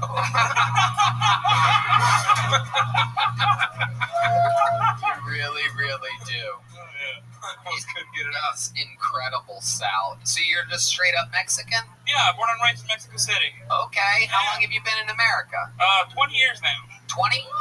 How did you get here? Did you illegally cross the border? Nah, I came, I just flew over here. I came here legally, like the good ones. Yeah, you flew over. Where'd you land at? Where'd you at that airplane? San Antonio. Right. But That's a hub. A lot of direct flights from Mexico City to San Antonio. So you fly in, and then how do you become a citizen? Explain to us how that happens. My dad used to work for a record label in Mexico, and then when that record label was like doing some weird shit, my dad got hired by another record label in the United States. Just brought him over. did they do any songs I've heard? I mean, yeah. Look I mean, I don't know, dude. I wouldn't be here. I wouldn't be here if it was my fucking guys. That shit slaps. Where would you be? Suck us. Where would I be? Making a lot of, like, my parents would be fucking rich. But no, and unfortunately, no, not that much. A lot of copyrights. Right. Right. And what do you do for work, Sal DeSantos? I work at Kirby Lane. Oh, okay. Yeah. That's right. Yeah, As a waiter. yeah, that's right. Okay. Yeah. Very good. How's that been going? Been good. I need a little more income, and then I started working with the Citizen Strip, which is a little, like, a little extra, like, thing of it. It's great. Yeah. So technically, Ryan is one of your bosses. Yep. Wow. That's Take my hat off. Put it on. Pregnant women here. Jeez. Whoa. So Sal, you've been struggling for money, obviously. What's your living situation like? How many roommates do you have? I don't. I live on myself. Did you pull that off? Well, you know, I always find ways to, like, make money from this spot. You know what? Like, I'm 31. If I get a room on myself, it's gonna make me work harder. Like, work hard in general. So that's what I'm doing, man.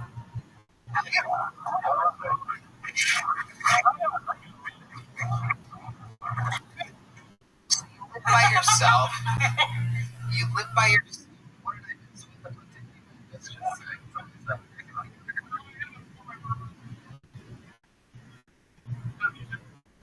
That's good. Absolutely. I don't know what.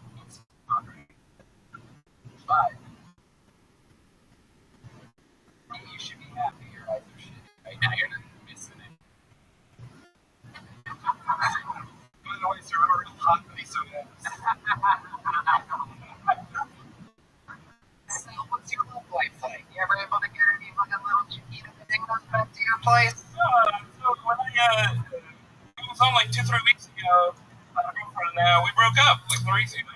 You bought that shit 3 weeks ago. I'm like a month ago. I got it.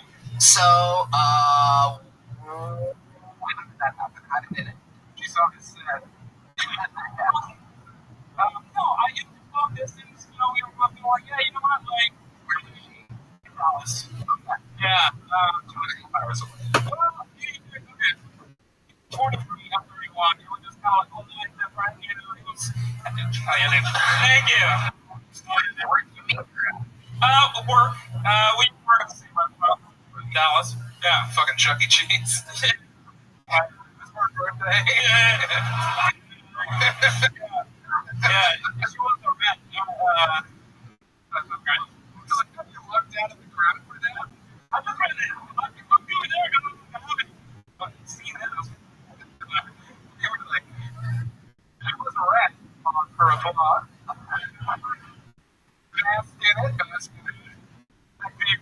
So did you break up with her, or did she kind of say, I think we should fucking end on this? Well, we talked about it. I had a feeling like, I don't know, maybe I should do it. Different lives. She called me, like, hey, we should talk about this, and we can decide to do that. Yeah, she's phenomenal. She's a great person. I didn't know why I fucking had that. It's good. So now, have you been on any dates since then? No, I did. I haven't been working. Just trying to get better at this. It was only like 3 weeks ago. I just want to just kind of relax a little bit. Yeah, it's hard. You were in a long distance relationship. I mean, I don't know what would happen, but you look at me like, I think it's true. I work with everything.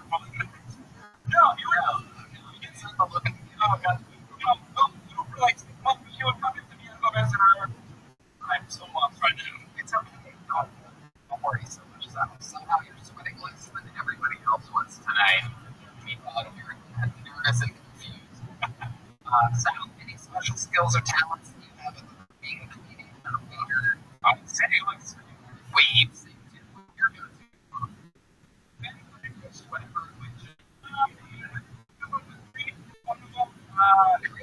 Radio man? 1, 2, 3, 4.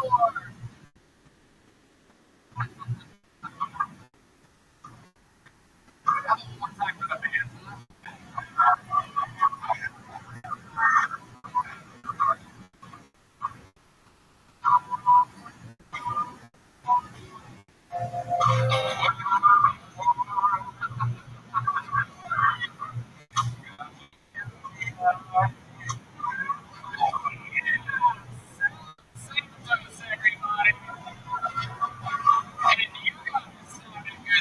Sal, thank you so much. Have you already have one of these things happen?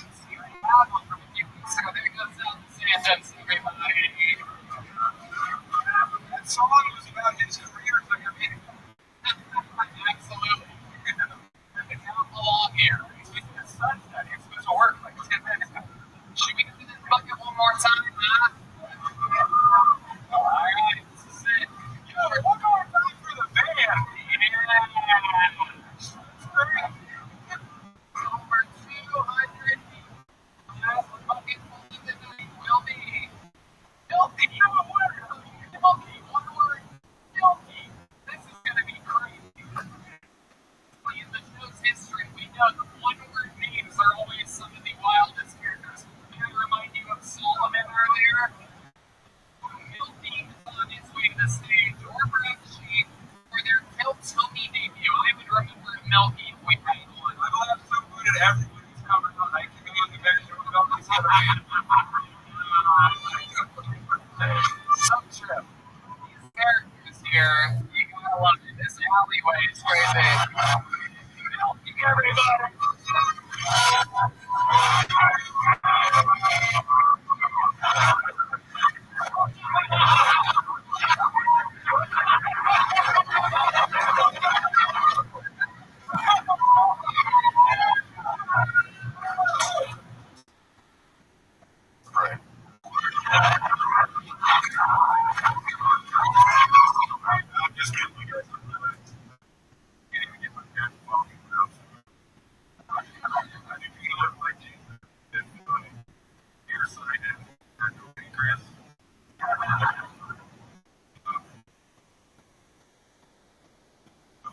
really give it Nintendo in this back in 1983 as well. He killed ass. It's just to make more stuff that. Trying to remember everything. Yeah, something like that. It was pretty crazy right now.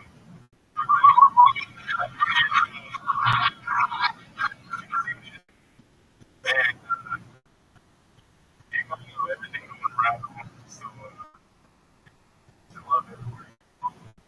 But don't be afraid to steal 2517. Somebody's giving you a hard time. Give him a milky. Right, hold on a second, Milky. I got a lot of questions. Dude, did any of you think it was going to be wise? Milky was for sure the black guy. With the neighbors like Milky. Weird. Yeah. So, this is your first time on the show? Welcome to the show, Milky. How do you get that name Milky? Is that because of your jokes getting it's like half and half?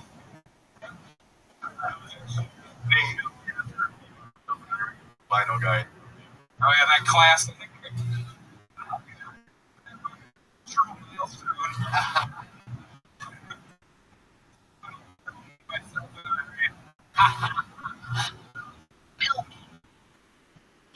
Milky, how long you been doing stand-up? This makes 15 minutes. Okay. So, we've done a few sets. I've done 2 of my South Carolina. Like here.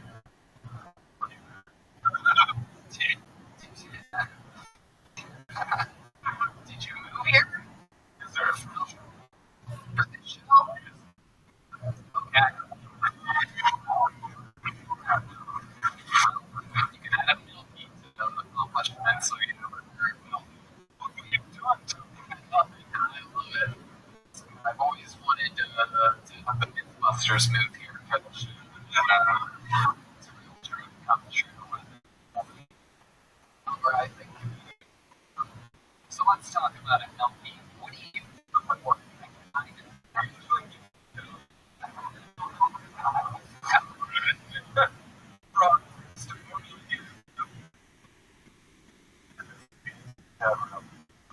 What's branch that's here? Oh, well. Ever go to the Wild Tavern? No. What did you say you were already? Yeah, the band, the bar. Okay. Waiting on our liquor. How long have you done that? About Wait.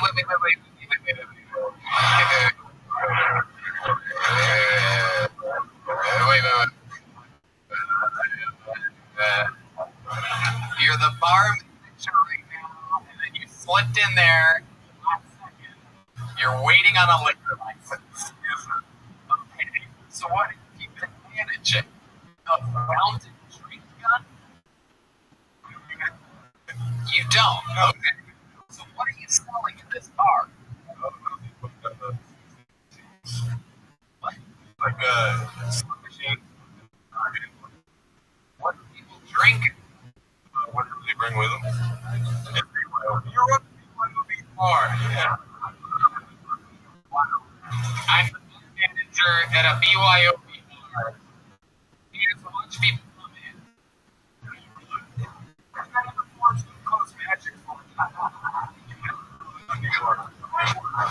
Not anymore. In a past life.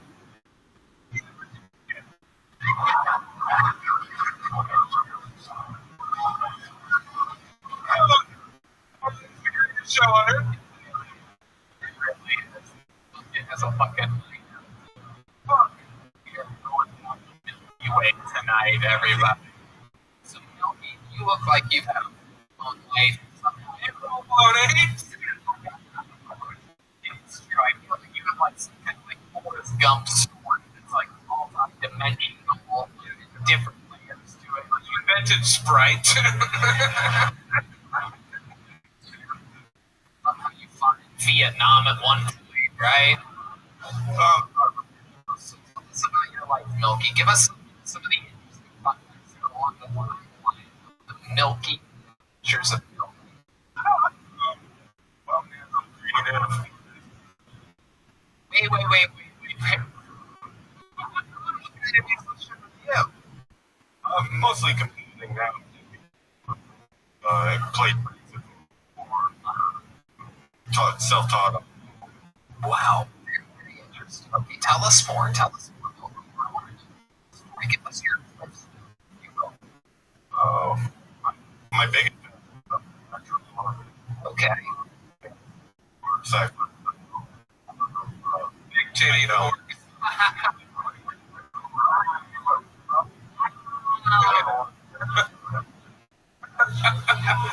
Everything's big tits. Yeah. There's a woman with big tits. There's a cheetah with big tits. Extra huge tits. There's a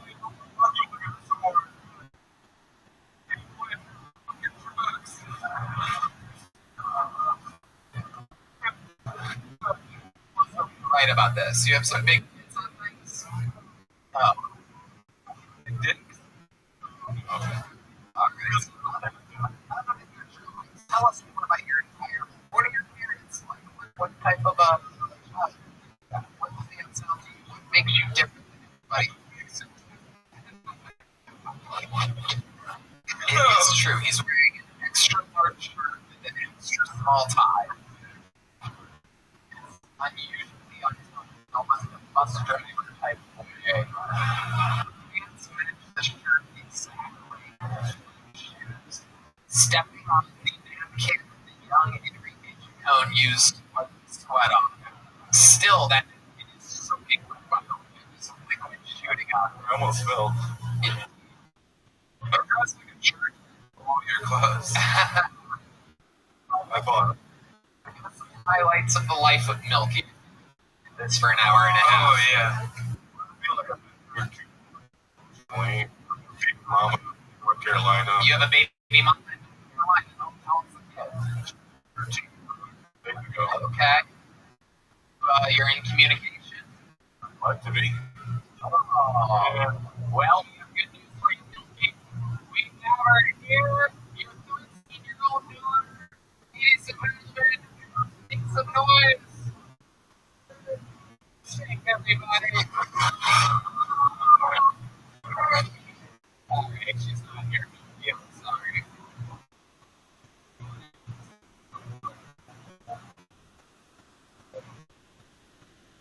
So,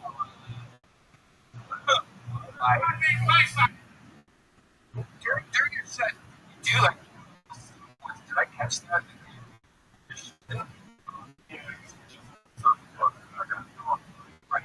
Right. It's okay. You have a great stage for no, you look like the youth pastor being touched by. Hell yeah, you make that.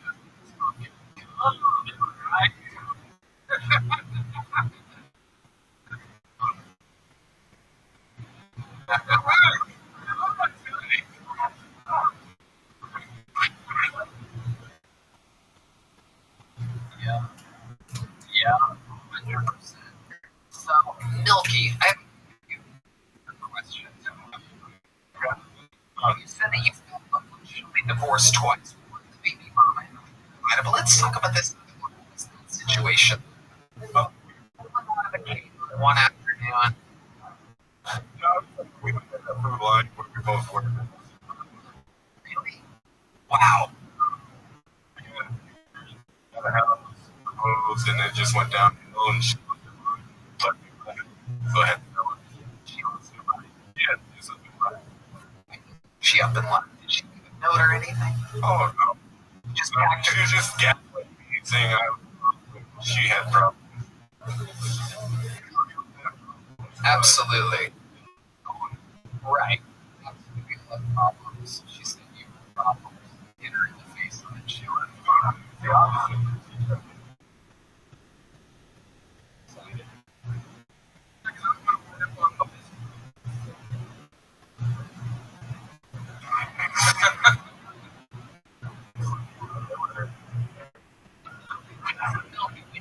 The Texas.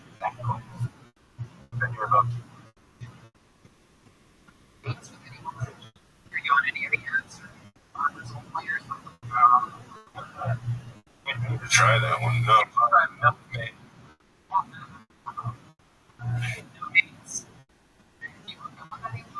Did anybody come into the tavern, bring their own beer? I mean, You're just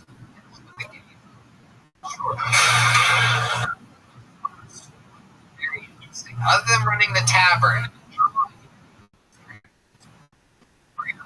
How many reptiles do you have? great question. I got it over here right now.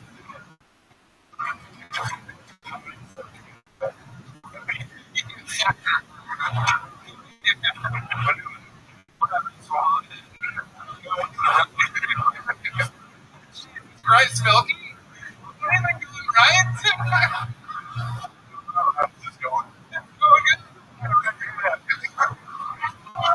It's unbelievable. I love it. And of all the animals, like, just make because sometimes you can't see it, which is like your daughter. So that's cool. You, baby. Yeah. What are you crowing about? He's laughing. That was cool enough to kill all of his reptiles. You like your style.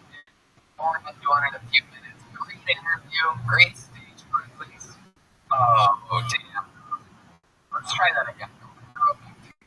So, we're going to do this. Just kidding. Guilty of it.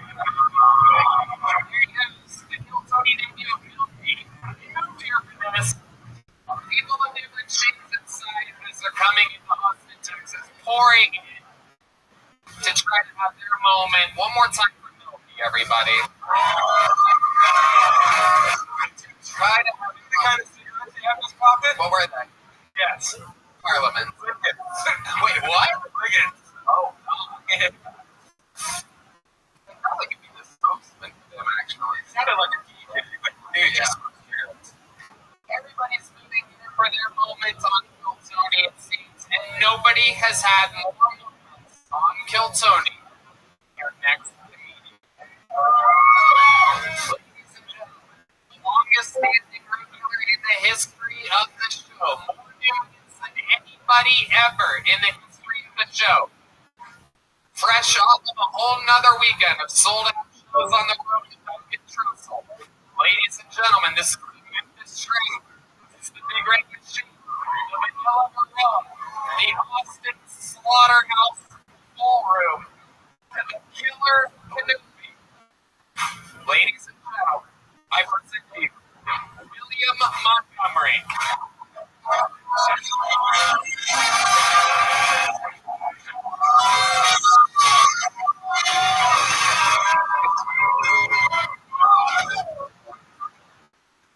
A Mississippi woman was caught having sex with a dog. Why is that?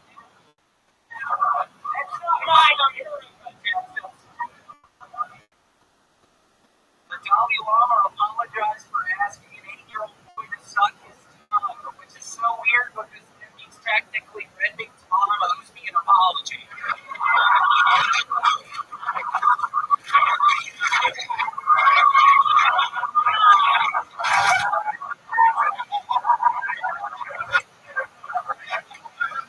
But seriously, in response, the Catholic Church asked if you could afford me his resume. In Cleveland, and I'm a little confused. They changed their name from the Cleveland Indians to the Cleveland Engines.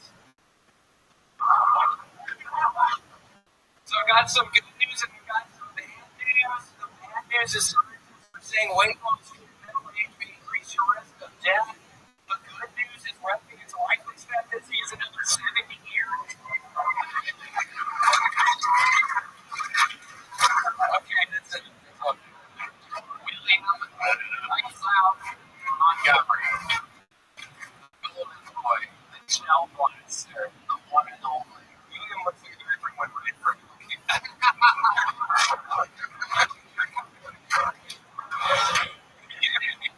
And I'm not for me, boy. Now,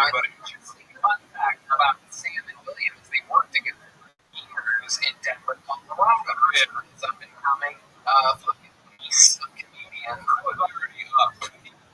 Hey, he coming on the train. I remember, yeah. And I was thinking to myself, when William came in here, how hard you would have laughed at William coming out if you didn't know what he was like. Compared to all the other people, because he's another one of these interesting looking characters. He's actually like him at any performance, right? Absolutely. You mean it in a sweet way, don't you, Tony? Absolutely. Yeah, you're a my favorite center in general we've ever had on the show. Memes out tonight, which famously have the faces of ghosts. I'll say the faces tonight. You gonna say the faces? Oh my goodness. Oh my goodness. Take a look at that, motherfucker. Haunted Rip. They William has. This would be a new thing to do, Sam. I put in material and So 7 minutes into your 20. I'm sorry to run out of material.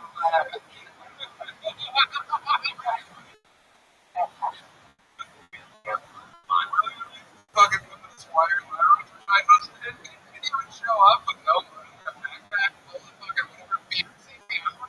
Yep. Oh my god, I'm so proud of you. So everyone saw this coming. I remember it.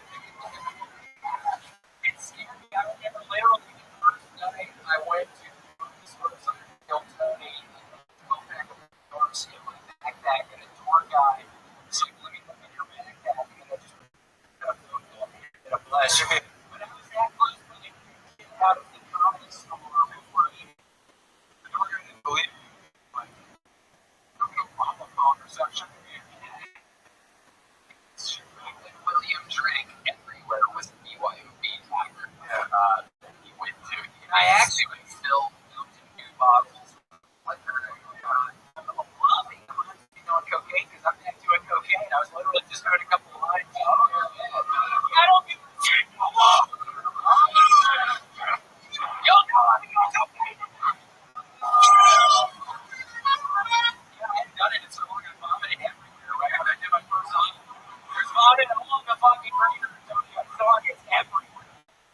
Incredible. So, what did you went through the recovery process of alcohol and cocaine? And you started cocaine. What's your plan? Are you going to give it up soon? No, I think I'm gonna be doing it because I think I remember why I liked it so much. It just makes me talk.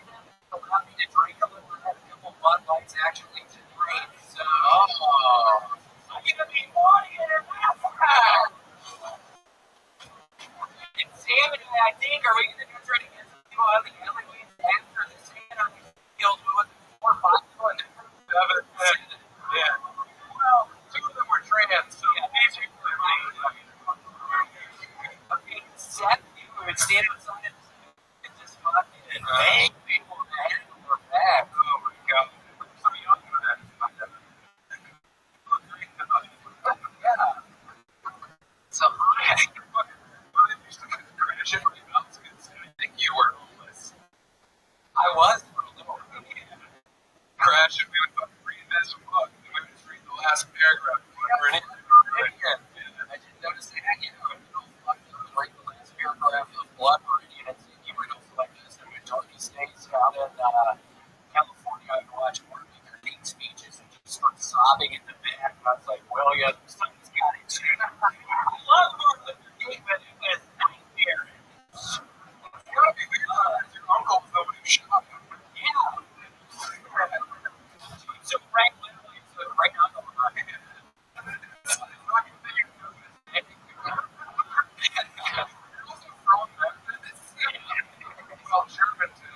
This checks out. No, you're not. I'm from East Memphis. You even try to say we're talking German. Oh, so you're from Arkansas? No, not from where I'm from, East Memphis. Sam, you know this. We've had a good interaction up here, and then you try to fucking throw me under the bus. These people, I'm going to lose street credibility because these people think I'm fucking Germantown. I'm fucking things in Germantown. You've been to the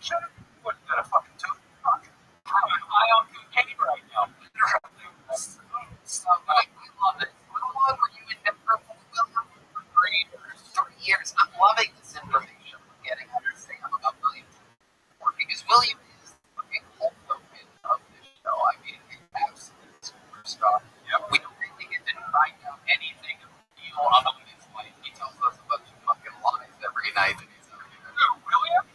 No. Yeah. Or I fucking hate that shit. I hate this fucking thing.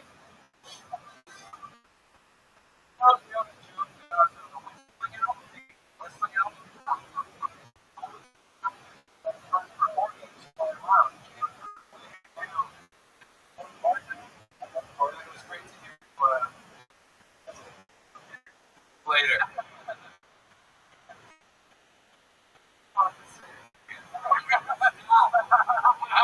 Stop. I don't think he's ever going to stop.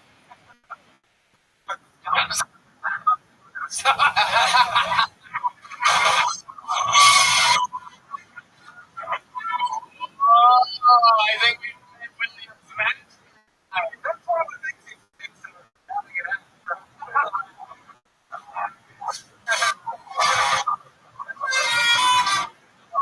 Both fucking put that right in front of me, you pieces of shit. Going up here with these pieces of shit. I remember the first time he said that too.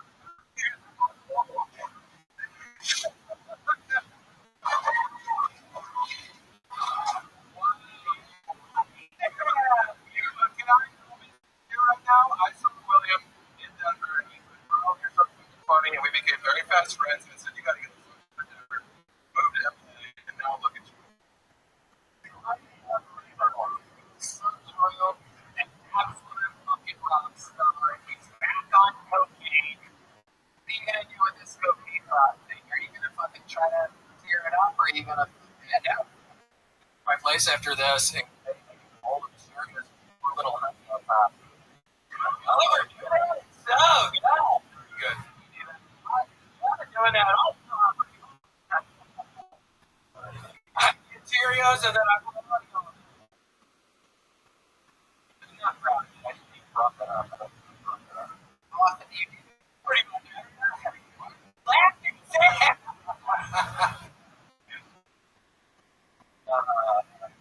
I just remember you were fucking in LA during quarantine, and you called me from the fucking porch of your girlfriend's grandpa's house. Yeah. You make the phone.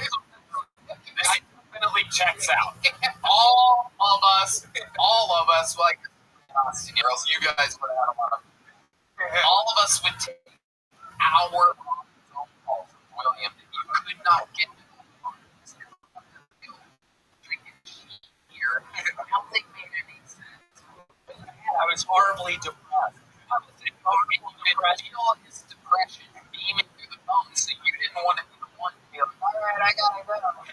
He was gonna kill himself immediately after he got the phone. So we all long phone calls with William. Now he's happy as shit. Absolutely. I think making like $40,000 a month on Cameo or something. Oh, it's an easy to run. Yeah, thank you everybody for giving him. His girlfriend tells you how much he's making. She told me it's a lot. It's a lot. Yeah. Doing okay. Yeah. It's all positive. It's all positive. You're really glad. You're gonna keep doing the Cameo. You're gonna. I think I'm never gonna stop doing the Cameo because I literally bought a $5 million fucking house and I gotta be doing the Cameo. Wow. A $5 million house. Yeah, the banker told me not to do it, but I don't give a shit anymore. Oh shit. William, you remember when your brother like died for 4 minutes? Yeah, dude. I was like, Sal, what is he said, when somebody gives you a Xanax bar when they put it in your ear at one time at the University of Tennessee. Yeah. But then they brought Back to life. And the next thing you showed me a picture of him in line and he mows burrito, right?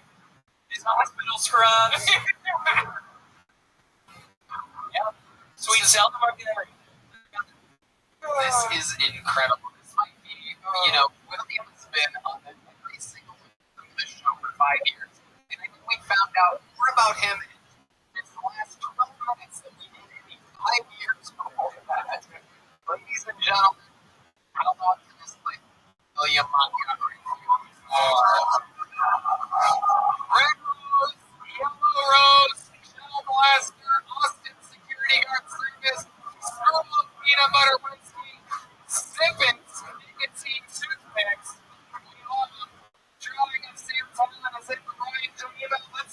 Chris Rogers stream tonight.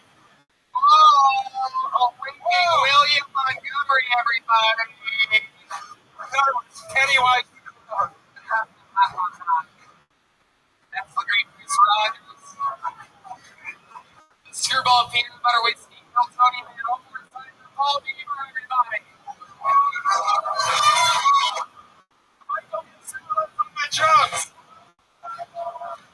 That feeling on the electric guitar. And one more time for Deep Memphis, everybody. How loud can this please be? His first time on the show, Sam Timmerman, everyone. Waiting for Death to claim us, and Chubby even check out all of its work. One of the best out there right now, Sam Fowler with schools in that last name. Red Man, here you guys. We love you. Thank you so much. Good night, everybody.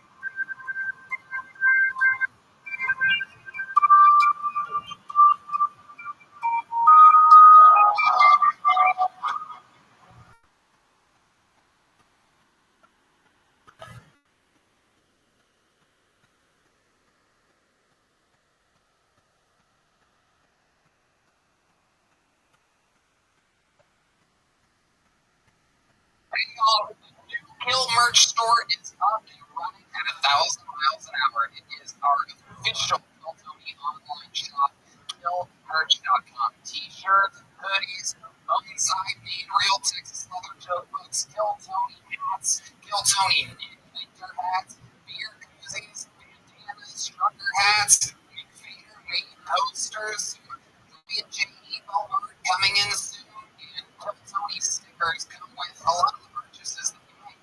I personally love the Kill Tony NASCAR shirt, the Kill Tony hoodie with the established 2013 along the sleeve. Super cool stuff. We tested all of this out ourselves and made sure that it's very high quality. There's a cool PT tag on it with the knife and the logo on everything. Anyway, go to killmerch.com. You know what to do. Support the show. Buy some stuff. Cool. Tell your friends.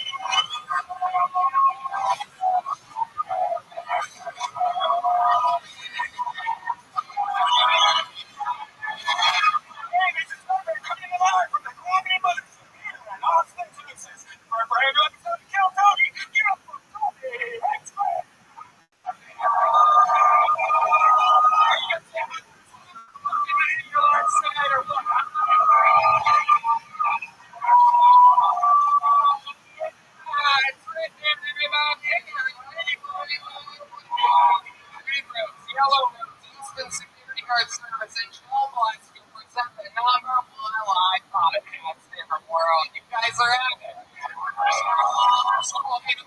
Thanks to the band, everybody. Someone's on the drums. Going on the electric guitar. John B's on the keys. On the trombone over there. Earlier, sang a little bit for us. Absolute soul assassin on the saxophone. Are you ready? Voice for total shit.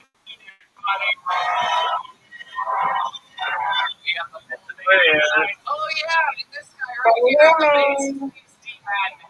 Yes, I can hear you. Can you hear me? Yeah, I can hear you. I said yes. I go take a bath. Okay. How was your day? Good. How was yours? It was good. Anything special happened? Now we got to wear outdoor shirt again. So I did to wash the clothes. So I'll have to wash them till Monday. So that's good. That's fun. Yes, ma'am. For how much longer Wash the shirt. does the special time of the auction season go? Until the margaritas this week. I guess we're just gonna have it Tuesday and Tuesdays and Thursdays at sale. So Tuesdays and Thursdays at our job. Tomorrow is probably the last day. Okay. Yeah. Mr. Ferguson sent me an invite. Okay, cool. Yeah. So how was your day? It was good. I was able to do some good programming and set up at least 2 potential podcasts today, and I've got another 2 that I might be able to set up as well. And I developed a good strategy. Like, okay, when you're trying to get the names of podcasts, it's actually not that easy. Most people would be like, "Why don't you just go to Spotify? Aren't they all listed in Spotify?" But it's really Spotify's made it hard to select the text. So I was able to do it on YouTube and get like a bunch of information from YouTube. Okay. And so I've been utilizing that strategy. I built a robot today to scrape that information, and my plan is to, when I go to sleep tonight, have that scraper run all night.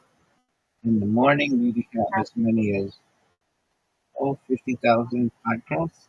And then from there, I put that into AI, and it gets me their email addresses and their contact pages. Then I contact them. Okay.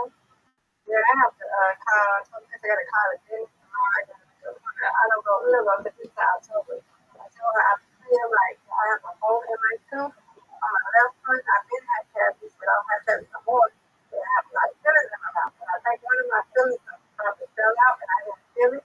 So I feel like I got a hole in the top of my mouth or something on my tooth. So I got to go get it taken care of. It really hurts. It has a, so I can tolerate it. But yeah, I got to get that taken care of. Yes, So, ma'am. I can eat on that side. I can get Yep. I feel that's a hole. It's a hole to my rest of that guy. It's something. Which tooth? Top. To the left, to the top. Yeah. So, see, because last time they didn't see nothing. I had something like the whole spot. I ate some pizza. I do it for feeling. Thanks for feeling something. But we don't get taken care of.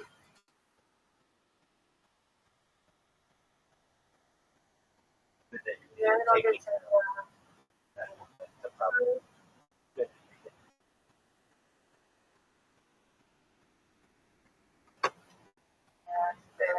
Yeah.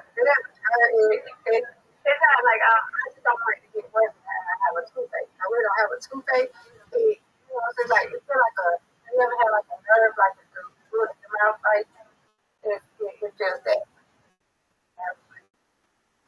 Here and there, like you can feel it and you don't feel it, you do feel it. So yeah, kind of way. But I want to get that detail so I don't have no worse pain or no toothache.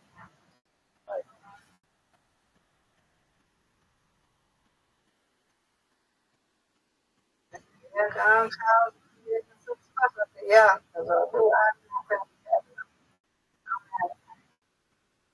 yeah.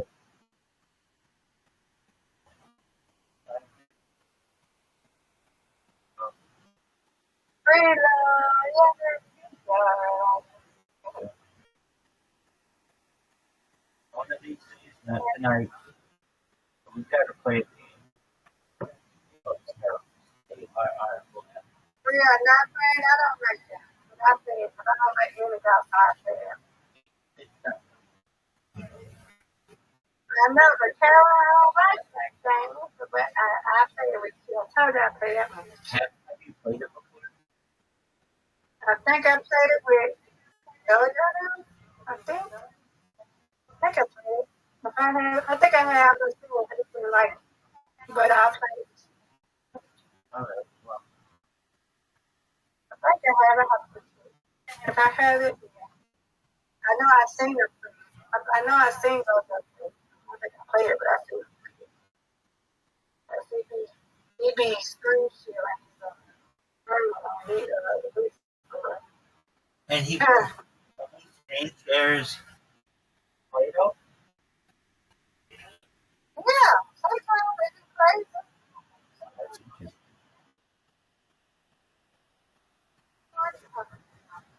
He plays this stuff on his phone.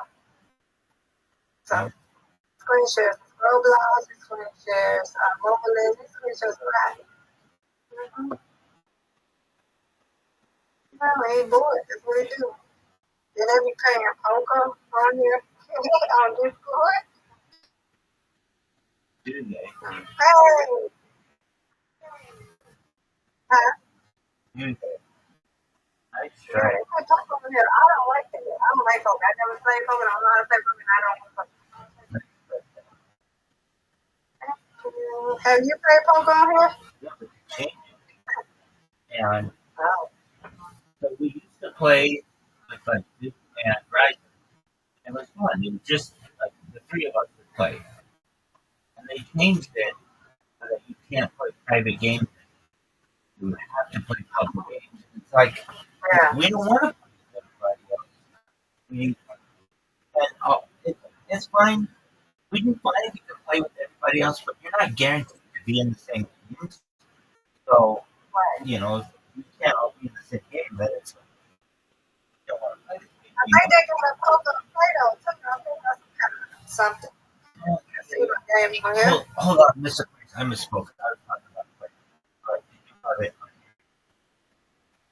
Yeah, they play it on here on Discord. They play it on Discord. And then I think they play it on the work account. Mr. Chris, you put up. It's okay, we about to get it. I missed it. We got it. Get it. Oh. That might get Yep, that's what happened. So yeah, we been playing the game and stuff and I watch it sometimes. Yay! Defeated them. Friendship. Yay! Yay, right. Yeah, that's what it is. You really have to finish it. Let me see. I don't know. Let me see something. Let me see. Have I? Yeah, I'm on level 2. I like it. For Jerem? I played it 2 times. I only played it 2 times. Okay, what song we played? Good. Yeah, I played with you though. But yeah, I played with Rabbi. Okay, Rabbi? Okay. You should be a little bit more. What the fuck? I've been getting into it. Right there now.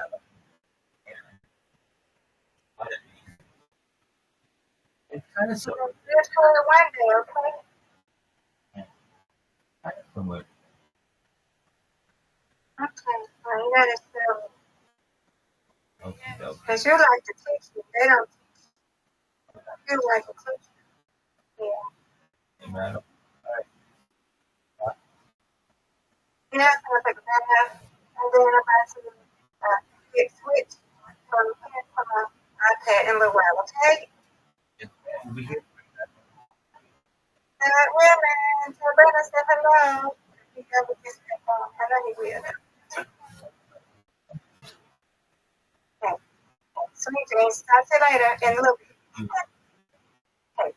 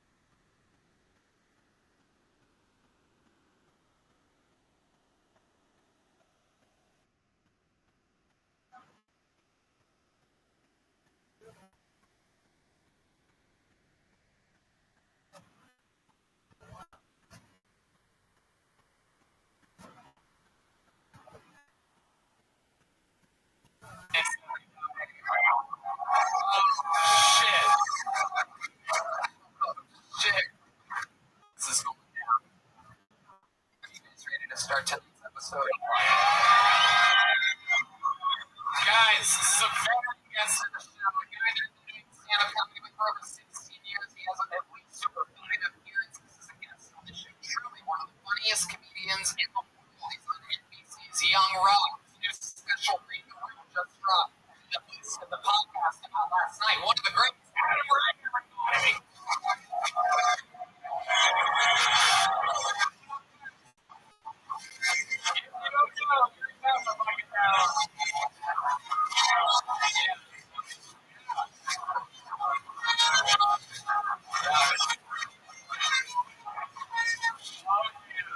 Oh yeah, this guy gets it. This guy wanted me to punch him. Go ahead, take it easy. The energy that part of the night. Adam Ray, love you back. The new setup. Spiritual counselor, where is he? Yeah, spiritual guy you said hi to. You said hello hi to him as soon as you came out. Did I buy cigarettes from you for him? I don't do anything. He's like, okay, I love the look. Yeah, you're killing it. It's incredible. Matt, you've been on the show many, many times before. This is one of those guys, you know, I'm a little bit dumb, a little bit strategic, a little bit silly and fun, but for some reason, 16 years we've been doing this together and we've been around each other. We have such a fun synergy. We have so much fun. And it's going to go that way tonight. I specifically booked us to solo guests for a reason. We're all going to find out why over the next 2 hours. Sound like fun? Let's go. 173 souls stand in the alleyway right now. This is Names on Names. They are behind the building, right behind us. We're going to start with a regular, and after that, we are going to go to Joey Plano after that. God, he's still on the names so that we can get their phones and security fucking things. It's not that long of a wait. But when I call their name out, they get 60 seconds uninterrupted to do stand-up comedy. Sometimes it's their first time ever trying, and sometimes they're a local legend.